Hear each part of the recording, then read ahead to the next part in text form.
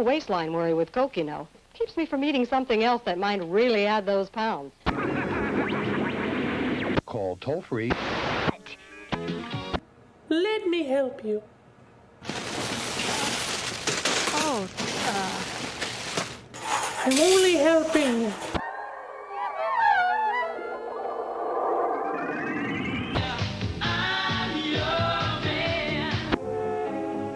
Lies have gotten all of us into so much trouble.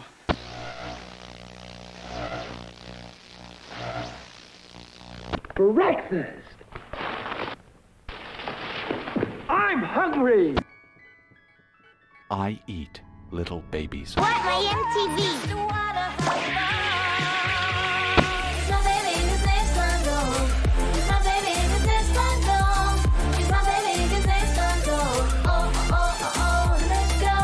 She's the funniest doll you've ever seen. Just push the button and she starts to giggle. Savvy consumers are lining up today to be the first to purchase Sony's brand new stupid piece of shit that doesn't do the goddamn thing it's fucking supposed to. You can always cook up more with Pressman's Witch Doctor Head Shrinkers Kit.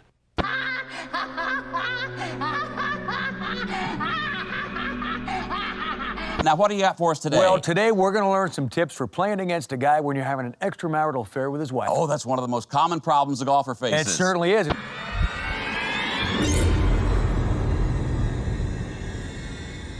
These shows are not negative, they are empowering. Oh, come on. They are. Yes. They teach young skanks that if they really try, someday they could take a crap on the floor of a beautiful mansion. Laura, these shows are basically teaching me I have to drink Jägermeister shots out of another skank's infected double-pierced belly button, or I'm not good enough. Well, if these shows make skanks feel bad, then skanks can change the channel.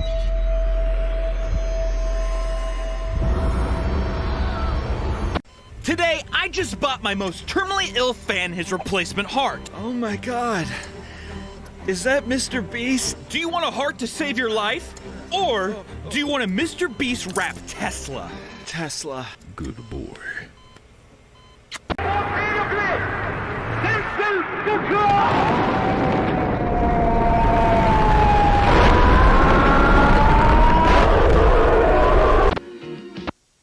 Level being and it is virtually.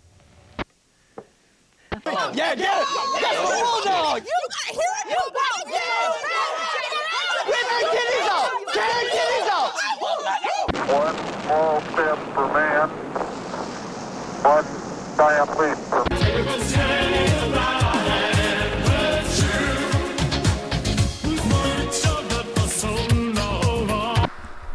This makes no sense. This wasn't in the last report. So please heed my warning. You're young, your brain's still forming, and father knows best. Forget Mr. Beast.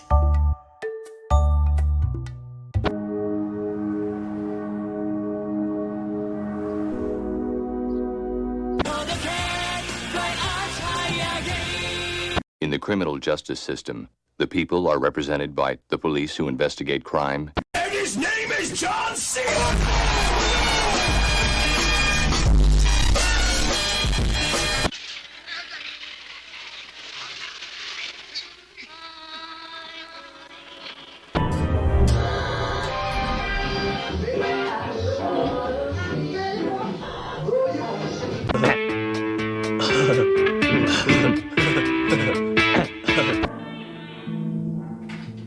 Cause of death was likely malnutrition. So what'd you think of the split level? That one was nice. It was moving red, and there were plenty of towel racks. That's true.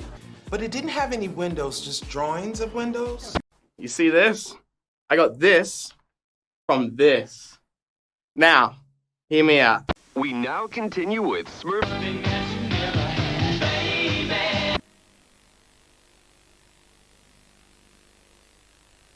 If you're inside the building, the blue dude with the ponytail.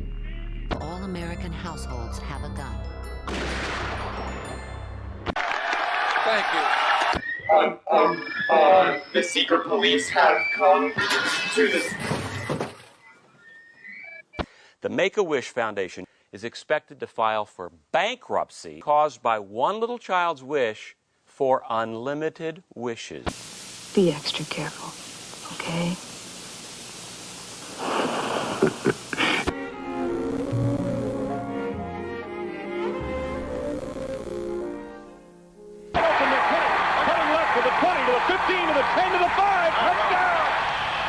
There's no waistline worry with Coke, you know. Keeps me from eating something else that might really add those pounds. Call toll-free. Let me help you. Oh, I'm only helping.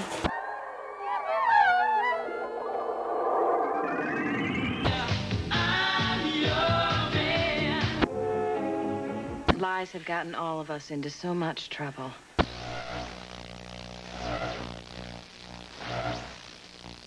Breakfast. I'm hungry. I eat little babies. What my MTV?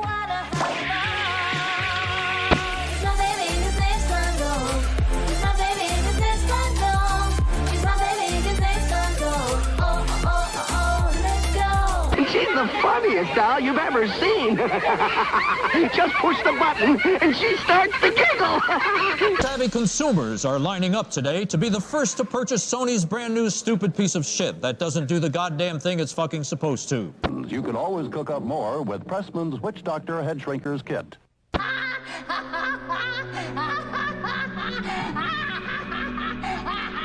Now, what do you got for us today? Well, today we're going to learn some tips for playing against a guy when you're having an extramarital affair with his wife. Oh, that's one of the most common problems a golfer faces. It certainly is.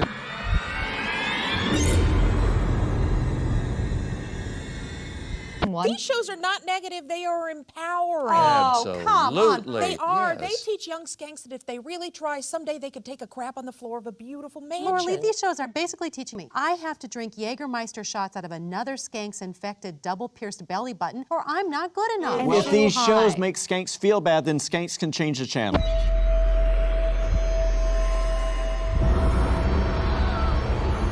Today, I just bought my most terminally ill fan his replacement heart. Oh my god.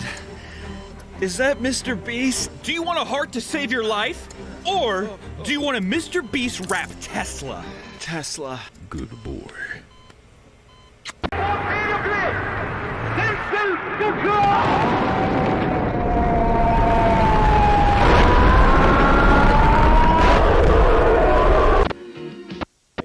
Level 15, and it is virtually. Yeah, get it! Yes, bulldog! Here it goes! Get her kitties out! Get her kitties out! One small step for man, one giant leap for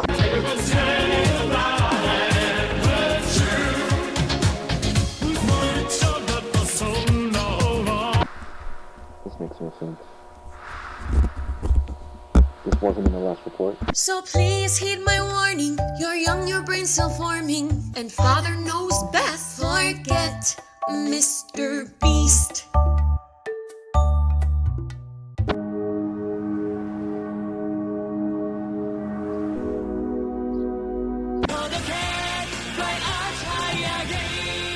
In the criminal justice system, the people are represented by the police who investigate crime, And his name is John C.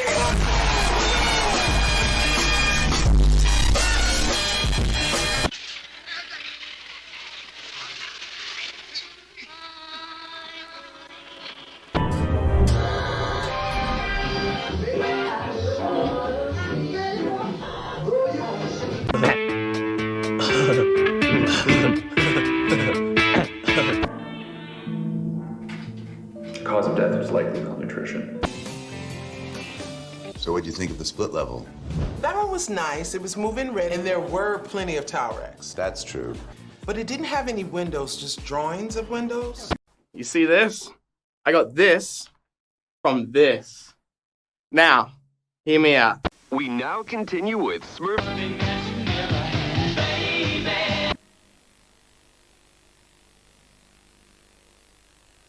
If you're inside the building, the blue dude with the ponytail.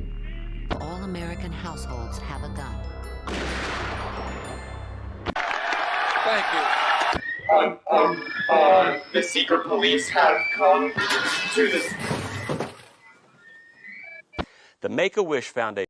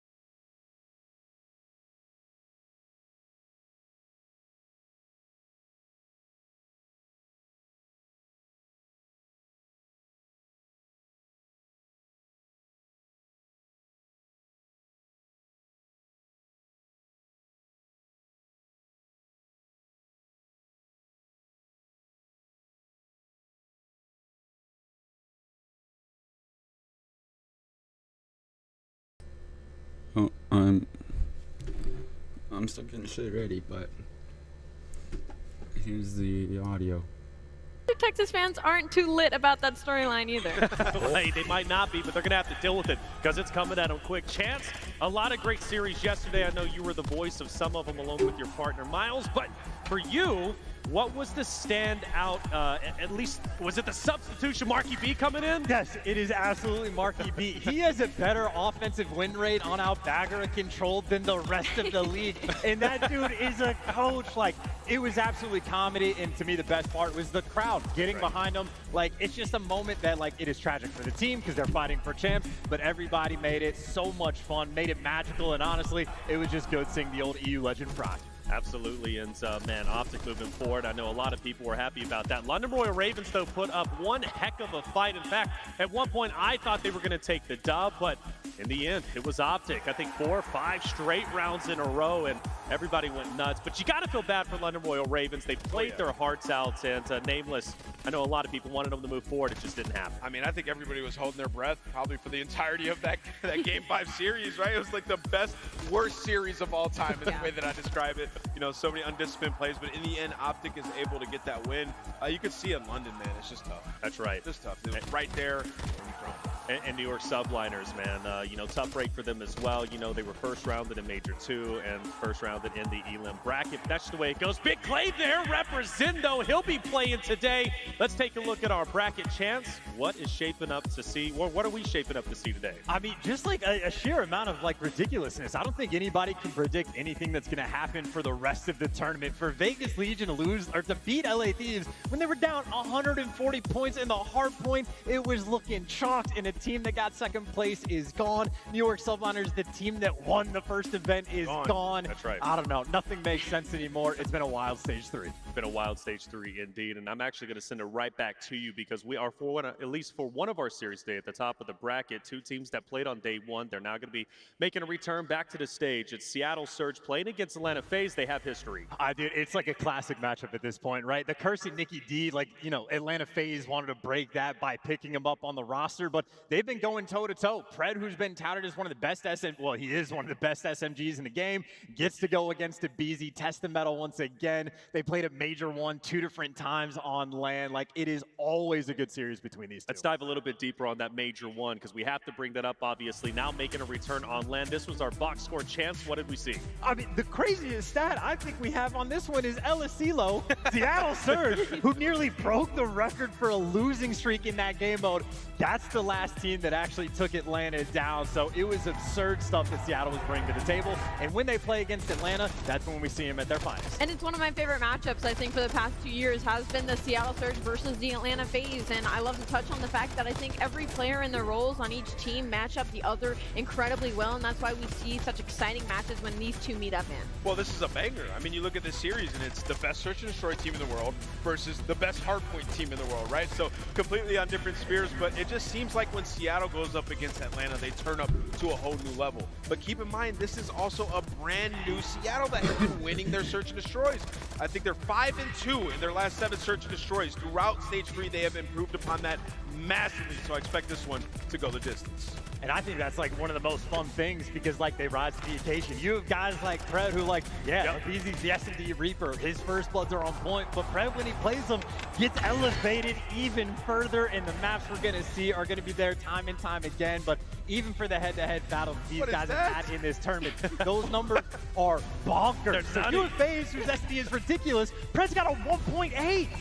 I think the craziest thing right now is the fact that these two, this will be the first time they match up where aBeZy has been really consistent, right? I remember there was a time where there was a lot of flags being thrown at aBeZy for being inconsistent in search and destroy, and the second that they started calling that out, it was when aBeZy started popping off in that game mode specifically. Atlanta started hitting that stride and going on like 12 consecutive search and destroy wins, and it's Atlanta FaZe, there's 3 respawns in the series. You gotta think they win 1 or 2 of them, and they started out this series, this major number 3 with a hot 3-0. The hot 3-0. That was an absolute beatdown. Atlanta FaZe are looking like the absolute strongest team to make it through the bracket. We'll see if they'll be able to do it. Seattle Surge is not going to go down easy, though. Slasher was absolutely feeling confident. Let's see what he had to say after his win.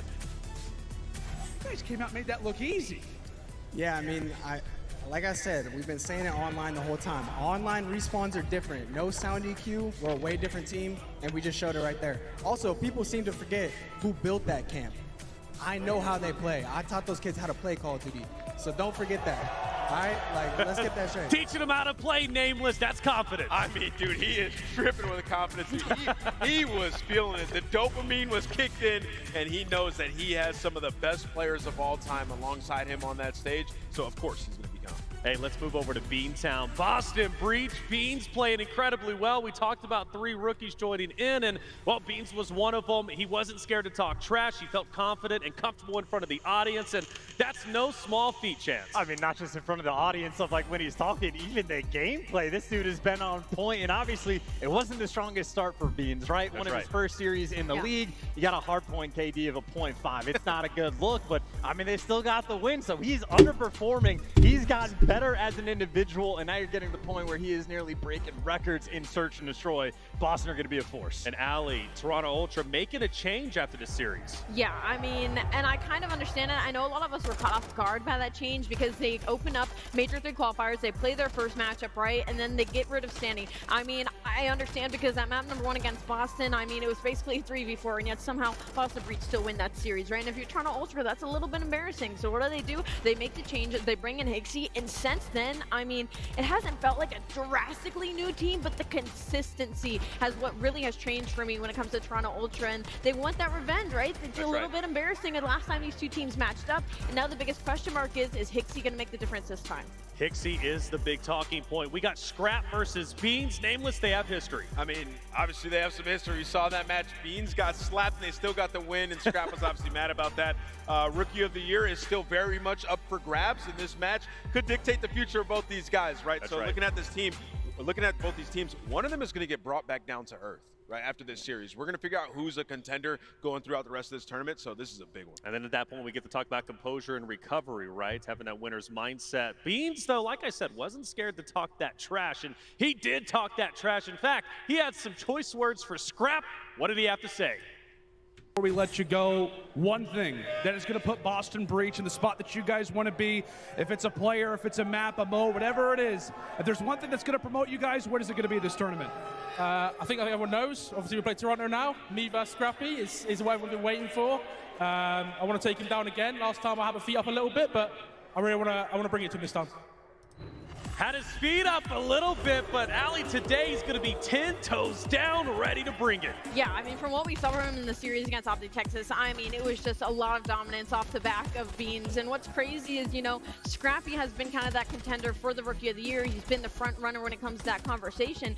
I think depending how this series go, Beans very easily pushes himself in that top two, very easily pushes himself into that conversation. Not that he already isn't after that S&D performance. I mean, 17 to tie with the record already on local area network, on your first event in the CDL franchises on the Boston Breach. I mean, hopes are very high when it comes to this player. And also knocking OpTic down to the elimination bracket in front of their home crowd. That was major news, so good on them for doing so. We take a look at their Stage 3 records. Chance, what can we get from this? I mean, toe-to-toe in the control, 5-1 for each of them, and I think the only slight edge Boston would really have has been in the search and destroy, and I think that's where, like, Hixie has changed the dynamic for Ultra, getting the bomb down more, letting his teammates try to fry, but obviously haven't yet converted that to a great deal of success. So I think the 2-5, especially when Boston, now they're winning game 5s, is where the ice is going to happen. Going to be a great matchup regardless. Can't wait to see them back on stage, see what they're going to bring. It's day 3. We haven't seen them since day 1. Let's take a look at our schedule. 5 great matches today. Starting off, we got OpTic Texas taking the stage,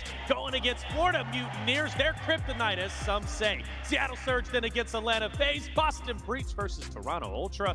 And then we get into those scrappy elimination rounds. We know Vegas Legion is waiting for the loser of the Boston as well as Toronto Ultra matchup. We'll see who's going to face off against them. But one thing is for certain, I know it is going to be absolutely lit today.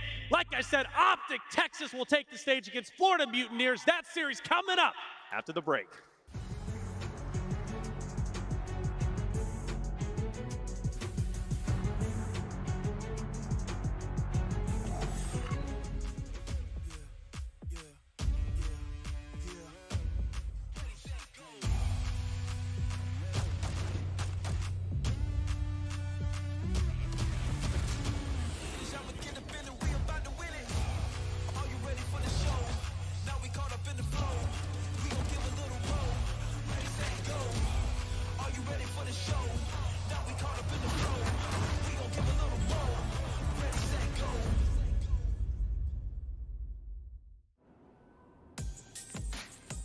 We're on the road.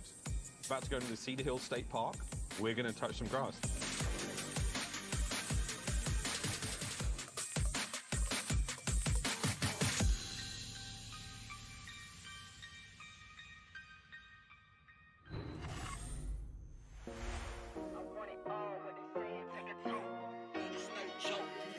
Give me the smoke. I want it all. What they saying, take a toke. I love that hate. I don't need no antidote.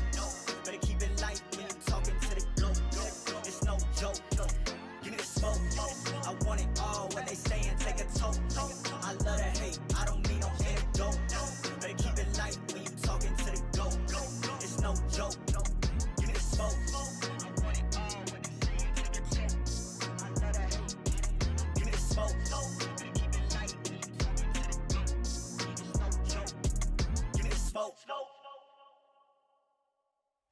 Do you know who you're playing next in the tournament? Oh, I'm playing my son, Daniel Ghosty. Dan, you know what I said to you. You knew this was coming. Good luck tomorrow, kid. Good luck. Bello saying he's playing his son Ghosty. That's the energy they're going to be bringing into this series. And while the history is there, what a way to start day 3 of the OpTic Texas Major. Of course, OpTic Texas going against Florida Mutineers. We have a lot to break down for this one. And, well, the Boogeymen make a return nameless. It seems like Florida Mutineers are looking to knock OpTic Texas out this morning. I mean, Florida Mutineers, they're 4-1 against Texas on land since Vanguard. I know the green wall is sitting there shook right now. Scump is looking at this like, man, I've been up against Florida way too many times. So they have to face them yet again, and it's going to be dicey. All right, well, let's start breaking it down. Let's look at our land stats from their historical, of course, rivalry between the two. Allie, let's take a look at this, right? Because we look at Florida Mutineers and their record, not too bad, at least when it comes against OpTic Texas. I think it's hilarious that this is a rivalry. Like, if you had looked at it on paper or, like, looked at all the other teams in CL, typically that's where you lean towards, like, oh, the Atlanta FaZe and OpTic rivalry, things like that. But it's the Florida Mutineers, and why? Because they solidified this name that every time they match up on land, it's Florida Mutineers that typically comes out on top. And it doesn't matter the roster, it doesn't matter the players plugged in, if Dave Patty's starting or not, it's the Florida Mutineers that usually gets that win. And just to add to the terror as well, like you saw the hard point record is like a little bit comparable, but S&D is where Florida stood out. No surprise there, but then 4-1 in control. That is the exact struggle point that OpTic has had even just this tournament alone. So the fact that they've had that edge the entire time, I mean, it really sets the scene. And to that point, when you look at the maps there, Florida said, screw it, we're going to play you on your best control. So they're going to be going up against them on Hotel. They had the option to pick a CeeLo, but, this new Florida team has not been that good at a CeeLo, right? So it's going to get very interesting. And this was the last time they played. They faced off against each other twice. It was OpTic who won the first time in Major 1. And then come their elimination round, it was Florida Mutineers who knocked them 6-1 on Fortress. So, coming in, OpTic's got to be feeling that heat from that last series. But for Florida Mutineers, they're not the same roster they were before. They made some drastic changes. Chance, what did they do? I've made quite a few changes at this point. Like, there are 4 they've made on this entire year. Basically, almost like a half new roster. Brax back in the mix. But this can be an interesting one because I know when these guys started off, did not look good. It was an incredibly questionable change, but they have grown and gotten better over time to the point where it's not just the S&D for these guys that's still on point. They're legitimately winning hard points. So they went from the Neslo threat to an all-out threat. And again, they had some teams shook. Yeah, I kind of see like the vision that they were going for. I talked about this yesterday after their series. They had a really tough schedule. If you go back and look at their qualifying split, and they were chasing the respawns. And yesterday, versus New York, by all means, one of the stronger respawn teams, beat them in 2 hard points, right? So it's just a product of the vision. No one saw it besides Florida, and they're doing well. But Allie, we got to talk about 2 members that are about to face off. We saw what one had to say to the other. Let's talk about Fellow and Ghosty. What does this rivalry, or at least friendly rivalry, mean between these two? I mean, it means a lot. They've played together as of recent. They won together, and then both of them got brought up to the CDL. And I think what's so funny is, again, it's just adding more stories into the OpTic Texas versus the Florida Mutineers. And it was really a lot of plays off of Dan Ghosty yesterday during that London series. In round 10, he got that 3-piece and then moved into that 1v2 clutch, which gave them that momentum in that map number 2. So Dan's been looking better as of recent, maybe a little bit more comfortable now on landing in front of the green wall. But again, we all heard what Fellow had to say yesterday. Yeah, so, for those of you who maybe don't follow challengers as hard, these guys teamed with each other, right? And Fellow sort of picked up Dan, and so he calls him his son, saying that he taught him how to play the game. So this is going to be very interesting. And on top of that, they look very similar. They sound exactly the same. When you hear them on stream, you can't tell who's who. So there's a lot of, sort of friendly, brotherly bad blood there. I think Fellow just understands, like, Ghosty, this is your first major. I'm going to make you work for it. Yeah. Okay, I'm going to make you work for it. And if you want to get it, you got to earn it. Hey, it's OpTic Texas. This is their stadium, right? This is their major anyways, and it's their time to show up, and the fans have shown up. It's been absolutely crazy. Sold out. Nameless, I know you almost busted an eardrum when you took off your headset yesterday after they won against London Royal. Like I said, it sounded like somebody just won champs, dude. This crowd is absolutely insane in this arena. It's just so loud, and, OpTic is just giving us these crazy series and these wild moments, man. It's been special so far. It has been special, man, and I know they're going to be pumped up. And the drums when Hitch comes out, too. Like, that pumps me up. I was asking, you going to do it today? He said maybe. We'll see if he'll be out here doing it, of course, to get everybody going. And it is going to get going, dude. But, hey, let's look at their new roster because things have changed a bit. I know we broke down Ghosty a little bit, obviously replacing that of Ilian. I think Ghosty, for what it's worth, has rose up to the occasion. Is there more to prove for OpTic? Yes. But I firmly believe, Nameless, that victory against London Royal Ravens, I understand it was London Royal Ravens, hey, don't give them your flowers yet. That was the whole conversation. But let's not forget, London Royal Ravens stepped it up in the final week of the qualifiers. That showed me they were, a team not to mess with. I believe that OpTic Texas win yesterday against London Royal Ravens gave them the confidence needed to be victorious today. I think, when you look at it, it's like they got to win, right? So all the outside noise, some of that starts to like seep in if you're continuously losing. But once you get that big victory and that confidence, and you're talking about Ghosty, like he's a guy who made some big plays throughout that series. So he's coming into this one confident, also having had played with Fellow for a long time. It's another match where he can, sort of feel comfortable. So I think it could be huge for OpTic going forward in this tournament, but still, when you look at the series, a lot of mistakes that they have to fix. Well, what broke it down for me and what was so impactful and special to me is just the fact that they were behind. They were down 3-0 in that final map 5, right? And they came back, and I think they reached a tipping point, and things just kind of clicked. We're OpTic. We're here at our arena. We need to win this. And they did. So I think that speaks volumes about what they're going to be bringing in the future of the elimination bracket. Let's take a look at our maps and modes and start breaking them down. Allie, we're going to start with you. What maps are we looking at? There is no fortress control in the series, chat! Everybody rejoice. Everybody rejoice. I had it in my notes yesterday. I wanted to see OpTic Texas lay hotel control. We get it here in this series, and I don't know why they haven't played it. They're the second best offensive team on that map and mode during this split, so I know we're all happy to see that map number 3, but a couple of repeats here. OpTic Texas, they want success in the series. I believe they need to do it in 3 or 4 here. They don't want to get to that map number 5, Mercado. Havoc has a 2.18 on that map and mode, respectfully, and last time they played Mercado, it was really close against the London Royal Ravens, and they lost it to Florida, so don't want to make it to the later half of the series. I mean, I think Florida got to take that Hydro. I think teams are starting to not veto that, going up against OpTic, and Hydro could be a really big opportunity for them because OpTic lost that yesterday to the Royal Ravens, so I think it's interesting. So Florida Mutineers, new roster. We talked about the Major 1 and kind of how they faced off against each other. They were 1 for 1. Obviously, Florida Mutineers, they knocked OpTic out of that Major 1 bracket, but let's talk about what makes Florida Mutineers so special today, and what is so special about that win yesterday that showed you, and the chance to actually go to you. Why does Florida Mutineers, why do they still look like the Kryptonite OpTic? Well, I mean, just clean across the board. I think the records that we saw, just like they're still great in control against OpTic specifically, is a massive boon for them. They've always been a 2-3-5 team, but now they're starting to win hard points. So it's kind of just across the board. They're a very creative squad as well. I know Ali pointed out like Havoc's, S&D prowess on a map like Mercado. Sure. It's a well-orchestrated team. They know their jobs, and they've been getting better over time. So it's really about the teamwork for those guys. You know what makes it so scary about these two teams, though, about the face-off is like they both got tremendous wins yesterday that just it could have went either which way. And I think they're coming in with the absolute utmost confidence, and confidence is key, obviously, as a competitor. So love what I'm seeing from Florida Mutineers as well as OpTic Texas and the implications that this match has to bring. I mean, we could potentially be looking at an OpTic FaZe matchup, depending on how FaZe's series goes. I mean, on land, OpTic and FaZe. They can't even think about that just yet. They can't, but I'm thinking about it because Florida is scenario. 4-1 against the green wall. They need to lock in on this match. Also, I mean, back to the maps, like we got Hotel S&D for the first time for OpTic Texas. Right, of any of these rosters in this game. So that one could be, they might have something up their sleeve, right? Sure. We see Shotzi hitting some crazy routes in some of these maps. And we talked about the CDL points as well. Florida Mutineers getting the victory yesterday as they did puts them that much closer to the champs race, which is very impactful because there were teams at the bottom. London Royal Ravens is one of them who didn't get it, unfortunately. So, their run to champs, I don't know if it's going to happen, but Florida Mutineers, they did it. Legion, they were able to overtake their opponent as well and move forward. So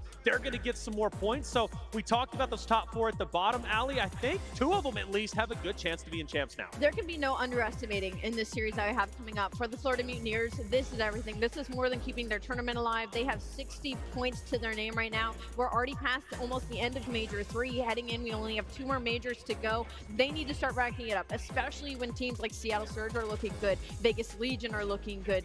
The LA Thieves are dropping down a little bit, but the Toronto Ultra looks championship caliber, even the Boston Breach. So, they have to start getting these wins under their belts, and it has to start here. I want to talk about the OpTic matchup yesterday, just to recap. London Royal Ravens, again, went to a map 5, very, very close indeed. That could have went either which way. Like I told you, I thought OpTic stepping up in the way that they did was truly special, and that's what made them into what I think could be a championship caliber team. We'll find out. It's a bit early to call. I know, Allie, let's take a little trip down memory lane, and I talk about that map 5, but every map was just a nail biter. It was special. It was exciting. it was great to watch, but was it great COD that was played? I can't say that. To be honest, for OpTic Texas, for me, it was just a lot of clutching from them. It was them truly, you know, again, pressure makes diamonds. I feel like a lot of pressure got put in them, especially in that map number 5. They were down 0-3, and I think we saw what they are capable of doing. The thing for me right now is that they need to start with that during this series. They need to start with what they ended that series with yesterday, or else, I mean, Florida Mutineers is looking like a team that can run with it. Well, everybody, it's about time to get started for this series. One more section to go. Let's talk about our predictions. And audience, you know I'm going to get you too, so get loud for your team in just a second. But I'm going to start it off for my predictions. I went with them yesterday, and I'm going with them again. OpTic Texas is my team to take this win. I think they got it. Let's see if they can do it. Now, Chance, what about you? Look, I'm not confident in any prediction I've made this entire tournament. It was a day of upsets yesterday. That being said, just from what we've seen from Stage 3, I'm expecting OpTic to be the stronger team. I think the win they got yesterday is enough of a boost for them to make them more comfortable. I think they take it down. 2 for 2. Allie, are you joining us? Let's try this again. Listen, if the crowd doesn't got me, I know Chad at least got me. I'm going with the Florida Mutineers. Florida Mutineers for Allie, okay. There you go. We know why she's doing it, and if you haven't caught on yet, there's a reason, okay? It's a smart one. Nameless, what do you got? Yeah, I don't know what type of reverse psychology she's got going on over there. I actually just think Florida's going to win this match, so I'm going with the Florida Mutineers. There's Nameless. Will repeat itself. I mean, we saw Big Wake already do it. He did. It's a curse. It's not a bad Florida's pick. coming in. They're getting the win. It's not a bad pick. I think it could go either way. We're 2 for 2. Audience, let's go ahead and do it real quick. You want OpTic Texas to win it? Of course, it takes 2 to tango. The other dancer, Florida Mutineers. Let's see how they do. Bryce, let's get this series going. All right, good afternoon, Texas. We are here at day 3 of the major. It's another elimination game, and it is going to be a battle of the green and teal. And I know we've kept you waiting, so I'm just going to dispense with everything else and get the first team out here. Please give a warm welcome to the Florida Mutineers.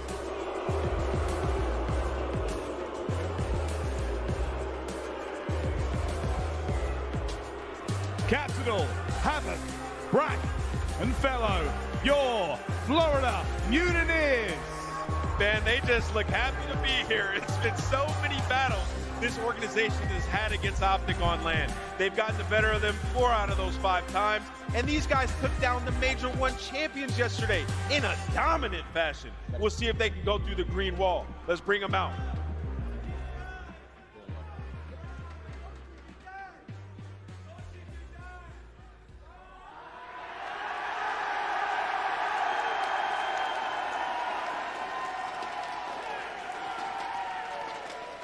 Texas, how we feeling?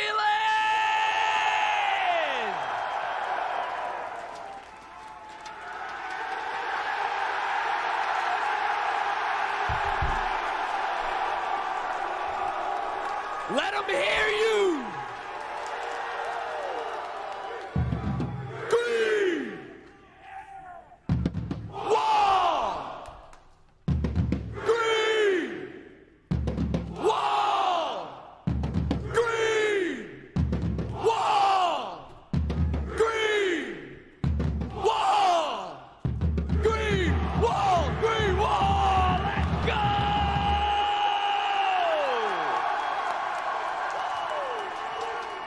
Introducing your home team, OpTic Texas!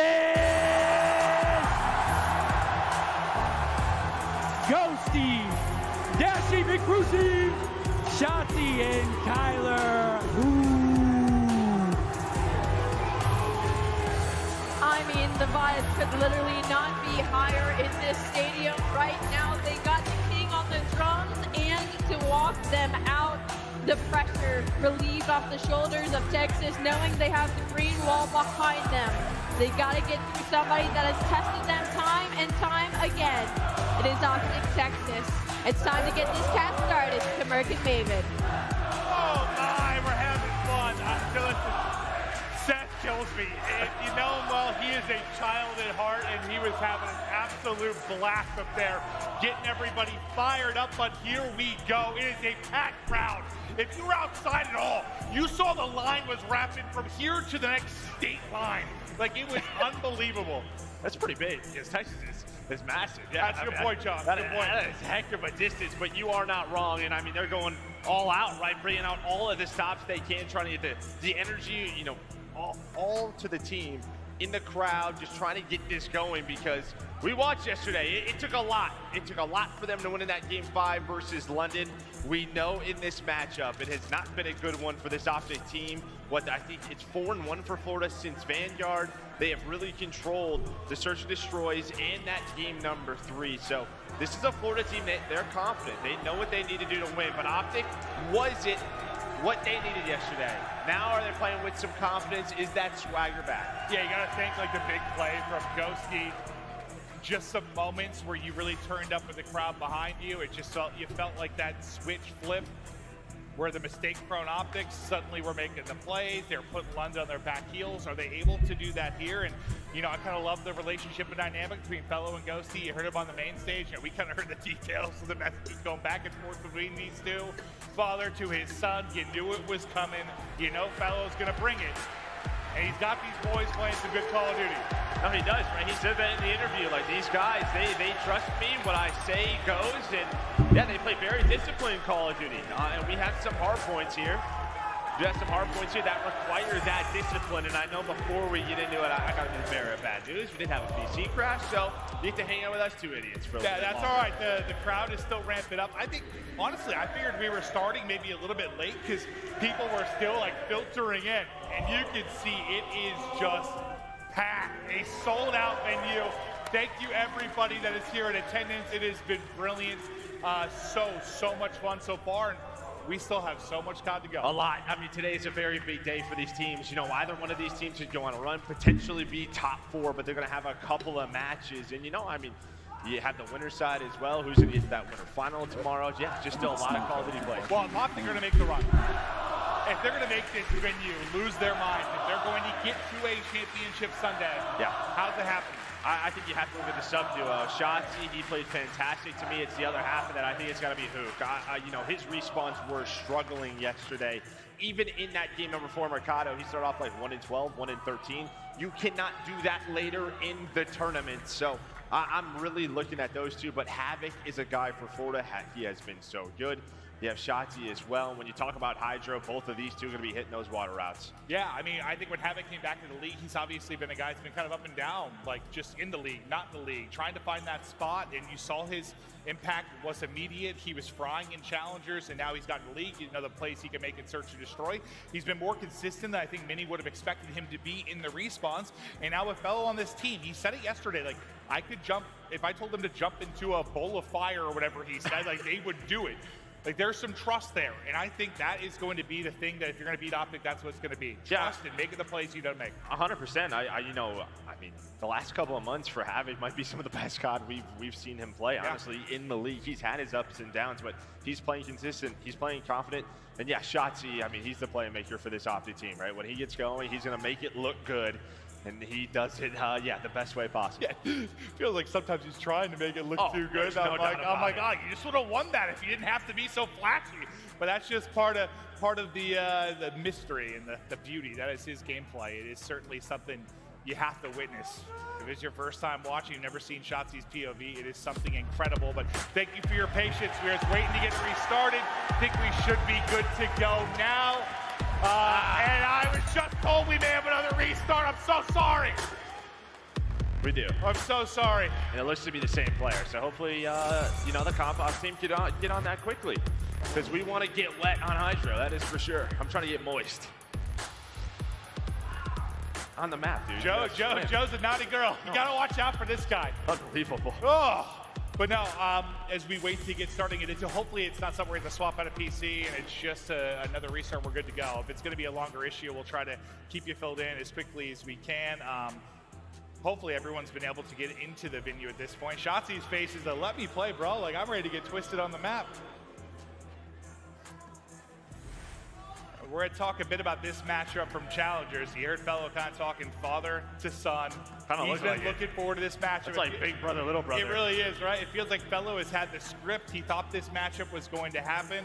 he's looking forward to it. Yeah, 100%. And I mean, for Ghosty, you know, for OpTic fans, maybe it's not what you want to see. That's probably pretty similar to, you know, around what Illy had, but to Search and Destroy, you want to see a little bit more for him. But I feel like at the end of yesterday, you know, in those maps they were clutching up, he was playing a lot better. And again, maybe that's what he needed. I know this is his first LAN on this team.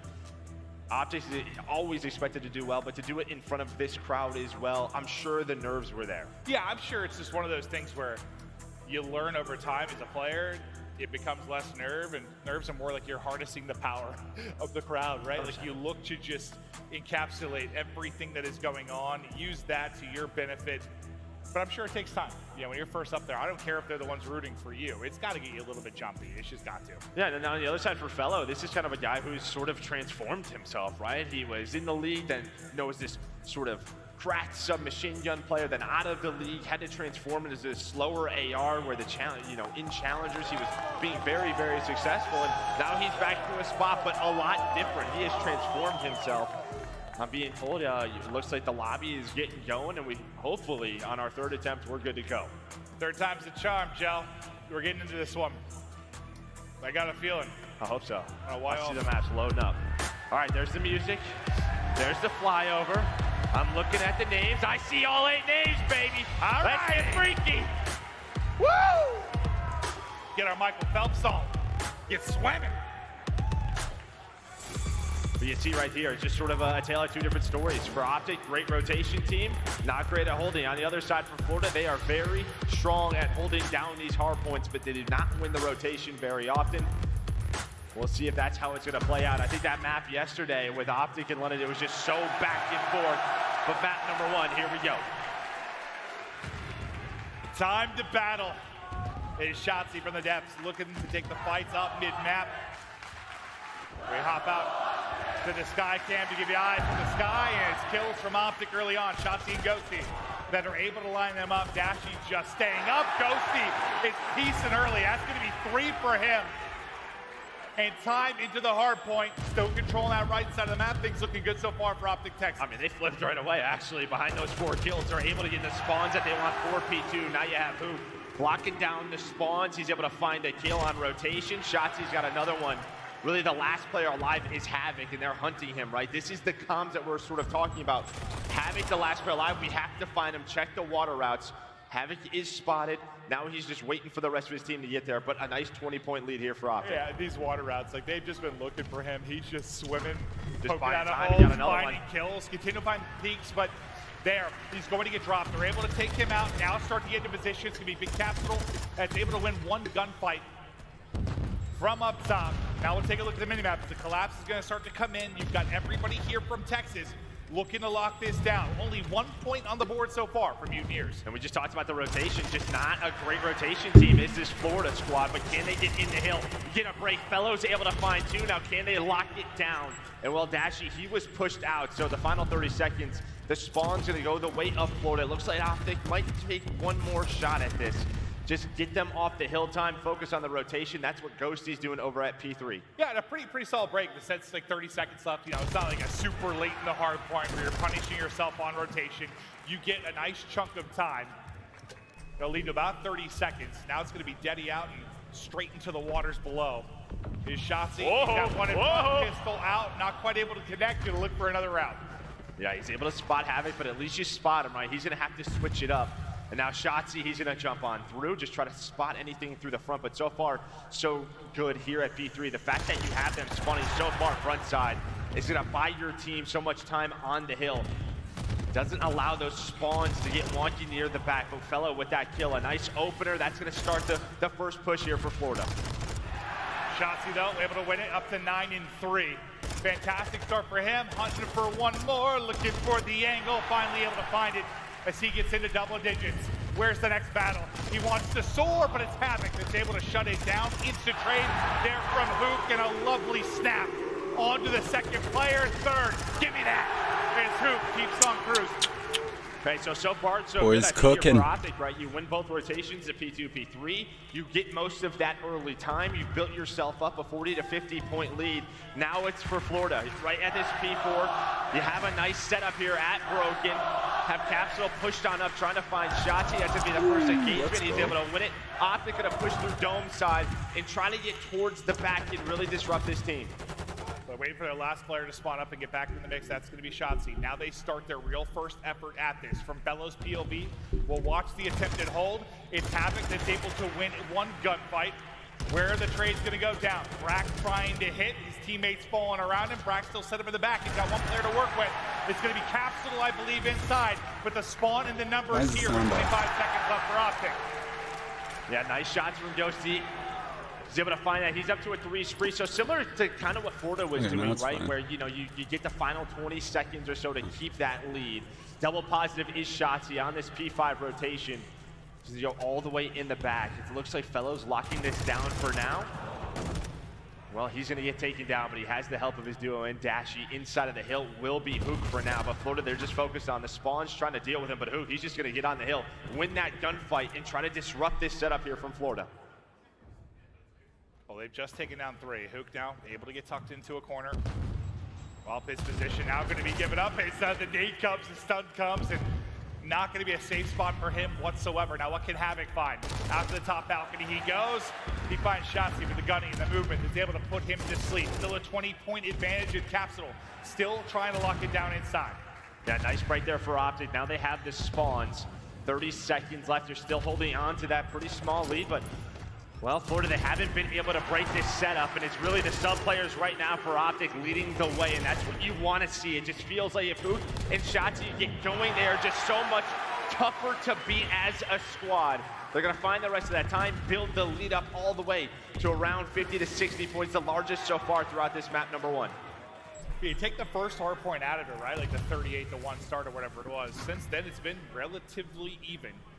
You get this up to 50, but you start to play them tight if you were Mutineers. Now, how long can Capsule survive in this central point? The help is all around him. We go out to the sky cam, gonna get picked up as Shotzi. He was able to win one fight, but traded pretty much instantly. It's a nade from Hook into the point that's going to lock it down. Flurry of kills for OpTic. Nobody in the hard point for now, Joe.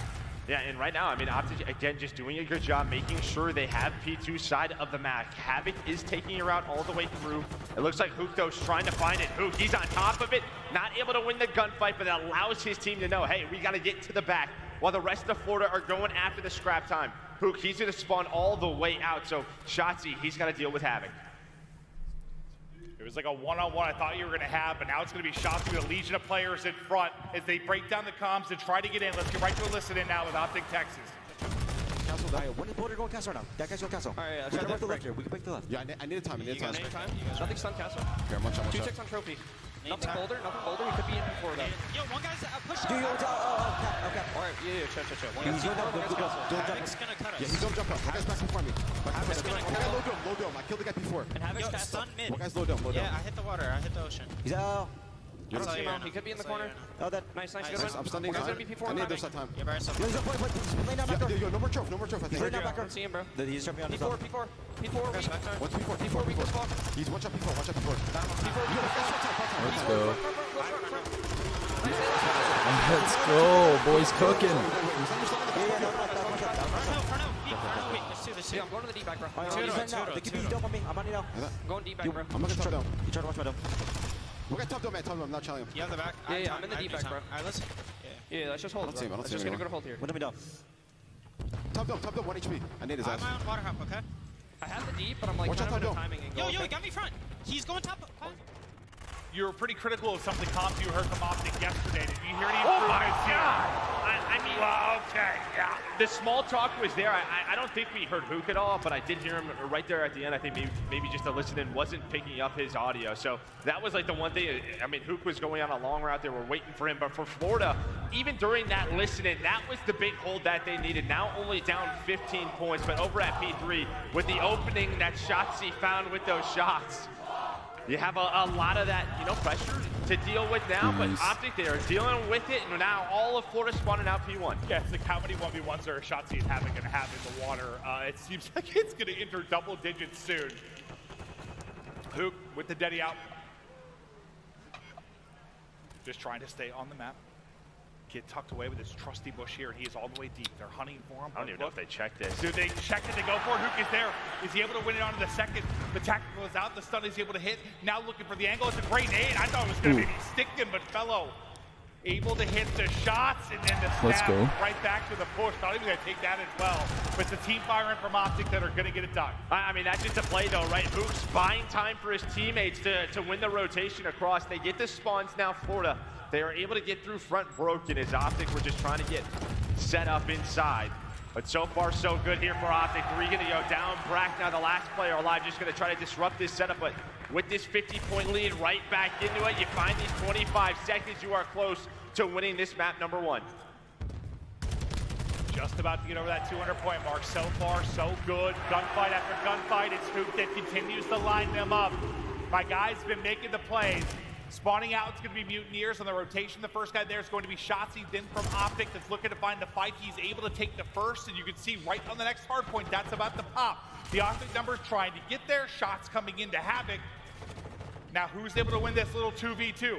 So far, Hook and Shotzzy, the ones finding kills on the OpTic side. And this is what happened the first rotation, right? OpTic, they just played from the hill, but that will be 3 dead as Fellow able to find 2.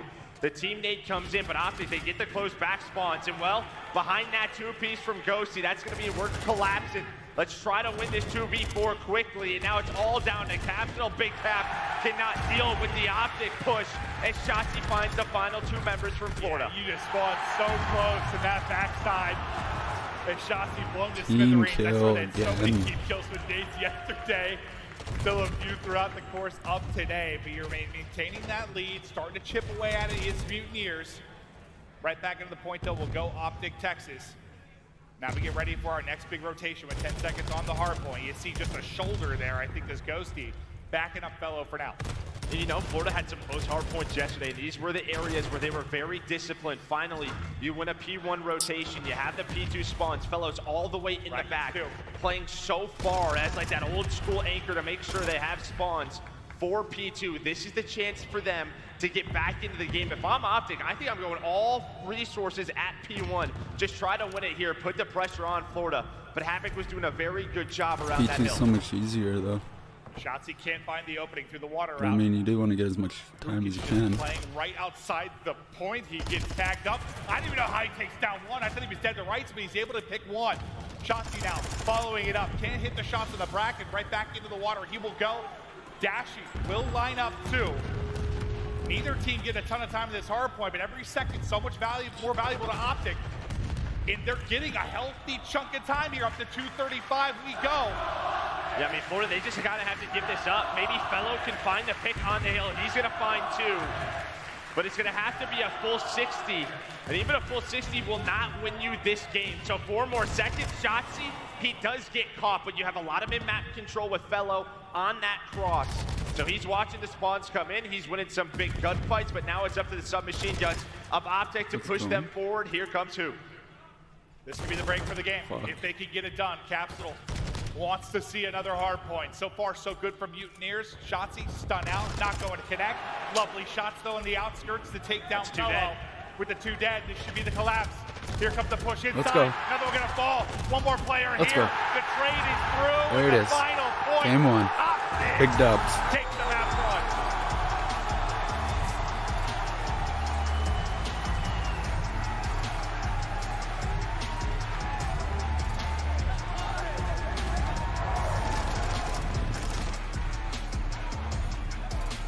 Just a very well-controlled game from OpTic from start to finish, really locking down the spawns. You had a couple of big breaks, but it was the submachine gun duo. It was Shotzzy and Hook. They put up 28 and 29.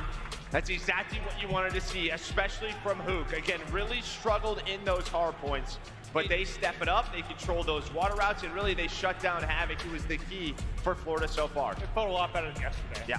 Right? Like, and I kind of asked you, but then I got a little bit crazy. But with regards to listening, well, you kind of talked to JP, right? And he was saying we're trying to calm down the comps a little bit. Like they were a little too frantic in some of the qualifying matches leading up.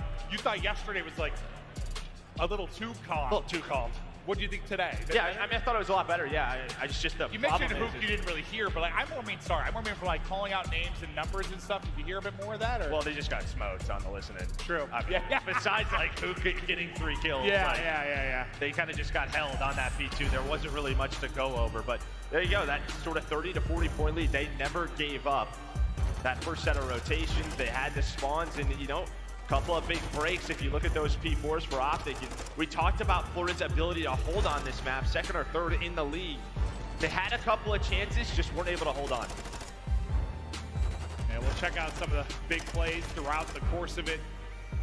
I mean, it goes down to the wire. Florida Mutineers certainly had their chances, but it felt like that, 40 to 50 point advantage. Once OpTic had that, they were doing a great job maintaining that throughout. And then, I think you said, like, put whatever you could to hardpoint This one. is gross right here. Like, you should be doing that. Have it just right out of that window. The headshot comes in. And then from there, from that moment, they never really gave up this lead. Played a very well controlled game. We're winning the hills. The subs were going off. This is what you want to see. And is it the map 2 search we're going to that they're playing for the first time, or is that the map 5? Map 2. Okay. So this is what? For OpTic, the first time we're going to see them? Was it hotel map 2? There you go. I was waiting for you to say it. Oh, you took the papers over there, so I don't have my maps next to me. Yeah, so we're going to hotel, which this OpTic team has not played all year long, and I think the reason is what Florida has shown on Forge's Search and Destroy. What we saw yesterday, they're probably thinking, let's not play that map. So we're going to a hotel search. It hasn't been the best map for the Florida Mutineers. They've really struggled with those first bloods on this map, but you don't really have VOD to go over if you are the Florida Mutineers. So we'll see what OpTic has. Obviously, you're scrimming it, you're playing it, but in official matches, we haven't seen this from this team all year long. And then the control will be a little bit different too. Thankfully, it won't be going to Fortress, so it'll be maybe less booze in the crowd when we get to the they were match. excited. They were excited. Yeah, right.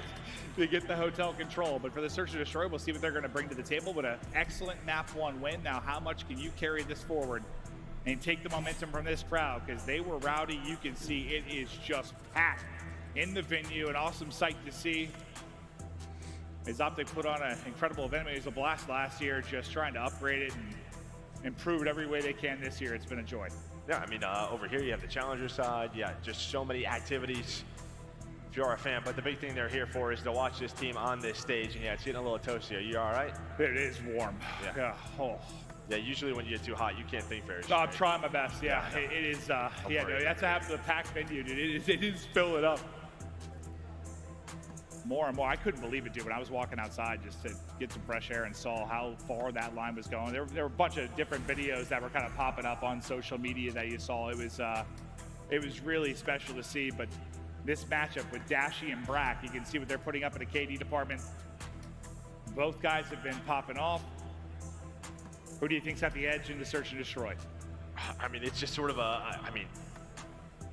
in terms of the matchup, right, Florida has kind of owned this Search and Destroy and Control versus OpTic throughout, the last 5 matchups.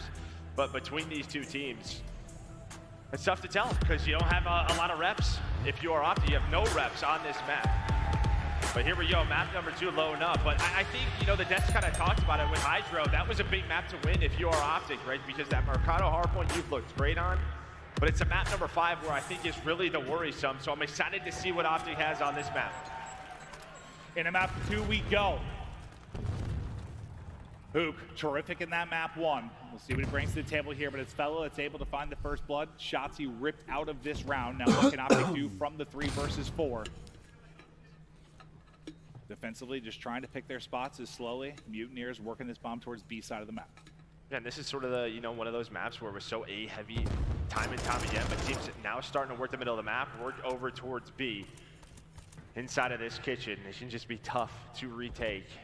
But OpTic, they're ready for it. They're ready for it. And I think if you're down in numbers, you'll take this because now it's all just about the snakes. Let's go. On point, they're going to catch them inside of the freezer. The 3 versus 4, now a 3 versus 2 for OpTic. They shut it down. They bring it back. Now Mutineers in the back heel with 30 seconds to go. How do you look to play this? It's Brack that's trying to lock down mid-map. Maybe you can get a pick, get out with your life. You know, at some point they're going to have to transition across. It'll now be Fellow working to get the bomb down. Deddy pop from Brack. Can you get a kill? Can you get away with your life? Yes. Striking it through the backside, it'll be Dashy, able to drop one. All gonna fall to Brack now. The dead silence just about to run out. It is now gone, as he will be stomping. That is OpTic a players tough listening one. for it. Under 30 seconds to And the go. Daddy goes The out. push starts to come in. Shot's not gonna hit. Pook with his second in the round, and that's a big 3v4 there from OpTic Texas. Yeah, you saw, I mean, Brack and Fellow right there, they have no info. So Fellow is like worried about the flank. That's why he jumps over to the stairs. He's watching that side of the map, but Dashy already top patio, able to win that first gunfight for Florida. I think after getting that first blood, you probably want to slow it down right there, but that's a nice job from OpTic to get the info that they were able to find. They got players inside of that B site. They just ran right into them. That's exactly what you want when you're down a man in the round.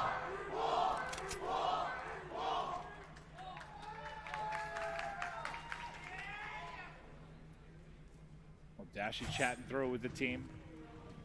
Feel good about the 3v4. Fellow, the only one with a kill in the round. That was the first blood. After that, it is just dominoes. They drop. Havoc's going to send it. And gets hit to 31 HP. Stunned as well. Let's see if his will hit. Won't happen, but he's able to stay up for now. Now trying to get to his spot. It's Havoc. It's able to get that first one. Should quickly be traded by Shotzi. It is. Now Shotzi gets captured. Let's go. He just downed. Capsule goes for the nade, and Shotzi just puts him 6 feet under. Yeah, while this is going on, you have Dashy on the other side of the map really working over towards A. I expect Ghosty and Shotzi maybe to rotate it over, but we'll see what they want to do. They're just waiting on this man. He's able to spot him. Blackstone was able to find it. Doesn't matter. The headshot is there. He reads it. And now Fellow, he's got to fly. He's got to fly. He does have the Deddy. He has the Deddy, but Shotzi in a bit of an off corner. I don't know if he is going to read this. Somehow, check. Yes. Does not matter. Let's go, boys. Let's go. I mean, there are a couple fights there where it's like, you know, Brack had a chance. Capsule gets what, a couple bullets into Shotzi, then goes to throw the nade and gets Fellow's destroyed. gonna be mad about that Then one. This one with the repeat, Shotzi just fries him.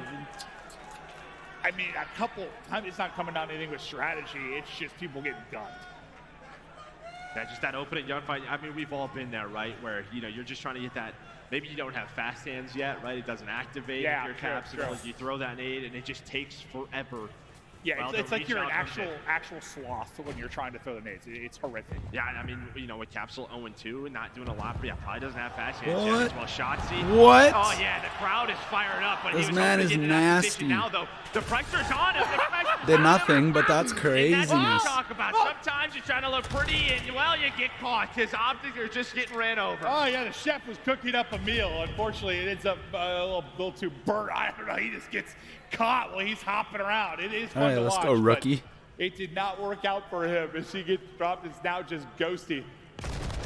By is lonesome, and he will fall. But yeah, I think that was kind of to a T what we were talking about in the pregame. But I mean, Florida just sent it. They played with such pace in that round, finding that first blood, and they just go. They just fly, catch him off guard. How much need a round for Florida to get themselves back into the game?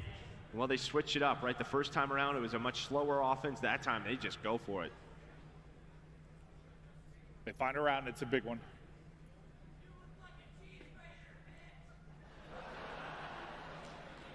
Damn. Says he looks like a cheese grater. Let's see if they can chain together a second. Just avoiding the stun. It's deja vu. Shotzi eyes on one. Still continuing to hunt people. Let's go, in let's go. front. Oh, He what? gets damage into what feels like Unbelievable. 3 players, but then it's hooped by himself. Can't get out. It went from looking like Shotzi had a freebie to the entire OpTic team got wiped off the board. Yeah, I mean, very similar to last round. Just the opening kills going the way of Florida Mutineers. This time it was a big 2 out of Capsule near that A site. And I think Shotzi, he wants to find that kill on the Havoc. The grenade is hitting. There's a player weak, but the problem is everyone was A side. So he had no help through that main archway to find that kill. So instead of him hunting him down, well, he gets bad timing. Crowd getting riled up. I'm getting riled up because I asked the production team for a fan and they brought me one. I'm feeling much better, Joe. Thank God. Some cool air rushing across my legs. That's such a diva. I really am. Oh, Ghosty though. He's beaming. Brack now. Still full HP. Looking for the fight. Trying to get across. Takes a bullet or two, but it's Havoc that's able to slice him up. Now it's the Dashi. Sniper in hand. Can he clutch up for the 1 versus 2? Ton of time to work with. This is not the bomb site for a sniper. Is Dashi gonna prove me wrong? He has done it before. Ah, yeah, it doesn't matter, dude. It's Dashi. Yeah, you throw a Big couple old of snakes Bruce in there, anything could really happen. Hit it, kid. Well, you have this 2-man set up for Brack and Havoc. He's just gonna need the door open to open that up. Just try to find the angle, but they're gonna give him nothing right now. What a moment this could be. Oh, I don't even know if he gets eyes on. Just the snakes inside. I saw that coming. And just eviscerated. Yeah, that's just There's that's no good way you form out clutch of that with a Brack right there. sniper. Yeah, the door opens. He hits dude. a couple. Dashi just never even spots him. Havoc was up top in that Shotzi spot, but again, you have sort of this great start from Dashi or Ghosty in the round with 2 kills, and you blink. The round is pretty much, you know, man advantage to Florida. Like, what the heck happened in those sort of mid-map skirmishes that Florida were able to win? Well, I mean, a lot of these rounds, I feel like it's been somebody getting first blood, and then it's just fried. I mean, you're able to pull off the 3v4. They're playing quick. They're just going. They are just going. It's not this usual A-bomb site sort of battle that we are seeing. It's all about middle of the map. It's all about B right now. Oh, fuck. Watch your back, Shotzi. Oh, now it slows down. Shotzi is waiting for the opening. He's got Daddy really anywhere across the OpTic side, so they're just looking to build that up. Havoc getting close as well as everybody waiting on their Daddies. Door open! Surprise, surprise. Havoc waiting, lying in wait, able to get the kill. Dashi quickly one of his own, and now as everyone starts to earn Daddy, everyone's starting to fly. Havoc yet to pop his. Shots from Capsule will connect, puts him into a 3 versus 2. Brack is tagged up and weak. Havoc will end up falling. Suddenly, it's just Brack by himself. That team will have numbers, and then suddenly they don't. Now can Brack make the play? Eyes on one, hits across to the front. 3-shot comes in. Let's go. The shots are there, and it is a close gunfight. I think that's a round Florida probably wants back. We're going to see right here. Somehow, I don't know who the first player was, but they got a couple of shots into Brack that allows Hoot to go for that. Dashi. My guy's vibing on the main stage. Hoot, he is chilling. I think Dashi hit him like a bullet. Yeah, and that's all that he needed. But I think Florida, you had Capsule work the pinch. He was able to find the first one. And then they were trying to time the 3 versus 2 inside. But I think Havoc and Brack, somehow that timing went wrong. Capsule ends up getting picked, which leaves Brack by himself.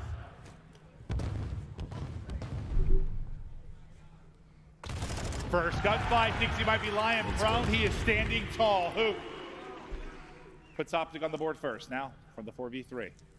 Dashi from couches, just playing for any kind of info. No eyes on the cross, and back to the squad he goes. The bomb working its way towards A, and they'll have a 4-on-3 retake to try and get this going.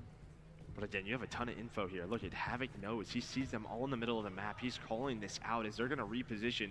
They know OpTic are working the flank, but are the numbers going to be too much? This could come down to Fellow in a bit of a sneaky corner. Hello, wrong door to open. He's able to find the first. Where do the trades come in? It's going to be there from Shotzi. Yeah, I think he tries to like pre-fire. Maybe the second player pushing, but Fellow will get dropped shortly after, and now 2v2 again. Just high stress rounds. Madness in the mid game as Dashi finds another. Havoc's turn now. He's getting real close to Daddy, but just 20 seconds to go. Well, I think they know they have bomb down. Yeah, Shotzi knows. He's looking right at that bomb. You don't always notice it in this game, but it doesn't really matter. The nade will connect. He's trying to find one. The timing almost goes Dashi's way. The shots are, though. Dashi's going to pick it up. Yeah, maybe if you wait another second for like the nade to hit and then you chow right. But I think he was trying to back him up if he was there. That was the right play. Left gunfight first, right? But you just buy time at the pillar. Just keep milking that clock. Again, just the early rounds right in the middle of the map, just kind of dictating the round, the way it's playing out, finding that first blood. then OpTic, they're able to work that flank, and at least Shotzi finds that trade. Just feels like we're always getting to like this extended 2v2. Back in front go Texas. 6 for Dashy, 6 for Hook. Leading the way for OpTic. Brax got this time. Dashy might be receiving it. Flick just a little bit off. Not quite able to connect. One of the more standard hotel rounds we've really had throughout this map so far, right? A very slow offensive push over towards A. Brack trying to find a pick. He does have a cruise to work with. No. Am I seeing that right? He's got a cruise, right? Yeah, so he does. I'm just trying to remember when I remember seeing him on like a 3 or 4 early, but watch Shotzi. Shotzi's trying to find maybe an opening through that lower catwalk side.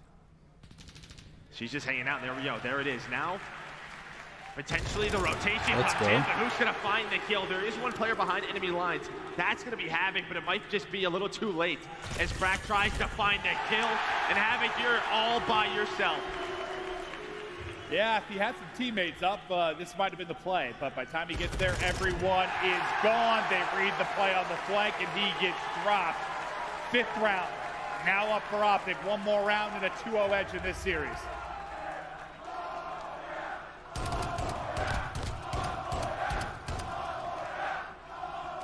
What are they chanting? Look, that's OpTic. Huh. Well, so far, Ghosty's got the edge in the father-son matchup of the millennia. I don't know what that means.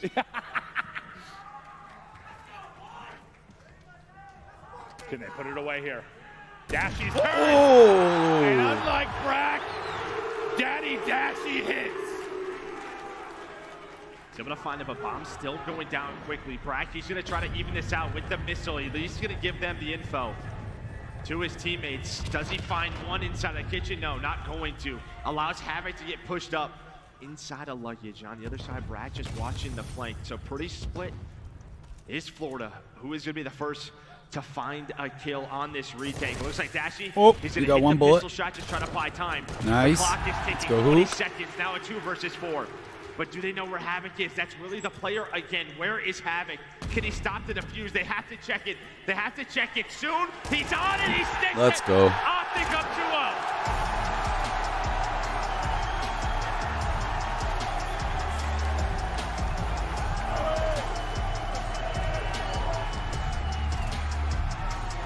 2-0. He gets there a second earlier. Maybe that one gets a little bit wacky, but they stick it. They close it out. OpTic looking good so far. And the boomstick there from Dashy sends the message in the final round early.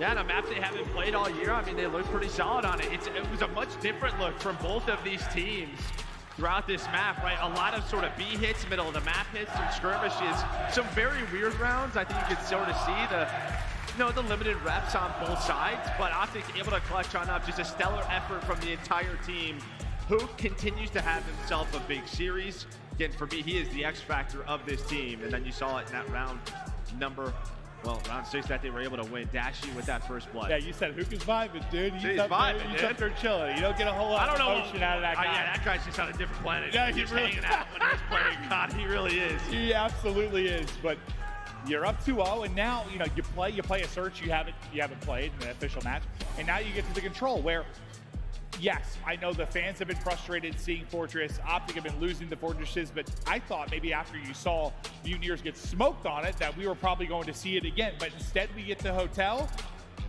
Thank God. Thank God. Yeah, no, I think so. Yeah, I mean, OpTic, they just be phased on this map. Shotzi's so good on it.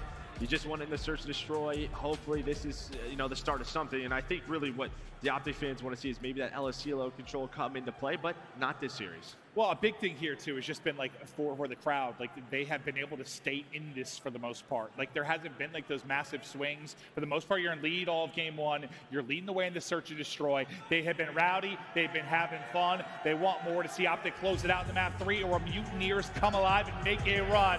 Don't go anywhere. Right back after this quick break.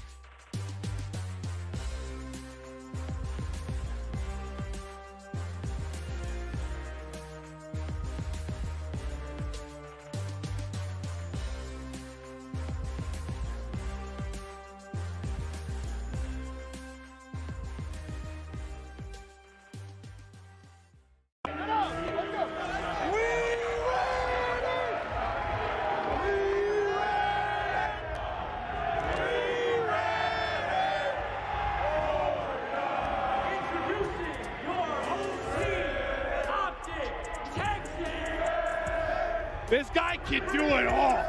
We got Seth on the breakdown, watch parties, one of the greatest players of all time, rocking a mustache, but still looking just hot. I love him. He's a talented man. It's awesome to see him here. You just know his love for the brand, the organization, wants to see, even though he left the squad, you know, it's not one of those things where you like leave and you're like secretly like hoping they do worse because you're not in the picture. He like genuinely just wants them to have success. He's the backbone of like this organization, and it is awesome to see him here and just having a blast, man. Yeah, it's even better when they're up 2-0 as well, right? They're up 2-0 in control of a series. They're looking good. I mean, map number 1 was a solid hard point for them. Map number 2 from start to finish. Yeah, I mean, Florida bounced back in some of those rounds. They went a little like win streak there, but OpTic able to close that out, and that was, I think, huge for them to win a Search and Destroy versus Mutineers team. I went from thinking I was going to faint to dancing. Now I got a fan. Map number 1, you were on a different plan. Oh, dude, I was real nervous. I was just sweating, buddy, but I'm ready to go now. All right, map 3. It's a chance. Begin to roar. Can they close it out here as OpTic go for the jugular within this control? As they'll be on to A, just getting what progress done that they can. Havoc finds one on the offside. You got 3 players here from OpTic. Fourth going to spawn close as well. 2 players starting to rotate in. Hook able to stop the first. Shotzzy able to stop the second. That is going to be 8-point done here in a moment. Yeah, Shotzzy very solid on this map. Both of these teams, they have a lot of reps on this map. I think for OpTic, it's like 5 and 6. For Florida, 4 and 6. So, you know, not the best, but I think one thing that really stands out is Florida's offense really struggling compared to the league average, around like a 40% win ratio on the offenses. So we'll look at that, maybe a chance for OpTic to potentially go up 2-0 early in the map as they're able to work over towards this B zone with a lot of lives and a lot of time to work with. Thought the timing may be awkward for a second, but Shotzzy up for it. He's up for another. Let's Put go. him down at 5-1 to kick it off. Mutineers, they need something here if they're going to bring this back. Where's the life going to come from? Round and around we go. Capsule already got a kill, but I thought the nade maybe going to finish it. Now it's really just going to be Shotzzy. Everyone has dropped around him. He's got to play his life. I mean, that's such an unfortunate scenario, right? Your last 3 players on the B zone, you're trying to bait Brack out. You know that's the player bedroom. You need him to chow. But, well, he just waits for Cap. Capsule finds Itami on the pinch from Shotzzy. And, well, Shotzzy lets him through. Capsule finds that first kill. Someone else probably turns. Then that's when Brack is able to come out and defend that B zone. So a little bit unlucky, but right back to it they go. 3 go down, make that all 4. Havoc the first player up. Already 1 tick done at B. OpTic, they're just going to get on it. It's stack or starve. They're on the zone. The second tick is in. Florida has to go. Round 1 done. Yeah, they don't even send anybody to push out a cut or hold across from mid. Like, they just stack it, and it goes so quick. If you've got that many bodies on the point, then I think Shotzzy gets one, Hook gets one as they go soaring in. But now, a round closer to closing this out in 3-0 fashion and continuing on with this loser's bracket run. I mean, you don't even have a lot of engagements on either side. Dashy with 5. Fellow has 2, 0-2. Like, they hardly fought them. It's not sort of the mix that we normally see. Well, that was pretty much a couple of 4-down scenarios for Florida. And the round was over. That cannot happen. The trades need to be better from the Mutineer side. All of their kills basically come in that first shutdown of B. That's like it. Well, let's see what OpTic sends to this on the A side of the map. They get the 2 kills at mid-map. Now they're likely going to collapse. Brack puts a nade in his own pocket, able to finesse away. Trophy just gets out before he drops. Now it's a dance battle. Just Dance 6. If they battle around, Fellow able to take it, hit down to 35 HP, but still going to be up. A zone, second bit of progress is done. Now who's that looming on the other side? That'll be Capsule. He's just going to try to find the opening. Fellow able to find one, but Cat kind of sneaks on through. You do have 2 players already across in Ghosty and Dashy. And well, for right now, I mean, they're going to have to wrap on back as the rest of their teammates had to deal with the players in the spawn. But Hook, he's going to come on up with Shotzzy, find 3 kills, deal with this push. As I said, the subs right now really putting the team on their back for this OpTic squad. Hook and Shotzzy going off. They've been so good And you just need to be great for another 5 minutes or so when you're moving on to play later today. The stun hits. Will his shots hit though? Ghosty's still able to win the fight despite the stun coming on through. Now to Hook, who's been super. Continues it. Nice one-on-one win. Nades just soared in. Hook didn't end up dropping to that nade, so nice one from Fellow. But Ghosty is there on the trade to get him back to that power position behind the desk. What are you seeing, Joe? I mean, Dashy's really just been hanging out. He's waiting for the pressure. No one's really pushed him. Finally, Capsule's able to find him. Look at Shotzi on a big flank right now. Shotzi behind enemy lines is able to find one. Doesn't find the second, but will slow down the push for Florida, you would think. But because it's so staggered, this shouldn't be a stack. Capsule just gonna try to play for death control. Allows Big Brucey to find 2 kills and get involved. Yeah, he's still 1 player on it, so you keep the clock stopped for a good amount of time. You've gotten up to 2 life, make it 3 life advantage, and as Hook continues to find the angles. You've just got no bedroom side control. Hook is just ripping you to pieces. Yes, please continue to take these fights. Let's go. He's putting you in the super, uber, mega blender as he gets 3 or 4 before he drops, and the life advantage continues to build for OpTic. Florida's just playing the wrong game, dude. They're trying to throw dodgeballs at the guy. Nice. Just shoot your gun, take him down, just find the trade. Keep trying to stun him and nade him. It's just not gonna work. He holds the pre-aim, able to find another one. Now it's just 6 lives, and this is what we talked about, the struggles for Florida. They are just too staggered in some of these pushes, and just like that, the time is against you, the lives are against you. It's looking like OpTic gonna go up 2-0. Here comes the last big push for the Florida Mutineers. You have a couple of players alive at death, but it's down to 3. Ghosty, he's just hanging out. 2 more left. 1 more left. It's just going to be Havoc. Flanking around their bedroom, just got spotted. Nice. Shotzi, that was disgusting.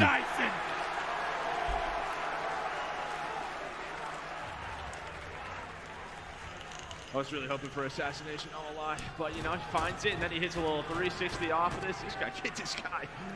This guy's just doing some ridiculous things, as he always does. He's just having too much fun. We're playing video games. 17-8 so far throughout this game. Hook with a big couple of kills in that round. Your ARs are hanging out. As I think the fans are happy to see them on hotel control. Yeah. He's 17-8 right now. I think that's Boys safe popping to say. off. Can they lock it down, close it out, move on? You get a quick series here. Focus up on your next match. 5 in a row for Dash. Or sorry, 4 in a row for Dash. 5 in a row for Shotzi. Make it number 6. Crews to work with now at +10. My guy is in his bag right now. Redead again. And Oh, it's all team 4 following it up. dead right from the get-go. You're gonna 3-player stack this B zone. If you get this done early, it might be game over. They have not lost a life at the start of this round. 6 in a row for OpTic.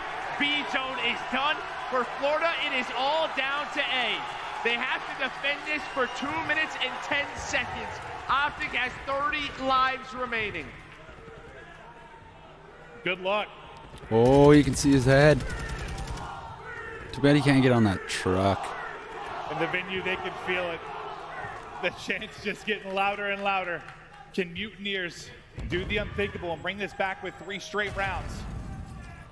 It's going to start with this. They just need some kills, and it has been so hard to find. That's really it. They're going to start with this first set, right? Just find anything to try and make this a little bit of a better round for them. But now that you have the crews to deal with, I think that's what Shotzi's thinking. Do I want to invest this now? And why not? We've seen players get better and better at deal with it inside A. There are a couple of trophies on that A point. You have 1 player off his spawn. That's going to be Havoc, but there is the crews. I think the problem is going to be Havoc's probably going to find him here. So yeah, Havoc's going to take that kill, but what else can the missile find? He does find 1, so it's a 2-on-2 on the map, but Capsule, he's going to find the 3rd to give Florida the advantage. Yeah, he goes and kills Shotzi. He's like, all right, fine. Just directs the missile right at him. But you're still up 4 lives just due to the excellent break off. Yeah, 1 minute down. So far, so good. Yeah, I mean, it's gotten better, really, if anything, over time. Just with that 1 clearance, now might have be able to get some space. But yeah, will those 2 kills be enough? They're instantly answered by Mutineers. That was Hoop trying to work in, win the fights. inside kitchen. He's trying to get hunted by Havoc. Havoc just lurking and able to take down that kill. 30 seconds to go now, Joe. Still 4-life advantage, but not going to matter. It's just going to be this clock. Yeah, it's just been so well done by Capsule and Havoc, really the sub-stepping up. But here may be a chance for OpTic. 20 seconds left, 2 versus 2. Brack just trying to lock down the angle. The nades are coming in. You can see the 2 players from Florida are all the way across the map. Brack, the last player here. The red dots aren't on the mini-map, and that means he's able to find a couple of kills. There's going to be the 3rd here, maybe the last chance. They have the time, they have the spawns to do it, but you do have Havoc on the pinch to shut this down. Havoc, what is he going to find? He gets picked up. It's Ghosty. It's able to lock it down. The progress is there on A. The clock is docked at 9.1. 12 lives for OpTic. 7 for Mutineers. Second bit of progress now done. 1 bar left to fill, and the 3-0 is there. The break is bursting through. Will it be enough? The contest is in. They've cleared everybody off the point but Dashy. And that should get it done. They're all spawning out, and Mutineers just enough to continue on. That was so close. Wow, impressive stuff out of Florida. You have to give them their props, and I mean, honestly, dude, you said the no red dots incorrectly, because yeah, he does not get 2 from that quarter. He almost gets 3. He almost gets 3. Yeah, there's no way. I mean, yeah, that shout out. Yeah, that doesn't happen. Sick. That round's over. Oh, it's like you don't notice like a ton of plays that are I noticed it. Yeah, I noticed that one. Yeah. Sometimes it's like, oh lordy, a little ping, and that probably goes differently. But you get the 1 round up if you're Mutineers. Can you do it here on offense? I think if you look at that round, really, the big difference, in that round is Capsule and Havoc really got going. But Florida trying to stay alive in this series. Let's go to a listen with the Mutineers. Cool, get my side right on, please. Got it. He's in Gucci, going satellite side. All right, Shotzi. Fuck. One you, Kyler. He's you. He pushed in our side right off. Okay, I have free, okay. I don't see him. R1 Huke. He's R2. Going around side Snake R2. Right now. And then Shotzi right. I spawn for B here. One single. He's on point on me. R side right, I spawn B side. Yeah, wait for me. Wait. Yes.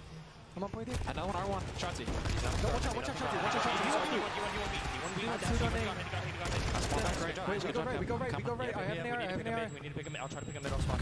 Mid. Couch cut me. Couch cut right now. Top cat. I don't have it. I have couches. I killed the guy cat. One speakon. One Andrew got it. Behind us, metal steps. Ghosty. He went bottom bed. 2. Dashy's and then Dashy's mid. Bottom bed dead. Nice. And D2. Alright, we need to wrap A. D2's on B. No, we can focus. We can focus. One's our couch cut. One's our couch cut. One just low secret. Nice. One was mid. Couch cut. Was he mid down? I'm looking over He's your front bed, I D2. think. Okay. I don't see anything on you. Touch Good job. He's gonna be behind us bed. You hit me. Couch got me. Stay up. D1. Every D1. Stay down, please. One's D2. I have all mid. One's D1. We're missing I have all mid. Go see first guy. I have all of mid. He's small, done. They have to go right. He's D2. I got hearts. I'm coming. Stay down, Cam. We got B. Ants ran down mid. He went middle steps. He went bed. Ants bed. Yeah, one's bed on us. One's out. First part done. Able to get B. 2 more segments to get A. And the comms are a little crazy at the beginning. It was just kind of calling out where they died from because they were in the blender a bit, but it started to mellow out a bit the further they got to that point. Yeah, very calm, kind of who's up first, what do we want to do? Do we want to fight this? Havoc was like, no, we can fight this. They get B. They're trying to find Huto. He's inside a freezer. The first line of defense, and it's a nice catch from Capsule. He's going to get taken down. 12 versus 9. Well, Dashy and Hook going to find 3 kills as they're both on 4 in a row combined. So now Florida has to slow it down. They don't have the lives, but we know with this A zone, you get 1 set of kills, and it's usually round over, but can OpTic hang on? 10-7 in lives. Fellow looking for the opening, able to snap out and win 1, just trying to get set up. Trophy out to the mid part of the zone.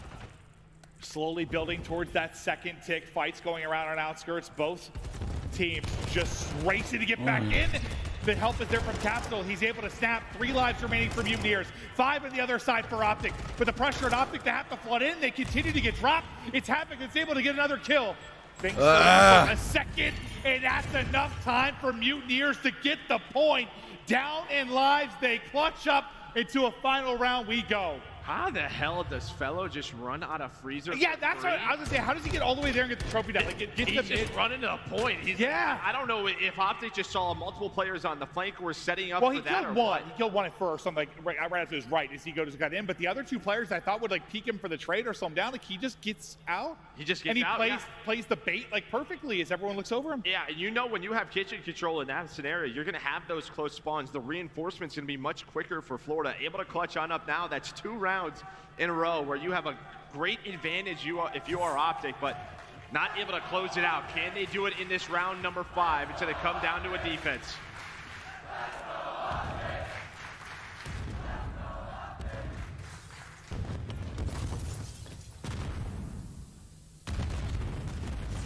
Nobody dead yet. Just explosions all over the map as the utility thrust into it. Hook will be the first to drop it, and Shotzi through on the flank. Surprise, fellas!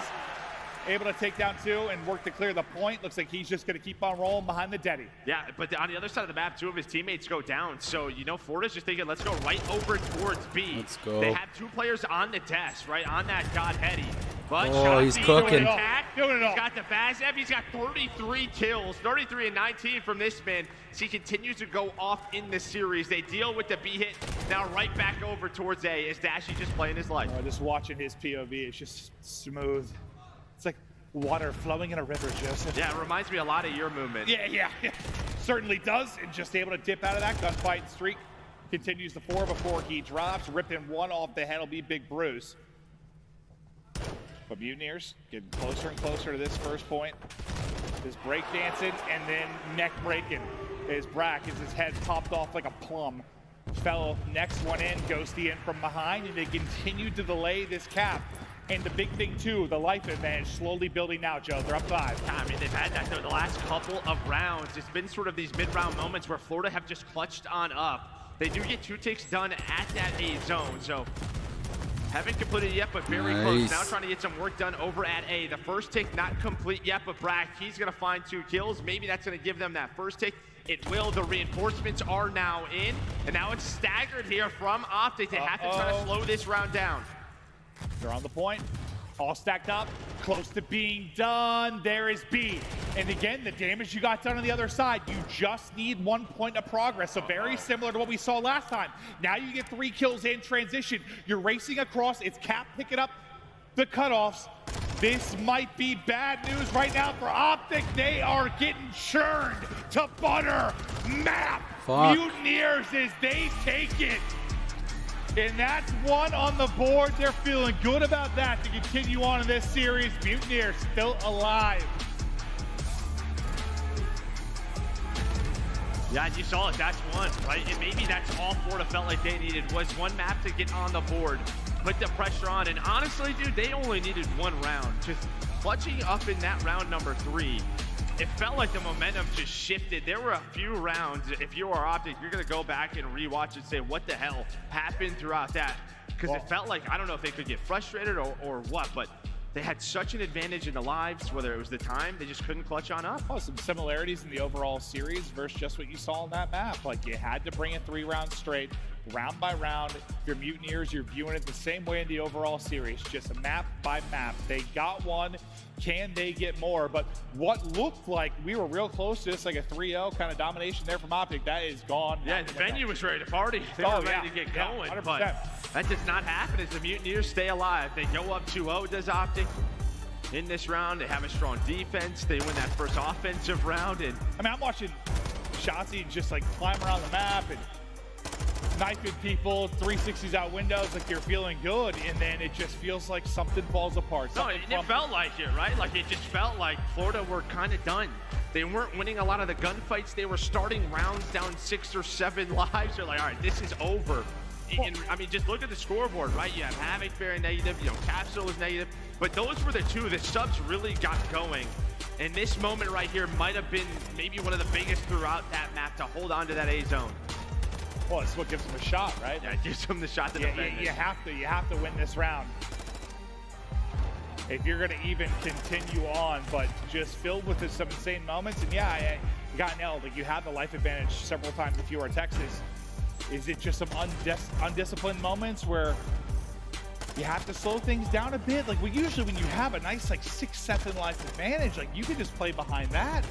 Well, it really just felt like one of those rounds where even right there, towards the end of that map, all the pressure was over at B. I know they had 2 ticks at A, but it really just felt like instead of going for B one more time, they should have gave it up and set up at A, right? It just sort of, we saw that yesterday where there was a couple of moments they probably should have rotated the next hill and they did it. It feels like someone in the comms needs to be a little bit more assertive in these moments. Yeah, and those moments are like less straightforward than like we just lost a clean A, now we hold on B. Like when there's like a little bit of progress on both, and you kind of have to make a decision if you're a little bit slow on that decision, or just the comms are off and one person runs off and 3 are going to hit here. If anything happens where you screw up at this level of play, you can get punished.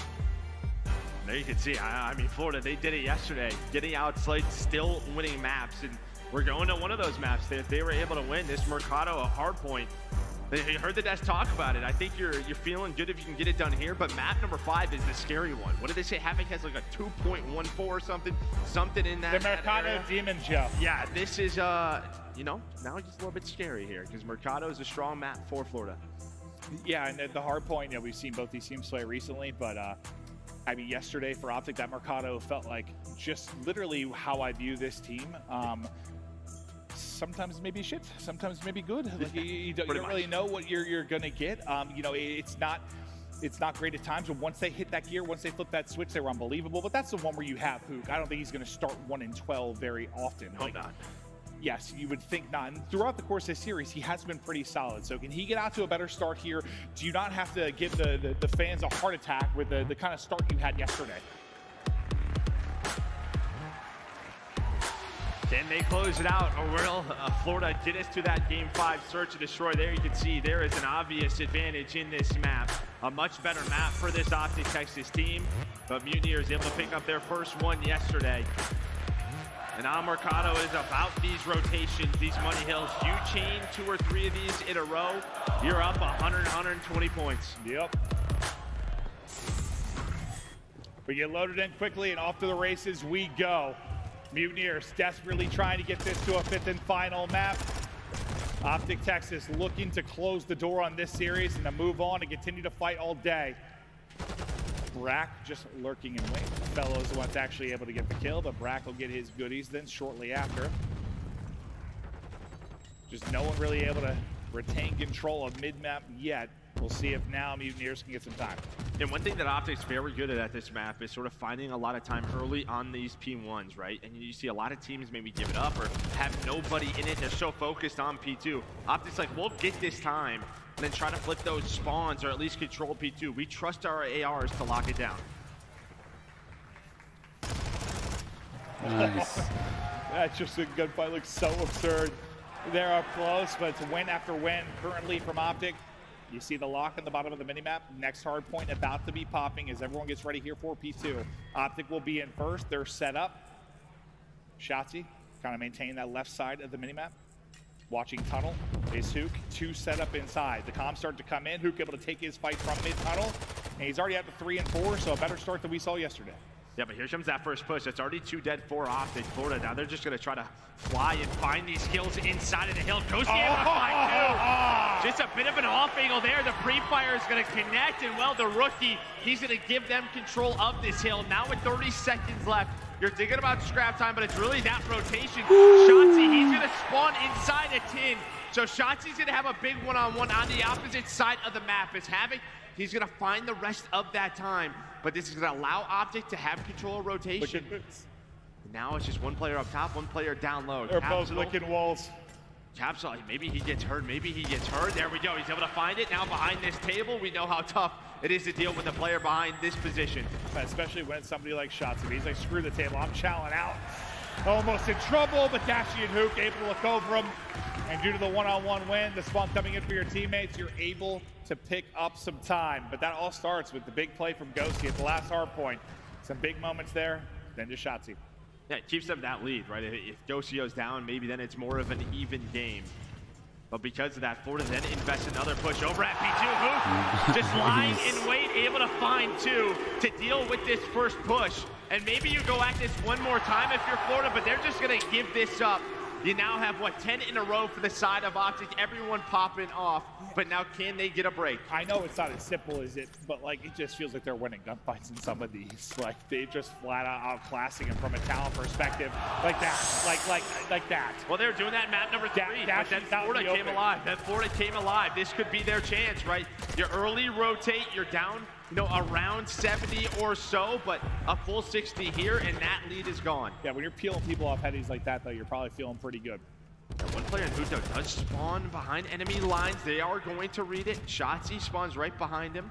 And well, there we go. They find all of those kills. So this is what we talked about with Mercado. If you early rotate, you got to cash in. One going to spawn out all the way behind. We'll see if they can delay this push enough that Fellow's able to actually get back in the mix. You've got numbers here if you're OpTic. There's still time to go. You have 30 or so seconds left. They're going to get right into the point. They went through the fight. Oh! And that's another one. Another one where someone's just getting fried. The OpTic boys are piecing. Yeah, they are, and they're going to find those 30 seconds. What was looking so good for Florida. I mean, you just blink and now it is gone. They're going to fight for the scrap time. You do have Capsule already on rotation alongside a Fellow, so they're going to deal with those players. But that lead, it has not gone away. So more pressure on the Mutineers. Ooh. Fellow just able to take it, but right there through for the trade quickly is OpTic. Lead growing yet again. Up to a 70-point advantage. Ghosty with the teardrop. Havoc's legs just blown to smithereens, but it's Brack that's finding the kills outside. Looking for number 3, beautifully done there from Brack. 4th on the Chow, trying to look left, trying to look right. Too many players for him to deal with, but does Brack do enough to find an opening for the squad? Not sure he has. The kills seem to be going the way of OpTic Texas still. Yeah, I mean, while that goes on, his teammates spun out the middle of the map, and then Dashi and Ghosty are just locking them out through tunnel, so they cannot help out Brack. There's 20 seconds left on the hill. And it looks like they're going to fight for it, but OpTic's going to win it. So they're going to have a 100-point lead as we head on over towards P5. Back over to the Cantina. We'll see if they can win this. Sorry, P6, sorry. Yeah, there we go, P6. Up 100. Crowd roaring. But Mutineers holding. Shotzi able to get 1 kill. On the opposite side of it will be Ghosty looking for his one-on-one. Ghosty able to win that as he wins that fight. Now the pinch is going to open up. One head has to turn to deal with it. You're able to collapse in from the other side. The stun is going to hit, and that's a thing of beauty there from Texas. So well done. They find that first kill. Ghosty knows that player is going to spawn out. Hook now beaming. Ghosty was able to win that fight, and then they collapse. They collapse on the hill. Grade A bang out. It's a huge break, and this is what I mean. Look at that scoreboard. Now going to be a what? If they find the rest of this time, 190 to 60. OpTic very close to closing this series out. Moment by moment, you can feel it. So far, so good. I mean, it was a tale of 2 halves the last time they played this Mercado, but can they keep the discipline there? The pinches have been beautiful. But if some of the gunfights stop going their way, like all these headshots you see go the way of Dashy, the things maybe begin to crumble, or is the lead just got too significant now that you're going to run away with it? 130-point advantage as the new hard point pops. It'll be Mutineers into it. All 4 players grouped up and ready to rip and roar and out from OpTic Texas. First one drop, and on forward we go. That Ghosty, he just shoots him through the wall. There's those first 2 picks, and now they're going to fly. This all comes down to Capsule and Fellow. Fellow all the way back quad, trying to stay alive, but Ghosty, his son takes care of business. They're able to find another break. This is what you want to see if you're an OpTic fan. The breaks have been so much better today, finding the opening kills and, well, turning it into a lot of time on their side. I swear, sometimes Shotzi thinks he can wall run, bro. Like, he's like trying to. It's so fun to watch. Up to 207 now is OpTic. Shotzi once again. Hello, sir. Tries to send it over, but Brack this time ready to do it. Dashy pinching from the other end. Ghosty and Hoop lock it down. 17-11 from Hoop. So much better than the struggles we saw yesterday. Yes. Tack on number 18. Next hard point up. Hook is doing it all. Daddy Pop finally drops, but the damage done and allowed for a moment of setup here for OpTic. Yeah, I mean, now you just kind of milk this, right? You put the pressure on Florida to overstep. Because Florida are thinking, all right, we have to control P2 to get right back into the game, but if you're OpTic, maybe you're just thinking, find as much time as you can. You know you don't really have spawns. We're so close to putting this one away, but Florida do find, 5 kills in a row to give them map control as OpTic start to push on through. It's been these moments where they have control throughout this map. Will fights start to go down? Yes. Is a battle Let's for go. great control. Let's Hook's go. right back on a 4. Like he died on a 4 or 5. Back to it so quickly at +10. And with Deddy out, wants to just hit this back cut, gets the eyes on one. Nate around the corner, has to play it patient. He's like, all right, Brack, you want to continue to back up? I'll continue to find position, but Capsule will shut it down for a moment, but it's OpTic in the point. With 50 seconds left to go, they just need 15 of these points, and Joe, they are here to close it out. Yeah, having Capsule able to get inside, but you still have a couple of players remaining on the side of OpTic. It's a nice read from Brack. Capsule able to find it. Will that be enough? Is the stuns, the nades, everything coming in for the Mutineer side? Yeah, Havoc certainly getting his use out of the utility there. Everything hitting. Problem is nobody's on the hill if you're Florida, right? 2 players are up top. You've had no one on it. There we Finally, go. Brack will be there, but there's 20 seconds left. Look at the mini-map. What, you have Dashy inside of the hill. Shotzi, he's broadside locking that down.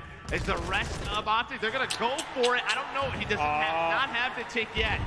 But OpTic, they won the rotation while that was going on. I mean, you got one yesterday that I thought was wild. This time, I don't think you're going to get it. But, yeah, right to 249. And they're in the final point. OpTic shut it down comfortably. And will continue to battle here on Saturday.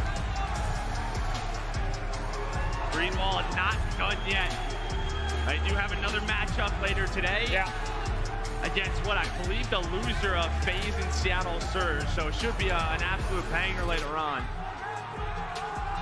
But I think if you're an OpTic fan, that was, especially the respawn's much better. At least the points, not the control. I mean, I don't walk away from that feeling like as a fan you're as stressed as you were yesterday. I mean, that London series was something. Like, that took it out of you.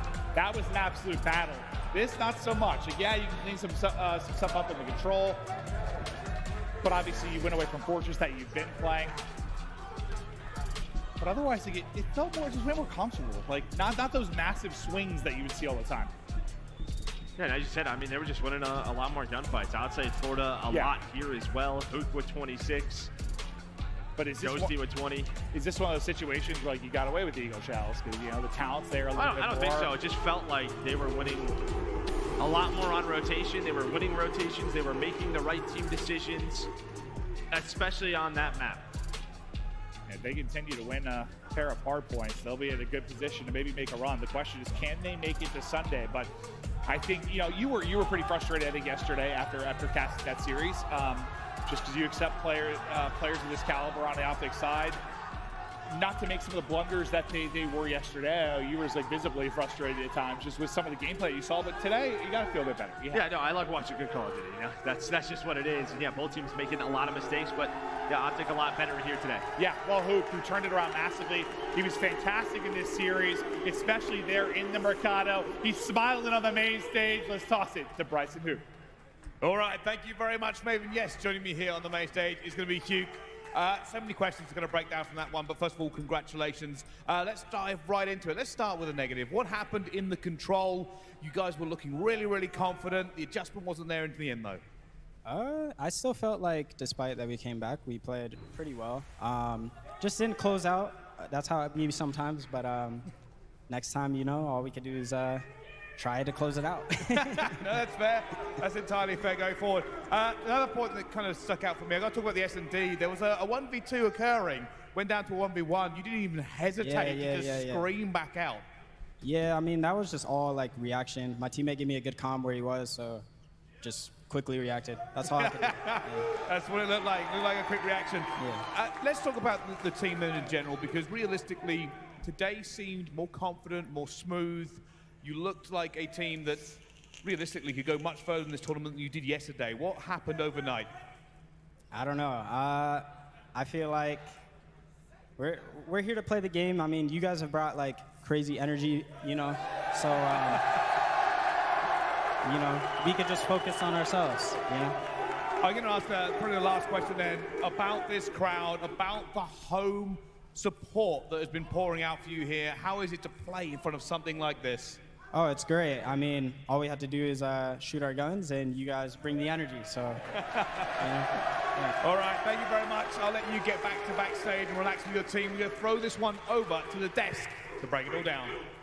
Hey, thank you, Bryce. OpTic Texas, they get the job done. They move forward. They're now top 6. What a performance that was. I know we got a lot to say about Florida Mutineers, but first and foremost, Nameless, best performance from OpTic Texas we had seen. Obviously, only one series to take from London Royal Ravens, now this one, but they looked on fire. They absolutely looked on fire, right? I did not expect OpTic to come out and look like that. It just feels like sometimes when the SMGs are shooting diff, they're going to run over teams. You know, I got caught up in the storyline of Florida versus OpTic. That's and then right when that map one started, you see Shotzi in the water. He's popping off, popping 3 pieces. He's challenging across the map with a Vaznev. It's like, okay, OpTic's feeling good today. It might be scary for the competition. And can I just say, I was so impressed with OpTic Texas and their respawns today. Obviously, that map number 3, I mean, they did choke a little bit of that 2-0 lead, but like those maps 1s and 4s, it looked like a much calmer, a much more fundamentally sound OpTic Texas, and that is what we have been missing from them throughout Stage 3. It's what we were missing yesterday. I feel like they won a lot based on the talent, on the pressure, but today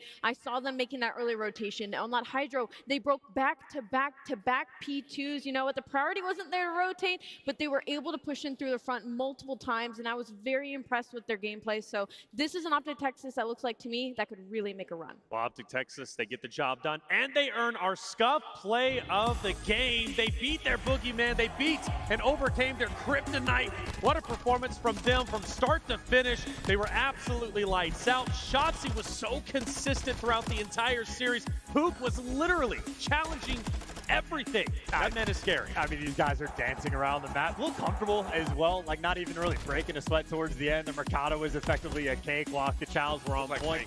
It just seemed like they didn't get pressured all too much, like maybe a round or 2 of S&D where they dropped the ball a little bit, but I think for me that series is more Mutineers making a bunch of mistakes, especially so in the respawns, and I think, again, if they're allowed to play comfortable, they are going to look dominant. Absolutely, and that green wall, it makes a bit of an impact. You would know actually from your history playing as a competitor, Nameless, right? That green wall brings that energy. Clearly, it has something to do with this series, and Florida Mutineers may have not brought their A game the way OpTic Texas did. You went with Florida Mutineers as your prediction. That's okay. That's a good bet. But when it comes to OpTic Texas, are you feeling a bit more comfortable with them moving forward now in the tournament? I mean, I hate to be that guy. I just don't think they were challenged much throughout this series. I mean, I look at that last hard point. There's just so many mistakes were made on the side of the Florida Mutineers. You know, you talk about the crowd, and yes, I have played against the Green Wall crowd before. Sometimes, some players, they'd crumble in those moments, and I feel like Florida did, man. Even when we went to the listening in that control, like they did make that comeback, but the listening just sounded like they were a little bit hectic in the beginning, and they were able to cool it down. But anytime things are going wrong for Florida, it just compounded. And they started to make so many mistakes. Like easy setups on that Mercado, just blowing it away. Those things can't happen, right? But, you know, that's not to take anything away from OpTic. I'm just saying I don't think they were challenged too much. So I need to see them play a top team. They played London, and now they played Florida. Not to be that guy, but it hasn't been the top competition, so we will see in the next match. They're going to be challenged, I'm sure. They're Let's take a look at our bracket, because they will have a challenge a little bit later, whoever their opponent is going to be, and naturally, we are going to see if it's going to be Seattle Surge or Atlanta FaZe, right? So the loser of that one will move down to play OpTic Texas. Plus, we also have Beantown coming in, Boston Breach versus Toronto Ultra. That's going to be a great matchup. Can't wait to see how that one's going to unfold and who will play against Vegas Legion. Big Clay looking to hold it down. He's demon mode. All right, we saw him leaving the arena as we were leaving the arena. He's pumped up, he's feeling good, and Clay's at his best when everybody, it seems, is going against him and they don't expect him to move forward. So 90th tournament, he's making a good appearance. Hey, check it out. We got a lot of good things over here at the CDL, and Upper Deck is bringing it in the action. Start your digital collection today with the 2021 Call of Duty League trading cards by Upper Deck, the official trading card partner of the CDL. Collect your favorite teams and players on upperdeckepack.com or scan the QR code on the screen. And also, if you want to go ahead and check out the in-game store, the Shinobi bundle is available. It comes with the Shinobi Tracer pack. You get 2 Tracer blueprints tuned for speed and stealth, and also that shadowy operator skin. I've got to pick that up ASAP as soon as I get home, because that thing is it's just deadly. Hey, that's one series down. OpTic Texas, they take it home. Now we need to figure out Seattle Surge versus Atlanta FaZe. Who is going to remain victorious? We'll find out after the break.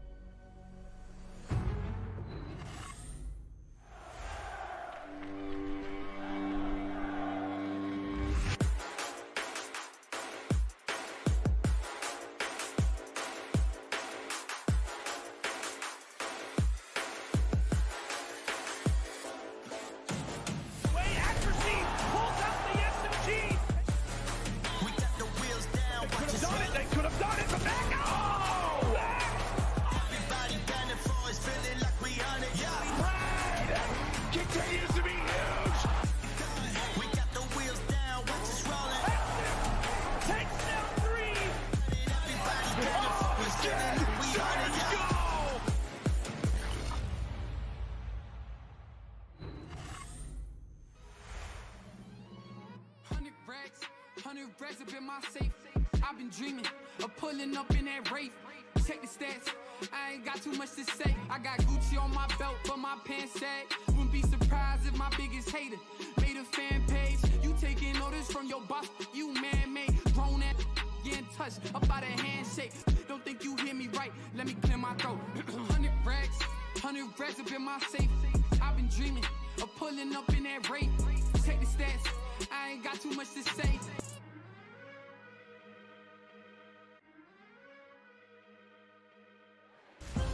And welcome back, everybody, to the Call of Duty League Major number 3, Day 3. The OpTic Texas Major has not disappointed. The Esports Stadium Arlington has been phenomenal. There's Scump there signing some autographs, whether he's on stage being a professional drummer, if we can call him that, doing watch parties, pro player, he does it all. But one thing is for certain, he loves his fans, represents OpTic well.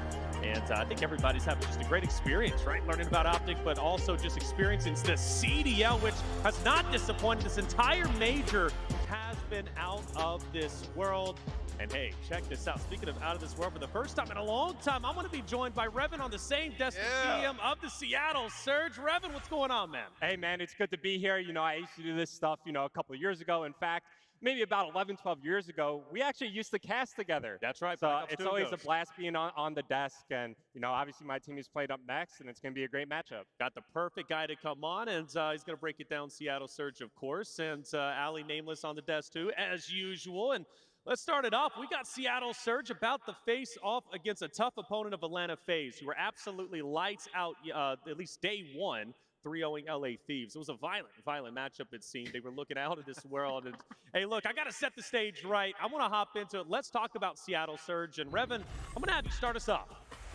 Okay, yeah, so this is a squad. Obviously, you know the players we have on our team. We have talent from top to bottom, and really we've rejuvenated the squad. We put a big focus on our search and destroy, and it's turned this team around. Before, the only other team we 3-0'd was LAG Academy when we played them at the program. Yeah. Now, we could 3-0 any team out there. So talking about that search and destroy, obviously, there was a struggle there for a hot minute, and I wanted to ask kind of about Sib's role, because he's one of the best snipers in the league right now, but he's also one of the best ARs in the league as well when it comes to search and destroy. So what was that conversation like moving forward about his role and when to pull it out?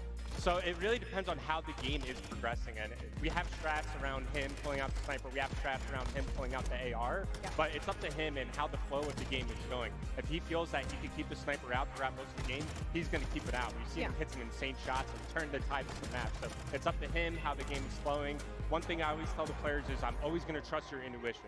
Whatever you're feeling in the game, like, stick to it. Always trust your gut. Yeah, and our player to watch that was just on the screen, Mac. I mean, personally, I think one of the most underrated players in the league right now. I always try to give him as far as when I can. I mean, some of the most clutches on Seattle Surge are off the back of him. What was it like scouting him for your team? So yeah, when I was on New York, we actually picked him up for his rookie season. You know, obviously our team was going through some struggles, and he was one of the amateur players out there in the challenger scene, just making a name for himself. We actually scouted him through Pro 8s. He was spawning into some Pro 8s lobbies, and he was absolutely frying. So he's kind of taken a bit of a backseat on this team to kind of enable Pred, AG to kind of do his thing on the map, but Mac has that talent behind him. He could be that guy, and he shows up when it's game time.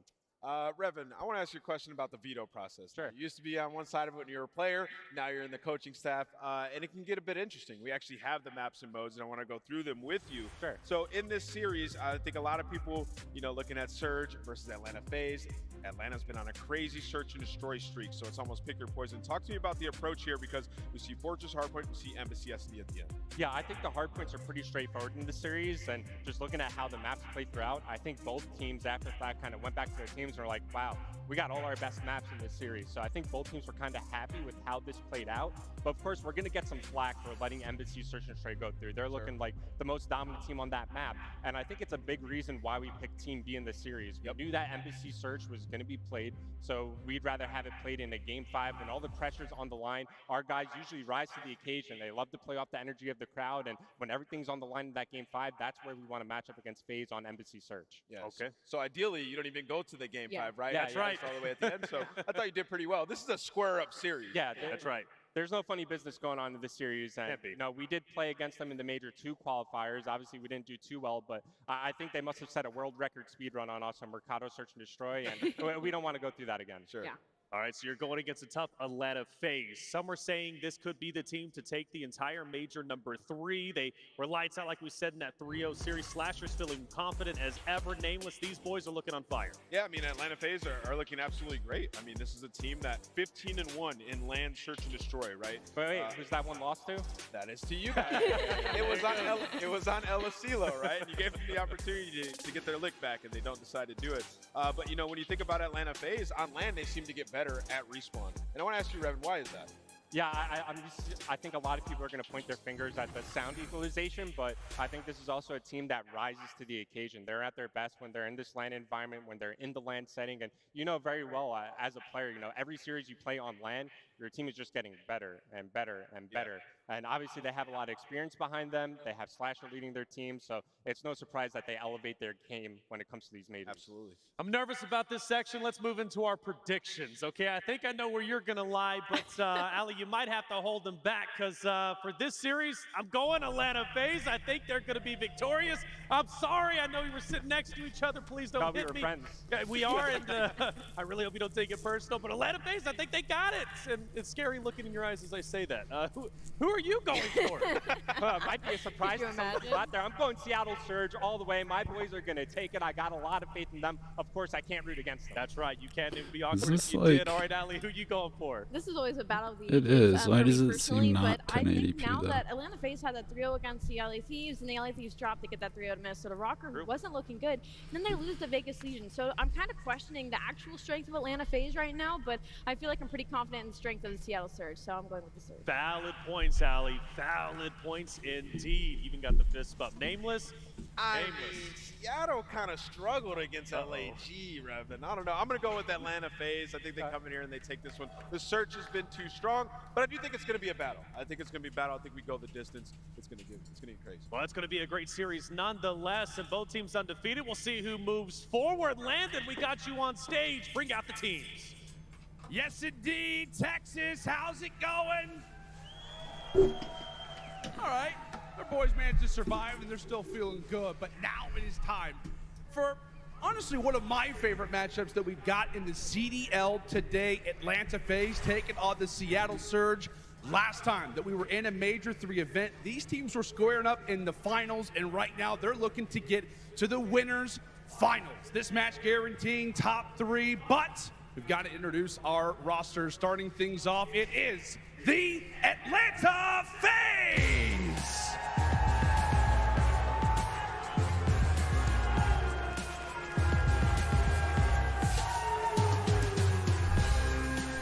Celium, Sif, Abizi, and Slasher, Atlanta FaZe. I mean, just dripping with confidence. Slasher has some words for the opposition when he gets these wins. This is a team that won Major 2, and they're breaking records for Search and Destroy. They got to go up against Seattle. Let's bring them out.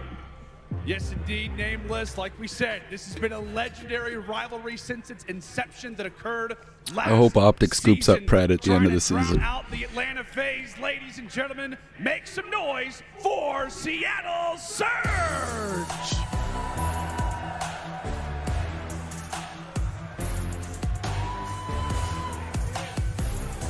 Civ, Accuracy, Mac, and Pred, Seattle Surge.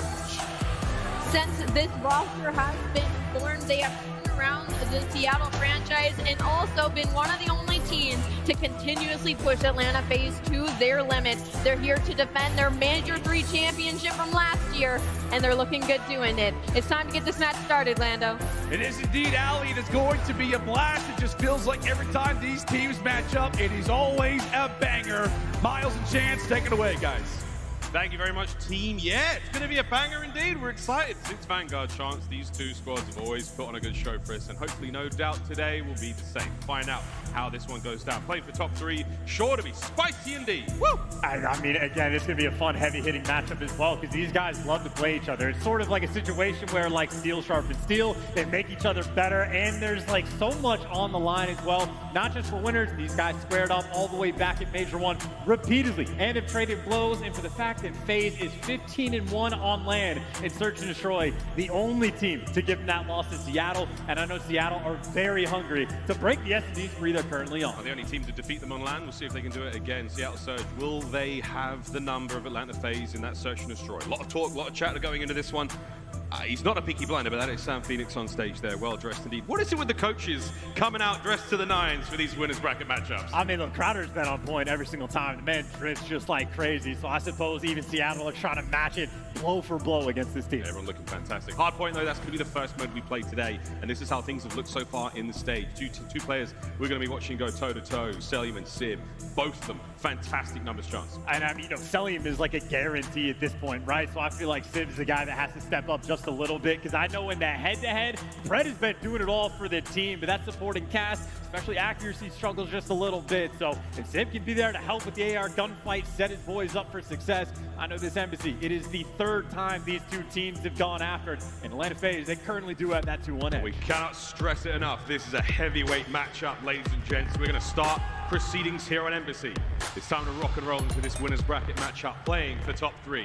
First and foremost, though, them records ain't bad. A devastating record as well, but I'd say one of the most important things, that rotation rank for Seattle, I know it looks so much better compared to Atlanta FaZe, but quite a few hills on the head-to-head. Atlanta FaZe, they're a break team. They'll give you the roto. They'll break you down. What we're saying there is Seattle Surge most likely to get there first. Atlanta FaZe, they'll take it right back. Let's see if that's how the game plays out. In we go to the map. So far, no one ready to dive into that point too convincingly yet. Seattle with the hard point. Celian with a power position. Here he goes. Eyes on the point. Toe-to-toe with accuracy. Loses the fight, but for now, that's fine. Eyes on P2 as well. Bottom right-hand corner of the minimap. Honestly, comedy, right? Two teams that have played each other so many times. They know the opening break, and they almost play it like a round of Surge, waiting for the gunfights to continue. But as soon as something starts to pop off, Atlanta FaZe snap, and again, trying to stay nice and controlled. Simp 3-1 just to open things up. Wants to focus on that P2 side of the map, but it's a P1. Not a lot of time to be got on this hill. All about the rotation, and Slasher 3-0 heads up gameplay already. Yeah, if that was the search at the start, this is certainly the destroy. Slasher doing it all in his own. 66 so far in the score. Very low scoring hard point to begin things here. B2's up. That's the parking lot, low right-hand side. Swarming currently with Seattle Surge players. Here comes Simp and Zelda. Big kills, cleans them up, and that's the break. Oh, that is such a lucky sort of break as well, on the truck exploding, killing the first one, and then Simp gets sent in for the kill as the chaos ensues. But that's the situation. Surge, fantastic at rotating. Atlanta FaZe, not a care in the world. Take it right back. There you go. The stats don't lie. Mac now on the counterattack. No hope in hell against Selim in a spot like that, as he will slither his way through the backside of that truck into a 5 spree now. One more, and he gets a cruise missile. No, not going to get it. Abizi will, though. It just doesn't even matter, though, for Selim, right? You get that man in the right position, and he is just going to live there all day. Still in his spot, and he's got the teammates there for the trade, and he is happy to play nice and slow, collect that little bit of scrap time. But over towards the rotation, the AC hill is where Atlanta FaZe has put Seattle down, and Fred might get the errant kill, but he's on the wrong side of the map. All this pressure towards AC. Sid's trying to deliver, but it's still the 50-50 fights. 50-50 fights, and now the odds are certainly in favor of Atlanta FaZe. That's going to be the hard point in their hands. This is an important one. We call this AC. Atop of this side building here, servers in game. Abizi prowling the halls. Pred cuts him down. Pressure from the outside now. It's a high ground battle. The spread will be the pinch. Here it goes. The trades are finished, and it's all Selim left alive in the point. Here comes Sib on the outside. Will he be able to poke him out? He does. Hard point breaks Seattle. And what a big battle as well for the Sib versus Cell. You think Cell's going to live in that spot all day, but as soon as Seattle stabilized just a little bit, this is the hill that has caused them problems, but now they're here to deliver. Mac 30 seconds in advance is thinking about that rotation, but Atlanta FaZe, they don't want to give up the scrap. Selim's going to fall, but they're still sending bodies over towards AC. It's a difficult thing to do. You have to balance yourself between the old hard point and the new one, and FaZe, they've opted to try to do the best they can on both. Simp loses the fight to Sib. That's a nice 3 spree from Sib here. Wonderful time now starting to get picked up by Seattle Surge. It's going to be a tight game as we now get inside the embassy. And this pace has just been slowed down to a halt, right? Seattle nice and comfortable inside the point. Back gets the calm, and well, might have thought where the pressure was going to come through, but Atlanta FaZe, nice little break. They had extra men there for the job, but accuracy already swinging around, applying that pressure on the left side, waiting for his teammates to pinch. Lead change once again. It's a classic Atlanta FaZe break. Accuracy through the back line now. A little slow. Abizi. Whoa! Gun. Because we're now going to find a way onto the point now as it is Seattle Surge back in the driver's seat. Look to see that lead change once again. Here comes the counterattack from FaZe. Yeah, that is just so calm and so clean on that approach to break the hill. And now inside, one direction to look. It's down the halls, the double chow coming through. And Matt gets a couple extra tags, but it looks like a BZ tear #1 there for the feed. And Pred, the man that is there to match him. Just a nice little back and forth battle we had here on this last hill. And now it's just about the rotation game. It has been neck and neck between these two teams. It's just a back and forth game towards two. So little separating both of them. Now to the kitchen, a very spicy hard point indeed here on Embassy. Close range engagements. Look for those submachine gun Vaznevs to start screaming. The man on the moment, though, Accuracy, trying to creep his way forward. I think he's gone undetected. That trophy, though, that seals it. And Simp's going to ring him down. That's a good bit of hold now. Here comes Seattle, though. The side page through Cafe. They're on there for a few moments. Can Matt get any more kills? No, Cell splash right back at it. Sell him on the re-break. And again, it is non-stop, back and forth between both teams. Yeah, Pride gets shut down as well as Cell's the man that gets inside the point. A little bit scattered of a push there for Seattle in Atlanta FaZe. Taking full advantage, collecting the time, and playing a very tight setup around the hill as well. Kills getting hand-delivered. It's all about the trades for the battle, and I think Cell worried about the pressure. Nice pinch from Seattle, and a nice three-piece from Fred. Seattle taking that hill right back. Fred starting to get things going. Of course, it's first to 250 here in hardpoint, so this game feels like it's taken a long time. Simp though, 12 and 10 start things off, keeping things going now for his boys. Can't get that one, but Fred, he's there to help out. Accuracy stays alive. A couple of seconds go to Surge, and chance by the end of the game, those little seconds, those moments, that could be the difference maker. I mean, yeah, with a 7-point game like this that we have, every little inch is going to turn into everything for the team. Now it's the battle for the power position. Slasher trying to get up top. You see Simp there on the other side, and Simp shuts down both the tears as well to keep that top bathroom control. Now the question is, can your teammates actually get inside the point? Mac goes and finds his home. Such a close hard point. Back over now towards the middle of the map. We find ourselves in the second set. A hard point, Celium. Somehow pulling that one out of nowhere. Final 30 here on P1, and this is already a much stronger look from FaZe, starting to heat up. And you got Celium playing the most annoying role on the map. His job is to live and just keep these players outside of the hill. He is happy to keep a distance and let the Terrors try to run the show on the rotation, but it was sort of the theme we had going into it. We're expecting Seattle to get to these hills first. They will be at P2 as this hill pops. The question is, can they stave off the pressure and hold FaZe back? Trying to hold them down for now, but rotation's complete. Again, still such an unbelievably close game. This is what great COD looks like. And now over towards P2. It's just popped up. Slasher, first man hit from FaZe, trying to cover the boys on their approach. Abizi stunned. And everyone there from Seattle. Guns are up, locking it down. Can Civ stop the bleeding? That trade, though, will help out Cell. He's there in the back line to try to make something happen. Here we go. FaZe through the front. Slow and steady on the approach. Accuracy wins a big one. It's 2 for Lamar. He's going to keep the point in hand until Abizi dives in. And again, back and forth we go. FaZe get the break. I mean, just so annoying. You do everything right, but it's the final player in the mix to pick up the 3. And again, Atlanta FaZe there on the breaks. Always annoying to deal with. And honestly, for Seattle, too much time to give up. You got to fight for this final 30, but you are fighting into Abizi, and he's got the help as well. Finally, though, the last man standing, just trying to milk every last second before he falls. And as he does, turn your attention over towards New. And again, Seattle, they'll get there first. The question is, how long can they hold on for? Now, the life expectancy of these players, once they fire their gun, is about 3 seconds. The trades are so fast between both of these teams. 80 hill up. This time round, we're going to see Seattle in there first and foremost. Can FaZe get the break? Fred and Civ downstairs now. Guns will be up from Civ. No one coming in from the top side. We're going to see FaZe have to hit from down low. Perfect time to go for a quick listen in. Seattle Surge. Hold on. He's on stair. One shot. Stair block. Can't flank gas, guys. Gas Okay, is on. Gas. Tree block, selling. I'm 1 bullet. I'm holding tree block. Nice. Top cat, absolute. Oh, office, top cat. Top cat's absolute. Close up, he's weak. He's 1 shot. I'm flanking that kid. Top PD dead. Nice. Alright, I'm pushing his time, bro. I'm hit H2. I'm top PD right now. Bottom orange. Pretty good. He went stair door. Lamar, I don't see anything in the back. I'm running along the wall. Orange. Okay. Top one shot. I'm top PD. I'm in the deep back dead. Nice. There's 2 One more weak. I'm gonna fly at it. He's stunned him here. I need him. AC, watch out. Oh, dead. Nice. I got time. Go. Stairs. Oh, what the fuck? In the stairs. Where'd he go? He's stair door. Selling him. I'm rapid boys. One PD, 1 shot. He's so stair door. Nice. One shot stair door. Absolute stair door. He's absolute. PD's weak. He's so stair door. He naded me, bro. Oh my god. Sedo naded me. Top PD, In the back. Chair side time. Top PD, Top PD. Top PD, jump down from PD. He's gonna reflect center or bathroom. Chairs. He's gonna reflect bathroom or I'm center. telling chairs. I can't see. He's left side chairs. Left side chairs. Left side Left side time and right side I'm coming back. circle. He's left side chairs. Tell shit. Hey, guys, behind the thing. He's on the left side. Chairs. He's Watch out. Hit backdoor simp, okay? We need to get a wave. I'm holding Yep. I'm in this. Nice. Simp I can can flank hit you it too, too. okay? In the back. In the back. Watch out. It's outstanding communication chance from one side of the stage, and now slightly developing Atlanta FaZe. Now it's time to hear how they sound with a listen in. Orange side. Nice shit. I spawned orange. They're gonna be going through mid. He's always nice. Missing wall. I'm in the back and new in the corner. I'm only orange, okay? Yeah, okay, I'll be two, I'm gonna try to get to new. I'll be two, okay? Hey, laying down, mid alley, one shot. Mid alley, nice. I have a P2, that was funny. I'm trying to come towards down. Yo, one speed, two on MC. MC should get killed. I'm behind him. They're orange. In the back, side.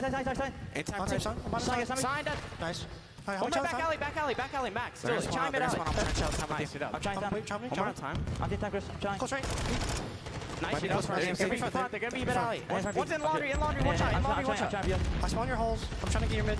Laundry too. Hold back the press, please. I have your back, Laundry. Laundry weak. I'm trying to plant Laundry in mid. Heard you. Mid, Laundry. Back gas, Lamar. Stay alive from back door. Look back, have your mid. Yeah, just stay down. One more. Back door, Lamar. I have your help. Nice. Mid alley, dead. One more mid alley. This is really good time. I'm needed. Mid alley, dead. One orange.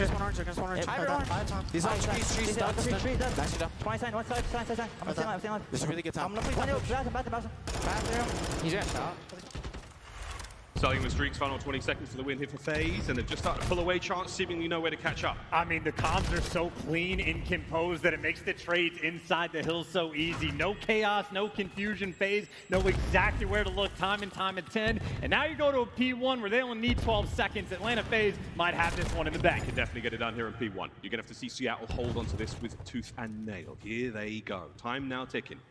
Looking out for FaZe, just keep eyes on mid. Don't let anyone get close for now, as the final few moments are here. There we go, final 10. Massive pressure now from Surge. They got to hit the go button, and they got to go now. There's 35 seconds on this one, and for FaZe, it's throw bodies. It's get in there and just find that time, and that's exactly what they're doing. Here comes accuracy, though. Trade it out immediately. Slash is soaking the time. Final 5 for the win. Surge are nowhere to be found, unless Matt can get it. He gets one, but there's more. Where that came from? Atlanta FaZe, squeaky clean start to the series, as they take Embassy. Comfortable, clean, and easy. No two ways about it. Honestly, both these squads, if you were to go to the listen-in and compare it to the online stages, indistinguishable. It sounds the exact same. These guys are comfortable on the main stage, and obviously FaZe a little bit more so. Wheeling and dealing, outslayed massively. Cellium with the most comfortable game you could possibly ask him to have. It had 28 non-traded, 30 bomb in the lobby, and a minute and a half inside the hill. That's a complete cakewalk towards the end. Even Simp was able to turn into the super soaker. And if you have Simp, a guy like that, that's the one collecting the hill time, things are easy for Atlanta FaZe. It's safe to say, I mean, arguably, this is one of the this is the weakest point in FaZe's game is hardpoint. That's the one that other teams seem to take off them. We come to locals, we come here to land at the major, and they're handing out a big dish like that on Seattle Surge. Highlights now from Embassy to start this one off. Things get real bad from here on out, though, mate, because we're going to play Search after this. This is going to be potentially brutal. Atlanta FaZe do look like they've hit their stride, and I know Hardpoint's sort of their weakest mode, but even Slasher has commented on the difference between online and LAN. And if your comms are sounding like that, that is as efficient as you could ask the gameplay to be. In ordinary for Seattle, it's guys like Pred that pop off and massively outslayed, but they just got contained. There's no craziness. Anytime there was like a nice rotation coming in from Seattle, FaZe were very on point, taking their time to break it down. And I'd say it was a very much direct back and forth battle up until this hill. And then the lead started to get a little too far out of control. And then Seattle have to play more panic, have to start flooding in. And again, just comfortable from Atlanta FaZe. The comms, it was genuinely, it's just easy. It sounds so easy, it sounds great, but it is not easy to do. That's what makes FaZe so strong. Surge not out of this just yet, though. We'll see how they fare in the Surge. And even from like the opposite side from Seattle, we're hearing their comms were also on point, but the moment they're calling out, hey, like your gas side is open, Sid's turning completely on point, but FaZe are just a little bit too fast. Calling out a player in the stairwell, Cellium's too quick on the chow, and you just hear the frustration of how difficult it is to play Atlanta when they are on point like that. Jesus. Again, Cellium, the standout in the kills department, you get the man in good spots. He'll have KDs like that time and time again. just a comfy game. Everyone there on FaZe having a great time. I mean, that's a frightening prospect, chance for everyone here in the tournament. We've seen FaZe play like that. They're one of the front runners for a reason, front runner in the league, and now they're looking at that back-to-back. They've got to get through Surge, and they've got to get through the winner of Breach, and of course Toronto later on in the bracket today. But for now, we look to Hotel Search and Destroy. And as far as Search and Destroy goes, this is probably the map you're looking at for Atlanta FaZe. If you're another team and be like, I want to play them here. You're not excited about it. Still Atlanta FaZe and Search and Destroy, but it seems like your best opportunity. They only have a 4-3 record. All 3 of those losses, though, were online. When it comes to LAN, they have been absolutely perfect, and I know Atlanta FaZe, they're on the massive spree. They've got one of the best S&D players in the world as their coach, and they already have the record. They're just trying to run it up, but if there was a map to look at for Seattle to try and take them down, it would be on Hotel. This was such... I had conversations with a lot of the guys from Seattle Search, a lot of the coaching staff, and of course, Revan, we saw him on the desk. They are incredibly confident that this is the map, this is the time to break that record that FaZe have set. I wonder though, man, I mean, right now it's one thing to be super excited about it and to have the game plan there, but you have to execute now against 4 of the finest to ever do it. Can they get it done? Historic moment for them today, a historic weekend of Call of Duty already.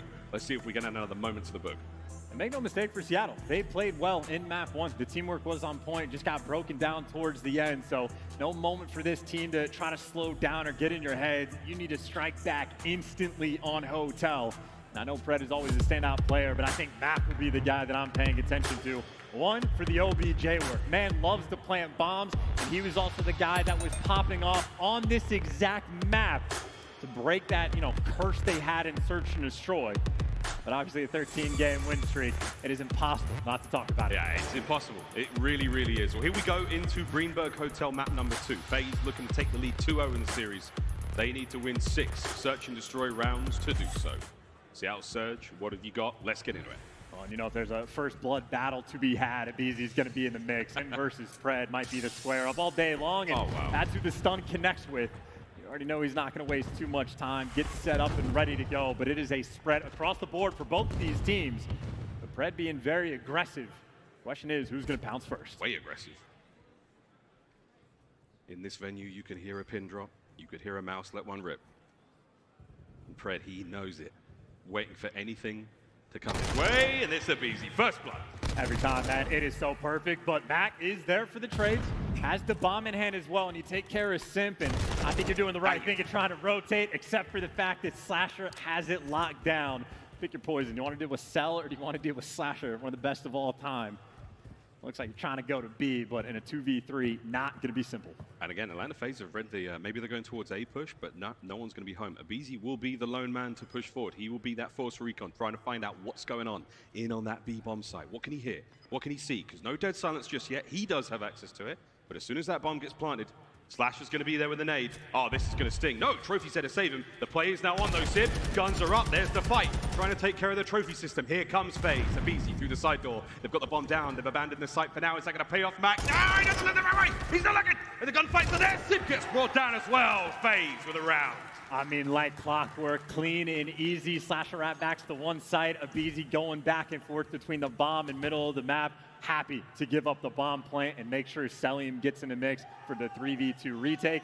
Literally, as clean as that could possibly get. Abizi gets sent in for the kill. It's literally, everything was just done perfectly. It's 3-0 from Abizi on that first round. It's a tough one for Mac again. He's watching the players in the flank, but sadly, FaZe were all outdoors. They were touching grass outside Greenberg. Now, though, round 2, we'll see what they've got on offense. And that headset on Celium putting in overtime to try to keep that hair and big brain down. But gotta watch out for Abizi. 3-0 start, already halfway to streaks, already fiending for that next first blood.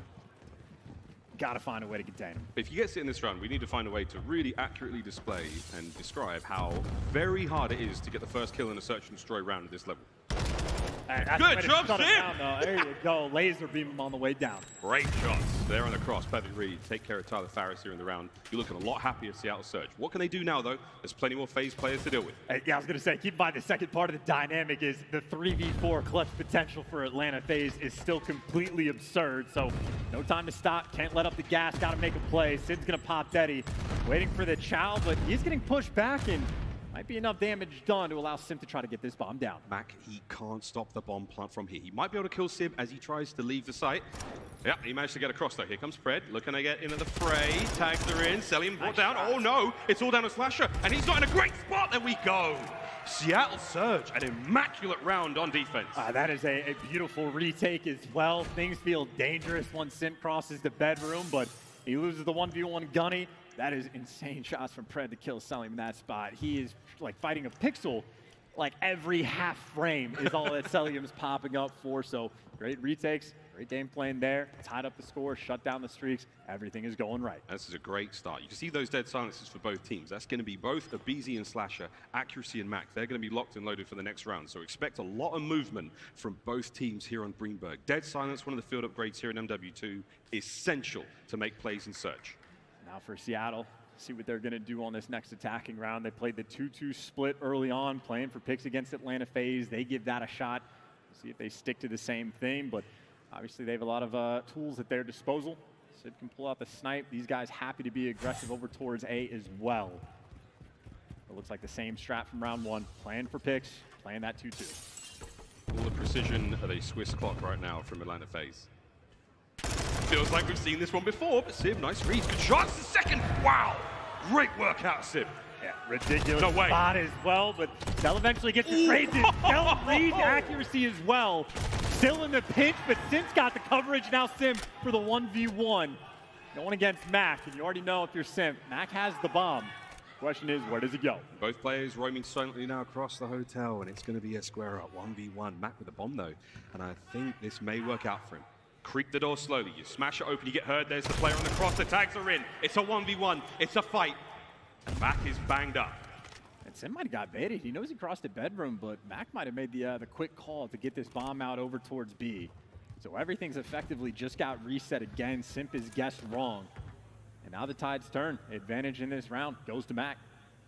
Bomb planted, advantage Seattle Surge. The Sim's got to make the play over towards the kitchen side. He has to deal with Mac and get the defuse, and he has 35 seconds to do it. Running out of time and trying to clear things out. And then maybe another thing on Sim's mind is he knows he got shot at by a Vaznev, so he's expecting the gunfight to be up close. Not going to be the case. Check every single possible corner now. Just wait for the noise cues, wait for anything. He's going to see, there's nobody home. What does that mean? He means he's outside. 20 seconds now, and Mac, he's trying to make something happen here. And Sim, has he caught him out? Sim, check it, check! Oh, damn! What in the... Jesus, son! We were getting ready to start playing that Seattle song, but okie dokie. With 2.9 to spare.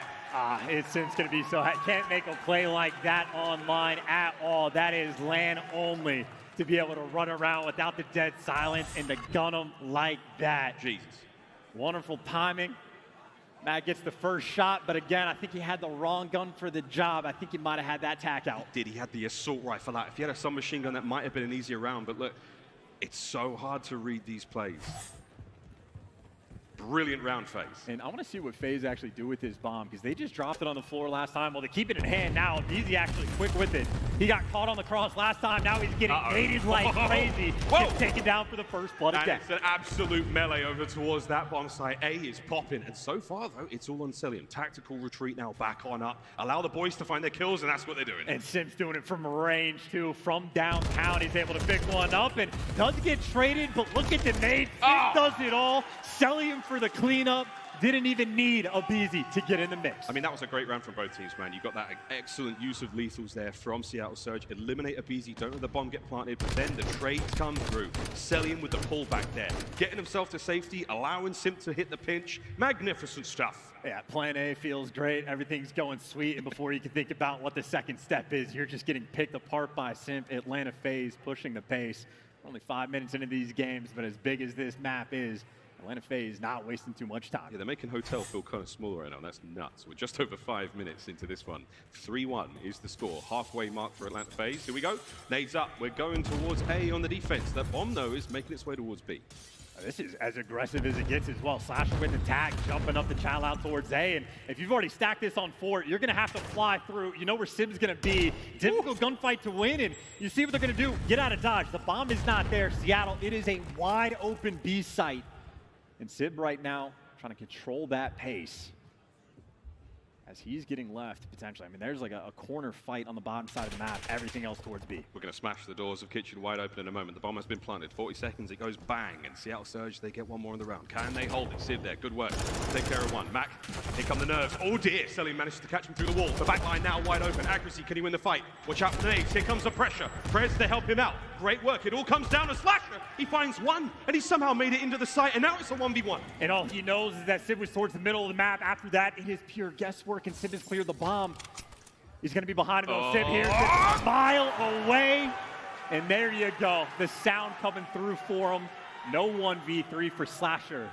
And Civ is making high IQ plays in that round. The read he had to worry about that late flank that Simp was trying to set up, there to shut him down. Clutches up for his team towards the end. And Civ, by the way, 8-3 so far in this game, making the big plays to keep his team alive. One of the problems with having such a great spree in Search and Destroy is that, not only are you doing a good job and you're winning, but everyone has so much tape on you. They've got so much footage, and you can tell Seattle Surge, they've put the work in, and they're playing this intelligently, but it's still maybe not enough. We will find out. Another round now, FaZe stopped by one. Yeah, Atlanta FaZe doing the thing again, dropping the bomb and giving themselves options of either player to wrap back so they can move towards either side. So they're getting tricky with it, but it's the trickiness on the trades, and Mac can't get traded. He picks up 2. And now, well, you think you have an advantage. There is action all over the place. It's a 2 versus 2, but that's why you drop the bomb in a weird spot. It's so you have options. You don't want to die with the bomb in a good spot. Or in a bad spot. It's going to be tough to get the recovery. Mac taking the longest of long routes. He's going to come back to the fight in a moment. Accuracy, he'll be in that lobby side. He'll be into the fight a little faster. But Selim and Abizi now pick a corner, any corner. Try to identify where the attack's coming from, and here we go. And they just don't know. It's all about the reaction time, or Abizi squares up, so he heard him jumping around, and you got Selim to try to slow it down. You got Abizi set up for the kill. Jumps in for the easy 2. Atlanta FaZe, the adjustments on the fly are on point. They are getting bodied in the first blood battle for the moment. You got Mac picking up the 2. Seattle constantly have been playing with the man advantage. And Atlanta FaZe barely care. They got the 4-2 lead. I mean, it seems so simple from Aviz. It's like, I'm going to sit in this corner. I'm going to let this guy jump onto the bomb. I'm going to kill him and find his teammate from where the gunfire was coming from, right? You don't have red dots in the minimap. Those headphones are cranked.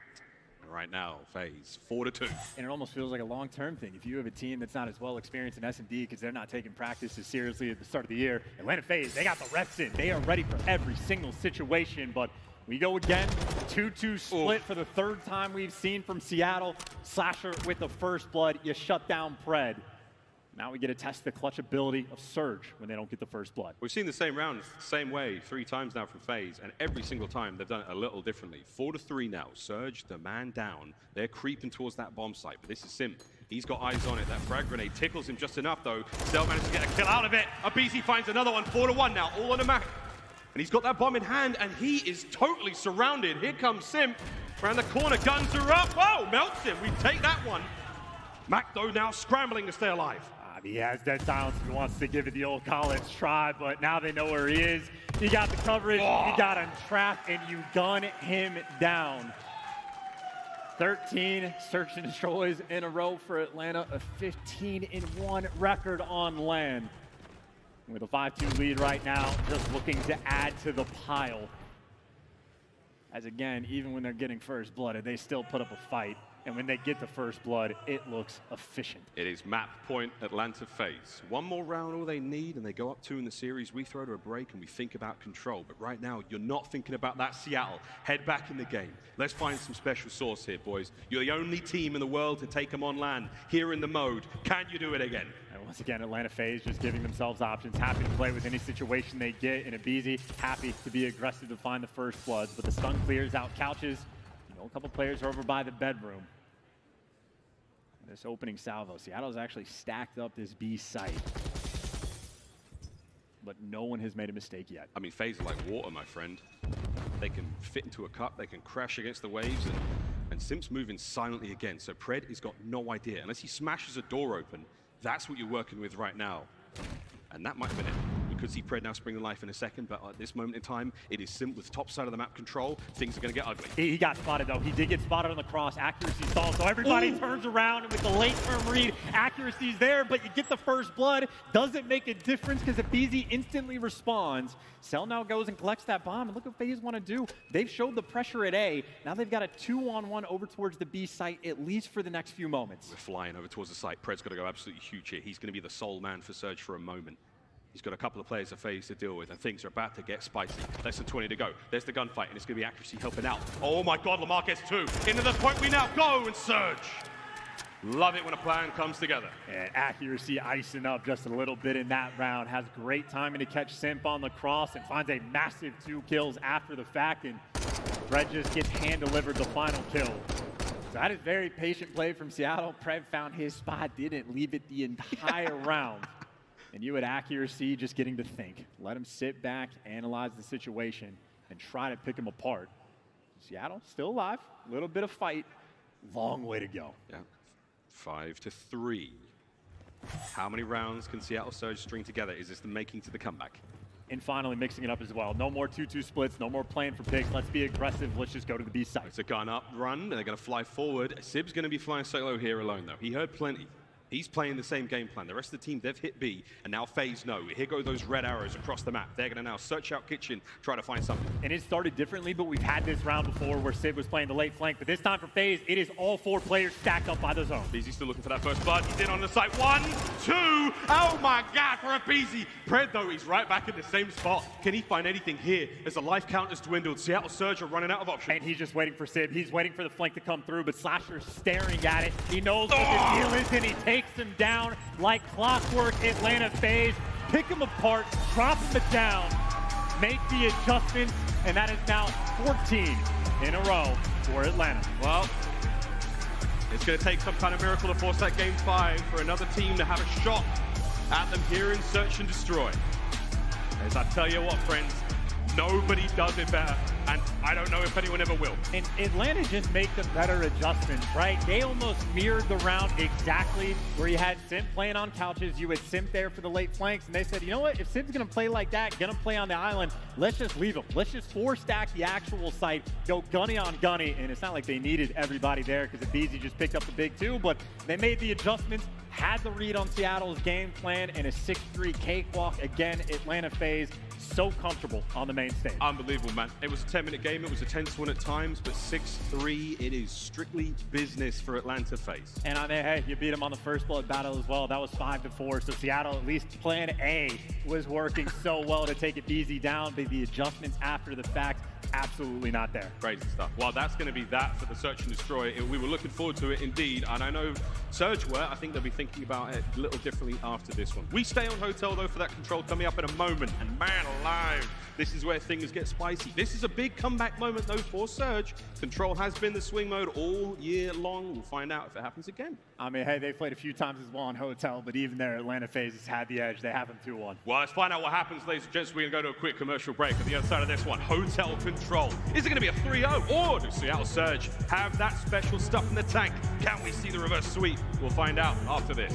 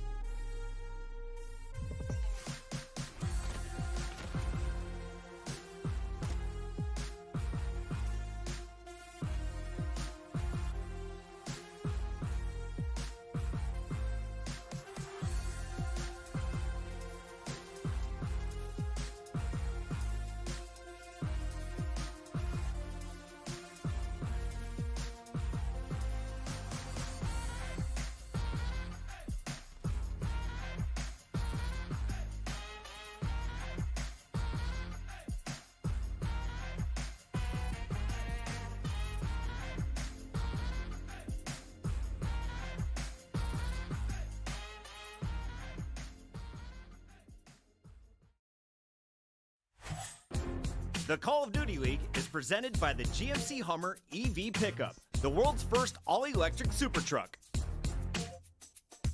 Upgrade your game with the SCUF, the official controller of the Call of Duty League. Welcome back to Major 3 here live from Arlington, Texas, as we're having a good time. Seattle Surge not as much because to the surprise of absolutely nobody, the Search and Destroy went their way. You've been great crowd, we've loved you all week long, and we're not done yet. What's up guys, how you doing? And we're ready to party though into Greenberg Hotel, map number 3. Let's get into this one. We're playing Control, and you know what that means, Chance. That means there's an A and a B. That means there's 30 lives either side, and that means that somebody's probably going to get defense at the end. I mean, my brain is stuck. To talk about Hotel Control real quick, FaZe have had the edge, slightly better on offense, slightly on defense in the pure head-to-head. Yes, Seattle have beaten them. There's an Embassy map 5. Yep. So, like, I just, like, what are we doing, man? What is going on? Here we go. Straight into it. We can see FaZe attack first. That means they're going to be going towards A or B, put their bodies in it, capture those points, and win the round. Let's find out what happens. It's over to a B to first blood. Nah, accuracy's there. You got the trades already, or at least a clean work there from Seattle. No trades to be found, rather. Fred is able to pick up the big 2, pushing the pace, and does get caught, but looks like FaZe happy to respond and go for that slow cap towards A, or maybe put the pressure on both points, almost like the Search and Destroy. Atlanta FaZe are everywhere. Here we go. 1 of 3 segments cleaned up on A. Good stuff. Celium there doing what he does best. Abezi's going to dip on out in this prolonged fight here against Pred. Now, if you can help his teammates out here, that gets you that bit closer to A. But the second segment is basically gone. Yeah, admiration for the artwork as well for Abezi. Loves to look at it, loves to get the kills, and him and Celium working perfectly in tandem. You know the trade's gonna be there. 0 time wasted. At 8 point, it was a very slow capture. As you see, Atlanta FaZe, all they were doing in the meantime is just vying for pressure. Slasher's got in a position where Seattle, they're gonna be consistently spawning out as soon as his teammates get the kills. So Slasher playing the patient game, setting his teammates up long term. However, his teammates do need to start winning the gunfights because Seattle, meanwhile, are just spawn killing. Yeah, this is it. Seattle are starting to bully them. They're coming for lunch money, hitting them hard, but that's a 4 life differential right now as FaZe. They cannot stop Pred. He's on a 4 spree. Actually, no, he's on a 3. Accuracy's on the 4. Oh, and they killed Slasher as well, so this is just straight up spawn killing at this point. Oh no. Everybody's in great position. Max over there staking with the great gunny as well, and FaZe almost desperate just to get out of spawn. Now a 7 life deficit they're working with. The good news is this ain't TDM. You can be down on lives. You're looking towards the point. They're trying to bully their way out of the A zone, and Seattle are just suffocating. Oh my, what the hell? Took 3 players to bring down Civ there. Is he still going? Accuracy, 4 spree, no deaths just yet. 13 to 21, FaZe. They're looking like Morpheus right now. That first time Agent Smith got a hold of him, that was a brutal fight. And that's what it kind of looks like now. Let's see what happens. This could be the sequel. Rolling through now. Is Lamar holding this angle, not letting anything get through Pred? Dude, Seattle Searcher pump the brakes. Wow, yeah, 2-piece out of Civ, all dead. And let's see where they go as well. Off spawn, what do they leave open? How quickly do they trap? But it's the chaos spawns. Number 1, Celium actually gets in the mix behind them. He might just wait for Cell to go trade out one of the kills to try to open something up, but even when he gets it, you still got such a long way to go. 7 to 20 right now. Atlanta FaZe are getting the snot beat out of them here on offense. 30 seconds remain. I mean, so far, this is one of the best rounds on defense we have ever seen on this map. Seattle looking perfect, but now they're going to play a little bit tight, turtling up towards that B zone, and Atlanta FaZe only 6 lives. They could still make this happen. Final few moments as the clock is ticking down quickly. 15 now to go. Anyone there from FaZe able to get on a B and stop the clock? The kills are there. It's Abezy making his moves. Oh, brought down though. The lives are done and the time will be done. Also, can Sim get it? No. What an unbelievable round from Seattle Surge. They will take the lead. 18 to 1 on lives. Most dominant round I think we might have ever seen on defense. That was clean, even when a weird spawn came through for Celium. Didn't make any bit of difference. Absolutely contained them, put them in the spawn trap, and never let up. And even in the moment towards the end where Seattle turning just a little bit, trades completely on point. I mean, we sort of addressed this when we heard their comms in the listen-in map 1. Seattle are playing good Call of Duty. Atlanta FaZe maps 1 and 2, just a little bit better, but they are absolutely looking to strike back on Hotel. It's a heavyweight matchup. 2 of the toughest teams we've got here in the league, and they are going for it. Here we go. Seattle Surge now, they will be attacking to see if they have the same amount of lethal, efficient approach as they try to get their way in towards both A and B at the same time. A is actually wide open. They don't know that, but we do, thanks to the X-ray mode here on Codcaster. And Sib trying to find his way through that middle of the map, trying to find a couple more kills. Not going to happen. Trades, though, wonderfully on point. We're now on A. Yeah, I think Seattle were, wow, Jesus. I think they were really trying to see if they could actually make a play over towards the B zone. If the round sort of fell into their lap, but after that opening break doesn't pan out, it is right back towards A, doing the standard sort of push, and you got the flanks coming through, dealing with it so far. aBeZy, though, still behind enemy lines, but Seattle, they're looking everywhere. They're taking care of business, and honestly, just like the comms, I have to imagine for Surge right now, completely on point. Yeah, super cool. First segment, A, long gone. Second one on its way out. It's a single stack, though, from Accuracy. He's the man sitting there getting the capture done. The rest of his teammates pushed on out. They want to be as far away from that point as possible. Try to buy his boys time. Sid, can he cut a couple more kills? 11 and 6 already. He has looked stunning. Here on the control so far, great shots, not enough to get rid of Cell. Here comes the trades, though, or FaZe. Starting to go forward. Now it's time for Accuracy to get in the fight, and he gets 1. 9 and 2 for him. Streaks in the back pocket, and there's A. Well, both of these teams have captured A 100% of the time against each other, but this time Surge much quicker to pounce, many more lives at their disposal. They got trophies out and about. Oh, quick to be in the mix and selling him over challenge. Accuracy gonna catch him 10 and 2, by the way, and now you got the pressure on the B zone. You're on a B, all but aBeZy in from behind. Great teamwork out of Surge. They stay alive. Guns up, ready to party. You're getting the capture. Slowly for now. You're waiting for more players to get here. You have to hold this spot down if you're Sib. Celium taken care of. Sib gets 2 somehow. So Seattle Surge, they stay alive, and this is a big stack. You've got 1 player to deal with now. The rest of FaZe are nowhere to be found. Just got to catch him on the flank. You got to read aBeZy, or maybe he doesn't even have enough time. Oh, no 3 way. players on the zone. How quick can you be? Can you gun them all down? You can't. Seattle Surge, 2 clean, easy, efficient rounds on hotel control. Offense, defense, it doesn't matter.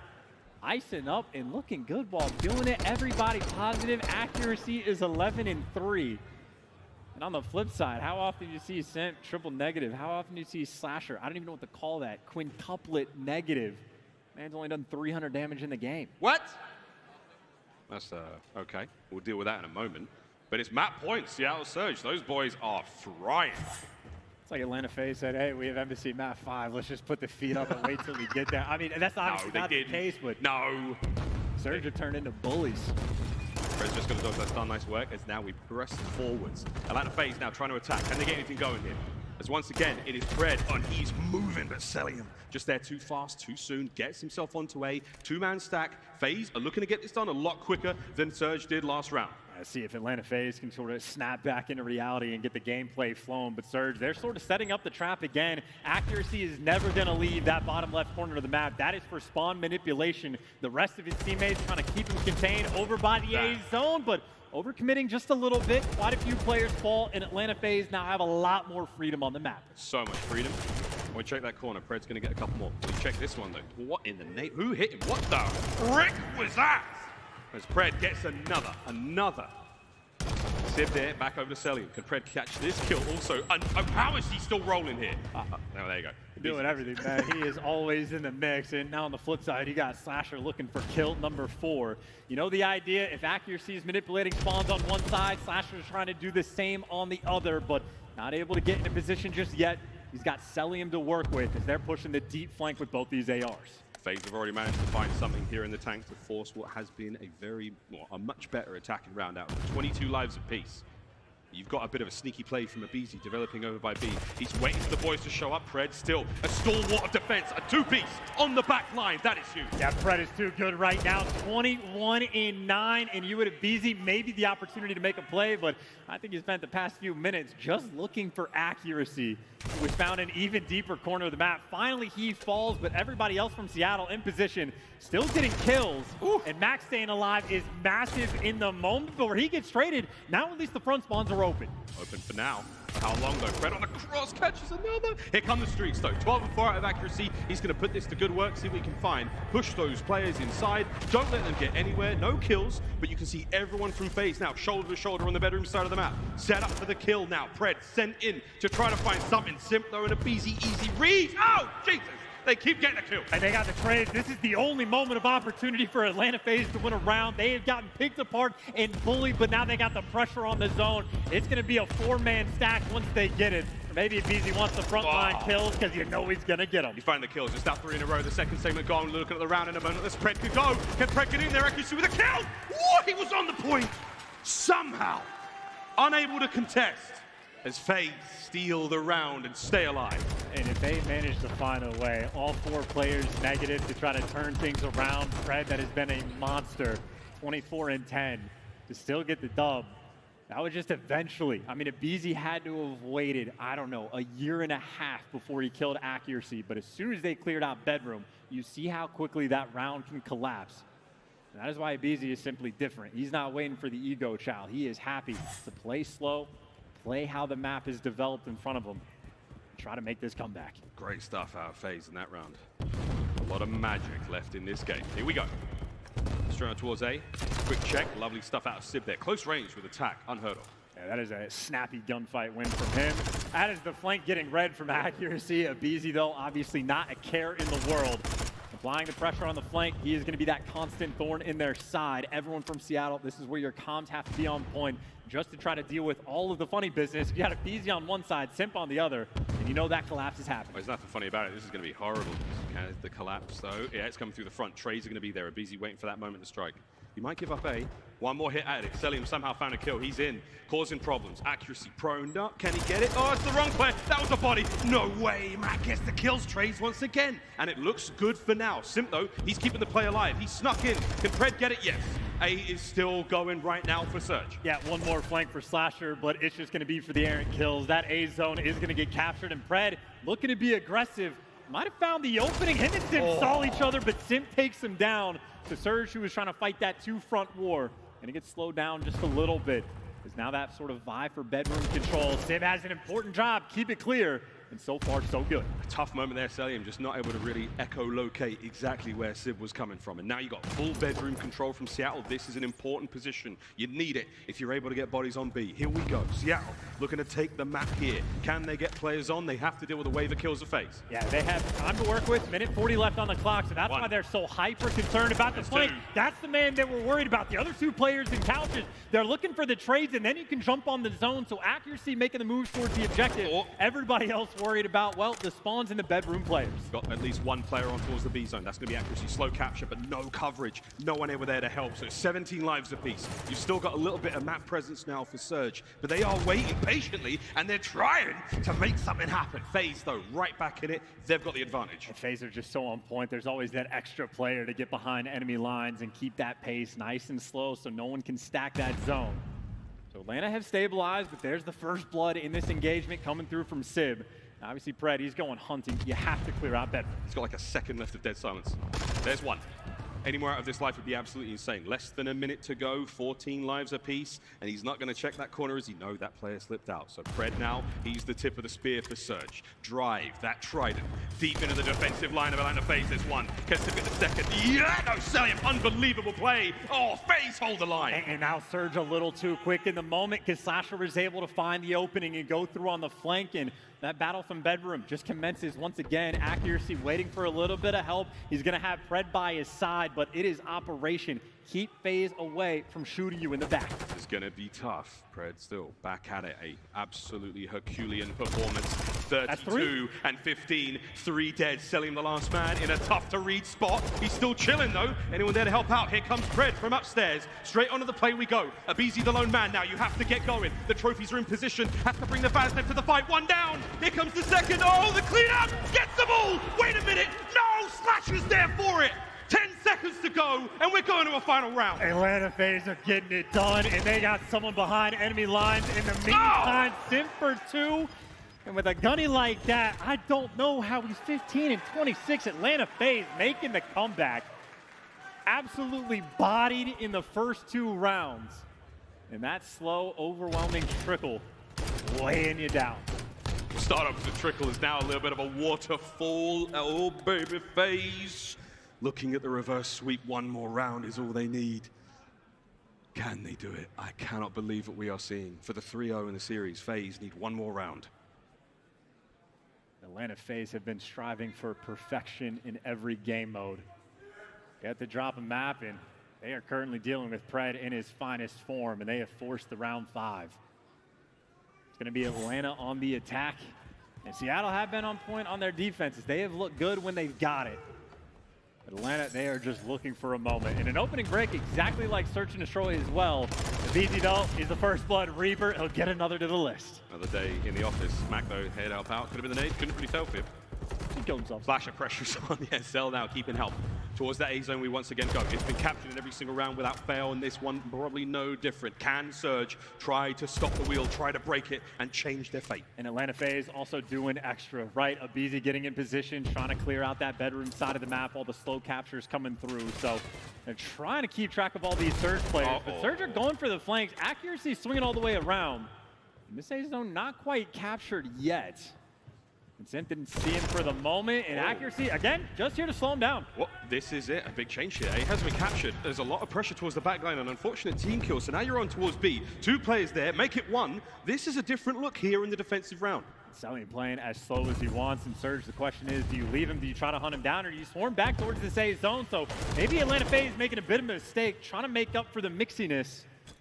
And now just right back towards that A zone. Stellium flanking to get back in the picture, but Surge are taking the fight to him. Mac picks up 2. Stellium finally back though, and it looks like the A zone eventually going to be secured. One of the slower rounds of control we've seen. It's cost a lot of time for FaZe. We're 42 seconds on the clock. That's going to become 1 minute 42 once that A zone gets complete. And don't forget Stellium's 6 spree. Right now, he has streaks. Yeah, it does have the cruise missile. Could be nice for the intel. You got Slasher trying to have a little battle against Accuracy on the bottom left of the map. So contained fights, nice and slow all over the place. And it looks like Accuracy wins the one. FaZe are going to be spawning out, and they just got put in the blender. Simp gets hunted down as well. So well contained. Seattle Surge still clean on D. Speaking of contained, this is what you're looking for right now. Pred finds 1, the second, and there's a 3rd around the corner, but the perfect flank from Stellium stays alive and keeps that pressure open. Now, you can run across the map FaZe, but no, wait. Sib is here. Can Sib get 2? Nearly tagged up Abizi, making moves forward as Seattle Surge starting to tighten the grip. And here's another flank coming through. I mean, talk about how annoying this is to deal with to try to get out of your spawn, but now it's about the timing. Mac able to get 1, drag a little bit of pressure back, and doing such a good job of staying alive and keeping the pace slow. He's drawing that aggression. FaZe though, they read it perfectly. Oh my god, 2 clean kills. They're making their way forward. Pred's gotta go big. No, Stellium does it again. Now it's all down to Accuracy. The last hope right now for Seattle. He's going to take on this entire onslaught from Atlanta FaZe, and they have gone straight for the jugular. They're in. FaZe now on the point. There's the stack. It's going to be all 3, and Slasher continues to flank as well. He took care of business. Guns all forward. Atlanta FaZe looking to get this done. FaZe goes straight for the kill. This is it. No one from Surge is close. Waiting for the fight. Anyone there? No, wait back. Make something happen. The kill, the last second. Contest. It's not over yet. I can't believe it. Slasher gotta go in. I mean, still, it is 30 seconds. It is time for FaZe to work with, but Pred shutting him down. But now you got the cruise, you got the intel, and you got the flank as well. Here we go. Streaks land. No kills. Abizi on the flank. We all got a little lightheaded there. The hip fire, no. Accuracy's in. 10 seconds remain. And it's the funnel through mid. I think Seattle might have done it by the hair of their chin, picking them apart through mid. The last-ditch effort, the door gets closed, and Seattle has done it. It took all of that just to get a map. All that for a map in the series. 40 kills out of Pred. A unbelievable amount of damage between he and Sib, and they know that cost them a lot. We'll see though if the momentum pays off in the next hard point. And that is bar none, without question, the best map of control we have seen all year from both of these teams. We have been watching some ridiculous Call of Duty this week. The crowd maybe getting in like teams' heads and like making them have mistakes. No ego challenge in that.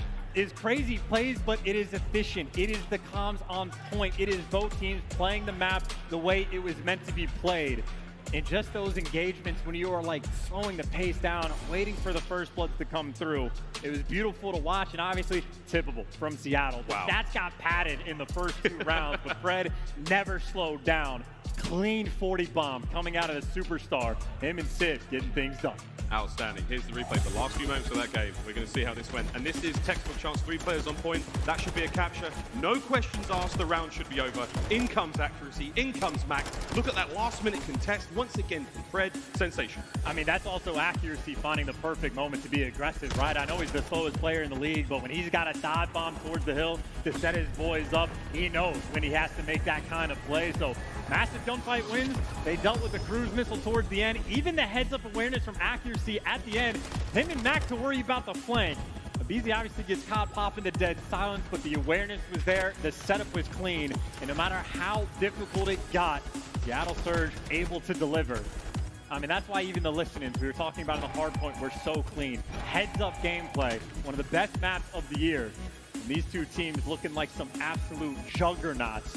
But hey, just another 40 bomb for Pred added to the collection. Ain't nothing but a thing for Fred there. What a run that was. Well, a brilliant Greenberg Hotel control comes to a close. It buys Seattle Surge a lifeline in the series. I'm not sure if it'll be enough. We will find out in the next hardpoint, but until then.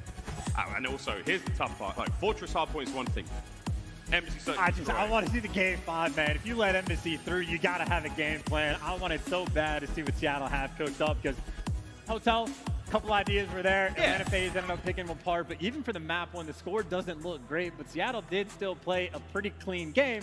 They just got beat. It happens. We go to Al-Bagr. The pop-off potential is always going to be there. If you remember the last few times these guys played it, Seattle Surge went up by 100+ points. And then Atlanta FaZe just went on a tear and made the comeback. So you're expecting it's heavy hitters right now. Arguably the 2 best teams in the game at this point in time. They're going to be getting after it on Al-Bagr. We're talking about an unbelievable level of confidence and performance out of FaZe. And right now for Seattle, you bought the lifeline, you've got a bit of momentum. Can you keep riding it through onto Fortress? That's what is, I mean, yeah, you can. It's totally possible, completely doable. But now it is strictly business. Coach Crowder there going to get off the stage, finish things up. We're going to see Sam Phoenix on the other side of the stage for Seattle Surge, pass on the last moments of wisdom for the boys, and then let them rip on this Fortress. And I suppose we also very much get to test what Revan was talking about on the desk of like how his team rises to the occasion. When the pressure is on the most, how can they handle it? You just got smacked around for the first 2 maps, right? Like, it was just such a tough one, round after round. Even when the game plan's working and you're getting the first bloods, you're getting picked apart after the fact. Completely iced up into control. Had 2 beautiful first rounds, and even when the pressure is getting applied, the round 5 as icy as ever. So the pressure's been getting higher. Seattle's gameplay looking even cleaner. See if they can carry it into map 4. Speaking of map 4, this is the last time they played all the way back in Major 4. They had exactly the same map 4, and that is what Chance is talking about. 250 to 234. Atlanta FaZe walked away with the victory there, and that was the massive comeback. Now this looks so different. I mean, LSELO searched through that final map with, who knows, man. I mean, Embassy's a different beast altogether. We'll see how that one goes, because 6-2, all many months ago, back in December, these teams have changed so much since then. The game has changed. The way we play has changed. Will it change the result of what many think will be a FaZe victory here today? Let's get it, ladies and gents. We're going to Al-Bagr, playing hardpoint. We have also talked about how clean the gameplay has been for these 2 teams. If either squad makes a mistake and gets put in the spawn trap blender, I know Al-Bagr hardpoint's not as bad as Control, but you can go on massive runs. And obviously when you're looking at the stats right there, much cleaner overall for Seattle. The only win Atlanta has, though, is against Surge. Whoa, here we go. Man, this is going to be a big one. Game 5 will be something. But for now, Fortress. Check for the traps, check for the spawns, check for all them kills, and here we go, and it is a bloodbath to start things off.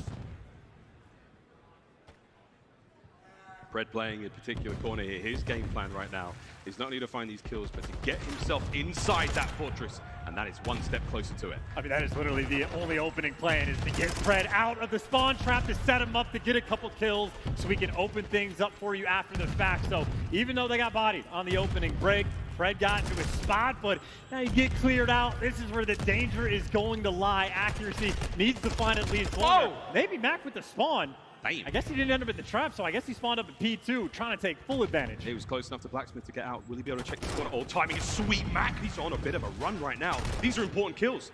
Simps up next, managed to get a little bit of revenge. Payback, Ching, as he's in the feed. Time, though, still very much in the hands of Atlanta FaZe. Spawns for P2, though, are very squirrely. FaZe will be on the right-hand side of the map, and now you've got Seattle on the point. Yeah, he dodged the spawn trap for the moment, so Surge with a little bit of life, now pressure towards the back. Selim still alive, or Slasher, meanwhile, actually in his home, but he's last man standing. He gets spotted, he gets taken down, and Surge with a clean little wipe on P2. That's all four. Flip the map on its head, and now the opportunity to add a lot of points to this. Damn, son, lead change. Pred with 2.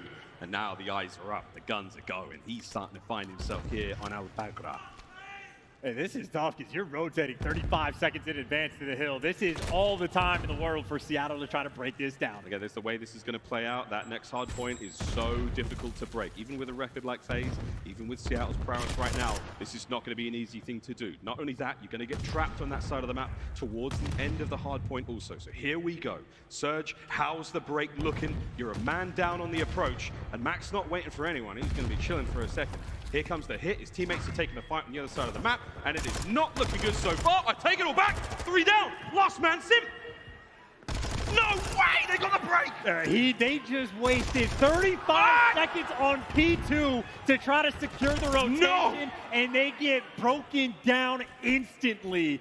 That is perfection from Seattle. The game could not be going any better. I don't believe what we've just seen. That is outrageous work from Seattle Surge. That lead's going to get way bigger after this, and they're trying to set themselves up in a position where they've got a highway. They've got an exit from this point as well. We'll see what happens in a few seconds, but for now, that score's going to go way up. I mean, that is honestly just straight up devastating. Again, you chalk 35 seconds for that rotation, and you basically get 0 points off of it, and Sid was able to get a cruise. In the meantime, Pred looking to get an extra cruise in the meantime. In the slowest game of Al-Bagr hardpoint you are ever going to see. FaZe trying to be nice and secure on the rotation. They got picked apart last time, and Pred hasn't slowed down. He's looking absolutely disgusting right now. Nearly gets a snap on a sim there. That was a really nice bit of work. However, the approach now from Surge. Drive forward, fly forward in the cannons. This is the next hard point up. Mac sneaks through. Mac is making a meal of it. Oh my God, Slasher, what a win. Stays alive, but you got to get on the time because your boys just got smoked. I was going to say, either way, Atlanta FaZe rotated, still not able to collect any of this time, and just having to deal with the chaos of trying to keep Surge contained. Atlanta FaZe, they're rotating, but they are not having any success. And I know we talked about how they made the comeback last time, but being down by this much is not going to be fun. Surge still applying the pressure. Maybe the first bit of life Atlanta have had in such a long time, and even then, Pred's in the hill being annoying. I mean, are they just like setting up for the world's greatest comeback? Is this going to be the moment? We've already seen a few bangers here in the tournament alone, but contest comes to a close. Sip's going to be landing the point. Pred coverage again. You're seeing Surge go further and further into the lead. Blacksmith Hill up next, and this one can be a hotly contested one. It has just been completely unstable for Atlanta. They can't find a good timing. Can't buy anything for the rest of their lives. Maybe a 3 down and the opportunity to try to set the map up. Try to get wheeling and dealing, but you got to worry about the spawns. Players out P1, pressure over towards Arch. BZ, it looks like he's reading for the moment, but only has a little bit of help. And meanwhile, Sib is going on a massive flank to try to break this down. Break it down, try to play for the next. Sib, here comes the streaks. This will take care of the player in the hard point if you need to. No, you can now change course, deviate for another player, no problem. Top map's cleaned up. Flashbacks there of the previous major. Slasher now, he's going to be taken care of by Pred. Lovely work again from Seattle. They are burning hot right now. And even the route that Sid just took to go on the full flank to call on the cruise is just to force out those spawns for Atlanta, who ended up spawning over by P1. So Surge playing the clean, comfortable game right now. They got the spawns they want. They got the gunner they want. Another 4 spree for Pred, who is trying to turn this into his playground. He is absolutely unbelievable. It's a 5 spree from Selim comes to a close. Done. Accuracy in the hill. As his stats are bizarre now. It was 4 and 9, over a minute 30 in the hill. He's killing it. 4 kills and he got an 80-point lead. That is literally Seattle Surge doing what they do best. Playing the game for the win. Can Matt get another out here? Yeah, Matt's all secure. 50 seconds up, go back to P1, and now we reset things. We're in the second set of hard points and FaZe. Is this a new look already? This could be it again. If you make one mistake, you get put in the blender. This is when you have the opportunity to make a run, and you have Atlanta FaZe this time blocking those P2 spawns, trying not to let anybody out and about. Okay. Surge, this is where you start to feel the heat. Oh, you might have pissed them off, man. FaZe now, they've got their hands on the wheel and they're running the shit. Accuracy, that 4-11 doesn't look so hot anymore, as now he's trying to find his way out. Over 100 points phase have gone, and they have not slowed down whatsoever. Anything Pred can do, Simp wants to do better. In 8 spree for him, the gunny right now against Pred, and Pred just getting back down. Seattle, they've been stuck in the spawn for the longest of time.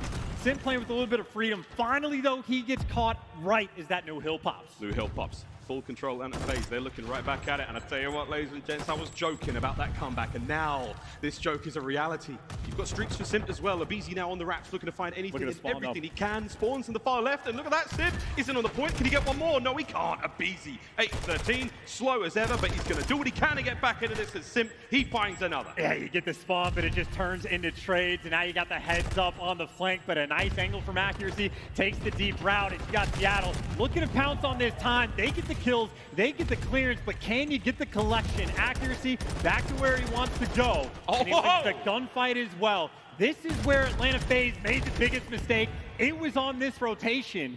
And now this is where the pressure's up once again because Seattle will end up spawning towards the back. Atlanta FaZe keeping things much more controlled. Big wins out of FaZe, 10 seconds. Yeah. Looking towards that bottom side of the minimap now. Will you see another clean break? Will lightning strike twice in this series for Seattle Surge? Pressure now one. FaZe with a deeper defense. They're not letting anything get away with it. Slasher on top side of the statue. Guns are up. And they are smoking still. Nades are there. Can FaZe get onto it? Into the push we now go. And it's good clean kills from both teams. Anyone there? No! Slasher and Cell. They hold it down. FaZe remain in control. Surge don't get through instantly this time, but Max just got the closest spawn. They just spawned right at Gate as soon as he got the kill, and it doesn't make a difference. Atlanta FaZe just closed the door and continue to collect his time in what was a ridiculous score line originally. Atlanta FaZe now have the lead. Now we've got a game on our hands. FaZe back in it. They've taken the lead. Can we see something from Surge? A last-ditch attempt. Trades are still there on point. Mac for the last few moments. Mac wins 3! That's the break. That's the hard point for Seattle. You ask him to attack, he delivers, picks up the 3, and well, Seattle take the read right back. Cellian trying to rotate over towards New, but his teammates are getting picked apart. And look at where the spawns for Atlanta are going to come through. One dead center of the map, another guy in Mapton. They'll take the closest towards this New hill. They'll take the clearance for the rotation. Much more secure, but a 20-point deficit. And this is the hill where Surge last go around. Very annoying. Slasher, though, keeping him at bay. What a map this is. Slow things down. Slowly, but surely. Seattle Surge approaching towards the hard point. One gunfight at a time. Sib's there. Here comes the BZ up next. Refires the pants off him. Slash is cut down from the back line, and that's the break from Surge, and that's the lead again. Yeah, accuracy at the start, milking all the hill time. When he needs to start gunning, he's just going to start shooting you basically through walls. Surge get the clearance, they maintain the lead. It is going to be a nail biter of the game. It's the battle back in time. The kills going back and forth. Sib looking to get inside, but you got the tears at bay. Even Slasher in the hill. This is a battle we have on our hands. What a war it is, and Sib wins another insane gunfight. Accuracy in stables. He's kicking. Lead for Seattle now growing a bit longer, and this is where things are going to get really tough. This is going to be a photo finish. Oh, nice trophy as well, helping for the little bit of protection. Accuracy trying to slow 2 players down, and he's going to do what he can. Sell for the free He's got that as well. Pred doing it with the TAC 56. That is clearance, but now the question is, can you read these spawns? Here comes the streaks. This is going to soften up the hard point at the very least. We saw Sib do it in the first go-round in the first set. And a different look here. Sim, no joy. 2 kills for his teams otherwise, as the pressure is now on. We are running this one up, Seattle. Can they get the game 5? This could be the game. This could be the game. Mac and Pred to put the stamp on it. Seattle back in Blacksmith. They're going to get it done. The iron is hot, and they are striking. One last hit from FaZe. Oh, they get the kills. The hard point's open. Atlanta FaZe are in. There's surely no way. It's easy for 3, trying to get out of bounds. You can dive at this hill. Atlanta FaZe has to be perfect. Sim trying to fly. The trades are still in. And maybe Mac wants to get set up. Maybe you push for the end. That's it. Oh, that's it. That's the done deal. He's managed to get the final kill. Pred's found it. The hard point will tick over. And no matter what happens, Seattle have done it. What an outrageous game of hard point that was. We have a game 5. And I don't know what the script says, baby, but damn, son, what a series. And Surge is able to play with the pressure.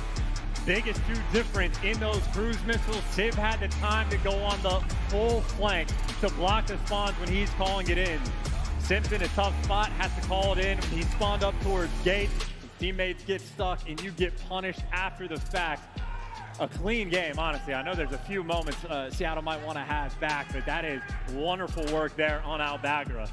And from being down 2-0, from being nearly reverse left into control, looking to complete a reverse sweep of their run. Well, I was joking, and again, I didn't think it'd be possible to get another shot trying to crack the Search and Destroy record. Well, they've got it. Embassy is going to be the final playground. It is not a good sign for Surge statistically, but we'll see how this goes, because this has been one hell of a series. Anything can happen now. It's just the perfect setup, man. Seattle Surge looking to end the S&D spree. They're the only team that has beaten Atlanta FaZe on LAN in the game mode. It was a game 5 last time. They beat them on El Estilo, obviously one of FaZe's best maps. Well, now it is their best map on Embassy. They knew they let it through. They have a game plan for it. And even what Revin said on the desk, we like our team. We like when the pressure's on. That's where they perform. That is the true test of a game 5. You're in the heart of a dying star right now as far as pressure goes. This is going to be it. There's no, I mean, I don't know, man. Embassy, this is going to be something special. Hotel was not a pretty sight there from Seattle fans. The cons have been great. The composure has been outstanding. And they have executed on the game plan and the respawns. Can they do it in the Search? Can they end the spree? Can they do it, Shots? That is the absolute question. But again, they've risen to the occasion so far. But make no mistake for Atlanta on that map, it has never been close. They have obliterated everyone. So you know they're feeling good going into map 5. Got to be feeling great. Well, ladies and gentlemen, time for a break. We come back, game 5. Will the spree continue or will it come to a close? Everything has to end sometime. We'll find out if it's now. We'll find out who gets top 3 after the break.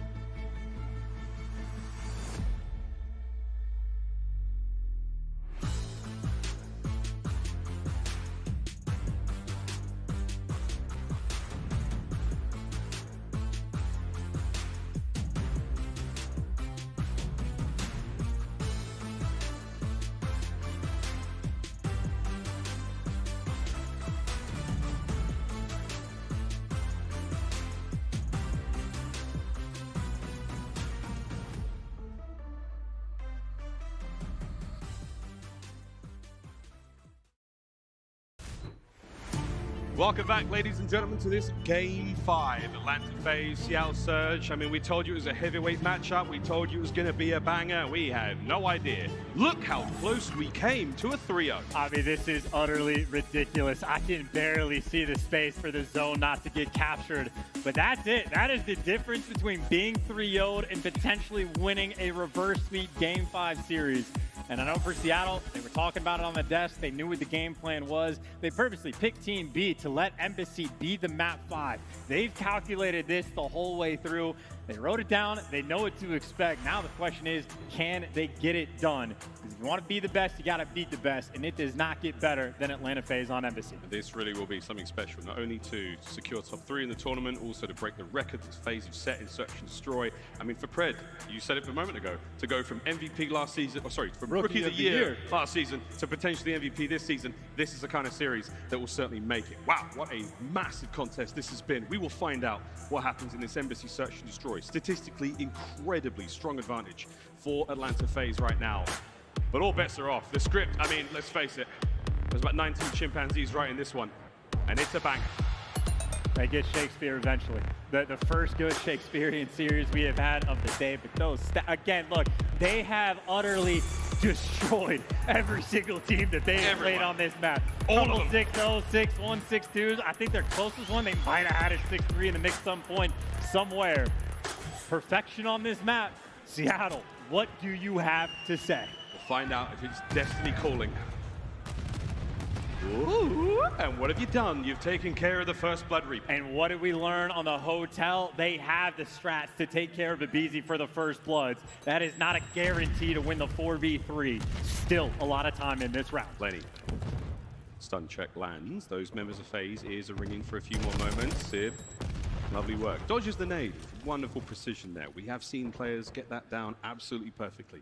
As FaZe now will cascade their way across the top side of the Embassy under great covering fire. Mac, oh, he picks out one. Doesn't manage to get anything away from it. 3v3. And you got the double chow coming through from Cell and Slasher to take care of Sibs. You got the power position taken care of. You got the bomb down. And you got players like Celium in the clutch spot. But you got to help him up top. Pred looking to pounce. You got a massive flank coming in through Search. And this is an incredible moment now. Celium, he's set himself up to avoid the fight from Pred and maybe take care of Accuracy as well. But Accuracy, he's crept through. You sneaky devil. He might be able to win the round right here.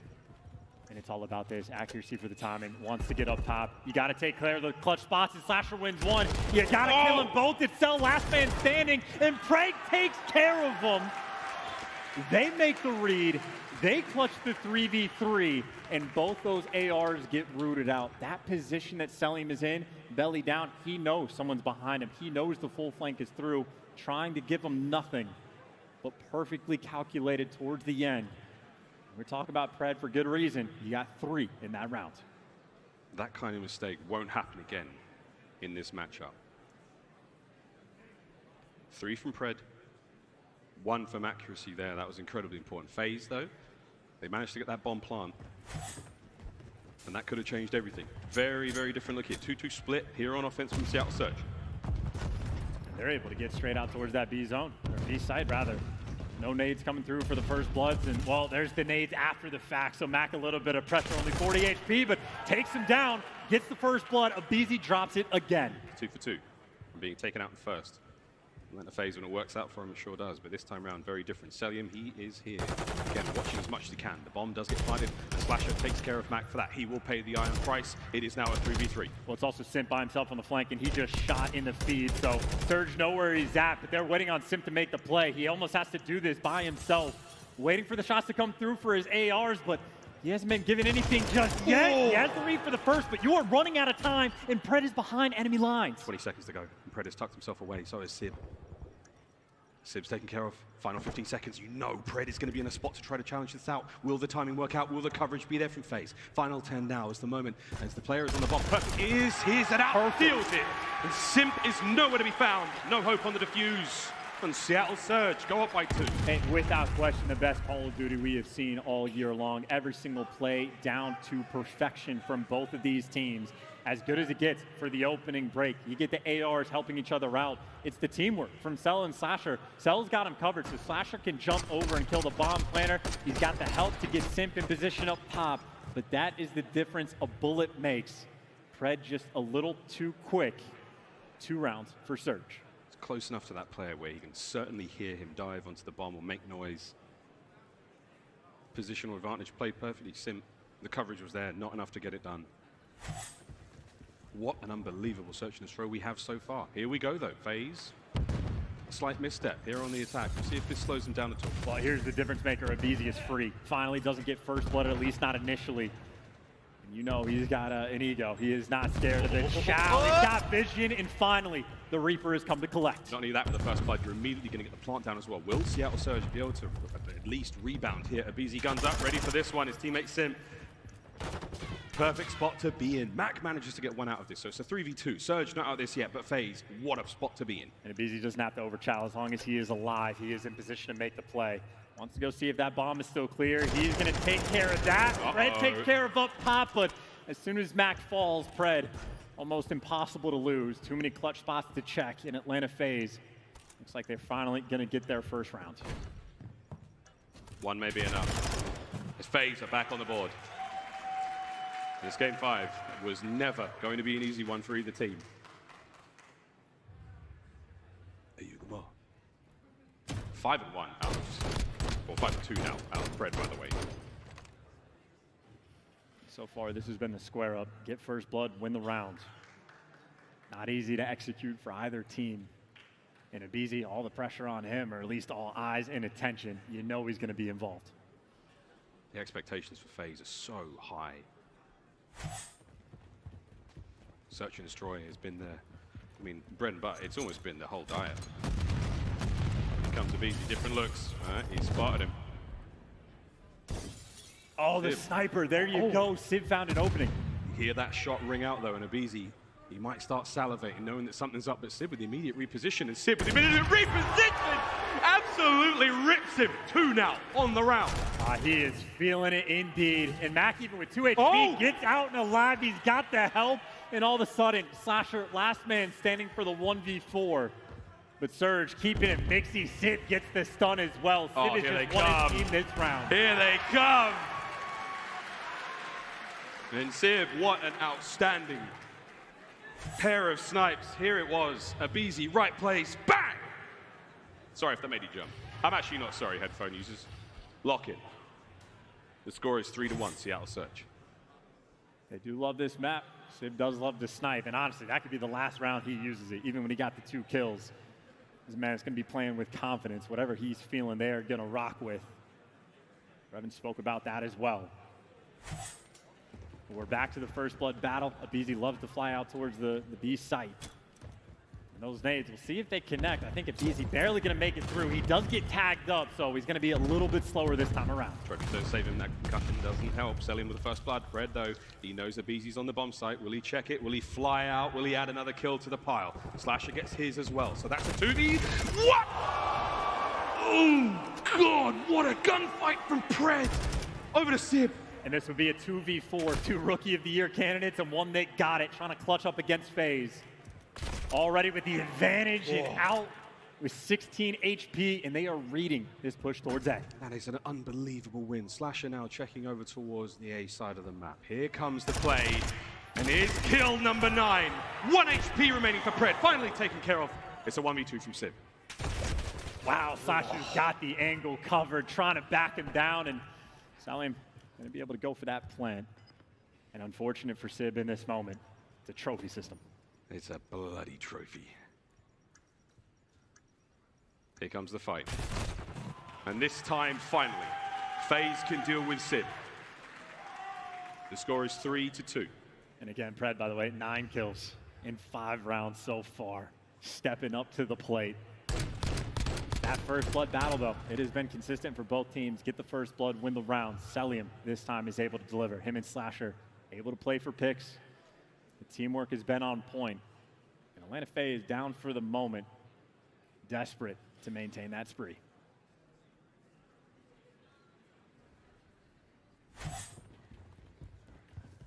FaZe defending. Throw the nade a little wide, try to catch the player on the cross. As Mac has already made it to the bomb site, and you know that FaZe know it's there, but wait a minute, accuracy somehow finds it. Selim now trying to get over towards that B-bomb, trying to help out on the defense, but he's going to snake all he can. There's a lot of guns up looking at him. There's Sib, backs on up, the flank though, not a safe place, Sib's hit. Slasher gets taken care of though, so now it's about the clutch spots, back 1 HP. Stellium's gonna get sent in for the kill. The drop's down low. Now the question is, can Sim get up top? He's popped that silence to try to make the play, but this is 2 players to root out. Oh, Stellium's been spotted on the bomb, and here comes the hit. No, Accuracy's trying to keep him off of it. You have to now watch out for the player upstairs. Big tags, not enough, 20 seconds. Pred with immediate reposition. Here we go, as Stellium They saw him. Oh, they saw him, they're waiting for it. Here comes the kill, and they can't get it done. FaZe have found the equalizer. And they have bumped up the pressure just a little bit more, even with the bomb down, even without a player even up top for Atlanta. Surge feeling the pressure, trying to go for those routes, but getting caught the whole way through. A beautiful retake. And that is the first time we have seen the team that got the first blood did not win the round. Abizi might have gotten caught, but his teammates deliver. A massive round for Atlanta FaZe. Unbelievable work. And the synchronicity towards that final kill as well, no matter what happened there. Pred was dead and the round was won. The score is 3-3.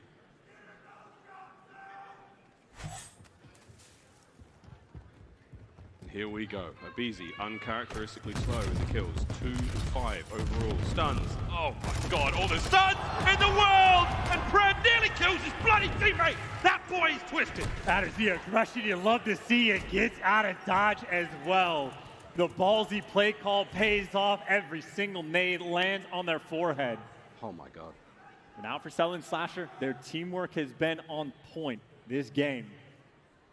It's going to be a 2v3 for these guys to try to collect. Playing for picks. A standoff by the Van. Slasher, yep, he gets caught. The explosion's there for the damage. Accuracy for the cleanup kill, and Stellium now getting played with, maybe Sid. Whoa. Overheating just a little bit. He just opened a door. Not over yet. It's a 4 spree from Stellium. If he can get a couple more kills, that might help out a lot. But right now, Seattle Surge have put themselves in a great spot to get this round. If you check the stairs, son, there's a booty on the other end of it. Now, will Stellium check this or will he play for the streaks? I don't think so, son. I think Pred might have another.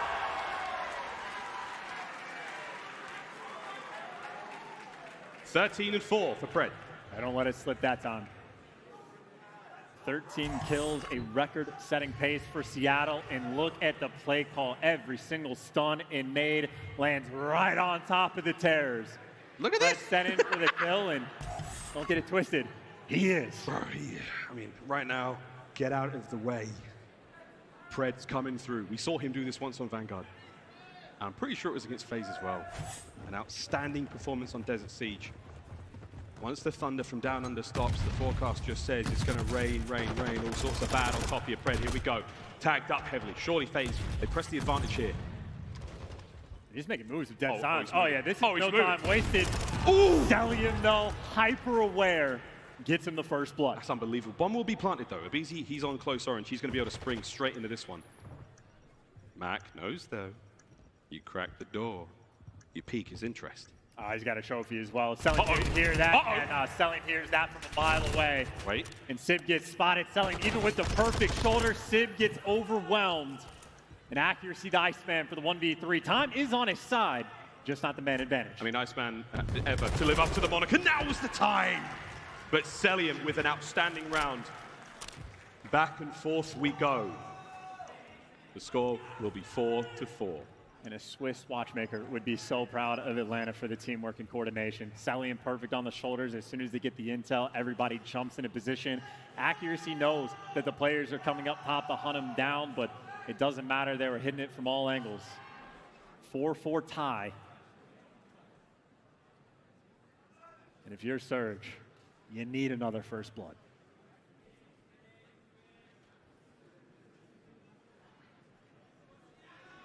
What a search, man. History in the making. Here we go.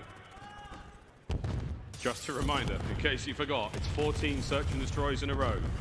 The record is on the line. It may never be met again. Let's find out what happens. Slasher, he's played this angle so many times, so many different ways, and this different look, Pred, will you read it? You have been seemingly unkillable so far. The absolute standoff between these two. But Slasher is by himself, and Accuracy in the wings could help Pred if he needs him. But Abeezy's also doing his dance. Abeezy's got the dead silence popped, and Abeezy gets the first blood. Advantage Atlanta. Wait, in Atlanta, that advantage, will they push it? And I mean, Pred and Slasher, they're still doing it on the other side of the map, man. They're still chilling. Bomb down a beat. Here we go. Plant. And the post plant now from FaZe. They've got all bases covered. Pred, oh, he's got ants in his pants and he's jiggling. Slasher, will he make the move? He does. What a run. FaZe, massive advantage now, 4v2. I mean, what can you do in this situation? Accuracy finds a pick. Sib getting back down, and yet there is nothing on the map available. Perfection again out of Atlanta. This is without question the most they have ever been tested on this map. But with an 8-0 record, they are one round away from just continuing the streak. And it goes back to that first blood battle. When you have shut down Abeezy, when you have found success, when he gets that freedom, he has picked you apart. And it's the first time we've seen him do it in quite a while in this Search and Destroy. He has been quiet. The team have not. Here we go. Snipes up from Sib. Different look once again. Will we read it? Close. No cigar. The second attempt, nigh. Will it be the third time to shine? As again, Cell. Perfect moves from him. Immediately reads the ladder. Well, Pred might just be able to jump on this. You get the bomb down. You still have everybody alive, but Sim's up popped. How good is your shot going to be, Sim? Not quite good enough. The trades are coming through. Trades are through. Pred gets another one out of it. Oh my, ladies and gents. It's not over yet. 2v3. Surge with a man advantage. And you got accuracy in the back as well. He is just a guarantee at the end of the round that you don't even need.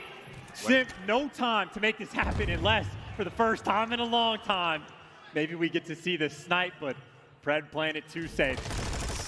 Here we go. Round 11. Pred could break the kill record in this round. In Seattle Surge could snap the streak. The final round here in the series, Seattle to break the streak. Pressure is on. And for how close they were in that control to getting 3-0'd, they made it all the way to the end. What a rivalry these two teams have with each other. Outstanding matches. This is what the Call of Duty League is all about. Here we go, round 11. And they're taking it slow as well. Sim, the most aggressive one on the map. Abeezy challenge with the attack for the first blood. You gotta get this trade. Gotta get the trade data there, 4 HP. Somebody pop on him. Sim, get 2! He found at least 2 of it. Sim now in trouble. Pred looking to apply the pressure. It's a 2v3. Simp and Slasher. Poles apart. Slasher trying to keep that bomb well out of the hands of Surge. The bomb down in tennis court for the moment. Simp is repositioning with Slasher. Sib's got the intel. And that's going to keep Slasher's head down for a long time. Sib will reposition eventually, but until then, oh, he's going to try the patience of the Mad Titan. Surge moving now into effect. Is this it? The second shot. Slasher re-chows. He's holding the line. Nerves of steel. Here comes Sim. Strikes. Somehow stays alive. On the flank, it's Pred. Sim's done it. He finds another outrageous kill, and now it's all down to Sib. Dead silence activated, 20 seconds. He has to recover the bomb. Can he do it? That's it, dude. Sim, you want to beat the best, you got to be the best. And he just gets gunned to bed, tagged up, one shot, no time on the clock, and he's in a pinch. Here he comes. Good luck with this. Here he comes! Shuts him down. Nice try, Seattle Surge. But it simply was not enough. All of that, Miles, for a drop of blood. Atlanta FaZe take game 5. As you all forgot, Chris Blair Sim. One of the greatest to ever do it. An immaculate round out of him, 10-8. Not only did he body Pred, he clotheslined him in bottom orange. We saw it all, man. The 2-piece from Sib to start the round. It was just an unbelievable contest. The players can't believe it. It is unbelievable. What a series that was. Make no mistake, that's the best series we have seen all year, bar none, without question. Best Call of Duty that has been played. Typical out of Seattle. Ballsy from Sib to pull out the snipe in the round 11 and to connect with it. But in the end, You know players like Sim, if they're alive, the round is never over.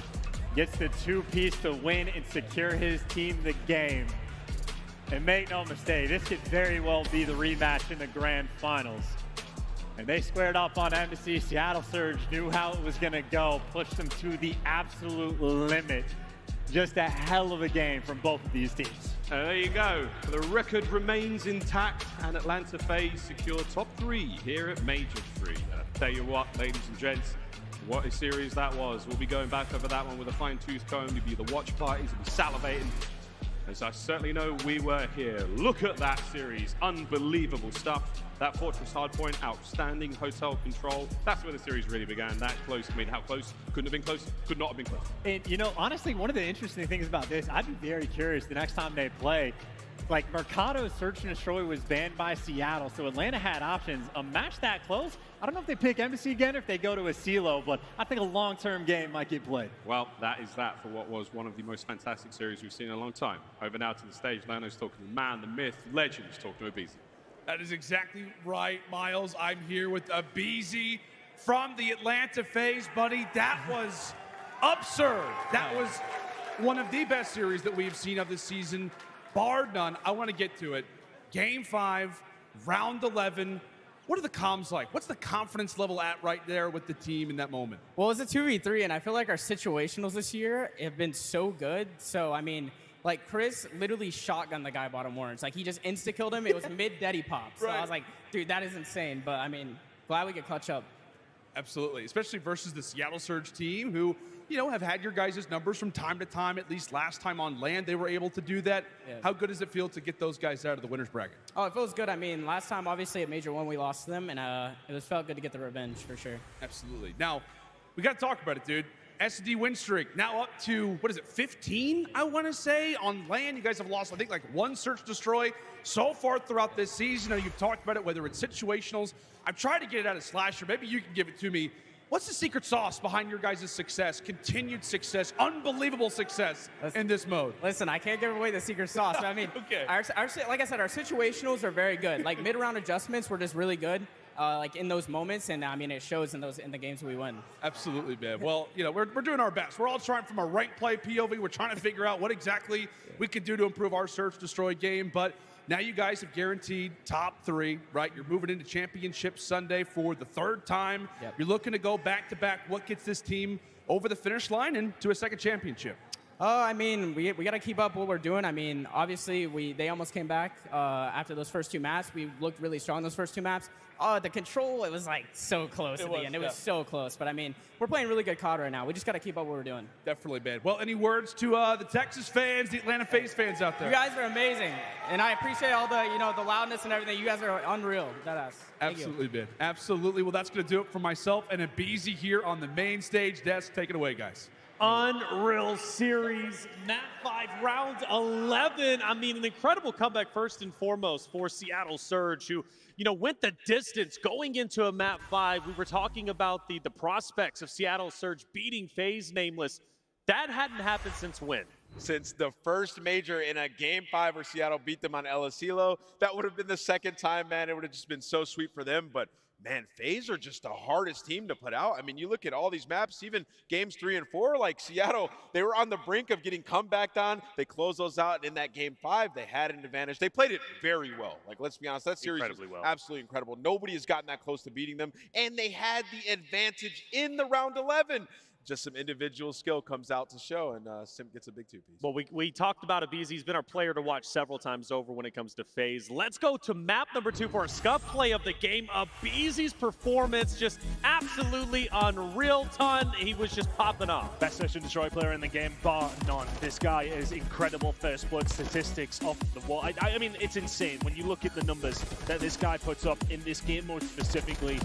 The perfect player in Session Strike. But in all honesty, he was getting bulleted quite a lot in this game, but still brought up so many big moments for the team. That's what I was going to say. It's like his team is able to clutch in these 3v4 situations that just allows him to just keep going forward and keep making those plays. Yeah, like I said, it's situational. I mean, there was one moment where he wrapped back to Kitchen, wrapped back to B, and like he knew they were going there, but he knew that he could beat them into Freezer and just jumps through, makes the play, gets a three-piece. Like Abizi's just different. Different indeed, and Sim's different in general. Ali, who was the star-studded player? I actually want to talk about Seattle Surge. Who was the star? It had to be Pred. I mean, he was doing dropping everything. 40. Yeah, I mean, you have to say it was Pred in that situation. And I mean, 40 and 24 to almost get comebacked on when they were up 2-0. So I think Seattle Surge, obviously, we saw way more life out of them in the later half of the series. After that map 1 and 2, it was kind of like, oh, okay, maybe Atlanta really is hitting their stride during this event. But thankfully, Seattle Surge fought back and gave us maybe one of the best series I think we've seen in a hot minute. I think it's fair to say this major has been incredible. Like pretty much every step of the way from day 1 to day 2, now on to day 3. And there's been a lot of great, at least I would say moments, but there's not been a greater moment so far than our Hummer extract mode. We got to send it over to Simp. Simp in that game number 5, round 11, Nameless. He got the kill after Popped and Deddy. Yeah.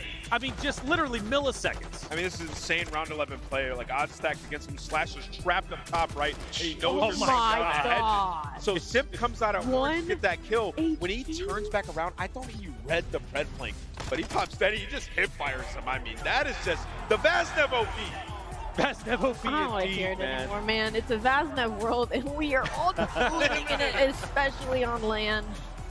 And don't forget, Ali, Simp like hit a nice 2-piece, one with the nade, and I think he got the shot onto a second. So he picks up 2. It's looking like it's over from that point. If Simp doesn't make that play, this series is over. Seattle Surge win. And we were talking about on the desk, though, they're in a good spot that we're moving very slowly, though, because Sid with that sniper, you got to kind of try and play around it still. It's still like a 2v2 with the normal guns. You're trying to find something extra just to solidify it, but they played a little bit slow for me. It's hard to say, I would though, say isn't it? it's hard in a It's round hard, 11 in that scenario. You also, like, you have Slasher trapped, right? Like, you know exactly where he's at. And Pred, like, made a good play. If Pred wins that gunfight, on Simp, they win that game more than likely. He can hot bomb. He can look above him, like look right above him at the AC with the sniper. So it's just unfortunate, honestly. It is. Well, hey, good news, though, for Seattle Surge. Despite them taking the L, they still are in the tournament. They dropped down to the elimination bracket. Speaking of which, let's see how it's shaping up, because as they drop down, well, they got big OpTic Texas next. That's going to be an absolute banger of a matchup without question. Of course, we still have to get the answer. Boston Breach, Toronto Ultra. We've got 3 rookies about to face off against each other. 2 of them first major appearance, and they're looking to fight to go into winners finals against Atlanta FaZe. Bracket is looking absolutely solid. Vegas Legion, though, who do they get, we think? Boston Breach, Toronto Ultra. What do you thinking, Ton? I mean, look, a lot of people would say Ultra, but Breach are a really solid team. That one could go either way. We got banger games all day long here. Absolutely. It's great. We got to keep our energy up without question. Hey, you at home, though, I hope you are earning your incentives. You're watching and win. If you haven't already, if you're watching from home, link your Activision and Twitch account to earn rewards all weekend long. That Ninja Diffuse emblem, I love that. And we also have our watch parties, which we all know and love, right? Get a difference of opinion if you don't like what we're saying anyways. There's been a lot of great people involved, and who have we been looking at, Nameless? Hey, man, listen, we always show some love to, the mainstays. I'm going to show some love to my man, Ocean Ops. He's a Warzone streamer, but he's getting into the CDL side of things, doing a watch party. That's right. Well, hey, winner's bracket. We still got to get through one matchup, right? We got Boston Breach, and we also have Toronto Ultra. Who's going to drop down to face off against Legion? Who's going to meet Atlanta FaZe in winners? We'll find out after the break.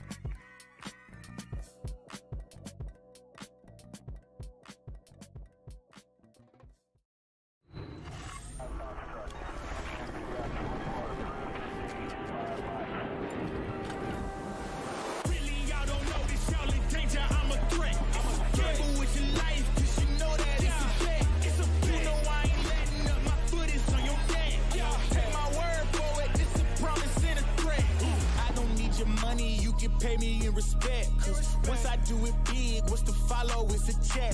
I need 100 bags, nothing more, nothing less. And the ops feel away, cause I'm next, I'm a threat. Oh yeah, really, y'all don't know this, y'all in danger, I'm a threat.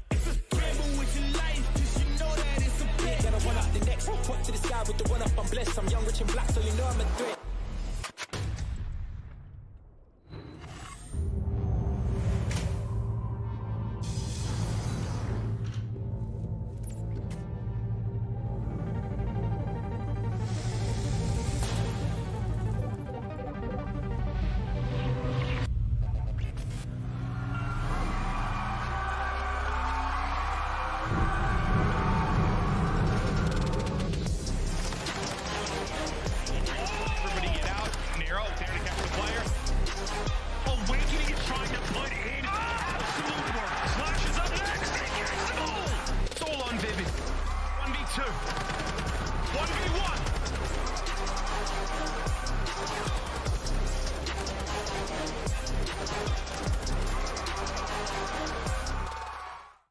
Before we let you go, one thing that is going to put Boston Breach in the spot that you guys want to be, if it's a player, if it's a map, a mode, whatever it is, if there's one thing that's going to promote you guys, what is it going to be this tournament?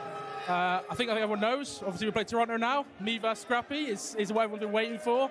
I want to take him down again. Last time I had my feet up a little bit, but I really want to bring it to him this time. And welcome back, everybody, to Day 3 of the Call of Duty League Major 3, the OpTic Texas Major, live at the Esports Stadium, Arlington. Our second winners matchup about to take place. Boston Breach facing off against Toronto Ultra. We just saw Beans there saying he's about to take it to scrap. Well, let's see if he puts it to good use. Miles is here. Hopefully he's caught his breath. That series was nutty. It was about as nutty as it gets. I mean, I hope you don't have a peanut allergy, otherwise it might be game over right here, right now. Wait, what? What? All right. Okay, well, hey, look, love you to death. I'm happy you're here, brother. Boston Breach, Toronto Ultra. We have 3 rookies about to face off against each other. Scraps, obviously rookie, but he's got the major experience. Hixie, Beans, though, first major, different teams. It's going to be a lot of fun. Let's actually talk Boston Breach first off, and specifically Beans, right? Being his first major, I think he's rose up to the occasion. We've highlighted him many times. Nameless Beans, he's making good work. I mean, the guy's a monster. I mean, he's almost breaking records. He's number 3 overall in stage 3 for First Bloods. We saw that come out to play against OpTic and also the clutch. He had 17-5 he ended that with. That's the right. series, he had a 1.6. That's a big-time series for your debut here at a major against the Green Wall. So Beans is full of confidence. And the last time that he went up against the Toronto Ultra, he forced him to make a team change. So in his head, he's like, I am the man. I'm ready to go up against them. That's right, Ali. This is moving quick. I know we got maps and modes coming up. I think what makes Beans so strong is the fact he's not giving up under the pressure. That's hard, or that's a hard thing to do because, I mean, you had OpTic Texas for your first series. So he's getting that pressure, he's processing it, and he's moving forward. Let's look at our maps and modes. Ali, what do we got? I mean, to be honest, to me, this is just a complete square up across the board, except maybe that game number 5 leans a little bit more into the Boston Breach's favor. But the last time these two teams matched up, it was a Fortress hardpoint to open it up, but Toronto won it by 30. But friendly reminder, Beans dropped a 0.54 on that map. So he wasn't really there, and hopefully he'll be here today. All right, we're moving quick. All right, want to get this series underway. Plus, you got to catch your breath. So for me, let's get into our predictions. Hey, I'm sticking true. I'm going Boston Breach. I've been pumping them up all weekend long. It's one of my favorite teams out there. I think they're taking this series, and they want to play against Atlanta FaZe. Miles. Reflections, I think that Toronto take this one. I believe that they've got a very strong camp. They've got the right fire in their belly to roll through this one. It's going to be a hard-fought battle, but I'm going north, baby. There you go. Ali, what about you? I think these two teams mirror each other very well. I think they play very, very similarly, but I'm going to go with Toronto Ultra. No shot. No Boston Breach. Okay, I mean, both these teams are unreal, right? I feel like Ali said, they do mirror each other, especially in some of these game modes. I'm going to go with the Toronto Ultra, man. Scrap's going to come in here and have himself a good series. That's okay. I'll stay here by myself. Hey, Beantown all the way. Bryce, let's get the teams on stage. All right, thank you very much, Tess. Yes, let's get this next game underway. The winner's side of the bracket is exciting and brilliant. We've got rookies, though, on both sides of this stage. But who's better today? That is going to be the question. Please allow me to introduce our first team to the stage, Texas. Make some noise for Boston Breach!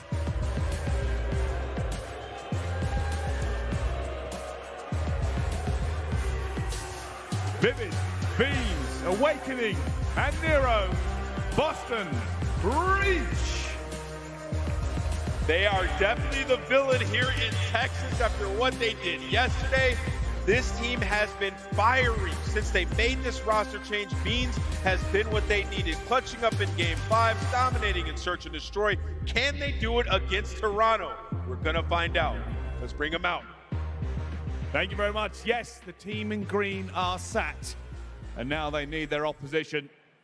They've been good so far, but will they be great? Only one way to find out. Please welcome to the stage, Toronto Ultra!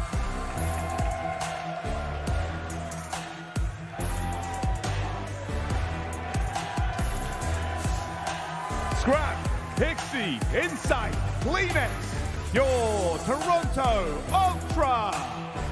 Toronto Ultra looking to change the tune about their performances at major events, and they're almost all the way there. They do have to get their revenge against the Boston Breach. I know I saw Scrappy get on that stage with some serious energy, Bryce. He's gonna need it. Let's get this match started. Energy everywhere, Ali. Thank you very much. Well, the game is ready. The maps are set. The players are in their seats.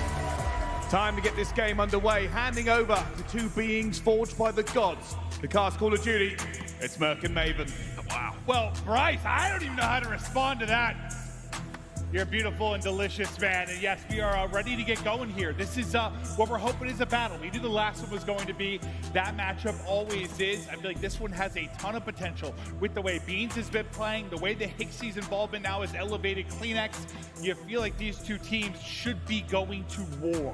Yeah, I mean, last time they did online, it was very close. You know, both the hard points were very close, but it was the last time that Ultra played with Standy before they brought Hixie in. So, different Beans wants to play these guys. He kind of talked about it on the stage. He was excited for this matchup.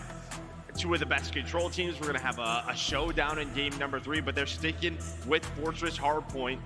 Again, a very close hardpoint online. We'll see what happens here, but that man on your screen, Kleenex, he has been an absolute monster since they brought Hixie in. Is there anything like on the Boston side, like if you're going to slow down Kleenex and this pace he's been setting, the way he's been playing, how's it going to happen? Well, I think Vivid and Nero have always set the pace. I thought they were, they're one of the faster submachine gun duos in the league. It's more just about playing consistently, and I think there is going to be, a little bit of pressure on Hixie. We're talking about them winning this match, getting into that top 3. This is what they want. This is what they want to do, but you can see right here, I mean, this is Boston Breach's map. They play it a lot. They're 5-2. Well, obviously, a lot of those games are close because 7th and 8th in those rankings. That means it goes down to the wire. Well, we just saw a wild Fortress Hardpoint in the last one. Here we go. Let's get into it. Ultra versus Breach. Beans has been a beast, and he's beaming out the gate. What is he going to bring to this matchup? So far, he's not missing bullets, Shell.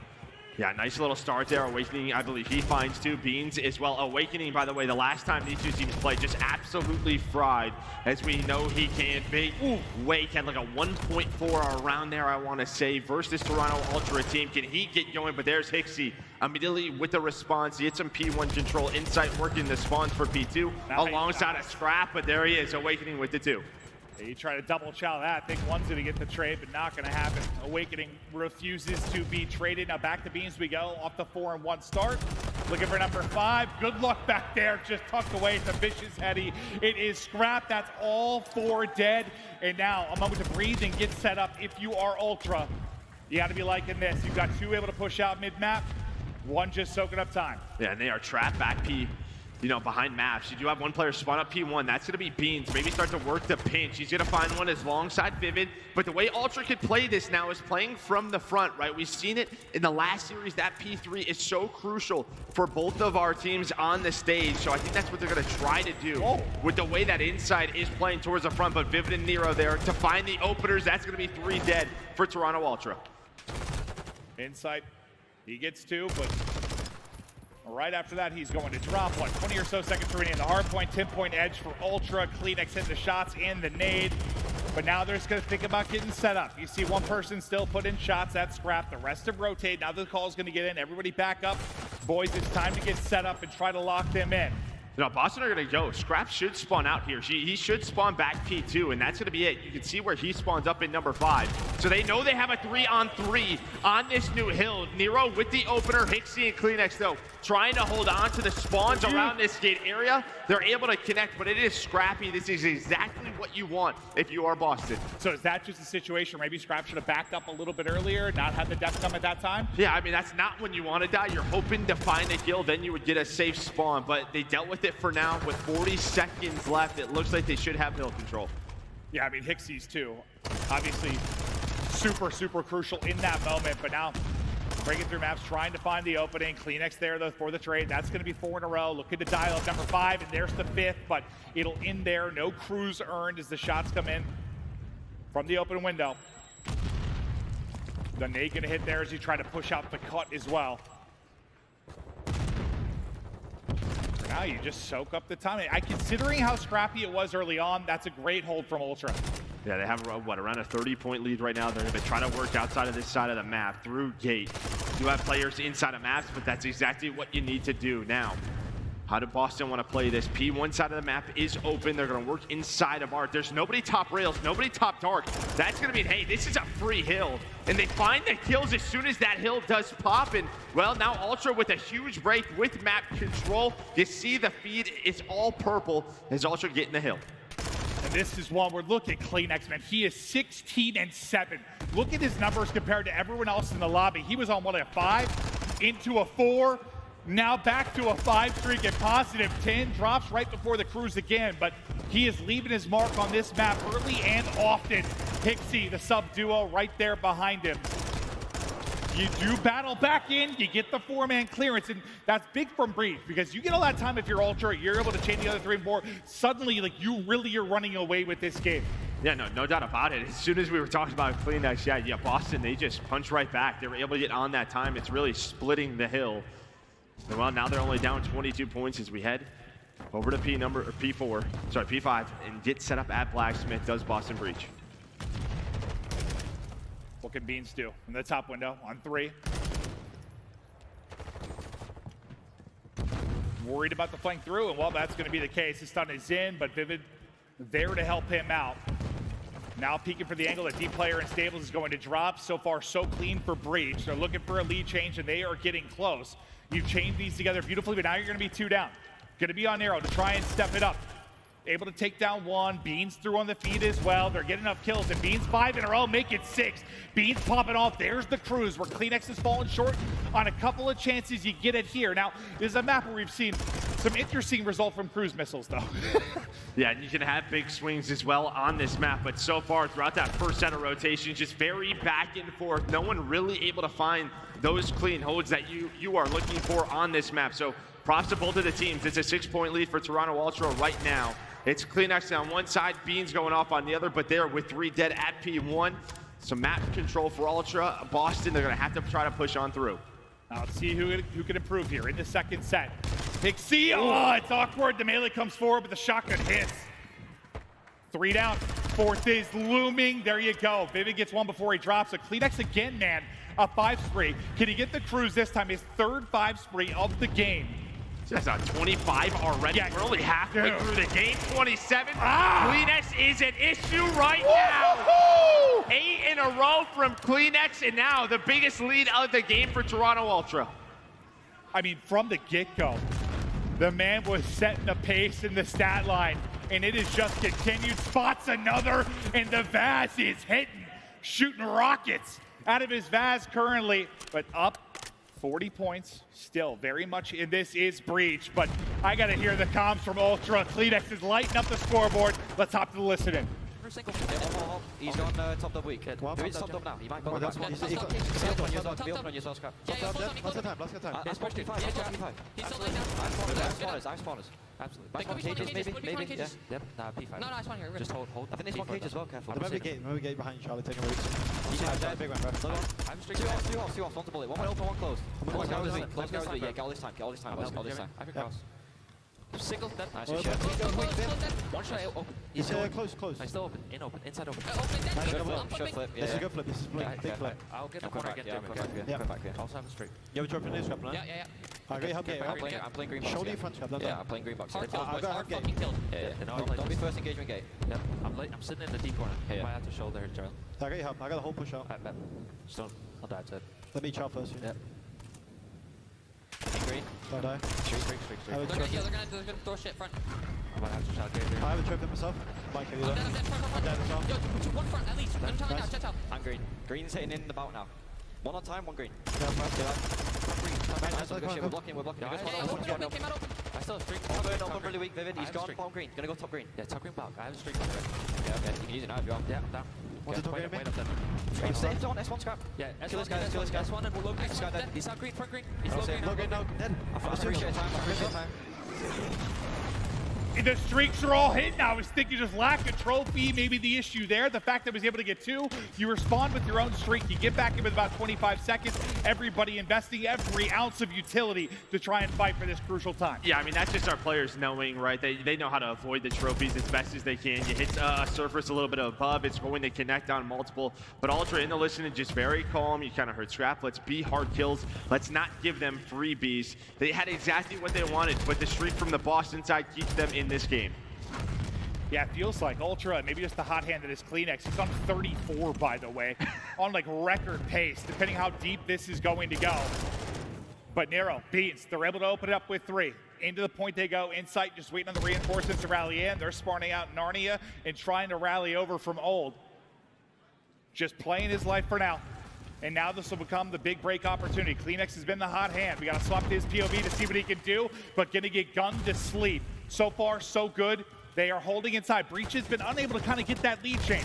Go out in front, maybe rack up some time. Their opportunity is now tied up. Lead changed. Boston Breach go out in front. I mean, a hell of a job here by Boston Breach to give them the lead. I mean, you're looking at the scoreboard. You're thinking Ultra is destroying, but I mean, they have stayed alive in the key moments. They had the great streak out of them, and it feels like Vivid and Nero are winning some clutch gunfights, you know, to break some setups for Toronto Ultra.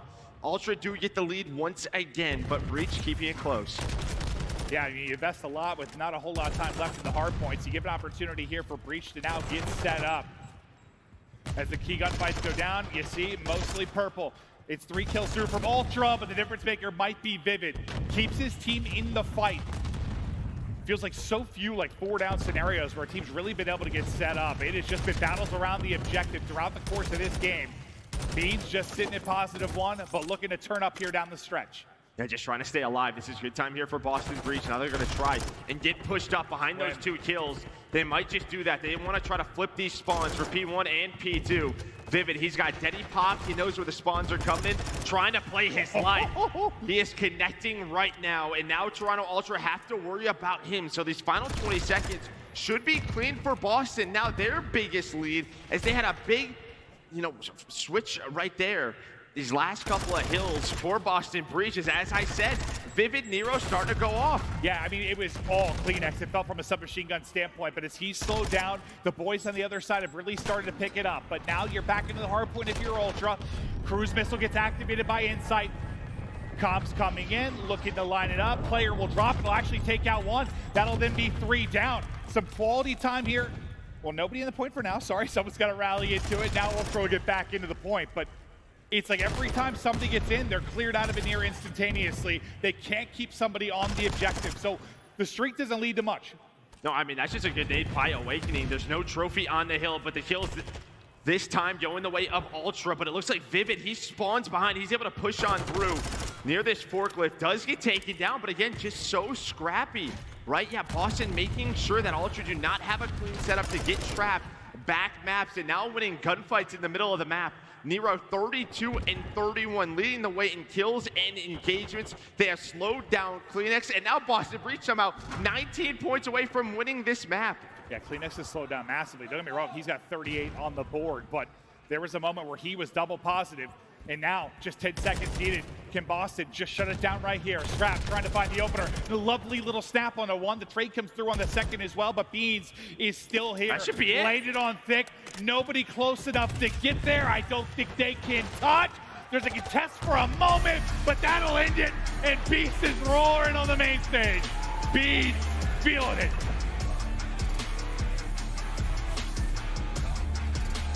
Unbelievable out of Boston Breach. They just never let Ultra control the game. That lead got to, what, 40 or 50, but there was always a response.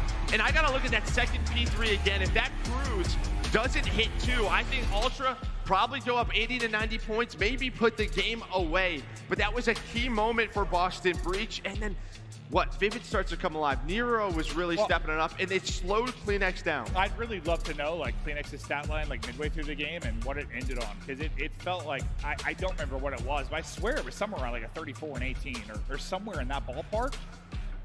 From there on, I mean, they just take over. And you felt it just seeing the plays from Vivid and Nero. Like, we're just from a spectating POV sometimes, right? Like, you're watching the hot hand, the observers do a great job of just seeing who it is. You're watching Kleenex over against. He was 5-3, but then who was it? It was Vivid getting through on a flank. It was Nero winning big one-on-ones. They just turned it around massively. No, they certainly did. I mean, right from the get-go, just a hot start from Kleenex in Toronto Ultra. But you just watch the scoreboard. It never gets out of hand. They made sure when the big breaks needed to come through, they absolutely did. Beans was fantastic from the get-go, just staying consistent for this team. And you're thinking right around here, okay, maybe now, right? The trap is in, 40-point lead. You chain P1 and P2 together, but that doesn't happen. It does not happen. And right around this moment, right before here, you had the cruise missile connect. It was 34 and 19, I think is what it was. So from that point forward, he went 4 and 12. 5 and 12, somewhere in there. Yeah, I mean, they definitely started handling that much better.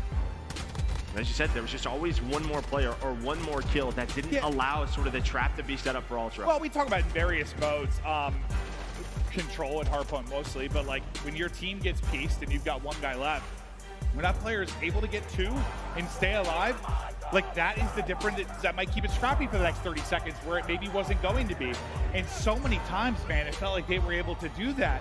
Because you said it during the midway point of the game, like when you're looking at the game Kleenex is putting on, just like the scoreboard overall, you feel like Toronto would be up a lot, but they just weren't. They couldn't pull away. They could not pull away, and it's Breach that are able to do it late. But really, I mean, yeah, you're what? Right around even, negative a couple kills. It definitely comes a whole lot closer, but it's really like the earlier in the game. They're probably getting outplayed by, I don't know, 10 to 15, somewhere in there. I mean, Awakening, I mean, we've talked about just sort of how talented he's been, especially in respawns and hardpoint for this team. He's thinking, if I got a .84, I got the least amount of kills on the team, and we're winning hardpoints. All right, lock me in. Let's get it. 100%. What a heroic effort it is there from Breach. So now you take control of this series. We're going to stay on Fortress now for Search and Destroy. And all that momentum, you start to feel rally. I mean, I'm loving Beans has become instantly one of my favorite players just with how, I mean, his interviews have been incredible considering these are some of his first time on the main stage, first interviews. See how well-spoken he has been, how fired up he's been, like a lightning bolt for the league. And he is feeling it now. Whereas on the Ultra side, you got to bring it back. And yeah, he's all smiles, just joking with the guys. Awakening is like, thanks for the hard carry. Well, we kind of, heard that, some of these guys were just very mellow, very chill, and maybe they needed someone like him to bring out their confidence, to get fired up on the map. And yeah, he seems to be that engine for them. Yeah, it probably just depends on the player sometimes. Like, some people probably like to play with that, some people don't. I mean, but it feels like, yeah, his energy has just been electric for this Breach side. But now can you take it further to Ultra? If they bring it back and take this Search and Destroy.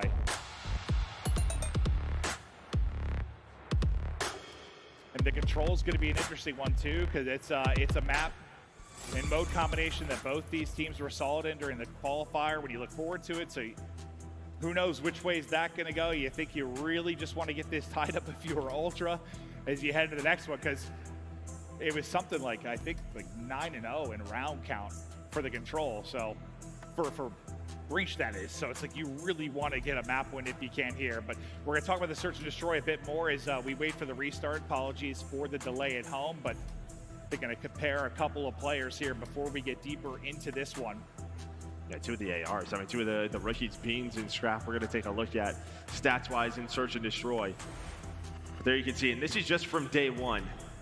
But look at Beans, 3.4. I mean, he had 17 kills in that game mode. He was really the one that really changed it for them all the way to around 11 where Scrap, this is what he has done all year long. He has been so consistent for this team, but it's really that map number 3, that control where he stands out. Side-by-side shot of the guys. I mean, pretty quiet and locked right now for Ultra. I mean, I feel like Beans has just been smiling and chatting it up throughout the entire break. Maybe sometimes just it could be like a nervous tick, or like, you know, you're just trying to stay loose, maybe just trying to keep the guys staying loose, but he just seems to be having fun, which I really enjoy. Yeah, having a good time. And, you know, you talk about the Rookie of the Year. I think for everyone, it was Scrappy, you know, Scrap, like no question about it. But remember, we have a lot of COD left, and if Beans is the guy that really turns this Breach team around, he is right to that conversation. It happens so fast, man. It just feels like... Just takes a couple of big wins. Overnight, man, he just becomes the spark plug. And instantly in that Rookie of the Year conversation. What are you talking about right now if you're Ultra? Like, you know, how do you think the team is feeling after it feels like you're in control throughout most of it, but just kind of let it slip down the stretch? I mean, I feel like, you know, there's a lot of sort of experience on that side, right, with Kleenex and Insight. They've been in these longer series before. Not their map pick. You're going to a Fortress Search and Destroy, which they're very comfortable on. Maybe they knew that this was going to be a grueler, a long series. Just got to forget about it, focus on this next map. Well, I think everybody knew, like, I think Beans kind of alluded to it in an interview, like, we're known as a great scrim team. We've been a great scrim team. We've, like, done well in qualifiers. It's just like, can we play that game on LAN? And, like, so far, as of day one, yes, they were absolutely able to do that. So I think if you're on the Ultra side, yeah, you're always a team that's tough to put away. You're good in every mode, but, like, same could be said on the other end if they're playing that type of Call of Duty. If they're able to transition their kind of scrim play to LAN. It's one you feel like you're going to war in.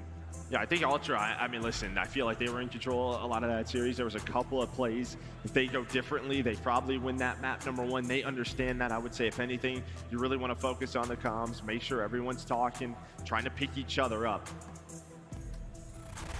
But we're going to take a look at Boston Breach, what they have done so well so far. Again, they've only played one match. Or sorry, this is stage 3. Okay, so all of stage 3. And again, Awakening, what we just talked about, he had that 1.2. You didn't see that in map number 1, but it's the rest of the team in Search and Destroy and Control. Yeah, it just feels like it probably speaks to the fact that they're going to be a team that's tough to beat across the modes. Like, yes, somebody spikes in one, falls off in another, but there's somebody to pick it up. Like, somebody's thriving in every mode. I mean, Vivid, Vivid's probably the guy that, you know, stat line isn't the prettiest across the board, but I don't know, hot and cold at times. But, like, I think you saw in that map 1, man, when he really started to get in the rhythm late, like when the pressure was on. I mean, if you have a 0.5 the rest of the map, but you're making a play down the stretch and you're keeping it close, that's all it takes. I think you probably want that a little bit better, right? Yeah. Like, you know, we can always say those fast objective type entry players you usually want, like around a 0.9. Well, it's the same with, like, Hixie and Kleenex on the other side. You saw the stats from Boston. Is, you know, again, apologies, we're preparing to hop into this as quick as we can, but Joe, this is a look at the Ultra side. Yeah, Hardpoint, you know, pretty back and forth, similar to what we just talked about. You know, maybe the one surprising thing so far is maybe Insight and Search and Destroy, and you can see down the line, Search and Destroy is where they have struggled throughout stage 3 with that sort of team change coming in. Maybe they need a little bit more time. But Hixie's like literally, it's almost identical to like what you saw from Vivid, but it feels like the guys that are getting the most benefit for it, like it's very clearly Kleenex on one side. On the other, it feels like it's your ARs pretty often that are kind of carrying the way in the Awakening and Beans conversation. I mean, it's a tough role, bro, being a Vivid or a Hixie. It's a tough role. Yeah, gotta run first. Yep. Gotta run first. But there you can see Fortress this season, very good for Toronto Ultra. One player to look at is always Kleenex. It feels like he is always involved early in those first bloods. He was just having a great map number 1. We'll see if he can do it again here in map number 2. Right back into it we go. Bit of a pause, guys. Chance to kind of talk through things. Now we get into the swing of this map too. It's narrow. Soaring on in with that first pick. Man advantage. They get a 2-man advantage to Breach as Beans pops off the skull of Scrap. Hixie, though, spotting one in the corner, slowly bringing it back down for Ultra. Yeah, always tough in this early rounds, right? Get into a spot, you don't have Teddy, you gotta wait for it, and they know that he did not leave that position. But do they know Vivid is here? Yes, they do, but he wins the gunfight. The Vaz has the advantage. Hixie going for the trade, able to make this a 1-on-2. So you can pull off the 1-on-2. This would be for the ace. He was able to get the first pick to give them a chance in this round to begin with. He's got a trophy, though. 40 seconds to go. See if he can bait one up close. He might be able to catch one. He couldn't finish the kill. Now you got to get out of there. Not quite able to do it. That's a clean pick, and he gets out. a real chance to win that round, but Boston Breach able to get it done. Yeah, I mean, Awakening somehow stays alive. I think it's one more bullet that is needed, as you said. Beans there for the trade. And I think what he's hoping is that they're watching that cross. Maybe he can bait one of them into close to have an earlier one-on-one. But a heck of an effort there out of Hixie. Maybe next time just go for that bomb plant, but still, just such a tough situation. He's the trophy guy. Won't have Deddy to really finesse around the map. Yeah, but he gets like what? Another bullet in. Not sure how weak he got Awakening, but good job by Awakening staying alive in that situation. Trying to get shots in through the gate. Nade's gonna hit as well. And you're just clumped up now, kind of playing this retake type defense. Maybe get some wall bangs through the doors. Showing our form, looking good. His Awakening is, he's got the bomb. Your quads have got to be just jacked. Just absolutely. You should start doing these, dude. Probably. Yeah. What was it like back in like high school last week, like the wall sits, dude, where you'd sit there? Oh, quads be burning.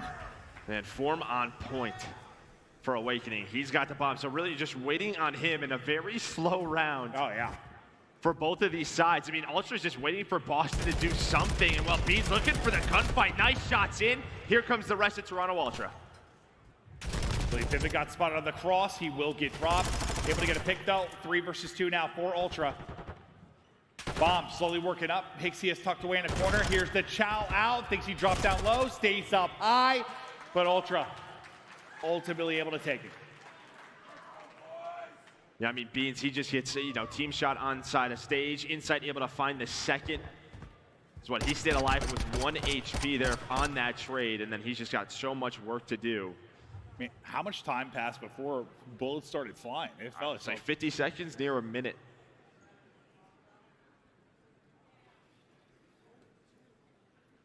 Both sides just waiting for maybe a moment of impatience, or. Well, I mean, you got to think a lot of the times, right? Yeah, defensive players, you're trying to jump up into those windows, make a Deddy play.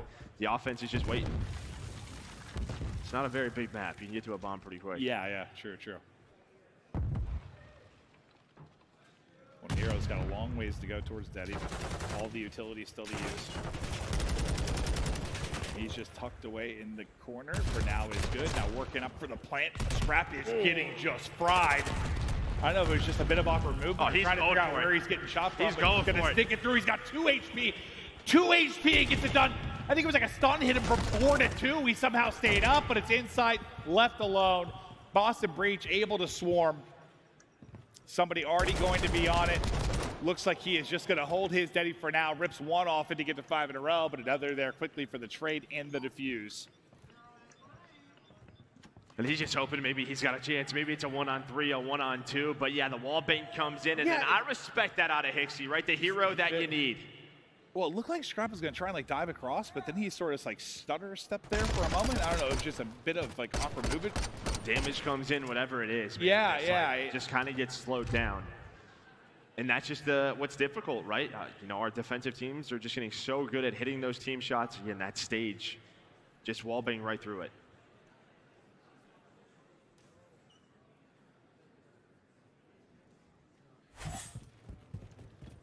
(2-1) now for Breach.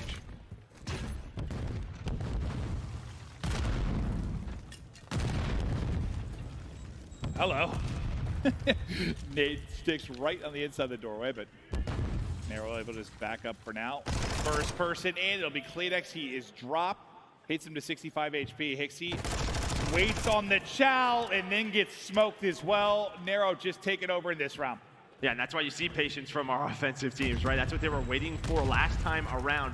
Insight does make this doable, though. 2 versus 3. Scrap now trying to find his first kill of the map versus Vivid. While that's going on, bomb being planted on A. So he's trying to team up with Insight. Maybe they could push this out in a 2 versus 2 because Vivid, he is all the way across the map. Nero, though, for the ace! Different doorways, same result. 1 an instant Chow. 1 time coming in 1 by 1, but all 4 get cut to ribbons. That's just a great round out of Nero. Again, just the patience up top. Hixie was not fast on that trade. And well, then right there at the end, at close, I mean, he's just got all the advantage, right? Those are two AR players. They have to walk right into that door. Easy peasy for Nero. Yeah, you think if he was able to deal with the two Vazes, probably able to deal with the two Tacs jumping at him. He's got a Cruz now as well to work with, so maybe invest in that early if they want to. Again, just a very slow round for Ultra right now, just trying to see if they can find anything, and Nate does connect on a Nero. Looks like they might want to try to work through P1. That's going to be Vivid in Awakening, trying to find an opening. He's got this dead to use.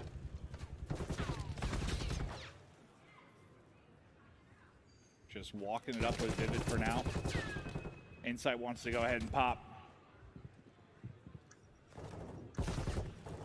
Able to get the first pick. Right through the window, goes inside, takes down 2.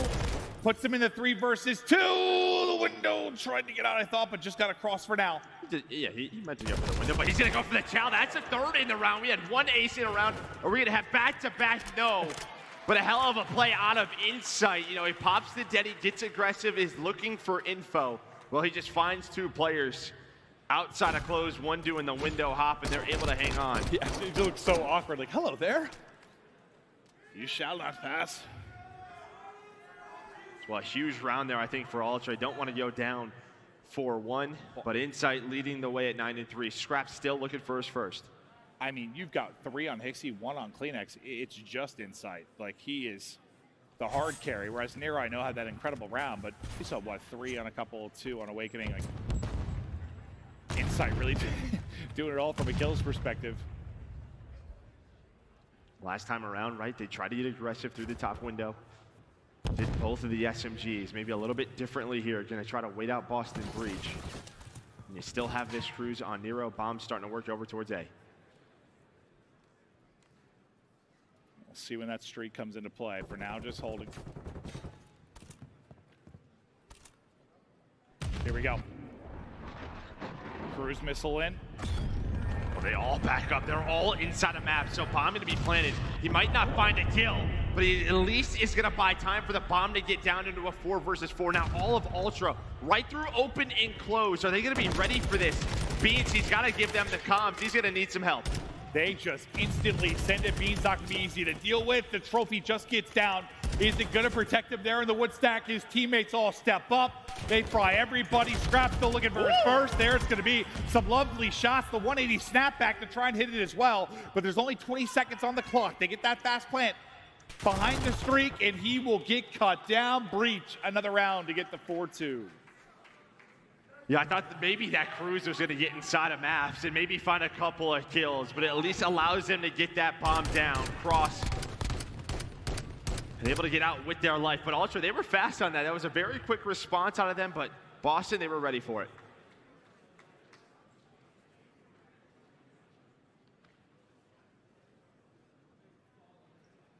I mean, you've struggled for Ultra to like get these 4-on-4 retakes. Anything you try a little differently defensively? I mean, it's Fortress now. Yeah, Get aggressive if you want. It looks like Beans is going to pull out a sniper, and they're going to try to play aggressive, but this is the problem. Scrap and Insight, they're ready for that. Now as the sniper in a 4 versus 2, you are going to get smoked. It's just on Big Wake. He has been spotted. He's got 5 health and tries to get away. Lovely headshots there with 5 HP, but fast trade, round. The aggression just gets shut down there from Ultra. And yeah, maybe that's what I was asking. Maybe if you need to see more out of Ultra, but you see how fast they get shut down from Boston. This reminds me a little bit of map number 1, right? I mean, just the way, but it's kind of the opposite, where Boston are in the lead, but Ultra just sticking around, winning some of these crucial rounds to keep this alive. So Boston just cannot create any more separation. It's true. Like, they, regardless which team, just hanging around. Like, cannot put them away. Cannot find that big margin in the lead. Scrap this time with a big stick. Oh, Beans' right ear nearly gets ripped off. Sorry, left ear. But he'll keep his ear for now. 3 in a row, though, for Scrap, who has stepped it up with that 0-4 start. Xyz's got too close, tries to challenge the one, but the help is going to be there. Well, I think the Aegis connect on Awakening, so he thinks he's got a freebie with a couple of shots, at least to get a first blood. but one player was looking over him at Cannon. So nice teamwork there for Boston. Now Beans, he's thinking about the bomb plant. He's thinking about the kill. It's a 4-on-2. Vivid with multiple in the round. And maybe now there's that round, that moment that Boston needed. One round away from a 2-0 edge. So far, so good for Breach. Yeah, they kind of baited Ultra into that push, right? Awakening, he's all the way in that back corner. They're thinking, you know, even if we can make this into a 3-on-3, we'll find the first blood, start the trade, start that domino, but that doesn't happen. They overpeak. There's a player at Cannon. They're able to take him down. Well, and the longer the round goes and the less players you have, the more of a liability that snipe becomes like, just becomes more and more difficult for you to try and make a play. When it's just 2 people left and one's got a snipe, insight, take it off the head of one. And slowly starting to work up this bomb. Plant should be going in here shortly. Now with that first blood, going to be able to cross towards A. How do they want to take this? Scrap's going to find Nero, so now a 4-on-2 for Awakening. And Beans, the ARs on the side. Inside, yeah, he pulled out a sniper on offense. Was able to find the first one. Cannot connect onto the second. Beans got it on the other end. He will fall. I think Scrap gets both. And yeah, I was wondering, Insight's kill came so quick. It was a snipe. So you saw what Scrap's had in the previous round. This time Insight able to connect. Nice little snap. Great centering there from Scrap. Now what, he was 0-4? Yeah, no, he has bounced back massively, up to 7-6 now, and honestly, second on the team in damage. Insight the only one ahead of him, so yeah, no, he is really starting to get hot. Yeah, and I mean, just props to Boston Breach. They haven't allowed Kleenex to really do anything on the map, sitting at 1-8. This is the guy, the playmaker for Toronto Ultra, but just the pace, the way they're playing this map, this Breach, they're not allowing him to do anything. Yeah, and obviously he slowed down a lot towards the end of the map 1 as well. Can he muster up something here to get them to around 11? As this is where they have struggled in these defensive retake positions. Will it be a wall bang? Will it be a retake? How are they going to get the edge? And Boston just playing this patient game, waiting to see if anyone just gets a little antsy on the Ultra side. As Vivid starting to work his way up towards this closed door. Just kind of hanging out, but it's Beans with the bomb. He's the one that has to get over towards A, starting to work his way over. He's going to get spotted. You see Scrapping Kleenex now. They're going to start this push. Here we go. Deddy's popped. They're going to go for it. They're going to go for it. They're not going to allow him to get the bomb planted. Nice teamwork on Ultra. That time, the timing worked out beautifully. You just know you got an extra man when that bomb is getting planted. In fact, you're able to get the kill of Thick of Beauty as well, but Awakening going to work to get this down. Bomb will get planted, put 45 in the clock. Can they play the defense in the 2 versus 4? Awakening with the read on the wide side pull. What? Able to get the headshots. The time to kill just absurd. Now Scrap in trouble. A fast trade though, 2 versus 1. Awakening still has Deddy pop. 30 to go. He's got Deddy popped and he makes this read. He's not going to spot. He's going to spot no, no. Now it's a 1-on-1, able to back away. Oh my God, big Wakey, baby. He's going to hop right on the bomb. Now he's going to get right on it. Is he going to check in time? Did he get it? Did he get it? Oh, the defuse came in. He got it. He got the defuse. Oh my goodness. It was so close. He doesn't have a lot of kills, but he keeps their map alive, does Kleenex. Oh my lordy, this one is close. Woo. Honestly, it's not even as close as I thought, really. Like, some of those shots looked real good. I don't know. Yeah, like it's like they were wall bang bullets, I'm right? getting old, but all right, here we go, round 11. It's offense for Ultra. It is a wild round 10. What sort of magic did we get here in the final one? First blood, Insight. It's a nade that's able to hit. Do they go back-to-back rounds and tie us up in this nutty search and destroy? Insight on 14. Absolute hoss. Now Kleenex gets his third, picking them apart. Narrow last alive. It's looking like a 1-1 scoreline. And Ultra clutch up. Woo-hoo-hoo!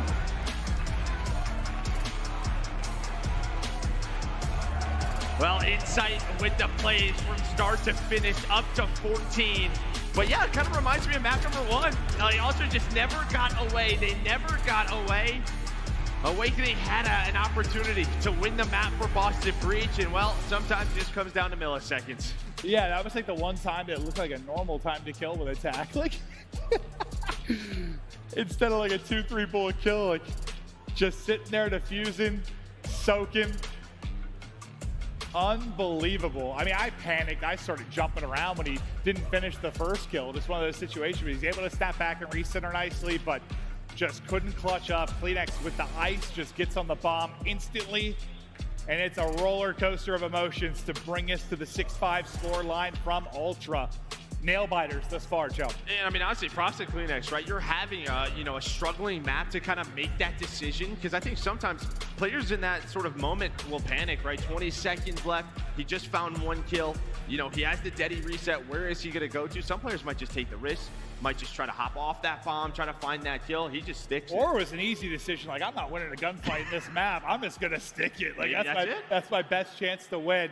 Unbelievable, though. It is tied up 1-1. The last series was truly terrific. Another one here with a chance to go the distance. Boston 1, Ultra 1. Control around the corner. We'll be back after the break.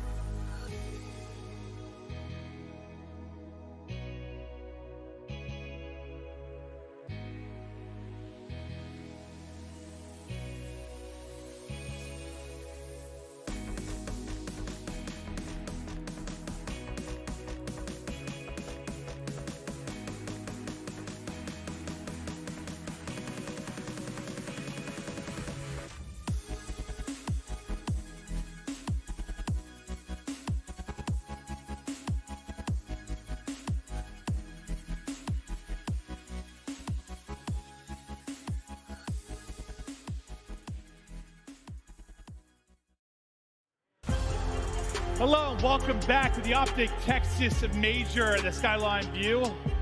We got all sorts of stuff going on here at the Skyline. It's a roller coaster. The roller coaster view. I don't know, but look at the Flake boys, dude. We got Ben, maybe the sexiest bald man in esports now. He's not even fully bald. Yeah, that's true. He didn't really commit to it, did he? You could literally brush your teeth in your bald head when it's super shiny, dude. All the reflections that come in. Oh, I just like pictured that. That is disgusting. Just saying, dude. That's bald right there. That's bald. That is. I thought he was going to go the whole way, but he didn't. That's all right. I think he did. I think he just grew back. Yeah. Was it the whole way down the first time you showed? Okay, man. I'm sorry then. I called you out and I was wrong. But where we are sitting at 1-1, getting ready for the control, and the control is one that was interesting just because during this qualifier, I believe it's the one when you talk about Boston Breach, they were 3-0 in LSELO control. They were 9-0 in a round count, so they were just dominating there. Keep going, go stats guy. Come on, for Toronto though. Yeah, they call me the stats man. Yeah, you're the wizard. Yeah. Dude, when I was playing Harry Potter, you saw my wizard hat, dude. I was twisted. I was, bro. I was riding around on a broomstick. There you can see right there, both of these teams got to reel it back in. Both these teams, 6-1 for Boston, 5-2 for Ultra. Very strong on this map. So while Nero having himself a series, not able to close out that search and destroy in that round 11. Ultra tie things up, but here we go. LSELO control map number 3. Let's see if CleanX can get back to it. Yeah, Frost stuff. Okay. He was on his way to get back to it. He'll try again next time. I was about to say, like, the second half of the hard point slowed down a bit, struggling search and destroy, but before I got 3 words out, he was dead. Okay, but look, he's right back up and into the kill feed. He's right back doing nice shots from Hixie there with the Vaz, able to connect onto Nero. So get some of this progress done over towards A. Well, you got to deal with that player top tower. That's just going to be Insight hanging out, and it can just be so tough for the defensive team to retake this zone. When you have tower control, you really have to do it from the lower sides. That's what they're trying to do, but all the kills go in the way of Ultra. Yeah, I mean, you're up 5 lives. You're about done with this A zone. It's been a thing of beauty, but now the transition across, how will that fare? Whoa. Awakening is just cutting people up. He takes down 2, the trade through for Nero as well. So pretty good in transition. From Boston Breach, you bring it back like 1 in the lives department, but you at least just make sure it's not clean for them to get on the point and have you scrambling right away. But now it's just pick after pick here for Ultra. Bean's gonna likely have to back down. He does. Him and Insight going toe to toe. 3-0 start from Insight. Yeah, looks like Hixie and CleanX trying to work top party over here, trying to work Locker's side of the map. If you had a couple of subs in your face, it'd be so tough to deal with on this map. And there we go, Hixie able to find the time. He has the flank, connects onto 2. That should open up the B zone, and it will. They're gonna get on the point for now. The best thing for the Boston Breach is they do not have all 4 players here, so it's only gonna be a 3-man stack, but the trophies are in. You can see Vivid 0-5 struggling right now. The second tick about to be done, but there we go. There is the retake. It's so close, that second tick, but you don't quite get it. So considering the situation you're in, hell of a retake there from Breach, but still a ton of time to go, and you only got 13 lives. So you've got to be efficient here. Speaking of efficiency, there's a nice gunfight win from Beans, but it's Deddy out now from Hixie, not able to catch one. Nero ready and waiting. It's really this next set of kills, right, that Toronto are trying to keep going their way, because when you are that defensive team, you want to get bottom pool, you want to get the spawn kills on. They're not able to find it. That's going to be all 4 dead again. You at least have some close cliffside spawns. Trophies are down. Awakening is snapping. But there's that second ticket. Now only 8 lives remaining for Boston. And it never got fully cleared. Like half the progress was still there. So they get the 7 points so fast. Third, shortly behind it, and Ultra able to get it done on offense. And it's tough. I mean, to clear the point, usually in the midst of all the craziness going on, especially when it's that close. You definitely want someone to do it, though. But like that was still about halfway. So like it got to the second point of progress so quick. Like in that situation, it's like absolutely, yeah, you get a 3 or 4 down. That's probably going to be the round, and it was. Well, what do you got? You just cast your curse Boston. You talked about their 9-0, and well, they lose the first round. You're welcome. I apologize to the Boston fans, but I put my blame on maybe Vivid, who was 1-8. It's fair. Nah, just a tough round for him. We'll see if he can. No, and that can happen on this map. Oh, I mean, absolutely. You're playing raids, you're a sub, you just can't get to certain positions. It could be so difficult, or you can have a blast and they can find all 4. The spawn trap is now here. Can Boston get out of this cleanly? Scrap already set up towards green. Vivid hopping the wall. He gets taken down. Welcome to the blender. Boston Breach. This is why I thought it was going to be interesting, because as good as the stats were for Breach, this is a solid map for Ultra as well. But like, so far it has been clinical. 5 in a row now for Scrap. When all the gunfights are happening like towards white and your field spawn, it's not going to go well. Like when you're dying there, it's not good. It's not good. It's not. You've taken 5 steps and just lined up. Maybe Nero and Vivid will help get him out though. Yeah, finally, just some map control going their way. Insight, the last player alive, and you get onto the A point. I guess you're only down 5 lives. That's pretty good considering what it looks like. Yeah, the problem is though, you only have 18 remaining, right? So still a lot of work to do. Ultra can send, you know, a couple of pushes over at A if they find some opening kills. Well, Vivid, he was just trying to lurk, but Hixie was ready for it. Honestly, I thought it was going to be worse in the lives department, but it's kind of getting worse moment by moment. As Ultra trying to retake onto A, second point of progress, getting there, paused at just under 30 seconds remaining on the clock. A little peekaboo here from Kleenex, backs one off the site, almost done with A. But how efficient can you be if you are Breach? Because a lot of work to do with not a lot of lives to do it. I mean, I guess this is doable, right? I think you're happy with it, with this, the way the start is, and now that's 3 dead. You can transition pretty quickly. You have 1 player pushed up, that's Hixie.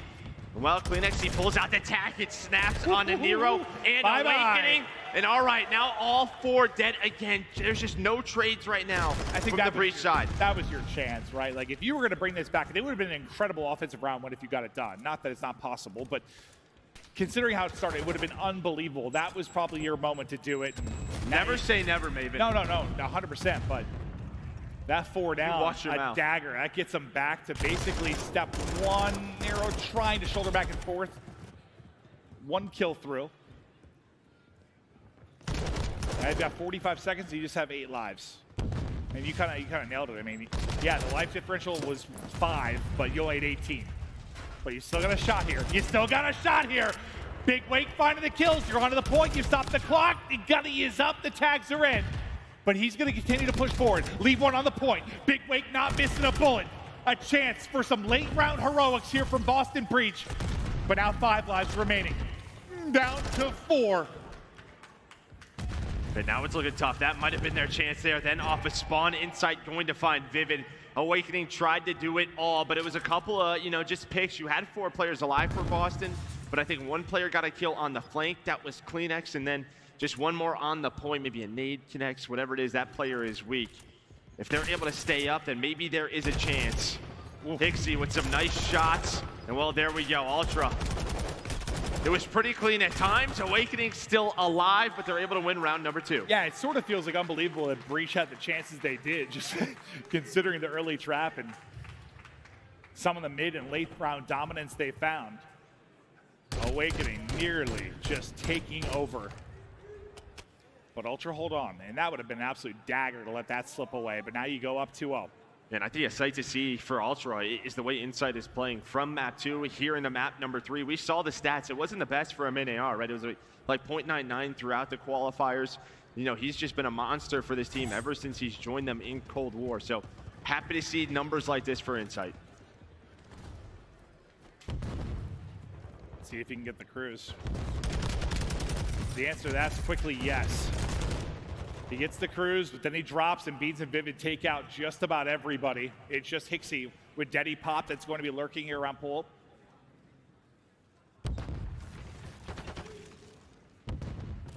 Trying to stay alive, but while that's going on, Awakening continues. He's locked in. He is in his zone right now as Awakening. We saw the way he was shooting near the end of that round. He's just going to need some help. Try to take it 1 round at a time, but up to 17 kills is Awakening leading the lobby. Sneaky, sneaky goes the Scrap. Surprise! Able to pounce. As he takes them out, just crawls the whole way up to get to his spot. Being the trophy player, yeah, sometimes you really got to take your time. You really got to take your time. You're not wrong. Awakening, though, still alive, and they know it. Inside of that money room, just trying to play his life, wait for his teammate off a spawn. But they got to deal with Scrap, who's still there. Kleenex is finding 2. It's looking like A is going to be done, and it is. Ultra. This control, they have looked so darn good. Up alive? 90 seconds to go. We're on Kleenex's POV because he's kind of the point man right now. Just tucked away in Tool, waiting to see where this opening is going to come from. Here's the dead silence. Wins the first fight, resets the Deddy, more to work with. And they got done with A, but there's only a minute remaining here, so a very slow round. Whoa, and that's what it looks like when aim assist says bye-bye. Yeah, right through the rails, and somehow Nero wins that, but you still have presence. His insight, he's on another 5 spree. Him and Scrap able to take down the rest of Boston Breach. He's climbing trees. He has the spawn kills available. 1 tick done. The rest of Toronto Ultra on the spawn. Insight is beaming. Throw your knife at him. Oh, you can't do that, but that would be awesome. I was in the moment, Joe. I'm sorry, I got a little too excited. The guy is just not missing. Ultra, cook him in the control. Get it done quickly. Woo-hoo-hoo-hoo! And you can see Scrap shouting a little bit to the opposite side of the stage. I mean, Inside was up there too, letting them hear it. This guy just went off, and well, we talked about them being perfect throughout the qualifiers, and well, they just got destroyed on that LSC low control. Yeah, that was dominant. And yeah, I mean, the stats we were looking at before, and I mean, both teams were solid on it, but when I saw Breach hadn't lost a round, I'm like, okay, well, that looks pretty damn good. Tell you what, it's not pretty damn good. 7-19 out of Beans, Vivid 9-20, really struggling. But it just felt like maybe there was an opportunity or two on the offensive round, but their defense, they just got smoked. Well, it felt like it just happened like, I mean, honestly, on both sides, like just those opening gunfights to kind of vie for position, it felt like, you know, you view it as like a snowball going downhill. Like it got rolling for Ultra early, and like it just felt like, to me, Breach were in a constant state of regain and scrambling kind of at times. They never had map control. Yeah, never exactly. really had Ultra in the spawn trap, just right from the get-go. Ultra, they were locked in, and now they're just 1 map away from being top 3, getting to our winners final. 3 KD there from Insight. What was it, 14 in the search? Yeah, 14. 14 there, 24 and 8 here, a series from Insight. And I mean, I think right now, if you're Ultra, you're thinking this should have been a 3-0. Like, we led that map 1 for most of it. We let it get away. They are the hot hand, though, right now as we get ready for the map 4 hardpoint. But what a clinic it was from Insight. The reads were there. Strap was very surprising and sneaky in his gameplay without the dead silence. And this is probably the hardest part on defense. When you lose that top party area, when you get a player back here, you just kind of know. And then Insight, I mean, this is just... Shots heard. That's land right there. That is just land right there. Everything hitting with those shots, just destroying off a spawn, and Boston could not get out. That was just clean. And when you're spawning back there, you got to stop B. You're just knife out. You got to throw grenades. Yeah. It's easy kills for that player up there. Yeah, it's not like for a pro player, it's the hardest kills, but it's just clean, man. Like, oh, you'd hit those for sure. No, I definitely would not. But it was just a pleasure to watch. It's just, I don't know, the long range tack shots. It's satisfying. I think you're underestimating yourself and your abilities. Probably am. I do got the gunning. But now to the map 4, we'll see if Breach can get it to the map 5. Listen, man, for 38, dude, I still got. They're still playing pretty well. I get a little bit twisted. Every now and then, we gotta get you in rank. Mostly in Warzone. I'm scared of rank, dude. I can't be fighting 15-year-old demons. Does not sound fun to me at all. But it's a great time watching you and the boys go through it. But now for hardpoint, we'll see. Can Ultra end this here? Do you bring something from the depths to your Breach? I mean, we're in winter still, so you got a chance to still make a run, obviously, if you are one of these squads. But you want to be in that position to battle against FaZe. You know, you're sitting and looking at a top 3. That guy wants Doug back in the league. He had a sign. Oh, I didn't even read it. Yeah. Said, what, Doug Sensor Martin? Yeah, he wants him back in the league. I bumped into Doug a little bit earlier, and I was like, how you doing, Doug? He goes, I'm calm. And I was like, huh? He's like, everything in life is just peaceful right now, Maeve. And I was like, oh. That sounds awesome. Yeah, I was just sort of like, it caught me off guard. Like, oh, awesome, man. Like, that sounds really great. We're happy for him. Yeah, hopefully he's doing well on the Challenger side. I'll have to get updated there. But yeah, Ultra now 1 map away. And I think everyone in the venue right now, the biggest Ultra fan, because if they win this map, then guess what? OpTic's back on the stage, and they're going to get real excited. Yeah, but get us back to our OpTic, boys. I mean, it is the home tournament. They are pumped up and ready for the next one. We're getting closer. We'll see if Ultra can get you there a little bit faster. But now to Hotel. Does the magical beans have what it takes to get it done? Well, yeah, map number, one was great for him, but 2 and 3 struggled a little bit. They're going to need their AR to slow down Insight, and well, the form that he is in right now on this hotel hardpoint. Here we go. We are loaded on up, a few seconds away. Will Breach get us to a map number 5, or will Ultra be in our winners final versus Atlanta FaZe? The battle in the map 1. Everyone struggled to find separation outside of that map 3 that Ultra dominated. Do we have another battle on our hands? Hixie and Insight. Okay. Grooving so far, all Ultra through on the feed. A dominant break from them, and it's looking like the control. Jeez. Is that a sub right there from Hixie? The headshot comes in. He's winning gunfights like that. He's ready for the challenge, but Vivid able to take him down. But a nice start here for Ultra. They have the P2 side of the map that they want for this next hill.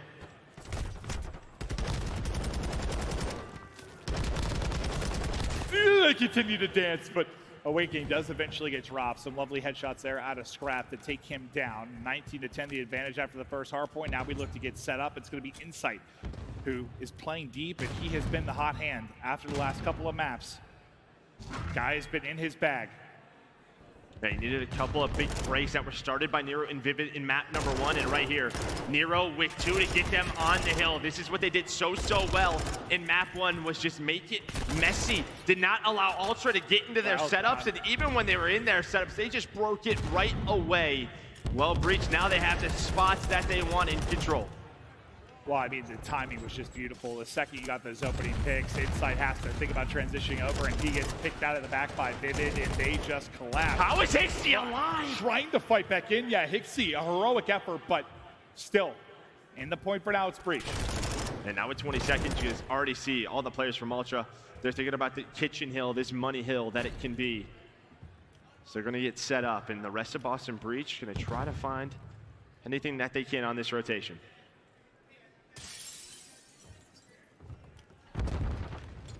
Beans will come stomping across, and I was about to say good luck with that gunfight, but he nearly is able to snap.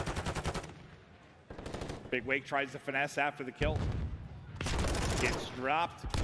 Toronto set up nicely. Nero is stunned. Maybe reading him, able to just avoid that damage.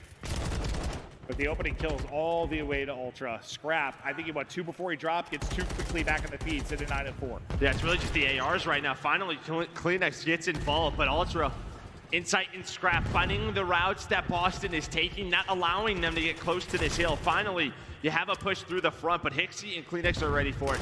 Here's the contest. There's Hixie now, 10-4 start for him.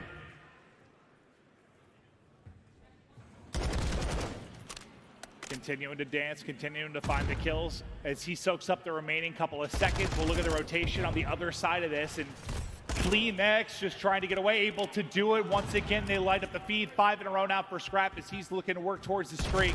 And there's the streak, just beautiful shots. The cruise has been earned. Looking to double up their opponents here momentarily. So far, so good for Ultra. And they've started to build towards the lead they weren't really able to get to in that map 1. Yeah, starting to, but here's that break. Awakening with a double. It always feels like he's able to find those multi-kills, but it's a little bit too messy right now. Quickly responded by Kleenex and Insight to at least show some presence here from Ultra to try to make this messy.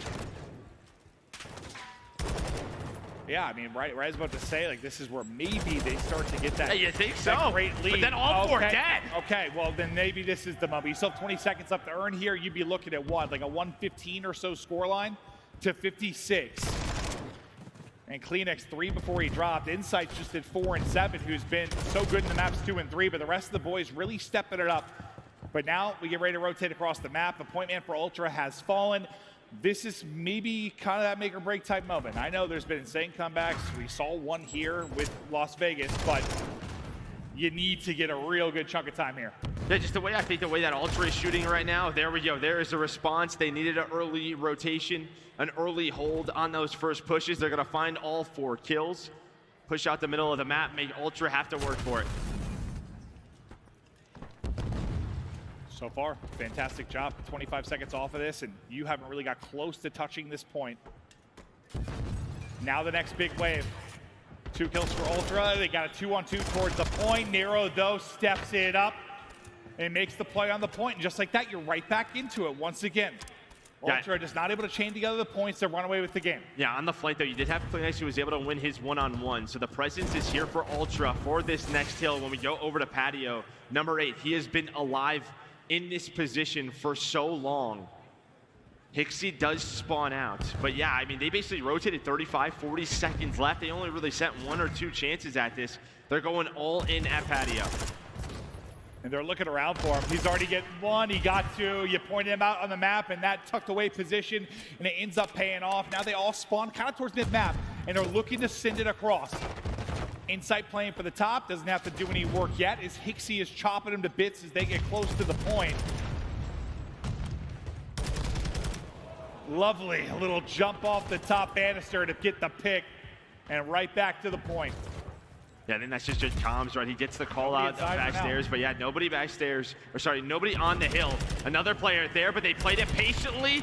Runs out of ammo, Beans the last player alive, wins the gunfight somehow, but it does not matter. He was the last player left. As well after this first rotation, looks like similar to map number 1. A slight lead for Toronto Ultra. No, it feels very, very similar, just from a scoreline. Just different players obviously popping off. The shots continue to be clean from Insight, but not quite able to take that one-on-one first Beans. Now we get back into mid. Insight trying to catch the angle, but it's Scrap catching all the kills. Worried about here 1 across. I think it was the guy Couches. He was actually hearing the vertical audio sometimes, maybe throwing him up. You have 1 player above him in Nero, just kind of been lurking in this scenario, but he's got Hixie looking off, looking over him. This is great time here at P1 for Ultra. You do have this spawns if you are Boston for P2, but still a lot of time left here. You see Scrap starting to take a route, but you have just gotten so much time here. You got to be happy if you're Ultra, though. Nero with that too. All map control going to go their way as Vivid pushes out Kitchen. They look to get set up. Yet again, it's another one of those moments where you feel like they can blow this game open. They've got 180 now on the board. Beans, the guy that maybe can play spoiler. He is set up deep. He's got 2 players transitioning over, but he's going to need help. He's going to need it fast because they are starting to send it towards the backside of this point. His teammate gets killed, but he's going to drop. Now, where does the spawn come in? For the Ultra players, not going to be in the backside. I thought maybe, based on Kleenex's position, had he pushed up, they're able to, but you still have 1 back there for Breach. Yeah, Vivid blocking that spawn, but it's all through P4, all through these deaths. I mean, the stuns, the nades, the trophies going down. The headies on both sides. Who's going to win the gunfight? Who is going to play their life? The contest is in, and it's Insight who has found so many double kills throughout this map. But Awakening responds with 2 of his own. It always just feels like these ARs are cleaning on up. I mean, we're going to be right back to what? Around 20-point game. With the rotation as well, Vivid already on that side of the map. He's going to have Nero with him. So it's going to be what? Yeah, 30 points that'll be separating them. They're able to deal with Vivid in the back. Can they get Nero out of his spot? They can. So you're able to get set up now with your Ultra. 1 player wrapping in late will be Kleenex, and he's going to try to distract players best he can and not put a nade on his own forehead. He's got to reposition. He's going to get caught by Beans. And now for a moment, you've got numbers. They start to pounce. They start to collapse. It'll be a spawn out now from Kleenex based on his death. Nero just pieces of 4 HP left, but he's able to get 3 and into the point. Go Boston Breach, and that is a massive, massive break. Yeah, they needed 1. They needed that. Weren't able to do that on that first rotation. This time, though, it's all Scrap and Insight last time through, finding the initial kills. This time, it was the Vaznevs of Boston Breach. As Nero now on 4 in a row. Soaking up this time. We will have a tie game. And on rotation, you already have Vivid in a really good spot at P4. Is Nero able to win another one-on-one versus Hixie? New hard point about to pop. Big gunfights around the point. It's Vivid, who you pointed out, tucked away in a good spot. Not the easiest gunfight against the Tackett range there. So Insight able to win that. For now, has stayed alive. The trophy's going to keep them covered from the stun. Nero's going to go ahead and beast his way on through towards the point. I believe Insight has still just sat back in this position the entire time. He should at least get eyes on one of the cross, but Vivid just going to send it on through. Going to put the pressure on Insight to challenge and then puts him to bed. And this is just like map number 1, even on rotation, it was the subs for Boston Breach just disrupting the setup of Toronto Ultra, but Kleenex just flies on through like a ballerina, able to snap onto 2, trying to stay alive. Is Beans versus Kleenex, and while Kleenex with the fast step gets aggressive, it's Ultra just trying to get some control. Yeah, I was starting to turn to Beans versus everybody the longer he stayed alive, but you can test for a couple of seconds from that position. 10 remaining on the hard point. About to be a 20-point advantage for Ultra. Now Scrap gonna call in the streak he earned earlier in the game. Yeah, he's just giving all this info to his team. You have Kleenex inside a kitchen. Trophy there. Yeah, Trophy is there, but nobody really on the hill for now for Boston Breach. Can they make this messy? Doesn't look like it. So even avoiding that cruise, Hixie, though, gonna try to find that opening. The rest of his teammates working through kitchen side. You've got a good setup here. You found the first wave of kills. Vivid sending it on forward. Down 8. Lead change Lumen. Vivid now on 5 They in a can row. win here. They can win it here as well. Ultra have to commit to this. They cannot rotate early. Boston, they're only 20 points away. Yeah, this is one of those tough spots where it feels like you got to do so many things. 7 in a row now for Vivid. Somehow, but staying alive through all this. Now going to be 2 for Scrap. Instant trade on through. Nero trying to pick it up. There is the break on in. So now you've got 12 seconds left. Ultra can't win it here. So they had to keep them off the point. Now neither Boston can win it. They're just going to worry about the rotation. Streak going to be coming in for Vivid as well, Joe. Yeah, I mean, the spawns, just because they had to go for that, go the way of Boston Breach. They spun up back kitchen. 5 more seconds. They got to go. Hixie inside. Kleenex gets on the hill. Here we go. We've had these moments before. Beans got to wait for his teammates, trying to get a nade on the hill onto Kleenex. It does connect. Vivid somehow a 2 through kitchen. They clear them all off the point, and now you're racing over. You got the closer run. Right now, if you were Boston Breach, they're cutting him down to the cross, finally getting in the point. 3 more seconds needed. Can Ultra get there? No!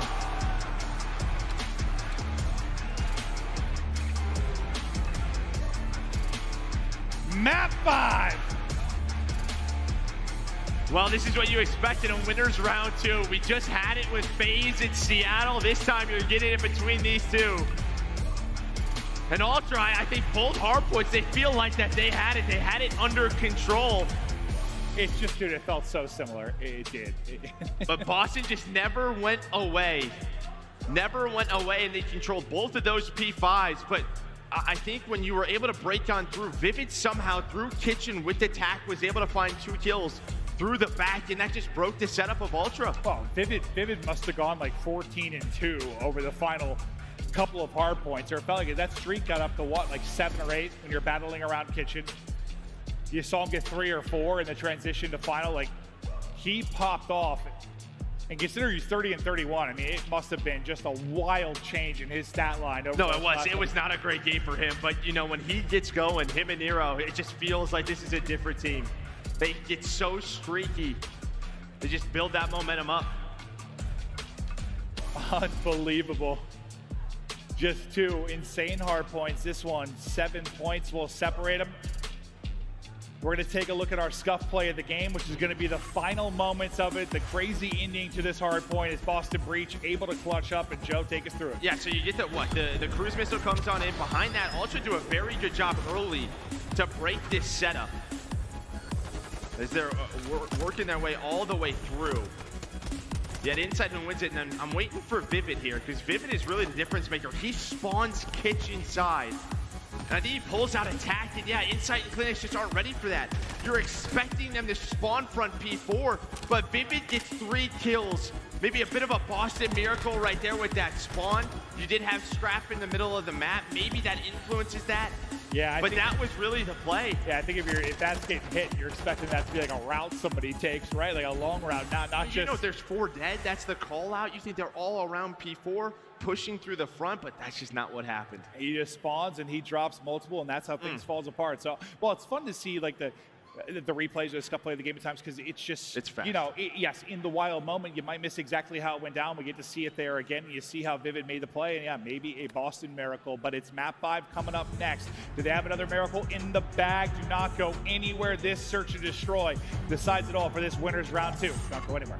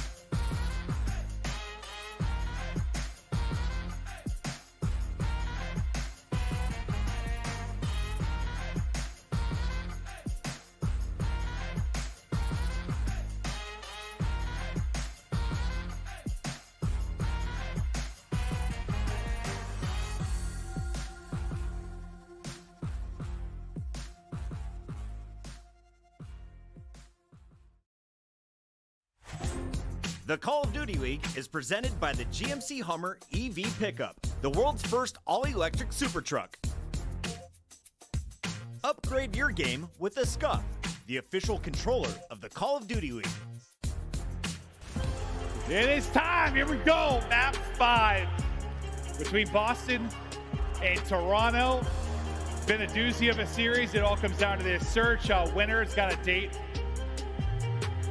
in the winner's bracket final with FaZe. Loser going to have to continue to battle on. But yeah, I mean, it feels like Ultra have had their chances to close out this series. I mean, I guess same could be said on the other side, but like, just in the hard points, man. Like, hard points for sure. Ultra is ready to put it away and have not quite been able to do it. So now we get to the search, which you talk about what? It was round 11, the first one, right? Yeah, you bringing out your accent there, brother? Oh, dude, we were talking in a southern accent the whole break, so sometimes, Joe, it's just going to come out. Yeehaw. We're in Texas. Oh, I was worried at some point it would, because that's all I've been doing off camera, but it's not good. It is not good. I would not make a good cowboy. Yeah, you would. You think so? Oh, yeah, for Thanks, sure. Joe. See you riding a horse. Woo-wee! Map 5. As they're just playing a two-man push, looking for that pick. Nothing so far, and working up the map. It is Ultra. The information, though, is spotted, and information the way of some bullets. Big way, kid down to 60, tries to challenge the opposite side. Scrap puts him down. Vivid, though. Back to a 3 versus 3. And I mean, this is great from Vivid. Oh, I was to say, if he could stay alive, because you saw all 3 arrows from Ultra really chasing him. I thought maybe they could work the bomb at A while he was able to play his life, but he does get hunted down. Still 2 versus 3, not an easy retake whatsoever. You have Nero just kind of lurking in the middle of the map. See what he can do. He's got Beans able to plant that bomb. He's in a reposition. It's a little different than Fortress, though. You got spots to worry about. I mean, honestly, if he could hit this would be a big flank, but Beans, he's just hanging out. Does get spotted, worried about the flank, but it's all really on Nero right now. What is he able to find? He's able to help his teammate. Now it's into a 2-on-2. Ultra, they have to defuse. Can he play his life? Get down! He gets out, but Beans is going to get caught on Nero now. Denny's going to be popped. 13 seconds to go. Kleenex on the defuse. Just needs the 1 kill off of it. Can he do it? The angle's not there. They line up for him, though, and he gets both. No, he got the defuse. Did he get it? Ultra got it. Oh, my God. I thought he got both. Ooh, once again. Reminiscent of the map, too. Oh, and I thought he was just going to peek from top bedroom. He takes a bit of a longer route, and here we go. Kleenex again. The guy just sticks it. Little body block there from inside. It is so close. Listen, I've always said, Joe, I love you. I'd leap in front of bullets for you, but you saw inside do it right there. I sure did. Sure did. 1-0 Ultra. Unbelievable. You have 3 in the round from Nero, but 2 do not matter. Hello. Oh, hold that. I believe, yes, that will be stuck directly to his body. Is Scrap able to hit the Simtex? Now Wig, multiple to work with in front. 1 dodge across. Lovely little bait and switch. Nice need, though, and somehow waiting for now has survived. He's at 31 HP, but now help is transitioned over to him. I thought for sure he was toast. Man, this is kind of a 3 versus 3. Insight's just making sure there's nothing in the middle of the map, but there isn't. So, I mean, if you are Boston, it's like it's evening out. But Vivid, he's just going to back away, worried about the pinch, worried about the flank. But both players, everyone just going back and forth, just staying alive inside of these corners. Finally, Scrap able to take down Awakening, but now we're into, what, a 1 versus 2 for Vivid. Does have Deddy. Is it invested? Scrap with the pre-fire. Hold on a second. Probably gets the kill cam, gets the call out, but here, could Vivid clutch on up? They're both, yeah, good luck. It's whack-a-mole. Good luck. Oh. That looked real fun from his POV.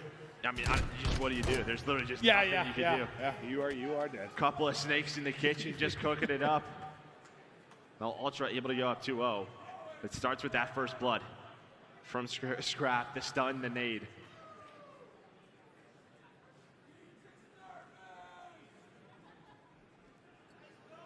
Ultra take the 2-round edge. Offense back now over to Breach. Break off towards A. Kleenex with the first. Inside Scrap combined for the second. Oh, when we're out in the kitchen, there's some Boston Breach soup being made. They have just been blended up. Oh. And I think Scrap's locked in. I mean, he is 7-1. He is winning fights like that. The headshots connecting. And what? They just fly out. They get the first blood from Kleenex, and they just fly. It's like they take it right to him. Clam chowder, but instead it's just filled with beans. Get it? That's funny. I am an idiot. It's all right. We love you. Hixie's hanging out. He's got 1 damage. 0-1. Just chilling. They're up 3-0. 1 damage. 1, probably stunned. Yeah, probably. It was a key stun, though. I'm sure it was. Led to a triple. Whoop. This time, Vivid gets the jump. Him and Nero, the sub duo, able to give them the edge. They need a round, and they need one badly right now in the 0-3 hole. You cannot allow Scrap and Hixie to pull this off.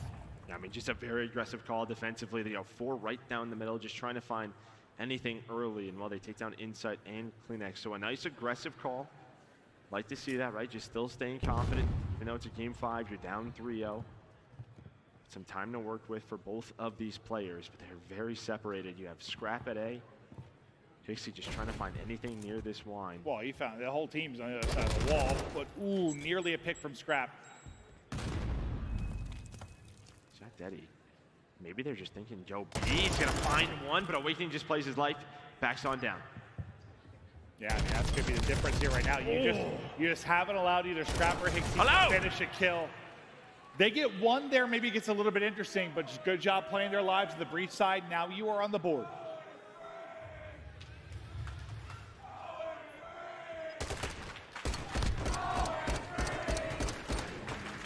Basically lands on his head.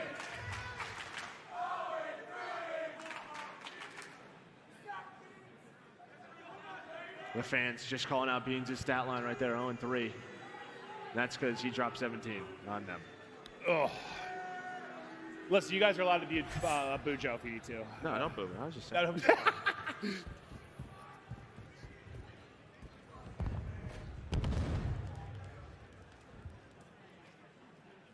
See if Beans can start to get it going.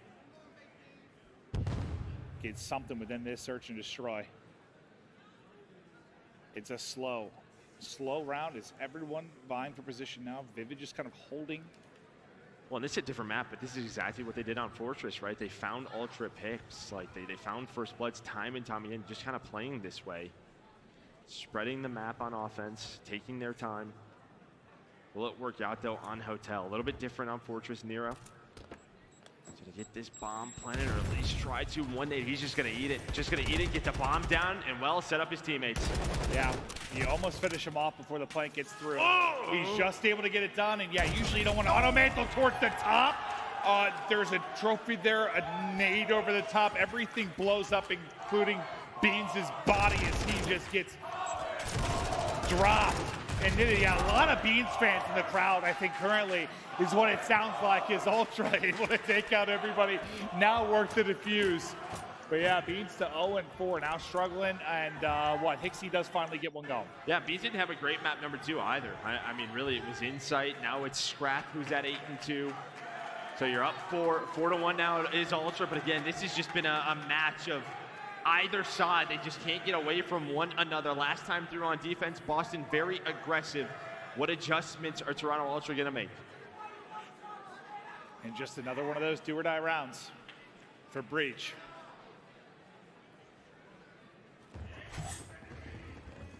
You know, Beans has been playing off the energy. It's like if he can just get a kill, get something going, get erupt, but they haven't allowed him to get anything yet. Yeah, Scrap has the cruise as well, so have that extra utility to work with.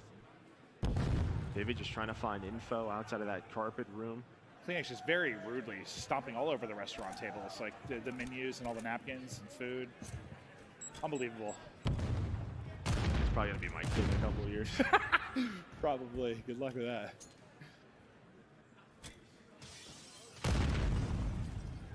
Now working it up. Working for the plant. Bean's going to catch a stun, and they're just going to send it at him. Can he get one? He does. Bean's on the board, ain't able to get away. Maybe a big moment now for Breach. They love him. Well, this is going on. They've been working the pinch. I mean, also we're thinking about rotating out. They're going to chow this. This is not an easy fight. Well, he's at least able to find one. Give them that man advantage inside. He just stays at A. But it looks like Hickson, he is flying to B. But Boston already here. They're already ready for this. But he does have Daddy. He's able to catch it. Resets it. He's got to plant, though. He has to plant an Awakening, just chilling, just hanging out. And, well, he's going to find the kill. That should be the round done as Boston stay alive. But what a play by Beans. Yeah, the fact that he is basically just coming out of the stun, the fact that he gets one, he is able to get out of there. A big moment for him. He ends up getting 2 in the round. And I don't know, their booing might be giving him energy. It might be counterintuitive. Nah, dude, he's just hanging out. Yeah. I just don't like Beans here in Texas. Beans on toast. Yeah. It's America. Probably not. Good point, Joe. Just meat. Oh, that barbecue we went to was good, though. Ooh, I'm still feeling it.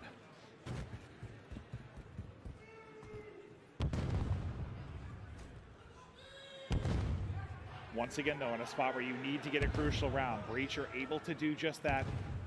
Now, can you chain some together? The spot nade bottom bedroom won't hit. Trophy out onto the point. They're going to start to work up this plan. Now, last time, Ultra were able to pick Nero. I don't even know if he saw him, honestly, though. I don't know if he saw him. Vivid, though, was working kind of that late B hit. But it looks like the objective is going to be working towards A. So he's going to open these doors up, and well, that's going to give him an angle and Beans. He's going to have to back on down. So that buys time for Ultra to rotate on over. Now, Nero, he's got to get aggressive. That's his play call. Daddy's up. How's he going to work? Oh, I think he gets behind them. There's 2 players. Daddy's still up. It's real close to running out. That resets it. The timing could not have been better. Nero keeps the Daddy rolling, and now you're just worried about his position. Still haven't been able to get the bomb plant. Under 30 seconds to go. Through the door, then down low, alive still. The nade has to challenge Scrap, able to take him out. 3 versus 2 now for Ultra. Well, Beans, though, he has not been able to get away from this box. They're going to push it. They know he's still there. There's a kill. Awakening now in a 1-on-3. Finds the first. Almost did it in map 2, and there we go. Ultra with the retake. One more round for Ultra. And some scary moments there for the Ultra side as Nero got in behind enemy lines, but you're able to kind of corner him there and scrap a lovely nade to flush him out. Get the kill. Now 11 now on this map number 5 is Scrap. Still has the crews to work with, but a couple of rounds where he's found 2 or 3 in them, leading the way for this team. It's 1,200 damage right now for Scrap. He's quiet now, but he's going to be chirping here soon.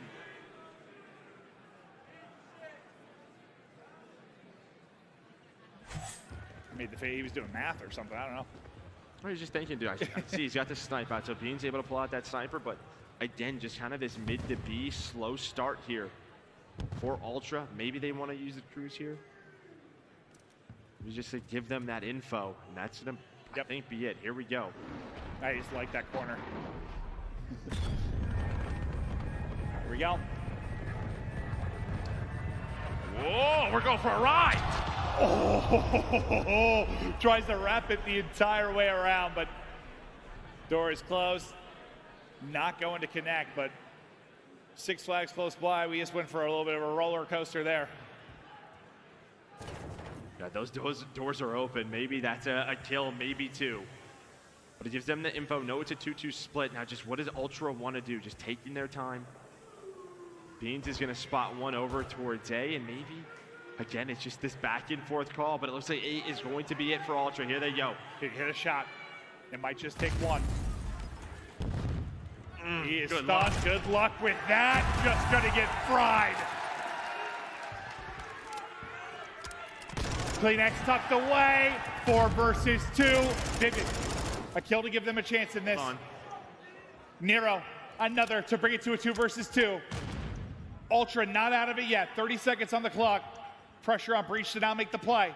Yeah, they're trying to hunt down. They're trying to hunt him down. Vivid and Nira both with Deddy Pop, trying to find this kill, but inside he's just gonna pop out, backs away. Now 18 seconds left. Vivid, so much to do, so little time. It's looking like Ultra, they're gonna be top 3. He just has to stay alive, play the time. No time. Inside is gonna get him there, and well, Ultra get to the winner's final.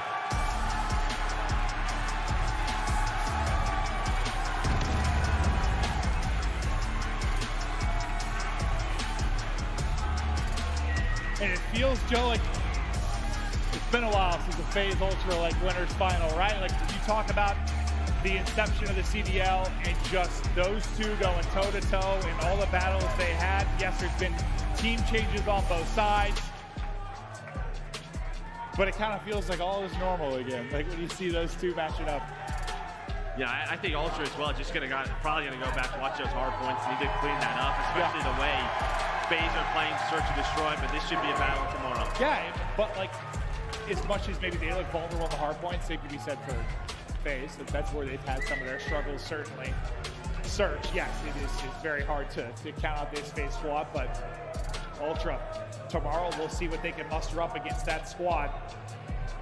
But for Boston, I mean, you play them tough. Feels like everybody had their spots and their big moments, but you just come up a little bit short. You know, those come from behind wins you had at the hard point, always keeping it close, just not able to really do it here. They got into a hole they couldn't dig themselves out of. I think the fact that you got to a map 5 was impressive out of Boston Breach. And you're seeing this team, I mean, yeah, they're playing with the best, very competitive from start to finish. I think you just have to kind of find, some of that streakiness from this team. But I think Bean's probably going to be a little bit frustrated with himself that series. He was so good in Search and Destroy, and he really struggled versus this Ultra team. Yeah, considering the map 5 he just had a couple days ago, you think he's just primed and ready for that moment, ready to absolutely dominate from that position, but not going to be the case. Scrap kind of ends up being the guy within that map 5. And yeah, outside of the map 3 and the map 5, I mean, it was a hard fought battle, but in the end, Ultra just proved to be too strong. Now, how far can they go? I guess time will only tell, but a guy that was absolute beast over the course of this series, it was Insight from Ultra. We've got him on stage with Bryce.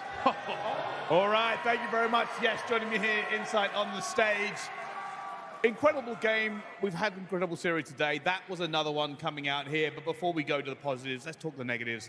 The hard points, hard-fought battles. What happened? Yeah, in the intense moments at the end of the game, we didn't really call out spawns. We kind of got a bit hectic. We got a bit ahead of ourselves, probably thinking about the win. But, a couple small mistakes that cost us. We'll go back and look at it, and we'll come back stronger. Oh, I love that. I love that. Always going to be the VOD review. Yeah. Going forward, then, obviously, kind of Neslo'd them essentially in the 2-3-5 going forward. But is that part of your game plan? Were you more prepared for those maps, or is it something you thought that might happen going forward?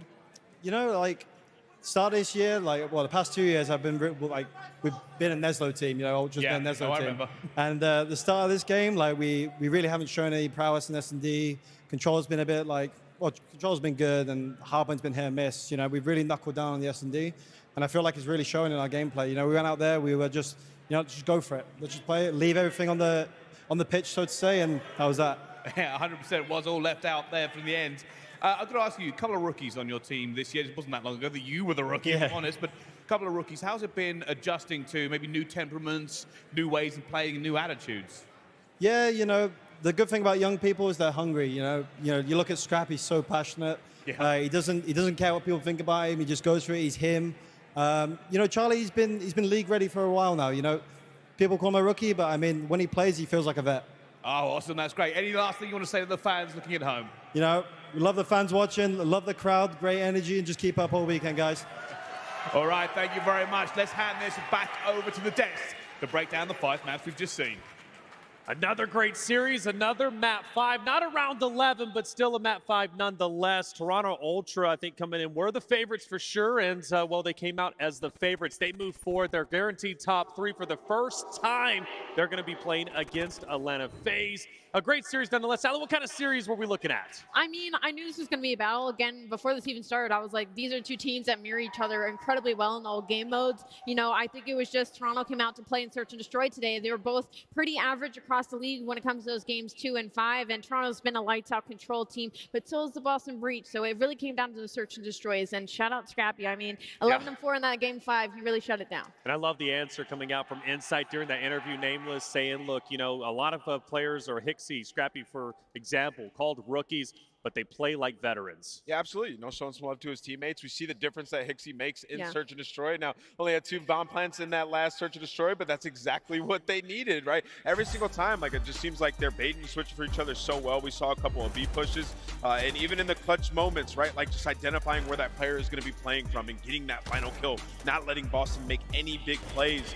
And then, you know, I also really like what Insight said when he talked about the spawns there, because on that game 4, they did give up a kitchen spawn, which was super unfortunate. They got come back down, but you know what a championship caliber team does is they clutch up when they need to. In that game 5 search to get it done. Hey, that game 5 search was a really good indicator of like, what is it going to be like when we see these guys play Atlanta FaZe? You want to see a strong search and destroy team. These look like one of the higher end echelon plays. I'm excited to see how they score up, man. If someone's got to break their record, it may as well be Toronto. And to that point, I feel like ClanX was having an uncharacteristic game 2 and 5, right? I feel like he was a bit missing when it came to those search and destroys. So the fact that Toronto Ultra was still able to win both those games, and the fact that they did, especially that game number 5 with them still struggling, I think they have a pretty good shot against Atlanta FaZe, because I doubt he gets into that groove again. Yes. I was just going to say that Asilo was super impressive, by the way. Like, putting them in the blender, like, on defense, they had them pushed all the way back in the blender. They switch over back to that offense Insight. They had one opportunity. They give them one opportunity, and they put them in the spawn trap. So this is a team in Boston that was 9-0 round count on Asilo control. Coming into this one, they got smoked. And I want to ask you, Miles, because those diffuses just literally a hair away from either going, you know, the way of Toronto Ultra or going the opposite way. I think those diffuses absolutely helped Toronto Ultra, but Boston Breach, did it break their mental? No, it didn't. I mean, the one that always springs to mind, I mean, CleanX just hopping bomb in the 1v2 situation, man, that was a crazy moment. I mean, super vet play out of CleanX. Like, he's a fast-paced player. He's really aggressive. I think Toronto Ultra have done so much, you know, in the interim between the previous majors. I think they've added a performance coach to the team who's helped getting the boys, you know, way more level-headed. It's easy to get ahead of yourself in these high-octane moments. It's easier to make a mistake. If you're staying cool in game, you're staying cool all the time, baby, and that is what brings the dubs. That's right, and they go against Atlanta FaZe. That's going to be such a big matchup for them. Like I said, first time top 3 as an org, at least when it comes to MW2, and the first major for Hixie. I mean, you couldn't ask for anything better, aside from a championship, of course, which they're working their way. Boston Breach, they'll play LV Legion. But hey, let's talk about some of the stuff we got going on. We have the best merch out there. Go to the CDL shop and, of course, check out all the official CDL merch. We've got some hot new hoodies and the full lineup of 2023 jerseys. Shop.callofdutyleague.com. Plus, we've got the in-game team packs. You got every single team to choose from. Miles, you're the fashion expert. Who you going for? Oh, my man. I mean, look, I like to alternate a little bit. One that's not shown here, we love the team packs, but hey, I also like to rock our team, you know, the old CDL skin operator. Yeah, that one's available also. That's right. Hey, look, I've got them anyways. I spent a lot of money. The Shinobi pack is also out there, too. Hey, look, we got another great series coming out. The home team making a return. OpTic Texas facing off against Seattle Surge. Hey, that's coming up after the break. Don't go anywhere. We'll be right back.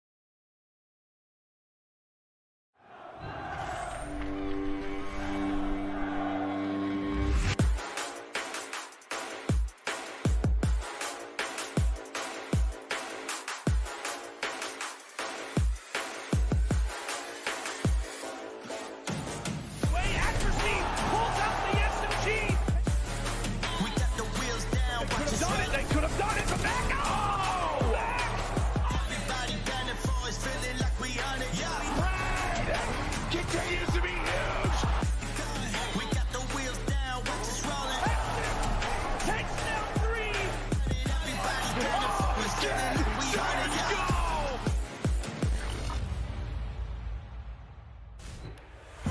And welcome back, everybody, to the Call of Duty League Major 3 here, the OpTic Texas Major at the Esports Stadium, Arlington. It's day 3. We've had 3 great series, and we're about to enter into a 4th. The crowd's getting ready because the home team is about to take the stage. OpTic Texas versus Seattle Surge.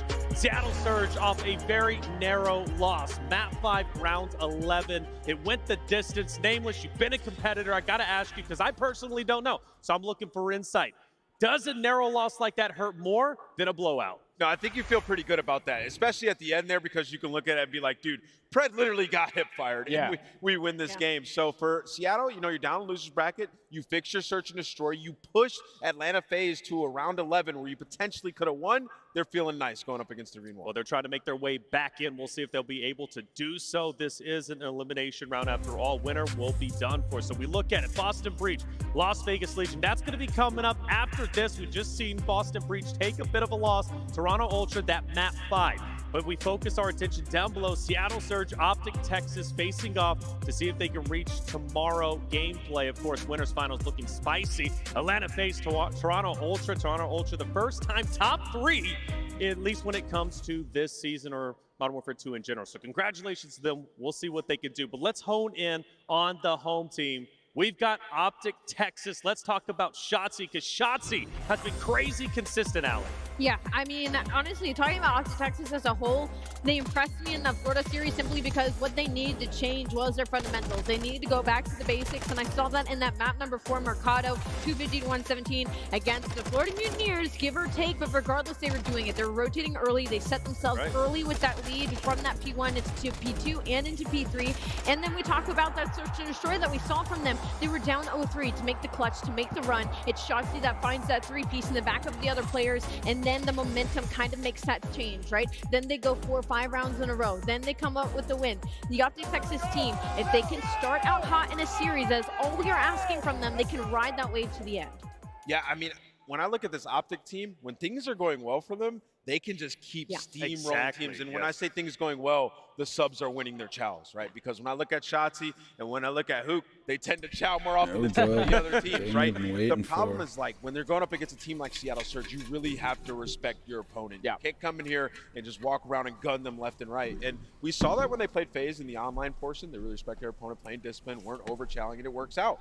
In this tournament so far, the only match where they really had a ton of success was versus Florida, and they were running, gunning. Can they play discipline? We'll see. Sometimes aggression, right? There's a fine balance. Aggression can quickly turn into recklessness. If you're not careful, you have to respect your opponent. I like that. Hookah's going to be one of those. He's challenging everything. Will he get away with that in this series?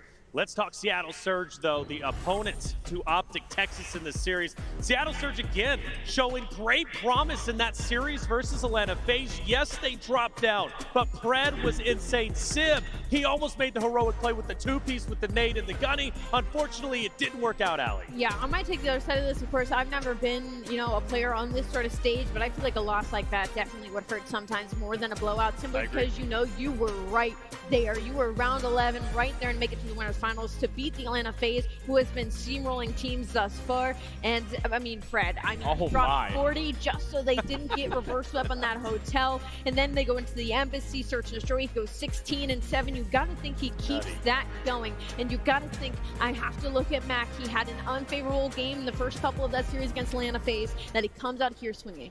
With that guy playing like that, you got to be able to help him. He had a 1.3 overall at this major, and even in that last series, he's the only player over a 1.0 KD. Pred is like LeBron out there. Just got to get him some help, man. Let it be known, Sib had the same amount of damage as Pred throughout that series, and even in that game 3 that we saw Pred drop 40, Sib had 29 kills, but he had more damage at 4-3K. So Sib, he is getting some help. You ain't going game 5, round 11 against Atlanta FaZe. One guy just. No, you're not. So Pred is playing great, but the whole team is as well. Yeah, the whole team has to be doing well. Great point. Let's take a look at our maps and modes and start deciphering this a bit more, dissecting, I should say. Anyways, Allie, what are we looking at? I mean, to be honest, when I look at this layout, I'm thinking Seattle's trying to end this in 3 or 4, where OpTic's playing the long game to end it in 5. I mean, it's a square up across the board. Usually that Hydro is going to be Seattle's auto veto, but technically they're #1 in hold and break percentage on it, so it's not that they don't want to play it, and it seems they're deciding to box it up with OpTic Texas. And the only thing that scares me when you take a look at these maps and mode is that map number 2. We just saw OpTic Texas take down Florida Mutineers on that game to search and destroy, but that is the first time that they played it. This is a map where we saw Seattle Surge break that record for that losing streak in S&D, and throughout this stage, they were like 2-0, 3-0 when it came to this map by just playing with confidence. So that map number 2 is a big one for me. Yeah, you can see OpTic got rid of Embassy S&D. Like what they saw there. Also, the hotel control, like there was the option for Seattle to pick a CeeLo, and they're decent at it, 2-2, right? So they're comfortable there. They decide to square up on a hotel, feel comfortable in their gameplay there. Could get interesting. Well, it's time to move into our predictions, and for this one, it was a tough one without question. No disrespect to the opponents of OpTic Texas throughout the bracket. London Royal Ravens, of course, and Florida Mutineers. I don't think they were on par with what Seattle Surge is about to bring. This will be the first true test in this tournament when it comes to OpTic Texas. For me, I think their momentum is going to carry them through. I'm going OpTic Texas, but let it be known. Let it be known, I think Seattle Surge is definitely going to be a tough opponent, harder than anything they faced yet. They're going to have to work hard. What about you? Oh, yeah, I completely agree. This is going to be their toughest match. If we're talking about their 2 matches that they have played the 12th team and the 11th team, and they've gotten pushed all the way to the very end. So I think if OpTic don't come out swinging, Seattle Surge are going to take it. So you're Seattle Surge. Yeah, then. I'm going Seattle. Seattle Surge. Allie. OpTic Texas. Okay. Mixed reviews, Oh, you're throwing the people off. OpTic Texas sounds good. Wait, but you normally don't go OpTic Texas. In fact, production hasn't even put it up there yet. So Why are you asking questions? Whoa. Why are you asking you guys now? Are you going OpTic Texas? I'm going OpTic Texas. All right, OpTic Texas for Allie then. I guess it's going to be Nameless. What about you? I think that this is about to be from the top. Seattle Surge in a dominating fashion. Seattle Surge dominating fashion, and well, I see a sneaky Seattle Surge for Allie. It looks like I'm the only one going OpTic Texas in this case, and now the cheers turn into booze. It's a prove it series. I think we know what we're doing here, but things are starting to get a little bit meta. OpTic Texas are going to have to use that momentum without question. If they can do that, they'll be okay. But this would be, I think, a higher placing than anybody was even expecting from them. Lando, he's on stage. Let's bring out the teams. All righty, Texas, let's go. Let's get on our feet. Another elimination game and another opponent now for OpTic Texas. It is going to be a blast of a series to check on out. Last time that these teams faced off against each other and went all the way down to a Game 5. And speaking of Game 5s, this team is currently trying to rebound off of one. Ladies and gentlemen, the Seattle Surge!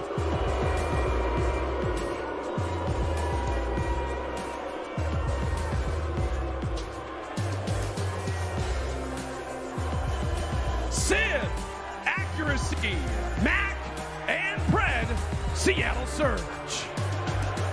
I mean, how can they lose with LeBron on their team? Pred is going crazy in these series. We saw them push our Major 2 champions to a Game 5, round 11. It was almost theirs. Now they have to go through the green wall. Let's see if they can do it, Lando. Bring them on out.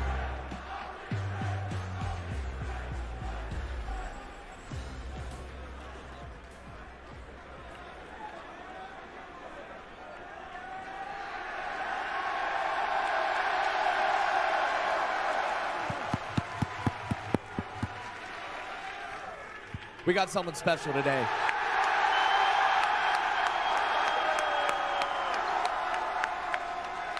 Let him hear you.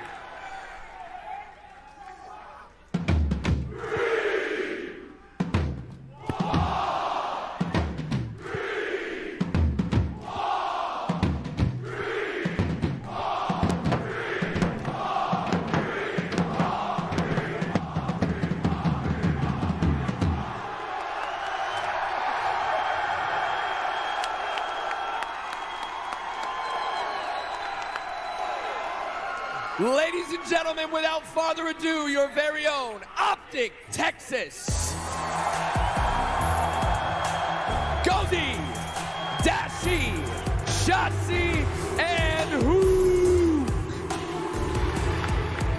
mean, the vibe could not be any better. We thought we got a treat earlier. We were treated a second time, but I don't know, if I'm a player on that stage, I might be shaking a little bit with my owner coming to bang the drum. Again, another elimination match faces the OpTic Texas at their home stand.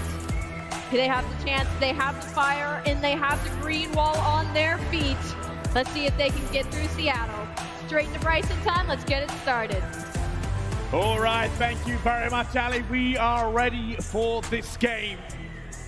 It's one been long in the making. Seattle Surge, OpTic Texas on the main stage. The loser goes home. The winner stays around for a little bit longer. Oh, tell me how you feel. I don't know, man. I don't know. It's a hard one to call. Seattle Surge looked phenomenal against Atlanta FaZe. They shoved them all the way. One gunfight is pretty much what it came down to. Yeah. Simp doesn't find that gunfight and Pred does. We are not talking about a Seattle Surge going up against OpTic Texas. We're talking OpTic FaZe. However, it goes the other way. But OpTic, yes, they have found the victories. They have round those victories out as well. The resolution is very much there. But this crowd is going to have to carry them through this one. Seattle Surge are a serious, serious squad. And that's not to discredit the previous opponents OpTic have had. But Seattle are a step above the opponents we've already seen. Exactly what I was thinking. It is a big challenge for Seattle to go against the home crowd, to rebound. The green wall is in attendance. You may have missed it, they're quite subtle with it. As you can see right now, every single kill, every single chow, roars will erupt from the crowd. But will it be enough? OpTic haven't made it clean in their series so far.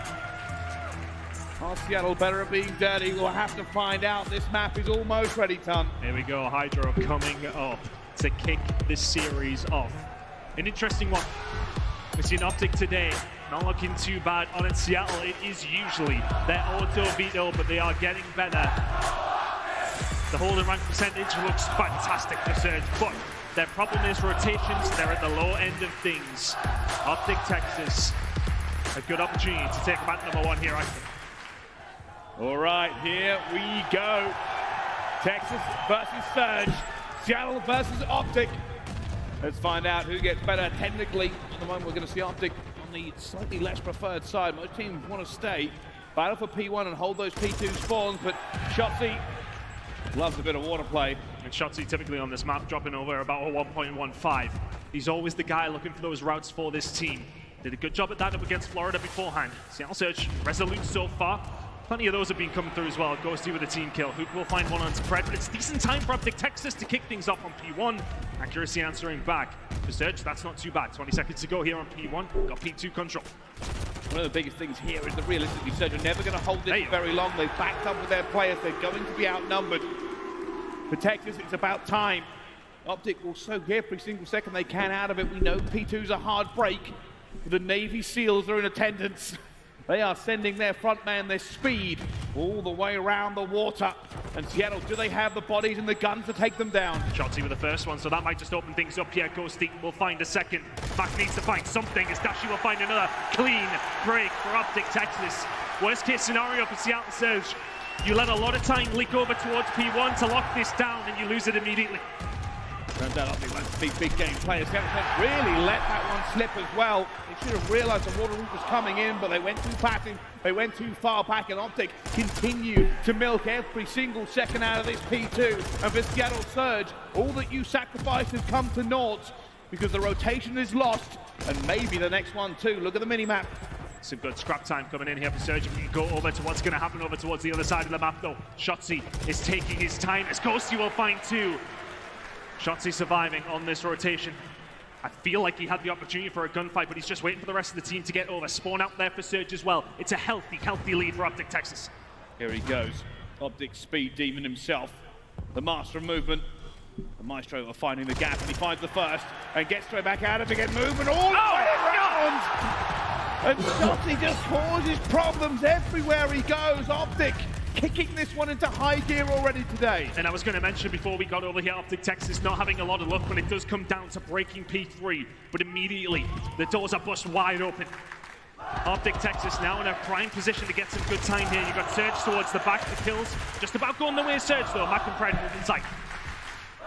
And At this point, Seattle Surge are going to have to either up the tempo or try to stop OpTic. You can see them still battling around this point. The spawn will go to OpTic, but obviously it's bad spawn for this next rotation. Exactly, I was just about to mention Surge flipped that quite nicely.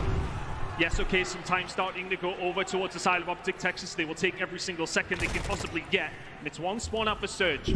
But crucially, the rotation does belong to the Seattle side. Look towards the scoreboard so far. Accuracy with a nice start for the AR. He's going to have to lock down some good time for his team here. Here he goes. Shotzi the seal. The man in the water. Again, he keeps finding the routes. He's staying alive. And this time, Seattle Surge cannot afford to let it slip. Last time they had P2, but Hugo's joined him. Erupting from the water again with his teammates in OpTic. They find the break again. Oh! Seattle Surge hold nothing against them. They have broken through. They have won the gunfight. They will take the time as their prize. And the same old story, Seattle Surge are going to have to put some pressure on and hit the rotation again. And that whole percentage for Surge is just suffering massively now. OpTic Texas, that's 3 breaks in a row. Seattle Surge need to lock themselves in here. That's been great time for the side of OpTic Texas. Surge, though, for all that they have been broken multiple times, you're not that far away considering how dominant OpTic have been in terms of finding these breaks. Shotzi's been massively influential. We were talking about in the green room today. He looks like he's on fire as we head into the later stages of this tournament. Shotzi now trying to find another break. Eventually gets shut down, but you can see OpTic keep putting the pressure through. Dashi and Hugo going to be here as well. Mac gets gunned down with the trades. Eventually go to Seattle. They don't have the bodies. The spawns are towards the back. OpTic try to reinforce. And they just keep playing through the water. They're very, very good at here on high. Whoa, whoa, whoa, whoa, whoa! Almost got a little bit too naughty, but Fred converts. Ball springing out for Fred. Starting to heat up just a little bit, and this is crucial time for Surge now. Because the manner of how they've lost a lot of these hills has not really been working out in their favor. Beautiful breaks coming in for OpTic Texas, but sloppy play from Surge. Going to be broken again, but only for 20 seconds or so. Last time around, when we were over towards P1 for the first time, Seattle Surge locked down this P2 rotation. They locked in some decent time if you're OpTic Texas at P1, but already the spikes that are going to go down towards P2 are going to start ongoing. Keep an eye on Shotzi and what he's been doing. He's been doing every single hill, and that's getting behind Surge. But surely, Surge have got to recognize this at some point. Hey, we haven't seen Shotzi now. Eventually, Sid will see him. This man is entering his flow state. First set of rotations, he's only died 5 times. They still can't catch him. He's slippery. He's here. He's gone eventually, though. But OpTic won't get the spawn off the back of it. What they have done is got the time. They push Seattle back once again, and it keeps getting further away. And if you can't get P2 spawns, well, let's just try and get as much time as we can on P1. Seattle have just about rebuffed that idea for the side of OpTic Texas. Dashi with one onto the point, looking to try and scrap in the middle of the map. Gunfight's going to go on towards Ruins. Pred with an important gunfight his way. Shotzi already on the routes, but it's not too bad for OpTic. Yeah, okay, you don't have P2 rotation. Seattle had this last time around, but remember what happened. Every single time OpTic Texas have broke Seattle. Can they do it again? This time they call it swimming. Shotzi eventually figured out here. They'll probably commit to it again. But this is everything now for Surge. Last time around, they set up for P2. They lost it so fast. OpTic have a dominant lead at this point in the game. Seattle must hold the door. They must hold the fortress. Let's find if they can do it for the Seattle Surge. Listen in. Top glow, big, top glow, big. Back, one shot. Back door. He's sitting for time. Close time. Fuck. Close time. Watch out. No trophy on time, guys. Nate. I'm rotating. That's all you guys. One shot front. I spawned you. They're all over you. Yeah, one's gonna be on new though. One gonna P3 spawn. He's top new right here. Top new on the plant. Kyler's going around the back. Okay. Oh no, one shot, Ghosty. He pushed backstairs, Kyler, one shot. Back gen. He's on the gen, one bullet in green. He went in green, okay? I'll go through that forward. Alright. I spawned here. One's green still. Alright, one more. Kyler's the guy green. Yeah, he's inside green. Right now. He's front cubby, Ghosty. I'm flexing that green. Front cubby, watching palm cross. Where'd he go? Front left cubby, front door time weak. Front door time weak. Front tools on me. I spawned at the back, we're good. Okay. I stunned him. One pause. He can be in the water. I have the back, guys. He went swimming then. Yeah, one's about to hop up cages. Swimming. You want check, Mac. You want check. I have my front. One more cages. One more hop up. Cages if you want check. Back green. Yes. In green, Kyler. Backdoor hill, Kyler. I'm flanking the P1. Okay. Kyler's backdoor hill. P1, one shot, top P1. He's hopping up front door now. Okay. Bottom front door. Pops, bro. Call up pops. Thunder, one shot dead. Nice. I don't see him on time. I'm hitting pipes. Yeah, I'll stay back. He's got him in the water on the right. He's lost of time. He's front left to one pipe. And Seattle Surge just cannot get that genie back into the bottle. They are being broken every single time they try. They cannot win the gunfights. They cannot hold the rotations. The spawns are theirs, then they're not. They have to find a different gear. OpTic, Texas in lethal range. And that's the crazy thing. We talked about Surge. Their hold and break percentage has been phenomenal when it has come down to Hydro. Rotations have been great this time, but they've been able to get no holds so far. They've not kept it within touching distance. OpTic Texas have been phenomenal. Hook and Shotzi having phenomenal games has been a big reason for that. Looking like some decent time being held by Surge. OpTic Texas not far away.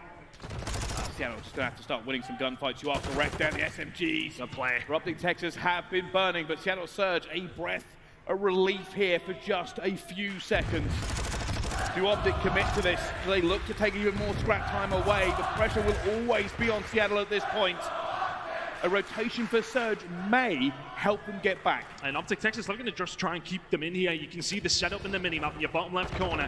They don't want Surge out of this corner of the map, but two gunfights are won by the Seattle boys. Dashi can find one, but Pred on the relocation over towards the next hill. Trying to find the wrap. He's been so influential for the Seattle team. That is pretty much a full 60 over towards P4 for Seattle. Definitely within touching distance now, but OpTic Texas, first one's here. Over towards Tin. Got to win these next few gunfights. OpTic got deep in this hill. They've got bodies everywhere. Duke staying alive. Eventually will go down to Mac. Fred ready to pounce on the shot. He's looking every single different way, and he's found the kill. Cruz missile for him as well. They have broken through here at this point. Not a kill to be found for OpTic. We've seen comebacks already here at the Major. Is there another one being born right in front of us? There's a 100-point difference at one stage in this game.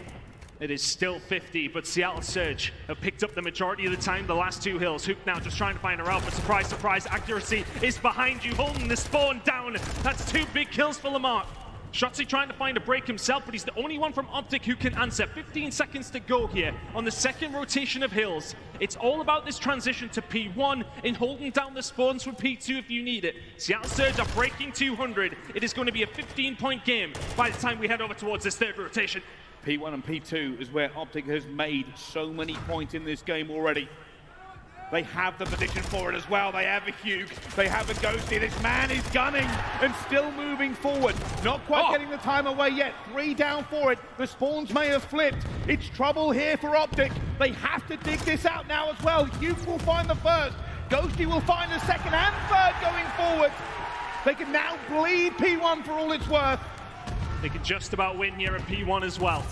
Continuing to lock this time in, and the more they get, the harder it gets the Surge to win this game. Shotzi will find 2 of his own though, continuing to lock this time down. OpTic Texas, 15 seconds away from the win. Pred has to call this in. He's called it. He's trying to get that player on the flank as well. There's going to be no trophy there for them. You cannot win it now here if you're OpTic, but you have the spawns, the possibility, the chance to end this game on P2. The opportunity is there. Can Surge find the routes? P2 popping. OpTic in control. OpTic time on the board. Can Pred find anything? Dashi, Shotzi, they're opening it up. OpTic Texas are 10 away from goal 1 up. And here we go. The guns are banging. The crowd is screaming. It's 5 seconds. It's a mile away from Surge. The first map is falling with accuracy. Tries to jump in, but he can't. And the first blood in this series will go to OpTic Texas. They allowed a little bit of a comeback. They allowed the dreams of Seattle Surge to blossom in this game and then brutally put it down. P1, P2 again. Rotations for Surge, so good the entire game, but couldn't hold a goddamn thing. Shotzi and Hook, every single time we're on those rotations for the first 3 quarters of that game, we're finding kill after kill. They were hiding in corners you wouldn't expect and disrupting Surge at every single given opportunity. And I just want to point out one thing here. Objective kills for Hook sitting at 13. Nearly drops 30 himself as well. Finding the kills in the important places if you're Hook is a massively important job to do. And he does that job to the highest of levels. 250 to 209, and that's a map that OpTic Texas needed. We look at these maps and the games that we have coming up, we feel like that was a crucial one they needed to find. It really is. If you were watching that game the way through, I think Seattle Surge were probably better at getting those rotations, but holding them was a catastrophe. We saw Shotzi and Hugh hit the water. We saw them hit the flank. We saw them continue to make problems. And Seattle Surge, it took them an entire set of rotations to finally start getting a lid on those two players, but it was too little, too late. And we talked about how this is a massive veto that's coming up for Surge. I feel like it's the most vetoed map in terms of any of the game modes as being Hydro. And I think I could honestly see the reasons as to why. So many times those back routes were found by Hook, Shotzi, by anybody. Typically those two guys, of course, will be the ones who are making that play. But every single time they were offered an opportunity to get round behind Seattle Surge, they took it with both hands. A really good way to open up the series for OpTic Texas, and Seattle Surge may well be reeling here after that defeat to the side of FaZe, of course, in the winner's bracket side of things. You are in danger of this crowd getting on top of you, with OpTic Texas now taking the lead in this series against one of the best, if not the best hardpoint team in the game. It's a massive, massive map one for OpTic. It is. Seattle are already hurt, already bleeding. They have suffered a defeat today as well. They needed a win on the board. Yeah, the big issue is going to be, obviously, a 1.53 from Duke Dash. He didn't even have to do much, realistically. Wander around, watch his teammates kill everything before he could get there. But Seattle Surge have not won an S&D today. And honestly, you're very right, Dashi, in those moments. It's not like he has to do a great deal. Shotzi and Hook putting up those numbers. We said we were watching that first game this morning. Shotzi looks on it, and that form has continued here into the night in Texas. Hydro Hardpoint will go over towards OpTic. Hotel Search and Destroy coming up next as well, which is an interesting one. We'll delve into some of the stats in a little while. Hotel Control will be map number 3, and if we need them, Fortress Hardpoint, Fortress Search and Destroy. This has got so much potential to go all of the way. Map number 2 now coming up. Hook has got to be feeling confident. That's a big performance from him. He's a guy who will often find the important kills for you. We've seen that in the stats. 13 objective kills coming in from Hook, but for him to put up that amount, it's a dangerous prospect for the side of Surge to try and deal with. Fully locked in. On the other side of the stage, Seattle Surge, said it before, came in a little bit cold, came off a defeat as well at the hands of Atlanta FaZe. If anything, OpTic have actually been looking better as this tournament goes on. It's almost like they're escalating to the level of their competition. There have been not a lot of people that have thought they're going to win most of their games coming through. After their defeat to Boston early on, they took down London, they took down Florida. And now 1-0 up over Seattle Surge. It could be the home crowd buff, I don't know. You would think that might be a slight thing in their favor as we head into Greenberg Hotel. It's an interesting one on the stats perspective. Looking over towards it, Texas winning this one today, 6-3. Seattle losing it, 6-3 himself. It's an interesting one. In terms of first bloods, etc., we'll delve into it, but both these two teams very well versed when it comes down to this map. Which way it goes, I haven't a clue, but Dashi, his hotel map this morning, 8 kills, 4 deaths. Big one from him. OpTic Texas, can you find yourself 2-0 up, or will Seattle tie the game? Well, one more time into the breach, my dear friends. Let's find out how this goes. Dashi on the cross and almost catches Pred already. The wallbang from Sim is not going to get him. It does force Dashi a little bit further back, and this might be perfect play. Easy peasy, lemon squeezy. Dashi finds the first blood. Does his job to absolute perfection. Needs to just stay alive over towards that side of the site. The rest of OpTic Texas, yeah, we're on the way. And now Seattle, no bomb down. 2 teammates gone. You need a miracle, you need a prayer. You need something in this situation. OpTic hold all the cards, all the keys. What is there left for Surge? Not a great deal. This is their only opportunity. Bomb now down. Over towards their side, you can get in a bedroom, try and play something there. But you can already see Dashi ready and waiting for the rest of his teammates to make the move, and there's another one. 2 for Bruce. And now, a 1 versus 4. I don't think Pred, even with his ability, will manage this one. I think he's got called out as well. Dashi knows exactly where it's going to be. Has to get away from it. Bomb going to be the Fuji trying to find the Pred, not going to get it. OpTic lock it down, every single gun barrel aimed at bedroom. You got to give some credit there to Dashi. Straight off the rip. Not a beat missed. So important that he finds that first kill. If that bomb goes down, it's a very different story to what we have going on in that round. Just a little throwback to Seattle Surge, actually not playing this map a lot. Of course, for OpTic Texas, they haven't played it a lot either. But Surge were looking really good on this map until they played up against the side of FaZe beforehand. 12-3 in round count until they went up against FaZe, where they lost to 6-3. So they will still be feeling good about their hotel. That's a few rounds in a row they've now lost in overall against all competition. Need a look inside, get around to steady the nerves, and that's not going to help things. Shotzzy, first blood. Yeah, Witchy. A little bit of massacre here. There's nothing going the way of Surge. And there's a third player down. Accuracy. Last alive. It's another 1v4 for Seattle. He finds the first and the second. What was that? Gets tagged up, 20 health in a dream. Running, gunning, down. Got a little bit scary for just a second, especially considering who's the one firing the gun there. Accuracy in those situations, it's not many better. He's trying to get away. He gets away, then you've got a different story. Seattle Surge need to start turning up 2 players without even firing a bullet that's going to hit anybody on the side of OpTic Texas so far. Accuracy sitting at 2-2. The only one on Seattle to find a kill in the first 2 rounds. They need to answer back very, very quickly here, because this is getting in danger of getting out of hand, I would say, at this stage. OpTic Texas, you've got the crowd behind them. Feeling good. 1-0 up in the series, 2-0 up in the Search and Destroy. Stun check now coming out. Surge, what's the play? You got to change it up. Another first blood for Shotzzy. Seattle Surge now. Another one go down. How is he getting away with this? Accuracy eventually gets the trade they so desperately need. Seattle Surge, 2 versus 3. Another clutch situation for them. 1 versus 3. 1 versus 2. Maybe a bit easier for Accuracy this time around. He's got Dashi with his sniper to contend with, as well as Hook. Bomb now down for Accuracy. Found a good position to find himself in. Has dead silence as well. This is so doable for the Iceman himself. Now, patience is a virtue, and it may be the benefit in this round. Can he find the 1v1s? Can he hold the nerve? Already going for it as well. Sees 1 and 2.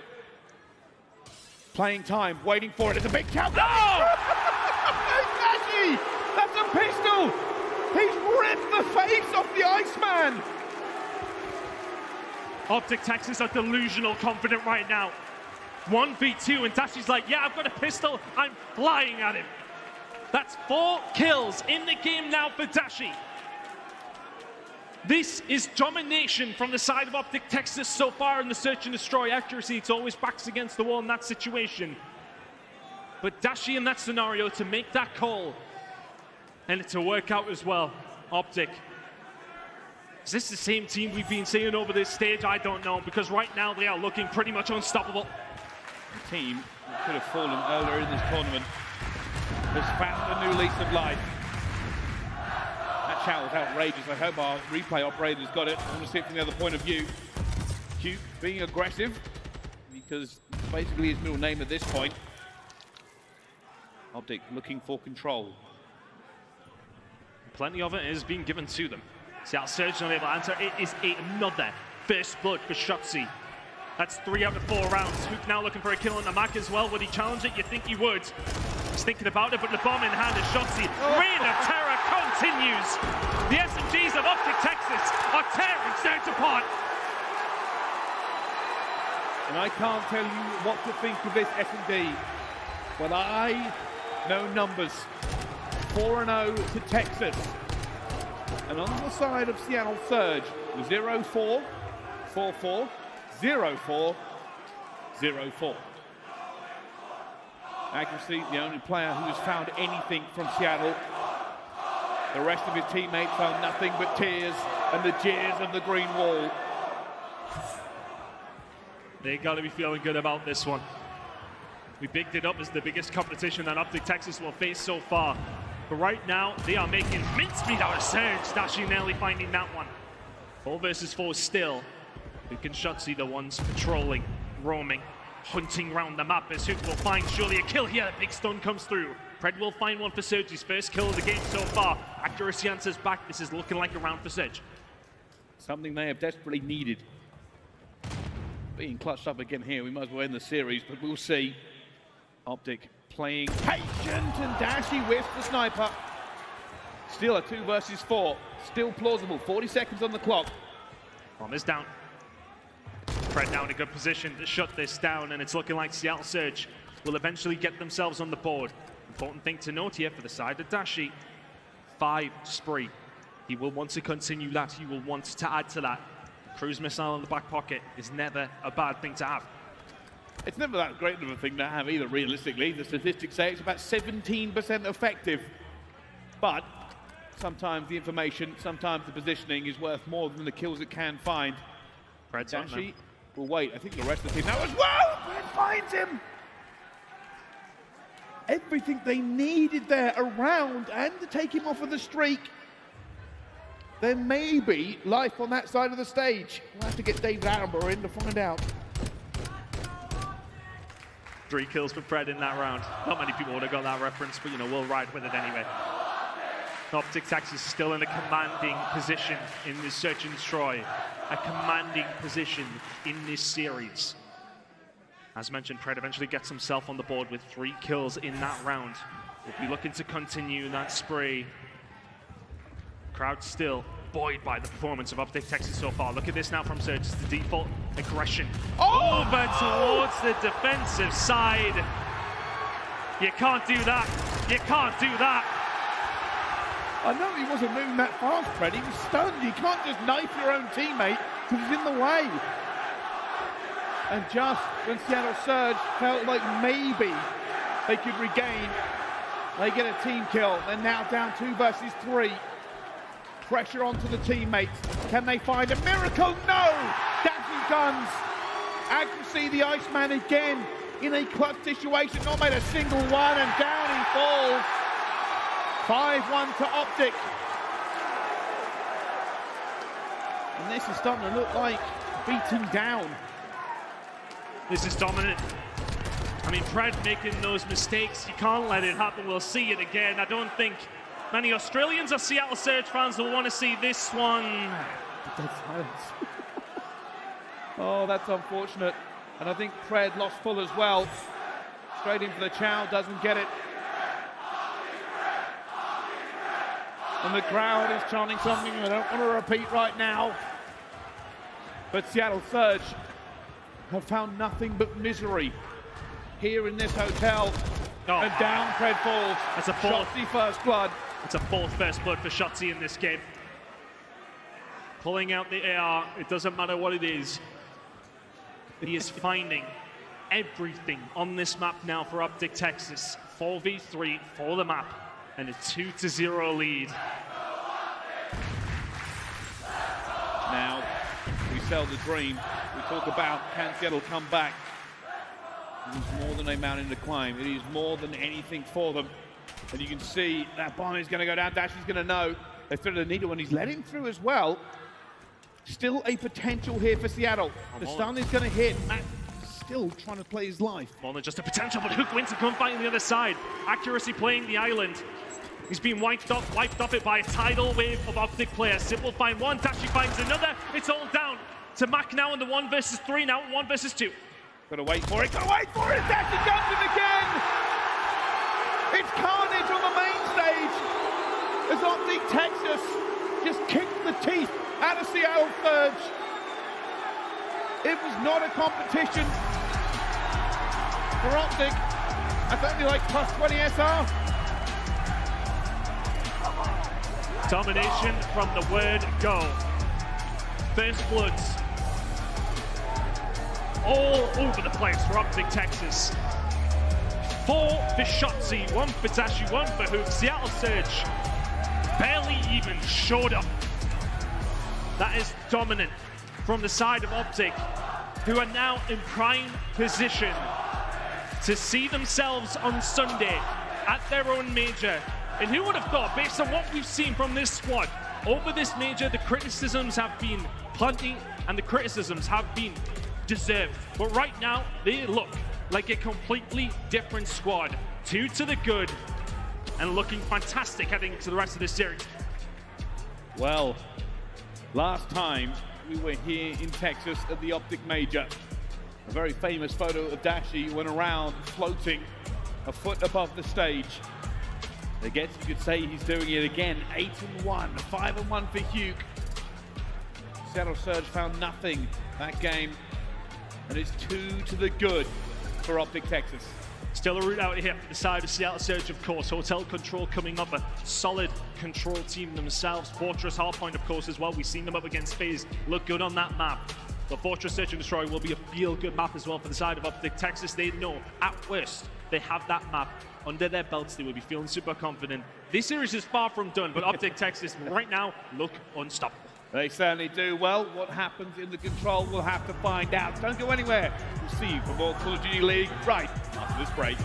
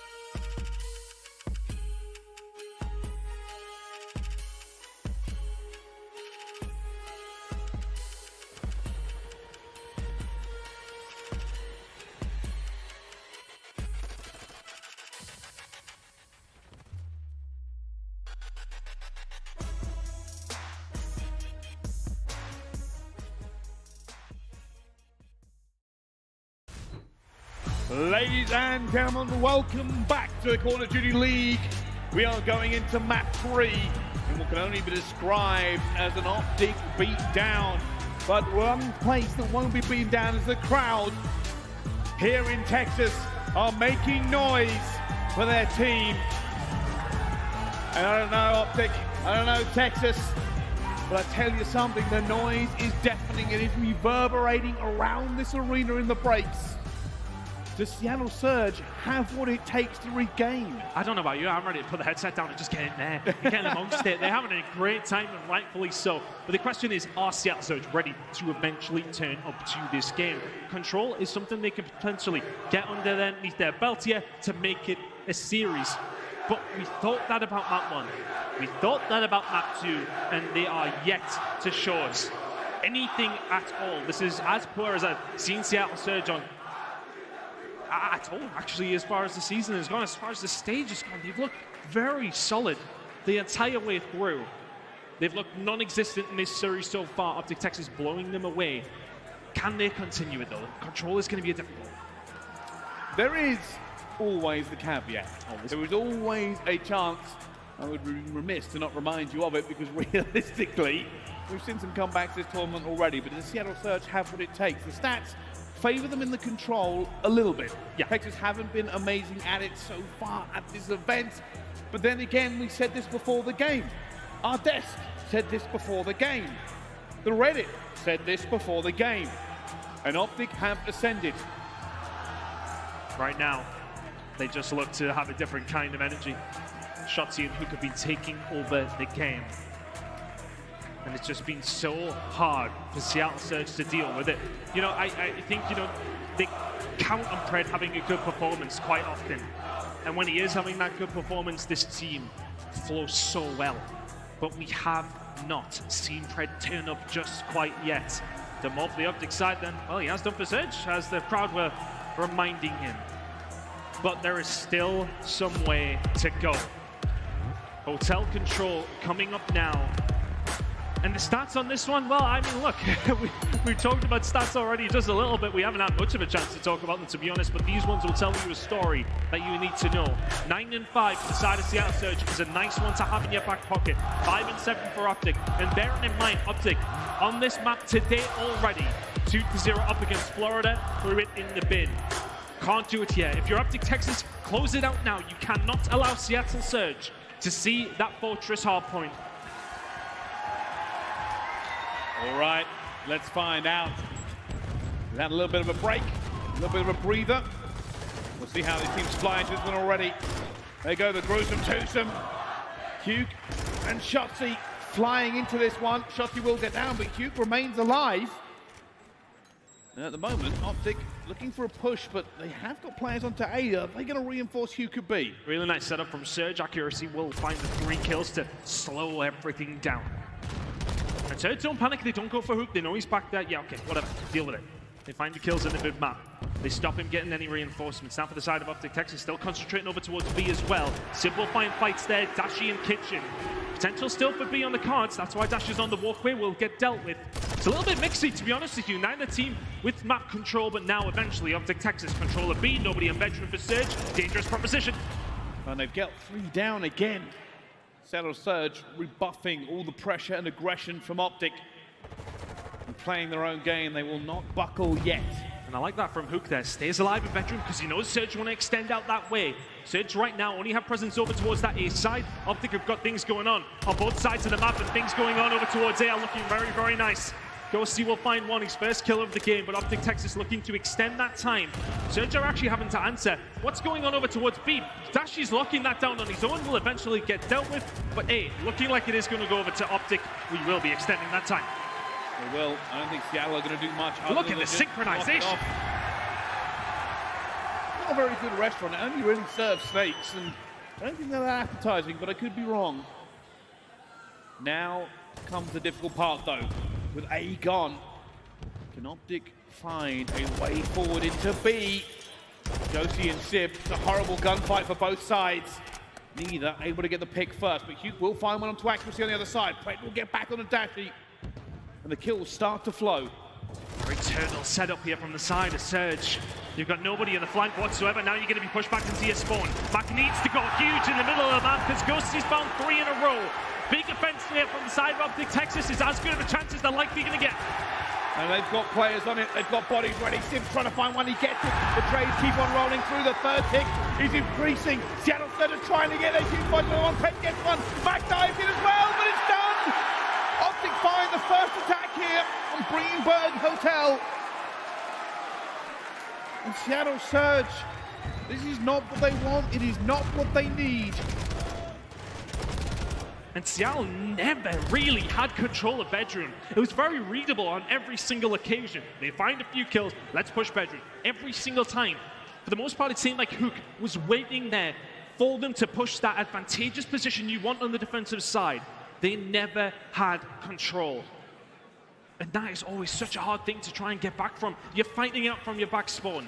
But for the side of Seattle Surge, as far as attacking rounds go, one of the best teams in the game when it comes down to hotel control. 60% of the time they're finding these attacks, they need one here. Seattle, yeah, I can't even speak. For Seattle, going from bad from worse. But the game's not over. I don't want to pretend it is, because it certainly is not. They can find their own attack, they can find the defense as well. And everybody who's a Seattle Surge fan right now is praying that this man goes to work. Well, let's see if Fred can get something going here. Nobody alive over towards the bedroom side. Ghosty finding 2 towards the back. But here comes Fred. Ghosty with another, and another as well. That's all 4 dead. Ghosty's screaming in the comms right now, you best believe it.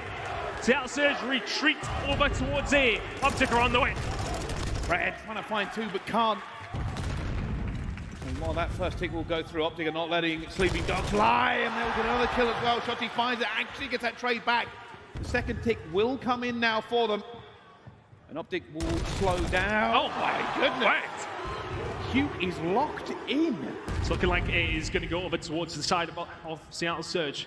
I was about to say it was the side of OpTic Texas. It's felt like everything has been going their way. Fred alive over towards the bedroom side is going to potentially be a catalyst for Surge to get something going here. You can already see the extension from Shotzi. Are they going to call him out? They're going to find him indeed. Accuracy with that kill. Now Surge posturing themselves over towards B, spawning up close to it as well. A good opportunity here for Surge if they can find the kills. They're looking for OpTic. You've got to be careful. Oh my God! You're great instead, and they find everything there. Seattle Surge will have to reset. They still have time. All is not lost. Lives very even. This one is far from done. Mac will find one, and look at the flag that potentially could be coming through. Accuracy will be looking to be slow and steady. Sib just kind of playing it like a defensive player here towards the bedroom side, waiting for OpTic to make their moves as the rest of his team makes the move over towards the backside. Next few kills are massive for the side of Surge. It's a big win for Sib. And down he goes to Ghosty.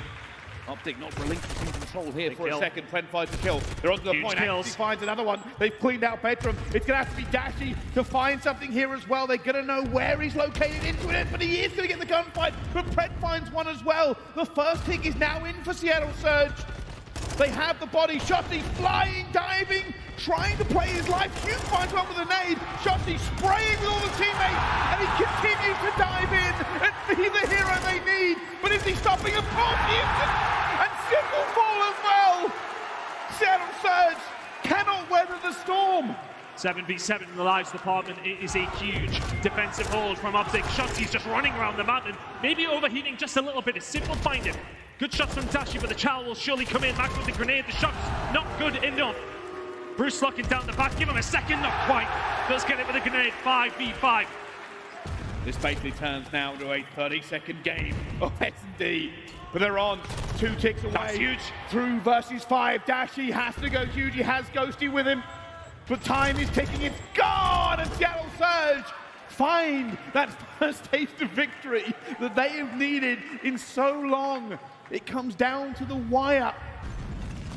And OpTic threw a hurricane at them. But they prevailed. We have a game in our hands, and that should make you smile. Accuracy speaking to his team. Calm and collected, still at this stage. One apiece, really nice attacking round from Surge. It was a little bit more frantic, of course, than OpTic's, which was a lot more clean. But they will more than happily take that round. Now onto the defensive side. OpTic, what's the play? It's looking like a big hit through mid. Surge got the positioning to deal with this. Can they find the gunfights? Can they find a defensive round? Already a lot of pressure being applied across this map. OpTic do have the time on Dway here. Seattle a little bit wary of actually committing to this. You can see they're waiting. And that's probably because they're cleaning out bedroom. They're not going for this straight away. They might even go for it. A tall pop from Mac, who dives in, gets Shotzzy, but it's probably not going to be enough. The rest of Texas are here in numbers. And of course, with accuracy pushing that far up, the numbers for OpTic Texas are going to be here. And they're going to be here constantly. Shotzzy will find one on the Pred as the kitchen push now starting to come through. Sib just trying to chip away, but it is looking like it is going to go to the side of OpTic Texas. But Surge just trying to slow that down as much as they can. Mac will find one, and that is all. OpTic looking like they're going to get a hold of a time extended, a full 2 minutes to have a look at B. And I tell you what, if Dashi keeps shooting like that, they're going to be in a nice spot. But Seattle Surge in a lot better position for the B defense than they were in the previous rounds. They never had bedroom control for the majority of that round. This time around, though, things are looking good. Accuracy staying alive, just trying to stop OpTic, find that flank through the spawn of the initial attack over towards A. Here he goes. The freight train that is Hugh. Breathing down the necks of Seattle Surge. Finds the first. Looking for more. He knows he's going to be there. Finds the second as well. Still moving. Still proving why he's so good on this team. As Hugh tries to make the hero play. And so many kills found, but no progress. And Sib goes huge for the squad there. Knows exactly what's going on. That's like 3 kills in a row now for Sib. Will he find any more accuracy to find one and get traded? But Sib was the one who found that kill in bedroom. There was a big engagement with an OpTic player. Found it, stayed alive, finds 2 more to hold down the site. The lives well and truly in the favor of Seattle Surge right now, 16-11. And the setup here from Surge looks a lot more comfortable than it has done for quite some time. Dash going to go for the challenge. It's a big hit here for OpTic. And actually he's running scared. He knows there's bodies there everywhere, and he's trying to stay alive. Finds the first one in the Hugh. Slowing down the terrible flood of green wall that's coming for him. Preds, they're arriving. Reinforcements for them as well. And it's got chaotic here towards the back of the spawn. They're trying to find everybody. Ghosty finds another kill. This now bounces on a knife edge. Whoever finds it will shut this one down with time ticking away. But OpTic have bodies ready for it. Sib has to play his life in bedroom. It is their ball walking. It is their chance to stay alive. OpTic are onto the point. It's still Sib, though. He has to be the hero for them. And he will not fall yet. Still somebody on the point here for the side of OpTic Texas now. Dashi, this will be a big kill to find. Can't get it. Sib still cooking. Gets a little bit overzealous with that one, but he'll take it all day long. 4 lives now for the side of OpTic Texas, 20 seconds remaining. This would take something quite special as Pred will find one at the Ghosty, and this should be Surge for what feels like the very first time in this series, somewhat in the lead. They were calling out for a hero, and Sib arrived. Played bedroom like a maestro, refused to buckle under the pressure. And they held. Seattle Surge have held. I believe that's 4 ticks that time. OpTic have got. Keep an eye on that. It's imperative now for Seattle Surge if they cannot win this next round to get more ticks. And OpTic will be doing everything they can to stop them. But to be honest, attack is really, for the most part, the better side you want to be on. We're going to have a very quick timeout, guys. We'll be back into the game in a second. The game has been paused. We'll be back imminently. Small technical issue, but Seattle Surge 2-1 to the good. And I can't overstate how big that first gunfight that Sib finds over towards bedroom side. He had Mac alongside of him. Mac does die immediately. Sib finds 1, 2, 3, 4, 5, 6 kills in that entire sequence, which is what wins Seattle the round. It is a lead for Seattle at 2-1. OpTic up in the series, of course. You guys at home will know that one. 2-0. They've been looking phenomenal so far. And well, there were anticlimax as we wait for this game to get going again, but can't be overstated. Sib was the man with the plan. And we have got back into the game. Just a small adjustment of some headphones, I've been told.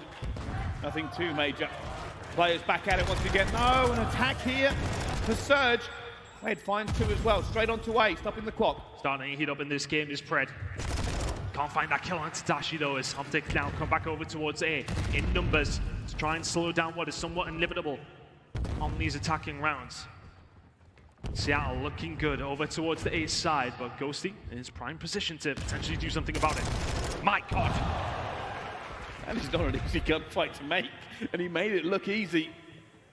Accuracy staying alive here towards A. OpTic maybe applying a little bit of pressure. They found the first kill here on the Sid. It's going to give them confidence to maybe push his tempo. As Shotzi flies across, he does go down. The rest of them not really being too aggressive. They might just let Seattle Surge have this. Dashing Duke have found it. Matt will get 2 back. It's all saved. It's all good here at the Major. But still a little bit further to go. They've got 3 ticks. I was going to say they've got 3 ticks. It's almost in. But 1 more tick here will tie it up. It'll go down to lives. 2 more ticks, defense for Seattle. 3 more ticks, game to Seattle. Mark now on the pinch position. He could be the one that opens things up. Dashi will surely expect this challenge. He doesn't. Accuracy find 1. Ghosty another. Pred will find the kill, and now there's 1 player left inside the bedroom. Of course, it is Shotzi to try and slow things down, but he goes down. Seattle Surge now. Huge opportunity to find a map in this series. And just the rain of nades coming through for him, and Mac trying to stay alive. His body's flying at them at the same time. They're slowly getting through. Ghosty finds 2. Sib will get 1 back, and oh my goodness, Sib off the top rope guns him out of his trousers. But it's not going to be enough. Seattle do not get the second tick. They get nothing else from it. And OpTic can breathe. They can breathe, but they don't have the map positioning. Shotzi with a big win. Pushing over towards the couch's side now. Pred already on the flank. Hook's ready and waiting. Mac will find another, but still no bedroom control for the side of OpTic Texas. Seattle Surge still putting the pressure on over towards B. Second tick, it has come through as well, but they're not looking for the second tick. They're looking for the win, but Shotzi arrives. Accuracy will find 1 more. Shotzi gets out with 2 health, goes to the gunfight as well. Down he goes. Seattle Surge, they're now in here at the same time. Cube will fall. Pred has arrived, and that is going to be Seattle Surge taking the control away from OpTic. They waited until map number 3 to hit the afterburners, but they will not be broken here. The first 2 maps, well, the first was close, the second really wasn't, but signs of life on the main stage. Really good performance from Seattle Surge.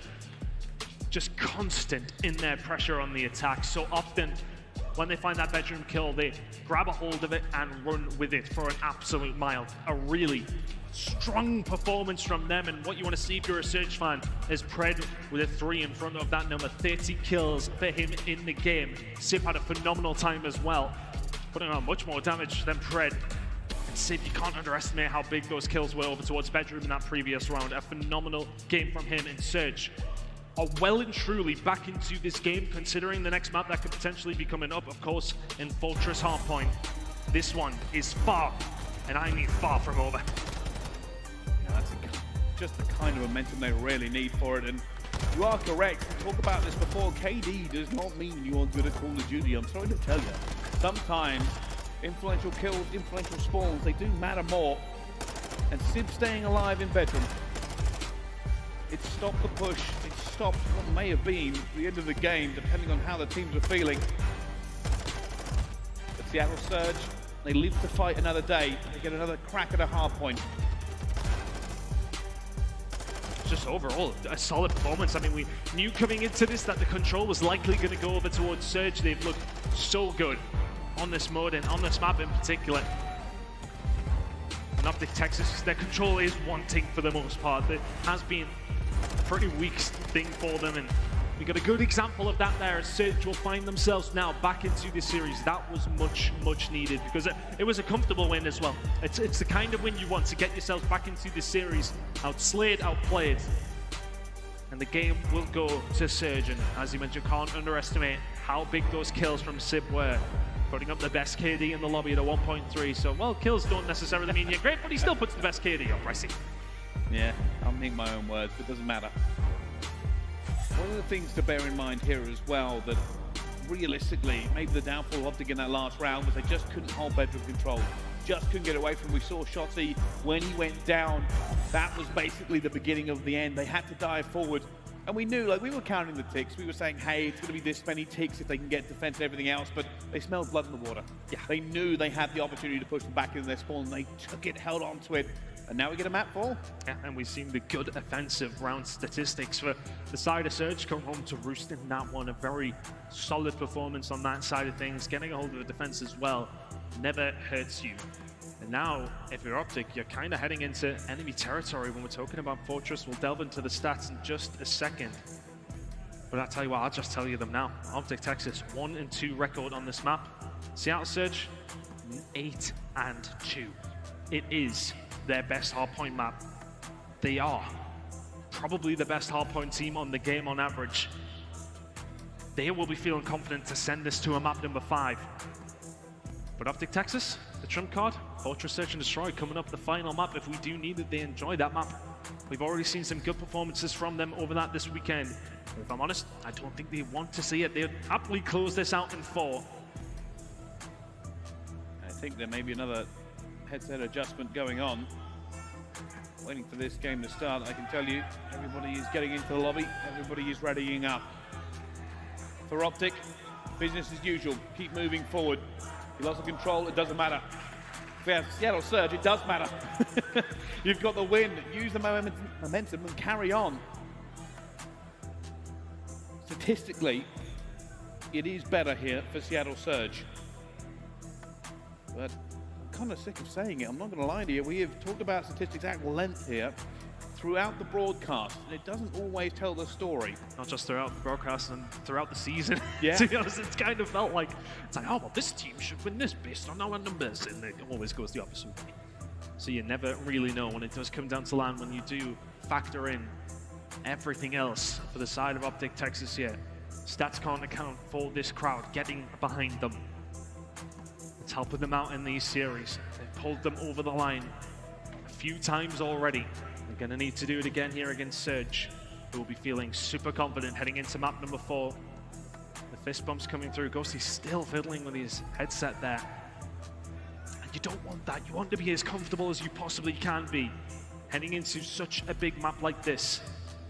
We're about to load into Fortress. And for the side of OpTic, it is not must do, but you would like to close it out here. And there we go, almost like a starting pistol. The fist bumps are in for both teams. That usually means we are getting ready. There we go, fist bumps on the other side of the stage as well. Seattle Surge ready to load in. The map fly through is appearing. The game is loading. Don't jinx me now, servers. Let's get into this one. Let's find out. I'm looking, it's ready. Here we go.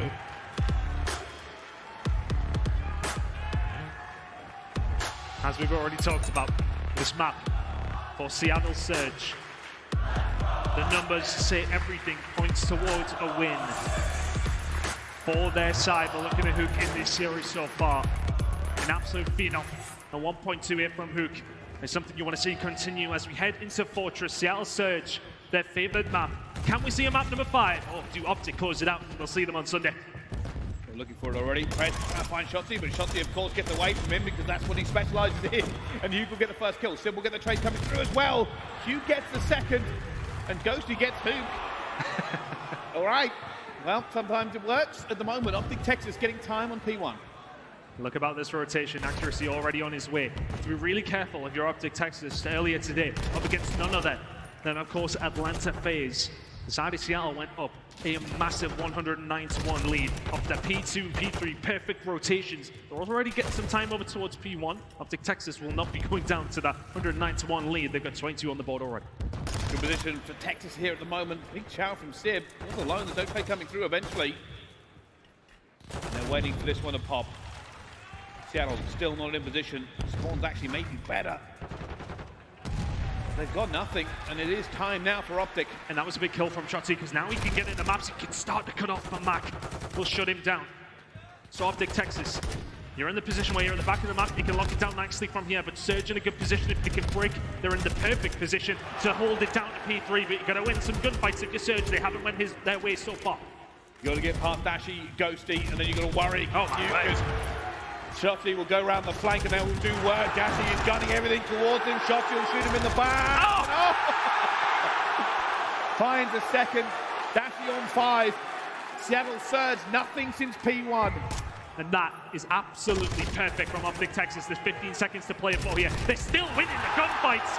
Ghosty all alone. Can he find the kill under Pred? Yes, he can. That's the scrap time. That's the rotation. It is a monumental spree for the side of OpTic Texas. Unanswered in 15 kills. Perfect play into P2, into P3. Not a kill thrown by the wayside. An OpTic resurgence, they're trying to fight for this one. It's a massively huge kill up top. He only finds one though. Pred will find another. But can he fight Dashi? Not with attack, not at that range, surely. And down he goes. OpTic Texas into P3. This map is called Fortress, but that part might as well be. Vazdev working out for Shotzi as it so often does. Dashi, 6-3 for him. Continues to rack the kills up. Pred will find one. For Seattle Surge here, is it maybe just time to work on moving over towards this next hill? Right now, Shotzi just ain't missing a bullet. Sid will find the kill eventually. And now for Surge, you try and pin them in. This lead is absolutely massive for the side of OpTic Texas already. Perfect, and I mean perfection from P2 to P3. Seattle Surge have now got an opportunity to force them in, keep them in, as they get time over towards P4. Pred's doing everything he can, now on a 5 streak himself. The spawn out will come. As you can see, Hugh has managed to hit the back, and they're going to know this as soon as he finds that first kill. No, actually gets it. He goes and gets Pred. Sim will find Hugh, but they're losing the time that they worked so hard for. And Shotzi guns him. There's nothing here for Seattle Surge. OpTic Texas are running amok on this map. And Surge getting really unfortunate with that spawn, I'm not going to lie. And then they start spawning back towards P3. Everything's coming up OpTic Texas right now. It is a 120-point lead against Seattle. Hook is trying his best to make this one nice and quick. Pred is just trying to hold on himself at 10 and 10. But this has been perfect hard point so far from OpTic Texas. The spawns have helped them out, of course. But Pred now just trying to limit this damage. 15 seconds to go. It's already getting to the stage where Seattle have to fight for every single second. But time and time again, they are getting gunned. They're getting run off of this map. 23 points as we head into P5. And OpTic can taste this victory. They know Sunday awaits. A few kills going down for Seattle Surge. They need this time. They need the next time, and then time after that. But it's always possible. The cruise is coming in. OpTic Texas 120 to the good. They've got to be feeling good. The comms will be phenomenal. Let's go for a listen in with OpTic Texas. He's absolute bottom mats. Absolute bottom mats. Yeah, listen, what guys? All right, nice. Red's mats. Use one shot. I'm wrapping P1. I'm wrapping P1. They're gonna be bottom maps. Bottom maps. Absolute. Bottom maps. Absolute. Max bottom maps. Holding A. What's Anvil? Bottom maps. One was Anvil, one's P3. Holding bottom maps. Let's go bottom maps. Let's go bottom maps. P3. Go back now. I'm blocking P1. Yeah, we're blocking. Yeah, block. I'm on new. Can somebody back up and block? We'll get bottom maps. I'm blocking. Can somebody get initial? I can block.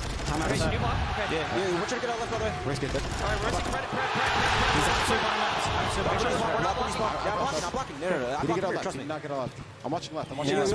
Block. I'm watching left. Okay. We're gonna be coming gate on me, guys. I have left. Go down. I need it over you. Nothing. Wait, bottom dark. You want to try to come down? Stay alive, Tyler. Another one. Yo, I'm not blocking. Gate then. I'm stunning gate. I'm on gate. Nothing's on gate. I need a gate. I'm watching. Open Gordon. He's going to hit me. Gate close, I think. They're hitting you. Gate. Watch. You're at the left. One top doubles and back step. Top doubles. Lamar's on. I am needing it. Well, OpTic Texas holding all the spawns, getting all the kills. 198 to 57 as we look towards P2 and a potential for a blowout. It has not been pretty, but his hat's clean. Shotzi is dancing, Dashi is destroying. And while this will come down and then gets hit as well, they have cleaned them out of P2. It is a massacre. It is miserable for Seattle Surge. OpTic Texas, the team that people did not think were good enough to keep pushing forward in the tournaments are sending a statement. Still time. Seattle Surge should maybe bring this one back, but we've seen some incredible comebacks already this weekend. This would be phenomenal. Hook will find the gunfight on the rotation to P3. That scrap time will go over towards Seattle Surge. OpTic Texas say, hey, you can bloody have it. The rotation is in. They can win it at P3. Seattle Surge have not shown up yet. Pred's 21-17 right now, and they've got 90 points to 214. Kills starting to come through. Can you find a break if you Surge? You must. They absolutely have to get through. The nade rain comes in. Sybil find two. Shotzi low, looking for the answer. He is going to be killed. Now June goes for the attack, and he will get one. Tries to stay alive, falls to Pred as well. Pred going hunting at 23 and 18. The man is bleeding for help on this map, and nobody is able to match him. And at the moment, Seattle Surge have the time, but they need this, and they need even more. Accuracy just trying to stay alive. He's got Hook alongside of him though to try and kill him, and then it will be Sid to find two more. Spawn towards the back for Dashi though. There's 20 seconds to play for here, and it's still going to be hotly contested. Accuracy just trying to survive. They need to survive. The points going over towards OpTic Texas. Rotation ongoing. Oh my goodness, Hook! This one might be done. OpTic Texas 25 away. Scrap time rotation belonging to them. The wind in the sails.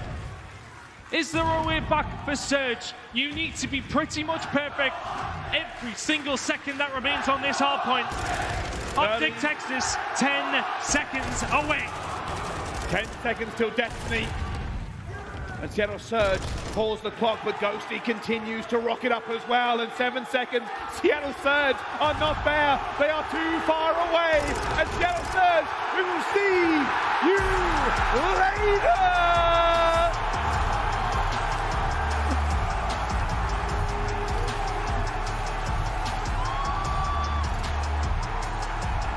OpTic Texas do not walk, they do not crawl, they do not slowly snake their way forward. They strut, they sprint, and they stride into Sunday. The championship whites beckon, the crowd is on their feet, and for good reason. It was brutal. They just beat them to death. That was perfect from OpTic Texas. We talked about their discipline. We talked about playing together. Those rotations, that game of hardpoint was sensational. The P2 to P3 in that first rotation was flawless. Everything OpTic did turned to gold. A truly magnificent performance from the Green Wall. It would take a 3-1 victory over Seattle Surge. And honestly, I don't think it matters who they played there. That was domination from the word-go. There's not a lot that could be done on the side of Seattle Surge. The scoreboard tells the story. Dashi was 21 and 10. The rest of his teammates putting the kills in as well. Duke 25 and 17, 26 and 19 for Shotzi. Goshi's still positive. Not a beat missed, not a rotation thrown away, not a hold broken. It was close in the series. We thought we would. I'm actually going to apologize. I thought it was going to be closer than that. I thought it was going to be I honestly thought Seattle were going to come here look relatively strong. They did against FaZe earlier today, but OpTic Texas turning up in a different kind of way there. Yeah. That's a scary performance for everybody else. With this crowd behind them, they keep playing like that. They have as much of a chance as anybody when we're going into Championship Sunday. Absolutely anybody. They really do. It has been something that I think a lot of people are now going to be re-evaluating this team. That is the question we were asking. You can beat some of the teams in this tournament and your stock doesn't rise. But you beat Seattle like you just did, and it changes. But let's find out from our main stage. We've got Lando with Dashi. If you can even hear me, Bryce, I'll tell you what, this crowd is absolutely electric after a W like that, Bruce. Green Wall is different. The Green Wall is different. They are indeed, my friend. I got to ask you, man, how does that feel? These guys are the best. I don't know. You guys are different. MVP chance, and I tell you what, man, that game for a hardpoint performance was absurd. What, you put up 21 and 10. The entire team was frying. Yeah. That's 5 hardpoint victories in a row for you guys.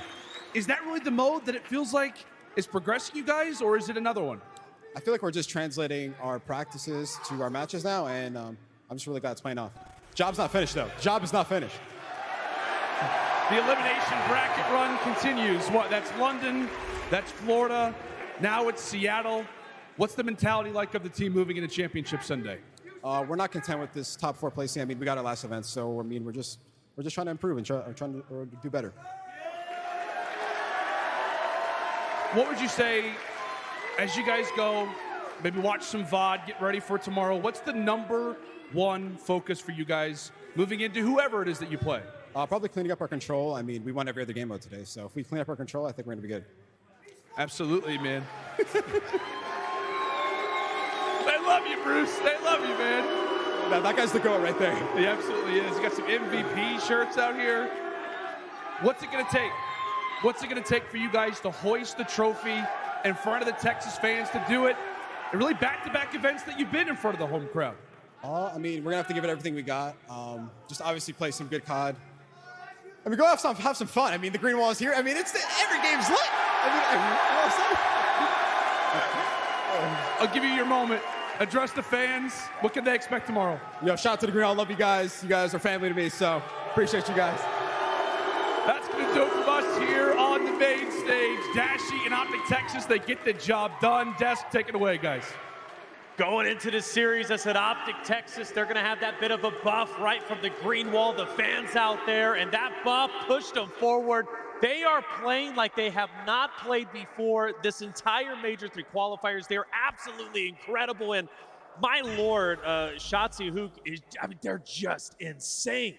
I mean, I thought they were going to get slammed in that match for Seattle, I'll be honest. I may have underestimated OpTic's ability to learn from their mistakes and play the top-tier competition in our league. Like, what we saw right out the gates in the Hydro, it was beautiful, man. Like, applying pressure on the rotations, still hitting old, but, like, playing your life when you need to, winning that Hydro, then going into that search and destroy, just playing ultra-confident the entire time. Sound decisions, like, so confident Dashy's charging people with a pistol. OpTic ran through Seattle just now. That was terrifying, the ability these guys have when they're clicking. And you can see it from the very start.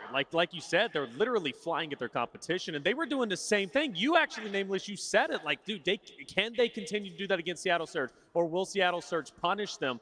Allie, Seattle Surge took a very tough loss, Mat 5, round 11 against FaZe. Yeah. I raised the question, is that going to hurt them mentally? I got to be honest with you, coming into the series, they did not look like the same Seattle Surge that played against FaZe. I also said it, in the sense of I feel like losing that close, I feel like has much bigger of an impact than getting blown out. When you're blown out, to that point, you're like, what could we have possibly have done? But when you go to a game 5 against a team like the Atlanta FaZe, round 11, and it slips out of your fingers when you had the advantage, obviously that's going to have a mental impact. And OpTic Texas just gave them no groom. They gave them no growing pains at all. That first Hydro, some of the Seattle players came out slow. They didn't give any rotations to Seattle. They barely gave them a handful of breaks, and they clutched up in the end with the P2 back-to-backs. And then you move into that search and destroy.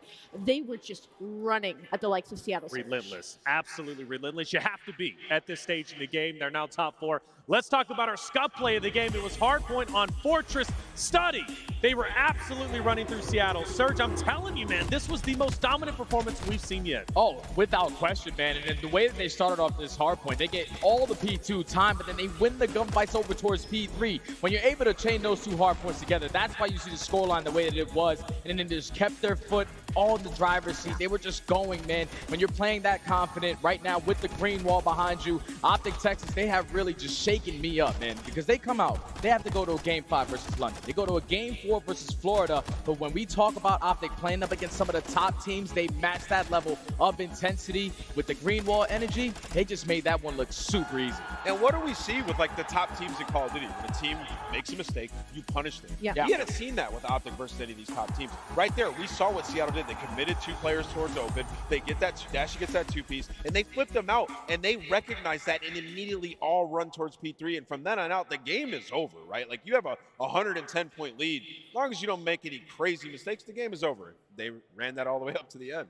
And Ali, I want to ask you specifically for OpTic, do you think like we've seen an improvement in a certain game mode? Or are they still kind of, which game modes would you say? Honestly, across the board, when we saw them day number 1 and they took that loss, it was like the talent is always going to be there for OpTic Texas. The mechanics, the movement. I mean, you have Shotzi and Hook on your team, but the fundamentals weren't there. Nobody was rotating. We saw it on that Embassy hardpoint. They weren't getting street control. Nobody was pushing the back. It was just 4 talented players spawned in on a map, and that's why they lost. And now we see them come into today. They're prioritizing rotation. They're prioritizing Money Hill. They're prioritizing these power positions. They look like a completely different team, and all they had to change was a basic fundamental. That's right, and the confidence is there. The green wall is louder than ever. Top 4 secured. It helps a lot. You know it from being in the past, right? Being a competitor, especially with the OpTic green wall behind you. I mean, we talked about it as well. Like, the further you get in a tournament, right, there's going to be these crazy moments in these series. OpTic series maybe a little crazier than others, but they're getting better as the tournament's going on, and Ghosty's getting way more comfortable with this squad, and they're starting to trust each other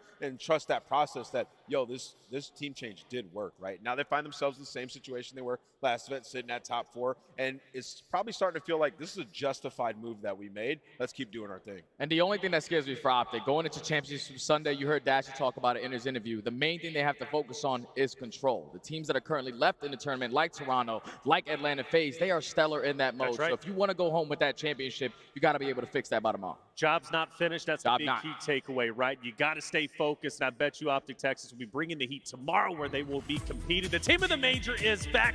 The CDL experts will select the top 8 players. You, the fans, will then vote for your favorites, and the 4 players with the most votes will become the SCUF team of the major. You can scan the QR code if you would like to vote. We want your opinions. Hey, look, the collective mind sometimes is smarter than the few minds we have here. Not saying anything about you guys. Now, for me, I'm dumb. It is what it is. And also, if you want to get into the action and show that you're one of the best out there, ranked play is back. So, hey, look, I'm not saying it's easy, but if you think you're good enough, hop into it. Don't get left behind in the rise to the top 250 leaderboard. You might even run into some pros. Who knows who's going to be out there once this major is done. Hey, we have one more series of the day. It's going to be another elimination bracket matchup. So that means the loser, of course, is going to be done. The winner will move forward to play against OpTic Texas tomorrow. It's Las Vegas Legion going against Boston Breach when we come back.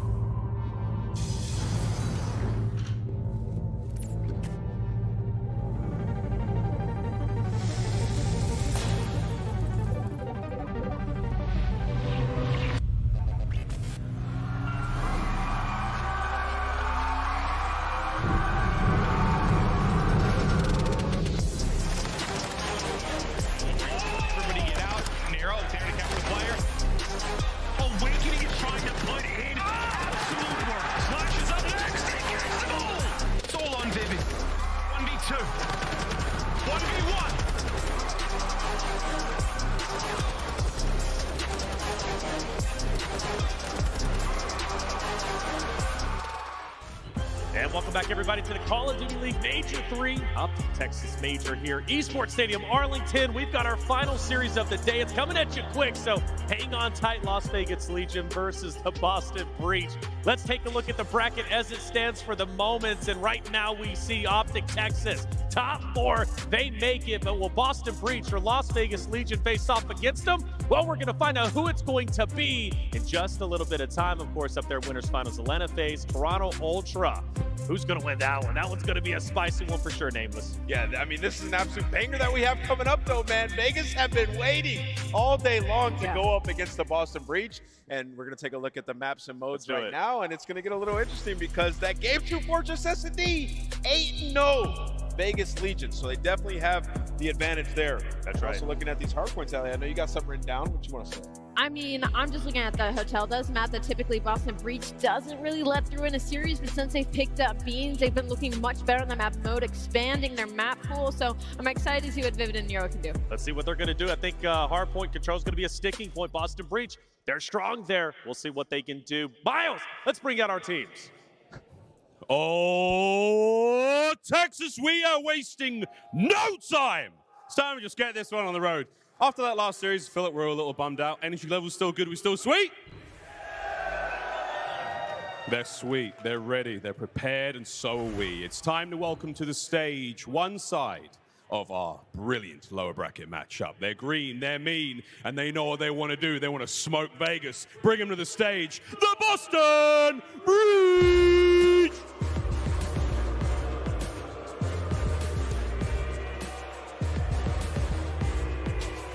We got Vivid, Beans, Awakening, and Nero. In that last series, Beans got brought back down to earth. Now he's trying to bounce back and make the losers bracket run. Boston Breach all year long have been looking for that big run in the bracket at a major. This is their opportunity against Vegas. Beans needs that bounce back. We'll see if he can do it. Now let's bring out the old man and the Vegas boys, Miles. Old man and the Vegas boys. We'll find out if Boston are ready to respect their elder.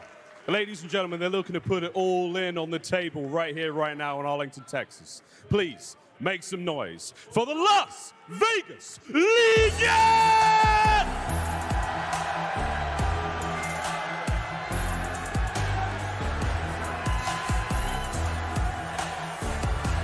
TJ Hale, Temp, Too Real, and Blaster, the Las Vegas Legion. It's the 90th time Clay has touched that stage here at an event, and it's a big moment for the franchise history to make it as far as they have in this tournament thus far. But they don't want to stop it here. They want to make it to Sunday, but they got to get through the green that is Boston Breach. It's time to get this final match started. All right, boys and girls, let's give it a good, clean fight. Keep everything above the waist, and let's get ready to rumble. We're ready to go! All right, Lando and Stud, let's get it on! Let's go, Miles. I've been waiting for this opportunity all day long. Jay, you and I have watched 4 matches go, 4 matches pass, but now it's our time, baby. Yeah. Boston v. Vegas. Elimination bracket game. This is going to be a blast. Oh, this is going to be a banger, man. You think about what Vegas were able to do yesterday, winning 2 insane series. The final one versus the LA Thieves. And then the opposite side for Boston Breach, a really really tough loss versus that Toronto Ultra roster. They struggled in that game 5, and one player that I really want to focus on is the guy who made all the noise during day 1. It's Beans, man. Yeah. He didn't really have the best performance. You heard the death touch on it. He had a 0.6 overall, and even worse, in the search and destroys, a 0.33. So Beans has got to step it up. Yeah, absolutely. We know that, when it comes down to this Boston Breach team, whenever they brought Beans into the lineup, right, it was all about, hey, our slang should improve, our search destroy should improve. Really didn't have that in that series versus Toronto. I know he was eager to, face off against Scrappy, did not have the W that he would like. So, Boston off of the loss. However, man, for the Vegas Legion, their first matchup of today, last time we saw them, they were breaking some records. They were going on some runs. Clay and the boys trying to improve this Legion franchise match by match, and they're also trying to break some records when it comes down to placements, Jay. This is for top 4. We're talking about the Legion franchise. That's insane, man, because I'm pretty sure that would be their best placement ever at a major. Obviously, when you pick up veteran presence, 3-time world champion like Clayster, he has the ability to make it all the way to a championship Sunday. But this map, number 1 for me, is everything for both of these squads. Obviously, on the side of Boston, they need some kind of ground to stand on after a very difficult loss versus Toronto. And then for Vegas Legion, they take this map, number 1, just going forward. When you look at the maps in the modes, that Fortress S&D, which is game 2, that's their best S&D. So map number 1 is everything for me. Yeah, map number 1 is going to really tell the tape when it comes down to this matchup. The final one of the day, and well, Jay, hallowed ground, really, for the Vegas Legion. Last time we saw them on this map, they were pretty much strutting their way to one of the greatest comebacks in COD history. They were down 206 to 63 versus the LA Thieves. They managed to bring that game back. We're hoping that they don't have to go through the gauntlet like that again. So far, starting the game off nice, 23 unanswered points. Yeah, they started off on the better side, so they do a great job of just finding a lot of time off of this P1, but Boston Breach, they're able to find that break, find a couple kills on the map, and maintain the better side for this P2.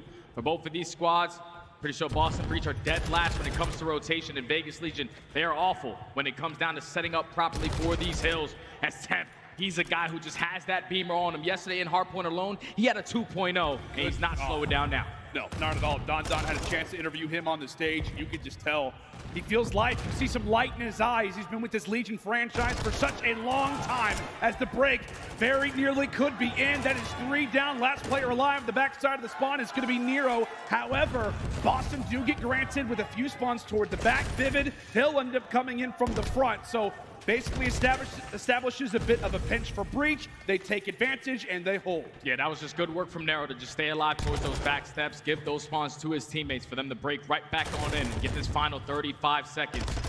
Now it's going to force Vegas Legion off the rotation. But now you have to worry about Vivid. He's able to sneak his way right on through. He's already in towards Kitchen. Vegas Legion have to be able to take care of this guy. Yeah, Invest Dead Silence. Great plays coming in from Reese. We'll see if he can manage to find a 2-piece. That's going to be 1. This other one would be huge. Vivid with some early snaps that's very well could set up Breach in the best position possible. Another 1v1. Awakening tagged up. The nade will land. That is 3 down, and quickly it is 2 real left all by his lonesome, but he ends up finding 2 himself. The new addition to this Legion team trying to fight back and not allow for Boston to get ahead, get out. Nice and early. A headbutt continues as Legion rush forward. Such an all-out battle. All into the mix when you talk about this Kitchen Hill so far. As unfortunately Vivid is going to nade himself, but with a little bit of damage from Clay, he's able to pick up that kill with a stun. So with only 25 seconds remaining on towards Kitchen, Boston, they're still putting pressure on it. Nero's able to find 2, and he already does earn himself that cruise missile. 10 and 5 to start this game. Finds another one onto Clay. Now Boston Breach are going to be able to get this final 15, but off the rotation, it's going to be some huge gunfights. At least the trade does come in from Beans. That's indeed. I'll tell you what, man, if you're a Boston fan, seeing player number 4 in Nero having a great start to a map is typically a welcoming sight. I mean, how often have we seen it where comes into a series, has a point to prove, he comes out, looks like one of the best players in the world, and right there extends that spree now to 4. It is 7 as a team. Beans eventually drops, but Breach continuing on their reign of terror, and now it could be Big Wake's opportunity. Ends up finding 2. Breach racking up the time, a few more away from reaching 100. Oh man, that's just good work right there from Boston Breach, reading all the spawns all over the map, because Vegas Legion were getting back spawn, bedroom spawns, but they found all of those kills We're able to basically hold this for a full 40 seconds as the SMGs are starting to come alive. We talked about Vivid. He's already sitting at 12-7. Didn't really have the best performance in that last series, but he's alongside his duo Nero, who are so far taking over this game. Never talked about scoreboard. Well, that is a perfect example of it. Clay, as he hits the dust, goes back to the respawn screen. He'll load up at 6-13. We talked about it, trying to lead this Legion franchise to a championship Sunday. They have not seen too many Sundays in their history, but overall, we'll see if he can help lead the charge in. He eventually drops from there. Legion, they continue to fall by the wayside. Another clean 4-down breacher rolling right now. Yeah, Legion are just going one by one. They're not finding any trades. They're just getting picked apart. And so far, Boston Breach are taking every advantage possible as they're going to put themselves up by 100 points. They know exactly where the spawns are coming in. With only 30 seconds left, Vegas have to put pressure on. They have to find something, but Nero already 17-7. He has 2 minutes in the hill. He's Mr. Do-It-All. I don't know, John. I don't know if I'm more shocked by the slaying levels that he has or the amount of time that he has after just a few hard points. Goodness sake, Nero. A stat sheet stuffer. Through our first few hard points, the first of the rotations aren't even done yet, but Breach making this game already look out of reach. But we've seen crazier comebacks happen before, Jay, with this very same team and on this very same map yesterday. We'll see if Legion can eventually get things going as they're just trying to make their way through the kitchen. 2Real, he gets shut down. Player number 5 and TJ is waiting to get the call. When is my time to rush on forward? Eventually elects to do so, but none of his teammates are walking away with their fights. Another few men down, 100-point lead now. Boston just too strong on the setup. You have players that are pushed out towards kitchen. That's where Vegas Legion are trying to put a lot of pressure because they want to put those spawns. But once Boston Breach win those gunfights, now you know all of Vegas Legion are coming from bedroom. Just have to win a couple of these fights. They can't find any openings. Boston have been playing some perfect hard point in our first rotation of these HPs. With only 15 seconds left, Vegas Legion, they have to cut their losses. They have to basically do the same exact comeback like they did yesterday versus Thieves. I mean, can lightning strike twice? We'll have to see. Tell you what, man, I feel like for Boston Breach, they're eager to get Cinderella out of this ball nice and early. 200 points before Vegas have even fully reached 70. Excellent work so far. Oh, man. Pretty much everybody on the team. 23-14 for Vivid. But as we said, the star so far in this game 1 has been King Nero. 20-11. 2 minutes inside of the hard point. So many issues arising early for the Vegas Legion.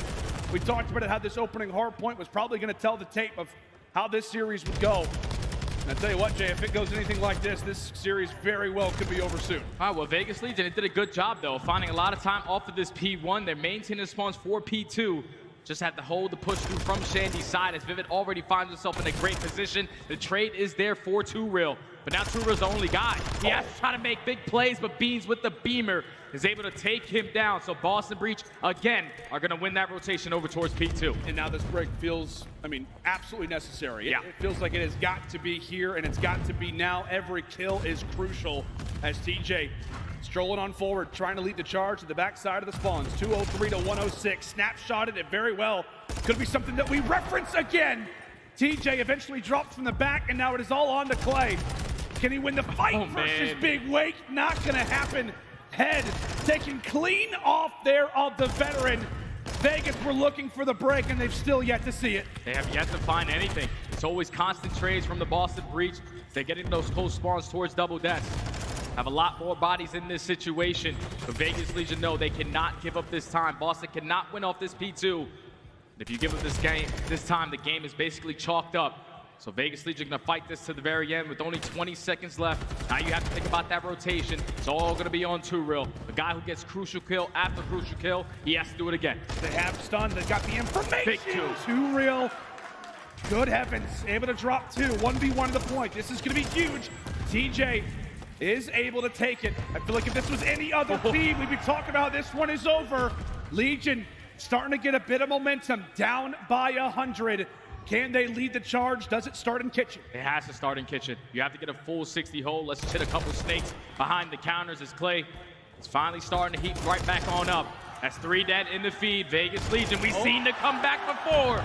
All 4 dead. Boston Breach spawning all the way across the map. It's going to be some time before action is back into the play, but Vegas, they're fighting. They are indeed. TJ! Oh my God, nearly hit 6 in a row. Vegas, still alive, still thriving. These 20 points, I mean, you still got to fight for them. That's the issue of being down by this much, is the fact that Boston can afford to go for the scrap points, but Legion win those fights, and now it is a matter of a race. Oh my! TJ is the one who's going to have to scout for information. He wins his 1v1. Can Clay win his? Can Clay walk away with it? Yes, he does. A 2v2. Now a 2v1. Clay starting to heat up, eventually drops, and now this is when chaos can begin to ensue. Vegas is starting to fight. They're bringing it all the way back. Boston Breach getting those close spawns in towards bottom bedroom, but Temp, he's a guy watching the cross. He finds his 6th kill in a row, earns himself that cruise missile, but Boston Breach, they're able to find the break. So Temp has to invest that cruise. You have to get the information to your team. You have to at least try to find 1 kill. Can it land? Trophies down, information gained. What can they do with it? 232, 176. Beans able to snap for 1. Soulman alive, and the point every single second continues to weigh on Vegas. Last time it was a heroic comeback. Now it could just be defeat. Too real, too real, too real. Quick little triple there for him, but 9 seconds is all you need. Boston 1 break and this game is done. Can Legion do it again as we head toward Restaurant? This is how Legion were able to do it yesterday versus LA Thieves. Was getting a great hold in towards the diner, but Boston Breach, they already find the break. They're finding all the kills. They're trying to close it out right now. Temp, he's got to know exactly where Beans is hiding. TJ ends up getting traded out. It's currently a free hard point, and Too Real will jump on in. As we said, 1 break is all that you need. Too Real doing everything he can to stay alive, and this party looks to be spoiled. There you go. Boston able to take it after Vegas eventually started to wake up. But not on this day, not in back-to-back games. It cannot happen twice. Boston Breach, game 1 dub goes to them. 250-200 is our score. Boston Breach just came out swinging early into this hardpoint, man. They were winning rotation after rotation. Vegas just couldn't get a hold, man. They couldn't get a hold on our first rotation of hardpoints, and Boston Breach put themselves up by 100. So all it came down to was winning a couple key gunfights, keeping the trades efficient, and eventually closing out the game all the way at Diner. Vegas, they started to fight though, man. They started to fight. They started to bring themselves right back into this game. And that's crucial, because you don't ever want a scoreline in a map number 1 in a losers bracket series to be 250 to less than 100 points. So at least showing some fight, you will have some momentum going into that game number 2. But Boston Breach, they completely forgot about that loss. They were doing everything they needed to do right, winning their rotation, setting up properly. And when your SMGs came out to play the way that they did, Nero had such a great start to this game. He slowed down toward the very end, but you grow that lead the way that they did. Only a couple moments that have to go your way to close out the game. Boston Breach, take the first. It's so funny, Jay. I feel like the first set of rotations and the second set of rotations were like 2 totally different hardpoint maps. Like we were giving all the love to Boston. We were hyping up Vivid. We were talking about Nero. And then it's almost like, oh yeah, like that is what they did at the start of the game. Vegas started to make the charge back, but like we said, not able to do it twice, not able to come away with, I guess, back-to-back legendary hardpoint performances.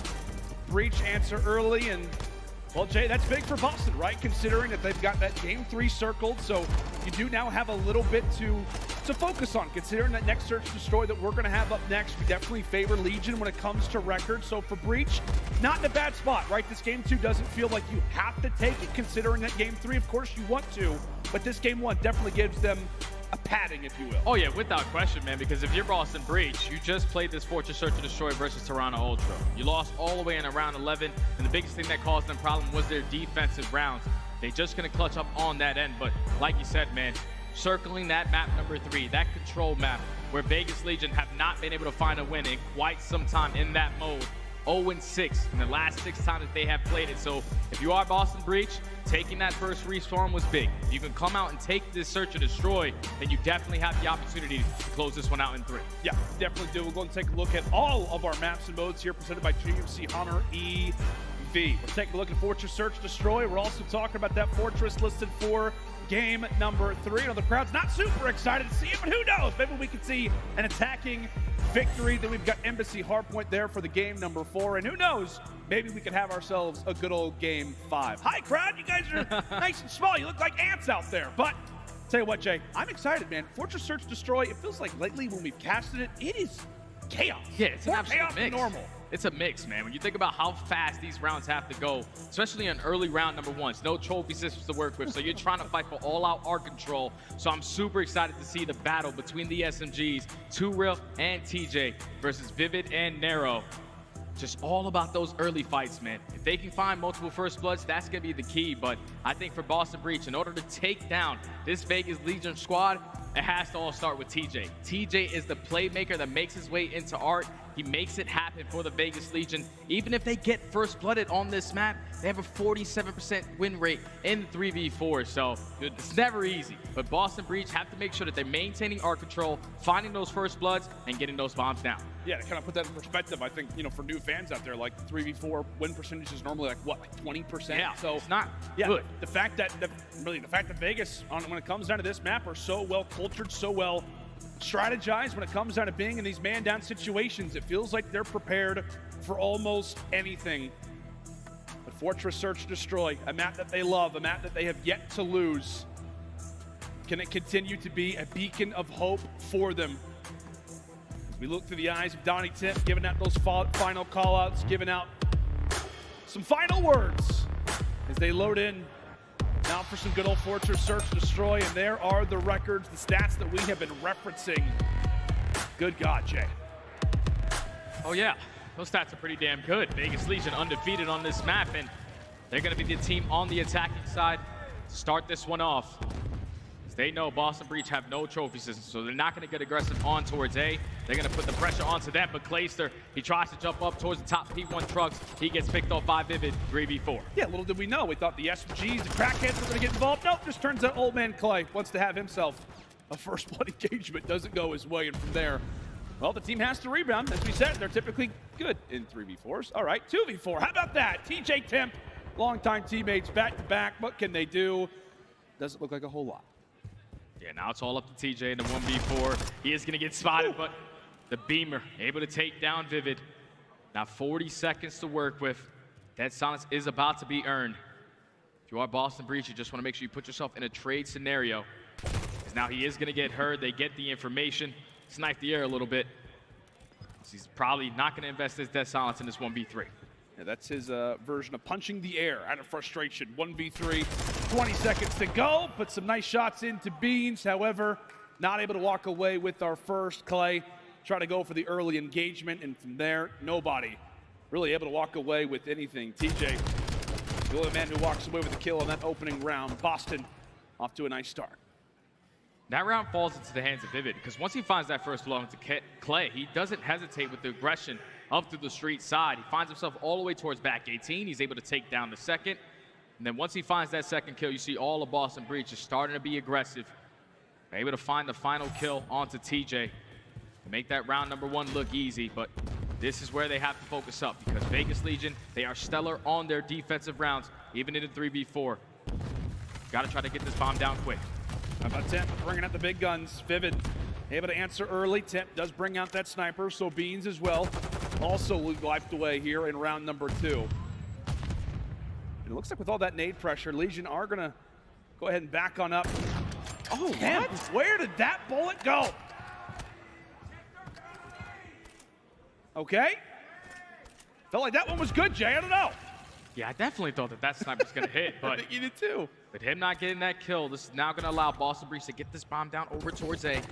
So in the 3v3 retake, Donnie Temp with that sniper pistol, he probably wants to be the player to go in front of all his teammates. He's just trying to get the information, but Boston Breach, they're stalling out that clock. They are, making Legion come to them. Temp, is he ready for the fights? Vivid knows the spot. That one's able to land. Punches the bomb and says, oh yeah, that bullet. Eventually is able to connect, currently with numbers, but time continues to tick. Can Temp win that fight? Yes, he can. Give me the defuse as Clay is there on Overwatch.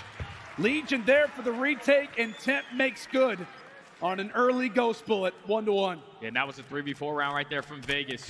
Great snipes coming in out of Temp to clutch that round on up. And also great in the retake situations as well. Temp opens it up, at least finds that first kill onto Beans. Finds 3 in the round with the sniper. No hit markers, that's super crucial as he just plays it super patient. Knows that Boston have to eventually tech this bomb. And Vegas Legion successful on the retake, tied up at 1. Talked about it so often for the Legion, right? I mean, the storyline for them coming into this season was Temp needs some help, right? Temp just needs a good supporting cast, needs some players that maybe have some veteran experience, who've been around the block for a while. Such a big spot for him in his career. Not seen too many championship Sundays lately, but trying to lead the charge. Great snipes in that last round, but we are quickly here into round number 3. Temp has fallen, and so has TJ. So now it is Boston currently with numbers, but bomb is going to be planted. We'll see if they can make the retake now. Yeah, so now into 3v2 for Boston Breach. Nero's going to invest that dead silence. They are trapping 2 real in towards the back of this palm tree. So now they're working up towards the street side. Clay's going to have his hands full. He's trying to time it correctly, but Nero's able to take him down. Now it's all lift up to 2 real. They know where he is. I was going to say, man, for a moment, Clay, like when it came down to the mini-map, he is just hanging out in cannons, and it felt like he made probably a sound. Like just a fraction of a second, he makes his presence felt, and all of those arrows just completely swarm around him. A solid effort there for Legion, but as we said, Boston with numbers, and they make the retake. Back-to-back situations where bomb is down, and our teams on either side of the stage are able to defuse it. Breach goes up.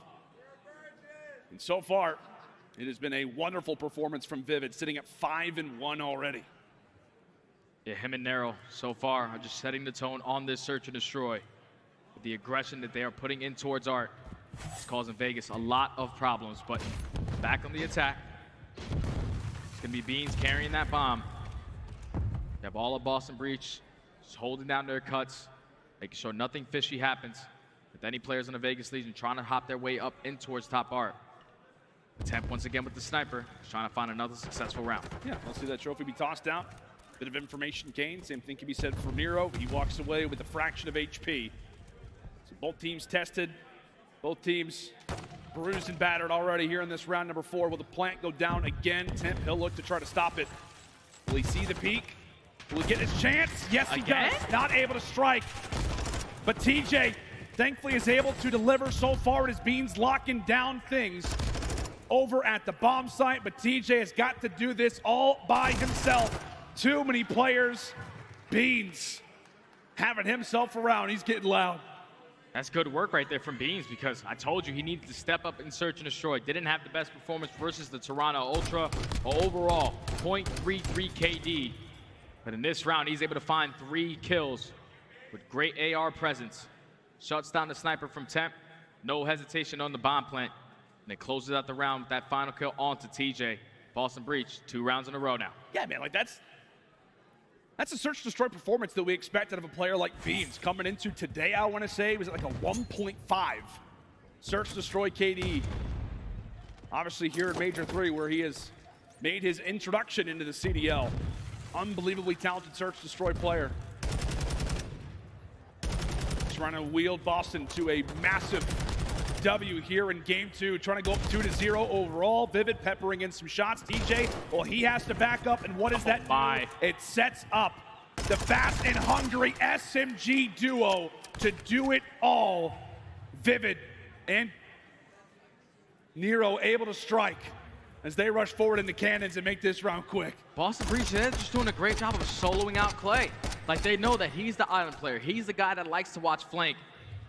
Obviously, you do your VOD review. You're going to know the positions that he likes to play. Because they can't find another first blood onto him, and then don't stop the aggression up through street. Once they take care of him, you see all of the rest of Vegas Legion. They have to wrap back. Now you have to watch your back. But by that time, when you're rotating off your positions, you're opening up presence for the SMGs on the opposite side.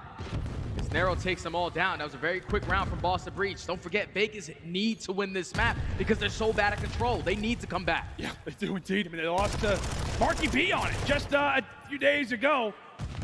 In major need of a wake-up call. His kills exchanged early. We're into the 3 versus 3, but you can tell it's Nero who's ready to strike. It's Nero who's hungry. A few shots peppered out. However, Awakening ends up falling, and now it could set up Nero to go for the pinch. Has Clayster read it? Has the veteran found out what the call is? Clay! A big gunfight to take, and now it all leaves it up to Beans. 1v3, what a clutch this could potentially be. There's a lot of time to work with. Looks like he did pick up some information of a player playing in towards this corner. So he's slowly going to work his way on up. Temp's going to get the sound cues, give the information to his team. And Vegas Legion finally are able to stop the bleeding with great plays coming in from Clay, shutting down that aggression up through the street side. He's able to find two and set up 2-0 to take down the last round. You hear the crowd, they're starting to get behind Vegas Legion. They need every ounce of energy they can get. Yeah, they absolutely do. As we said, when it comes down to really both of these franchises, Boston, they've had some great moments, just their second year in the CDL for Vegas Legion. They've been with us since the start. Obviously previously known as Paris, but trying to make it a championship Sunday, trying to wield this fan base into some excitement. Clay was able to get on the board last round. We'll see if he can strike for another one, and he will. First blood engagement goes to him. Crafty work there from Nero as he's able to stay alive. That will set up Beans, who eventually is able to find a kill of his own. Simple grab that objective in the meantime, still yet to plan it. Punching in the digits, trying to put the pressure on to Breach, 3v3. 3v3, but Nero finds himself in a great position again. Already puts himself in towards bottom Mart. Should be able to pick up this free kill onto TJ. Now you make it a 3v2. You know that Clayster's the guy that likes to play towards street. Temp takedown awakening. But Beans is there for the trade. All left up to Clay. The old man, can he clutch up? Oldest player in the league. Veteran. Can he come away with it?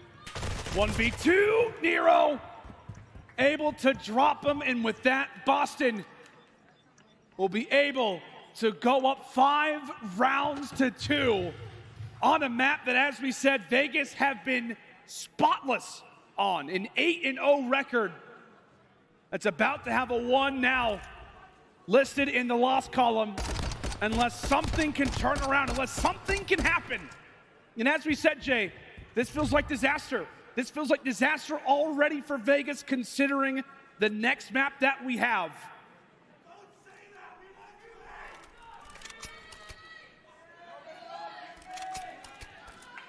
They need to find something, man.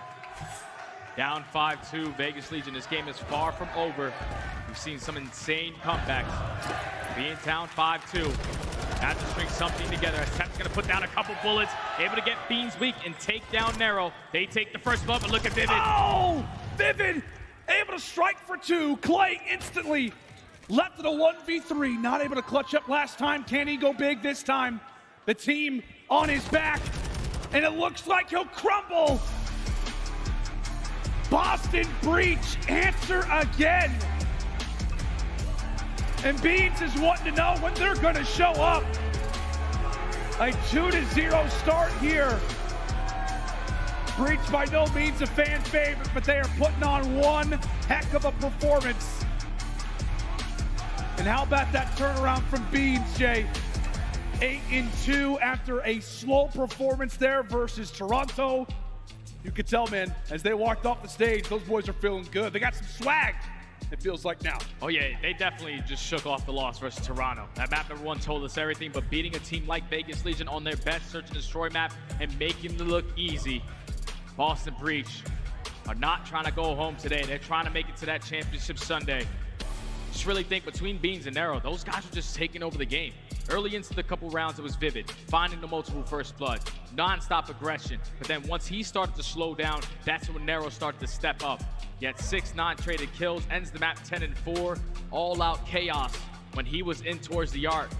Just making play after play, and then when you needed your AR to hold down a certain position, that's where Beans stepped up and got the job done. Tall task ahead for the Vegas Legion boys to try to bring this one back. And it all starts with a Fortress Control, the mode where they are the worst in. Yeah, absolutely. I mean, for, I think I interviewed Temp yesterday. He was like, if we can win a Control, anything is possible. Yeah. Maybe with like the KG line that, I mean, hey, maybe we can even win a championship if we can walk away with a Control. Does Vegas Legion, does their elimination bracket run, does the reverse sweep start here, or will Boston make quick work of the Legion boys? We will have to find on out. When we come back after the break, we are headed to some Fortress Control. Make sure and stay with us.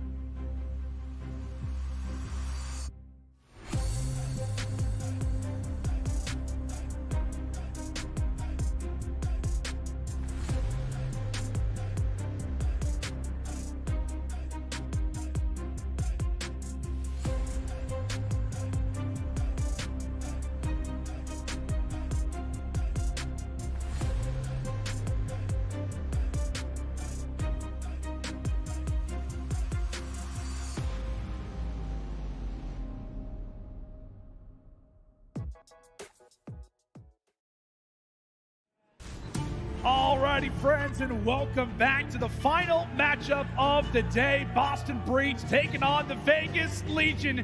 It's been a long day for our folks and our friends here in the Texas crowd. Some of them have even been here since like 4 a.m. It's been a long day, Jay. And right now, I don't know if it's necessarily respecting our time, because I would love to go to a Game 5. But right now, Boston trying to get this series done as quick as possible. 4 a.m., man. Like, those guys are dedicated. They wanted to come out and see their hometown crowd, their hometown team put on an absolute show. And OpTic, they just that. But into this series, we go back again, man. Vegas Legion, they got us pray to the COD gods, brother, because they're playing Fortress Control, where they lost this map to a coach. Like, that's super difficult when you take a look at our Stage 3 control stats for both of these squads.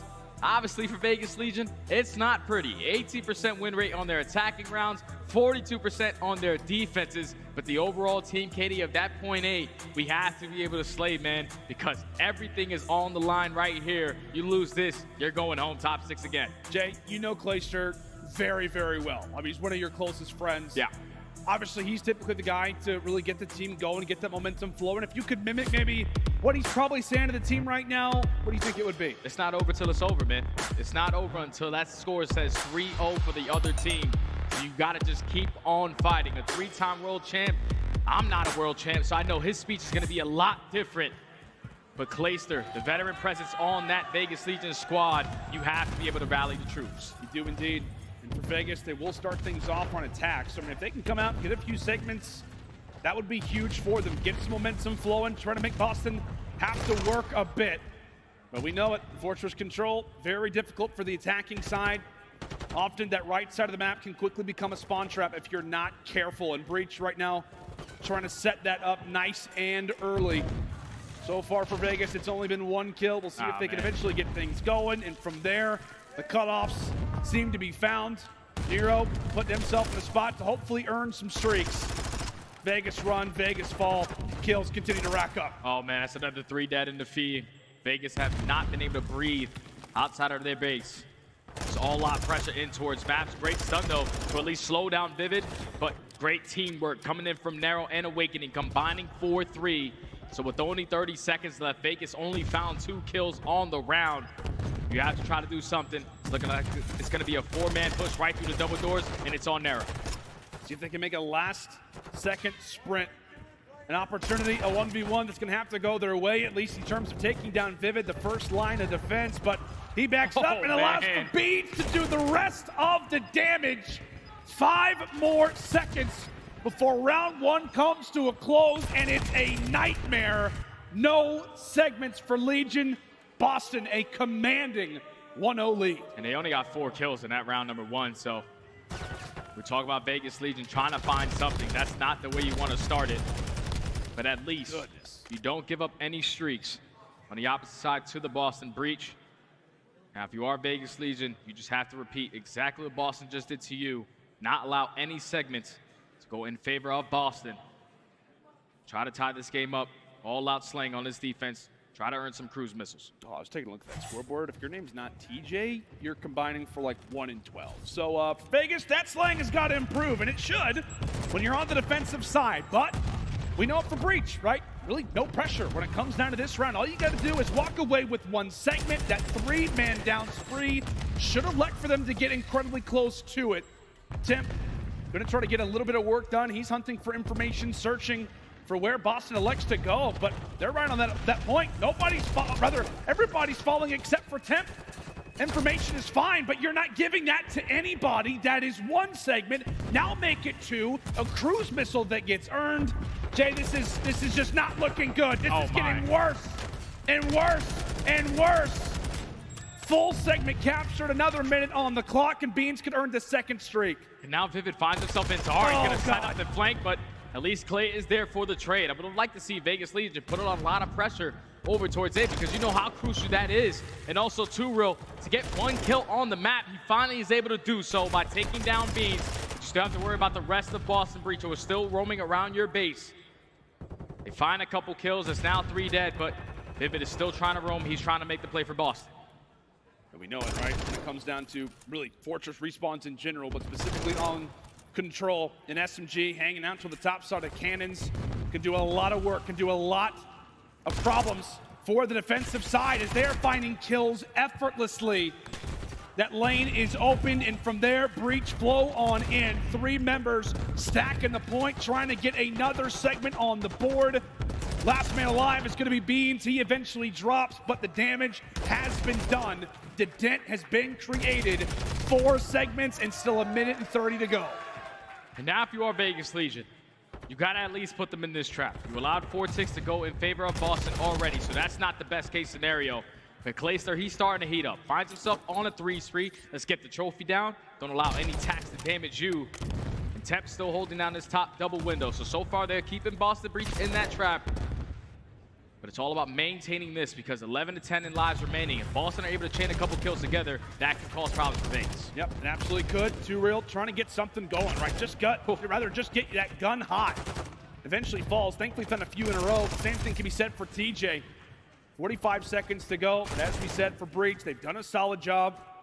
And for Vegas, maybe this could be the chance where they start to get things going. It could be a defense here on Fortress that brings them back. Clay is going to be sitting on the spree, and with that, Boston now left to no respawns remaining. Final 4 lives for them. Awakening will drop. Same thing for Vivid. All up to Beans and Nero, and in the meantime, well, they at least do find a few kills. Clay finding himself on an 8 spree as we close up round 2. Not the cleanest work right there from Vegas, but they get the job done and secure the defensive round. And Clayster also does earn himself that cruise missile. But now in the back of your mind, you're thinking about how the hell are we gonna get these segments? It all starts with the initial gunfights. You can't go 2 to 3 dead right off the rip because that's when Boston Breach are gonna be able to set up the trap, put their ARs in towards the top double windows. And then your SMG is roaming all around map, so this break off is big. Vegas Legion need to find a way out. And as you said, man, this opening engagement, this opening team fight is going to be huge. And Temp quickly gets taken down. Clay now on 9. Can he make it double digits? That would be nice, but I'll tell you what, he needs some teammate support first. He eventually does get overwhelmed. Breach well handled in the opening team fight. Now Vegas Legion have to try to fight out of their base again. Right now with Boston full map control, they're maintaining maps, they're trying to make them overextend through stable side. As Vivid and Awakening, they cut them down. And with only 55 seconds remaining, Vegas are only able to find 1 kill on the round. They're trying to find the trade, but Vivid is cutting them all down. As 2 dead in the feed make it all 4. As the SMG duel combines for that. Now all of Vegas with 40 seconds left. Have to try to get out, you have to try to get some seconds. Yeah, you have to get at least a little bit of something, right? Just get 1 or 2, maybe 3, maybe 4, 5, I don't know, maybe 6. Anything would be great. Anything would be nice. Thankfully, Clay finds a double headshot, so that will open things up for the moment here for Vegas. Their first real opportunity. Now, what do they do with it? Time continues to tick. Beans, well, he peels Clay off of that hey-heady.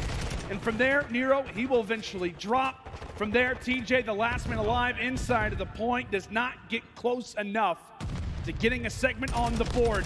And that very well could do it for round number 3, Jay. Oh yeah, it's all chalk.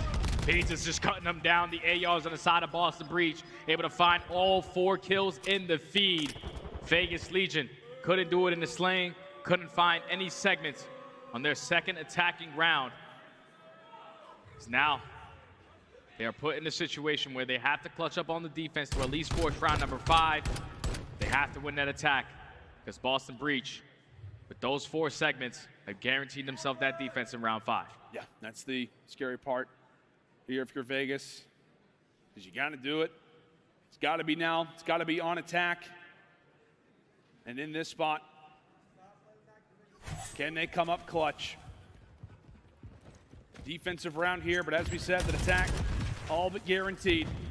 They got to focus up. They got to be ready because here comes the onslaught. Here comes the aggression quickly for Breach. They send Vivid forward. He will fall. And the same thing can be said for Awakening. So with that, a solid start if you're Legion. But right now for Breach, I was going to say, they have a nice little setup going on to the top side of the map. Trying to get things to slow down and allow for at least either a B zone movement or at least someone to go over and get things stopped at A. That's going to be Nero's job for the time. Here comes Vegas now. Vegas trying to break on in. All-out pressure through the street side. Just have to take down Nero, who's just cutting them down again. He's able to find 2. Vivid with the 3rd. So they are maintaining that pressure. Already on a 5 spree is Vivid, and he's still roaming. Vegas Legion are looking like they're going to probably chalk this one up, or at least try to push out through stable side. But right now, Vivid is causing them so much problems. They don't want to take the wrong step. You have to find that kill. Now you take them off that point. See if they're going to be able to do it. Tim, does he decide to go for this all by his lonesome? Yes, he will. Able to drop 1. Goes for the contest. Can teammate support arrive here in time? Because he's not going to be able to do it by himself. TJ, a little late to the party. Eventually does end up finding a kill. But by the time that he did, Boston had already grabbed all 3 of those segments. As we said, guaranteed already there in that round number 5. But they do a great job of at least adding another minute on the clock, giving themselves a chance to end it out here in round number 4. Vegas prepare, and the same thing can be said for Boston. What can they find as they drop 2 picks early? Oh, those are big kills from Boston Breach. They find an opening. Now they're able to stop that clock by pushing right through the front. You have Vivid still roaming around in towards Art. He's able to take down TJ. And now this is where you got to hit the panic button. If you are Vegas, you have to put pressure on. You have to be able to take them off this point. That's another 2 dead in the feed. Second segment already done. Oh, no. It might be done all right now. It might be, and that's going to do it. Boston clean this one up nice and early. A 3-0 in the series and a 3-1 here in this control as they will send the Vegas Legion home. Top 6. And for Breach, they make it a championship Sunday. Boston Breach just came out and played some almost perfect Call of Duty. Yeah, that map number 1 was textbook, winning all your rotations on the very first rotation of hard points. They were dominating on their setups. They eventually find a W, but biggest map was that map number 2, man. Taking down a team like Vegas Legion on their best search and destroy, where they were undefeated 8-0. And it was on the back of Beans and Nero, who just took over that game. And then when you put yourself into the control up 2-0 versus a team like Vegas Legion, who struggle in that mode, they just clutched up, dominated on their defensive rounds, earned a couple segments on their attacking. But it was all out slaying on the side of Boston Breach to close out this series in a clean 3-0. Now have a rematch with OpTic.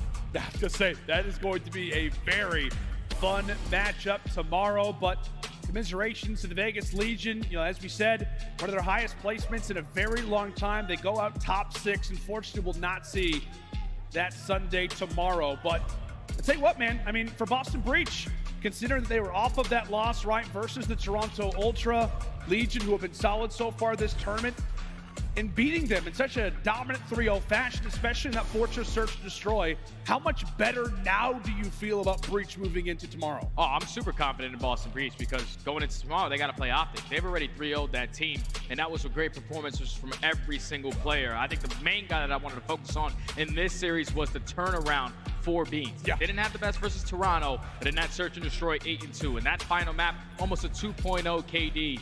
Beans was there. The entire Boston Breach was there. Yeah. They came out and got the job done. They did. They made it quick, man. I'll tell you what, I was hoping for a closer series. I thought for sure. We were talking about Vegas Legion. Maybe they could walk away with the opening hard point. They had that guaranteed Game 2 Fortress Search Destroy performance, but Breach came out and looked clinical. That's going to do it for myself and Jay. Boston get the dub, and now one of those members is joined up on the main stage by Miles. Take it away, buddy. Thank you very much, guys. I'm joined by Vivid. Congratulations, dude. First and foremost, a very, very well-earned victory there, 3-0. Congrats, mate. What happened? What changed? You guys look like you were smooth sailing. Obviously, it's been a bit of a run through losers. Any major takeaways from you throughout the series? Honestly, I think that was just a team diff. I think we're just better than them, and it showed right there. They're bread and butter map too, but it didn't look very bread and butter like to me. Oh, you ate them up, dude. Well played, well played. So next opponents, you'll be rematch against OpTic. Now, it's tough to beat a team twice in the same tournament. How are you going to prepare for that? Same as it was on Thursday, playing in front of the crowd. Obviously, they're booing us, but it's still insane. The energy's been crazy, so looking forward to it. Obviously, Beans coming onto the roster has changed seemingly everything. You're clutching up in Game 5s. Search and Destroy is looking far more reliable. What's it like having him on the team? He seems like a real powerhouse. Yeah, his energy is something that we kind of needed. with Zen, I felt like we kind of didn't have energy all the time, and obviously we couldn't win map 5, so that's also big. And yeah, he's just a trolly guy. He just brings the vibes up all around. He's just fun to be around. Dude, I absolutely love it. It sounds like everything's going really well, and we wish you the best of luck for tomorrow. Is there any last things you want to say to the crowd or the fans at home? We appreciate the support for those that are supporting, and for the guys booing, we appreciate that too. We like it. Congratulations again, dude. See you on Sunday. Back to the desk. Hey, thank you, Miles. Boston Breach, they get it done once again. They continue to move forward through the elimination bracket, now break it into top 4. So clearly not deterred by that loss that they had in winter, so good on them. Bit bittersweet, though, because we do lose Las Vegas Legion. We lose Clayster. That's always a tough feeling, to say the least. But Las Vegas Legion, at least in my opinion, nameless, top 6, not bad. I mean, decent starting in losers, right? They find themselves in a situation where they got some points. But, to what Vivid said, like Team Diff, I mean, coming into this series, you think Game 2 is a lock for Vegas. And then if you can make it to that Embassy in Game 4, you really have an opportunity to push it to Game 5. Embassy is a map where I looked at this list and I'm like, Vegas can lock that one up. Unfortunately, they don't get there just because you look at Nero, you look at Beans taking over in the search and destroy. Just so much to deal with on the map. And Vegas had no answer. Lifeless version of them we saw just now. Absolutely. That's right. Yeah, and you bring up Nero, good on you, because he was, in fact, our scuff play of the game. Let's watch his highlights throughout the entire series. Nero has been lights out throughout this tournament. Loving watching him. And he's played crazy today. Played really well, even up against Ultra when they lost it. We were hearing that he hasn't been feeling that great today. So coming into this and to put on this kind of performance, I wouldn't go as far as saying fluke game, etc., but played very, very well today, which is typical considering how he's been feeling today. Big fan of Nero, without question. Boston Breach continues to move up and up, at least whenever it comes to the bracket. Allie, Boston Breach, how do you think this series made them look?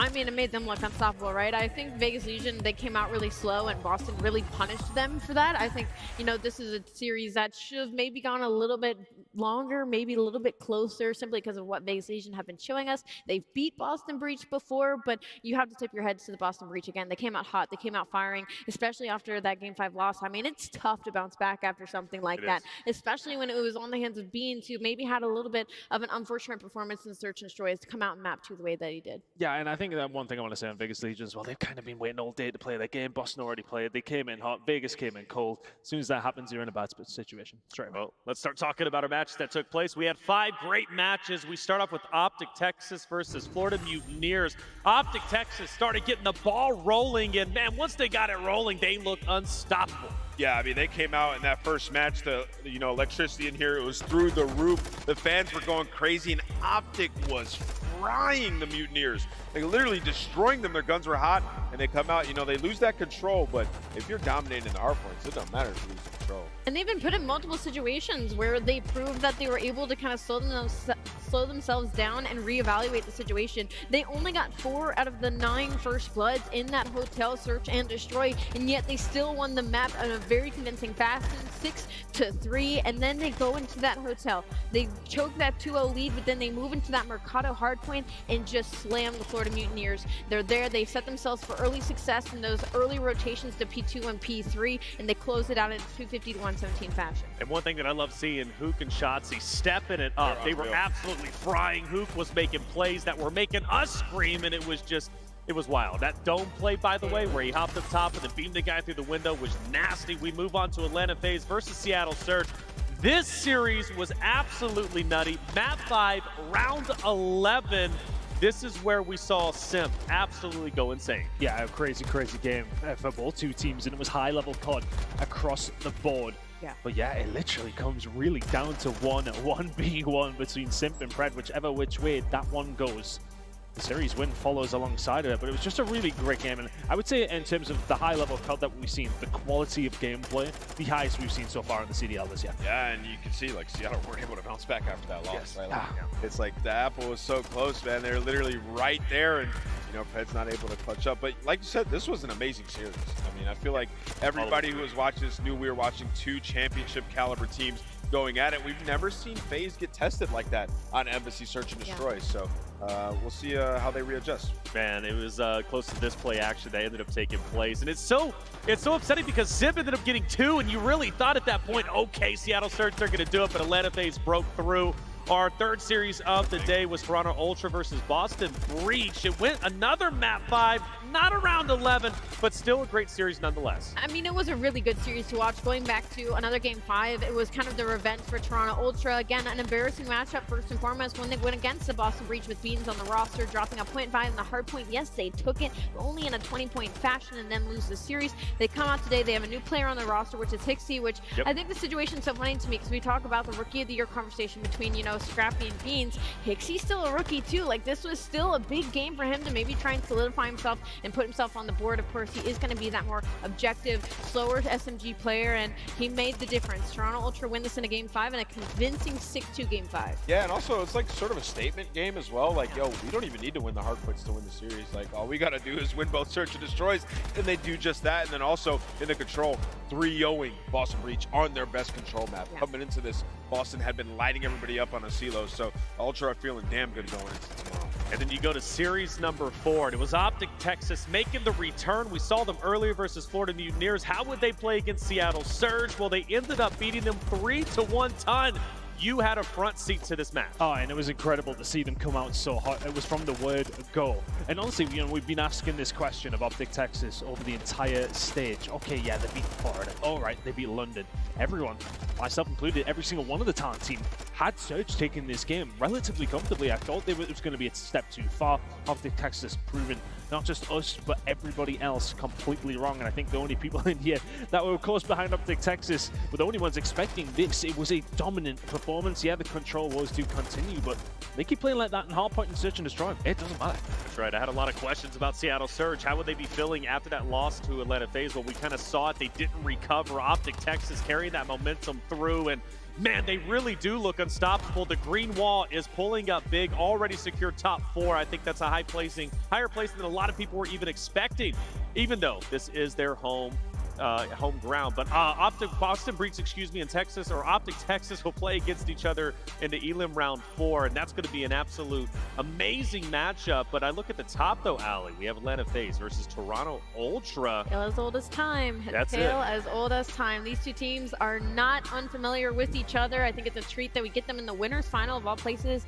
Usually we catch them earlier on in the bracket, but can I just say, I can't believe we're already heading into Sunday. I'm telling you, it flies by, doesn't it? It seems like long days, but once you get there, it's like, okay, we're already here. Atlanta FaZe will face off against Toronto Ultra.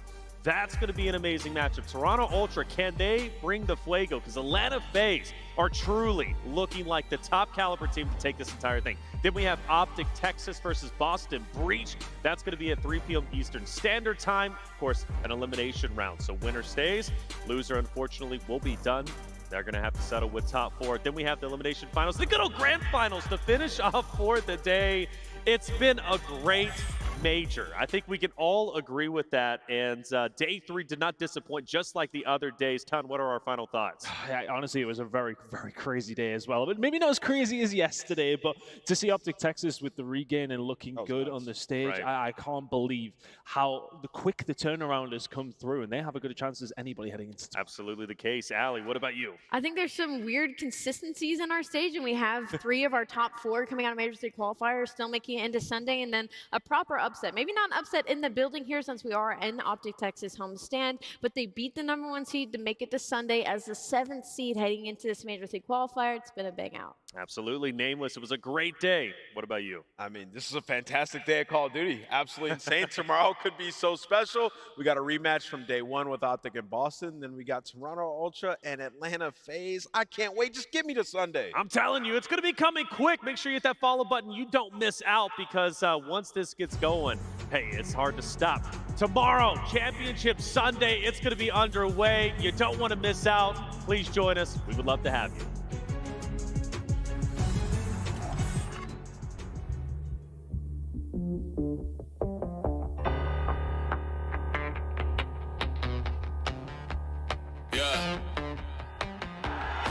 Born with the story, I was born for the glory. Through the heat and the rain, can't deny and ignore me.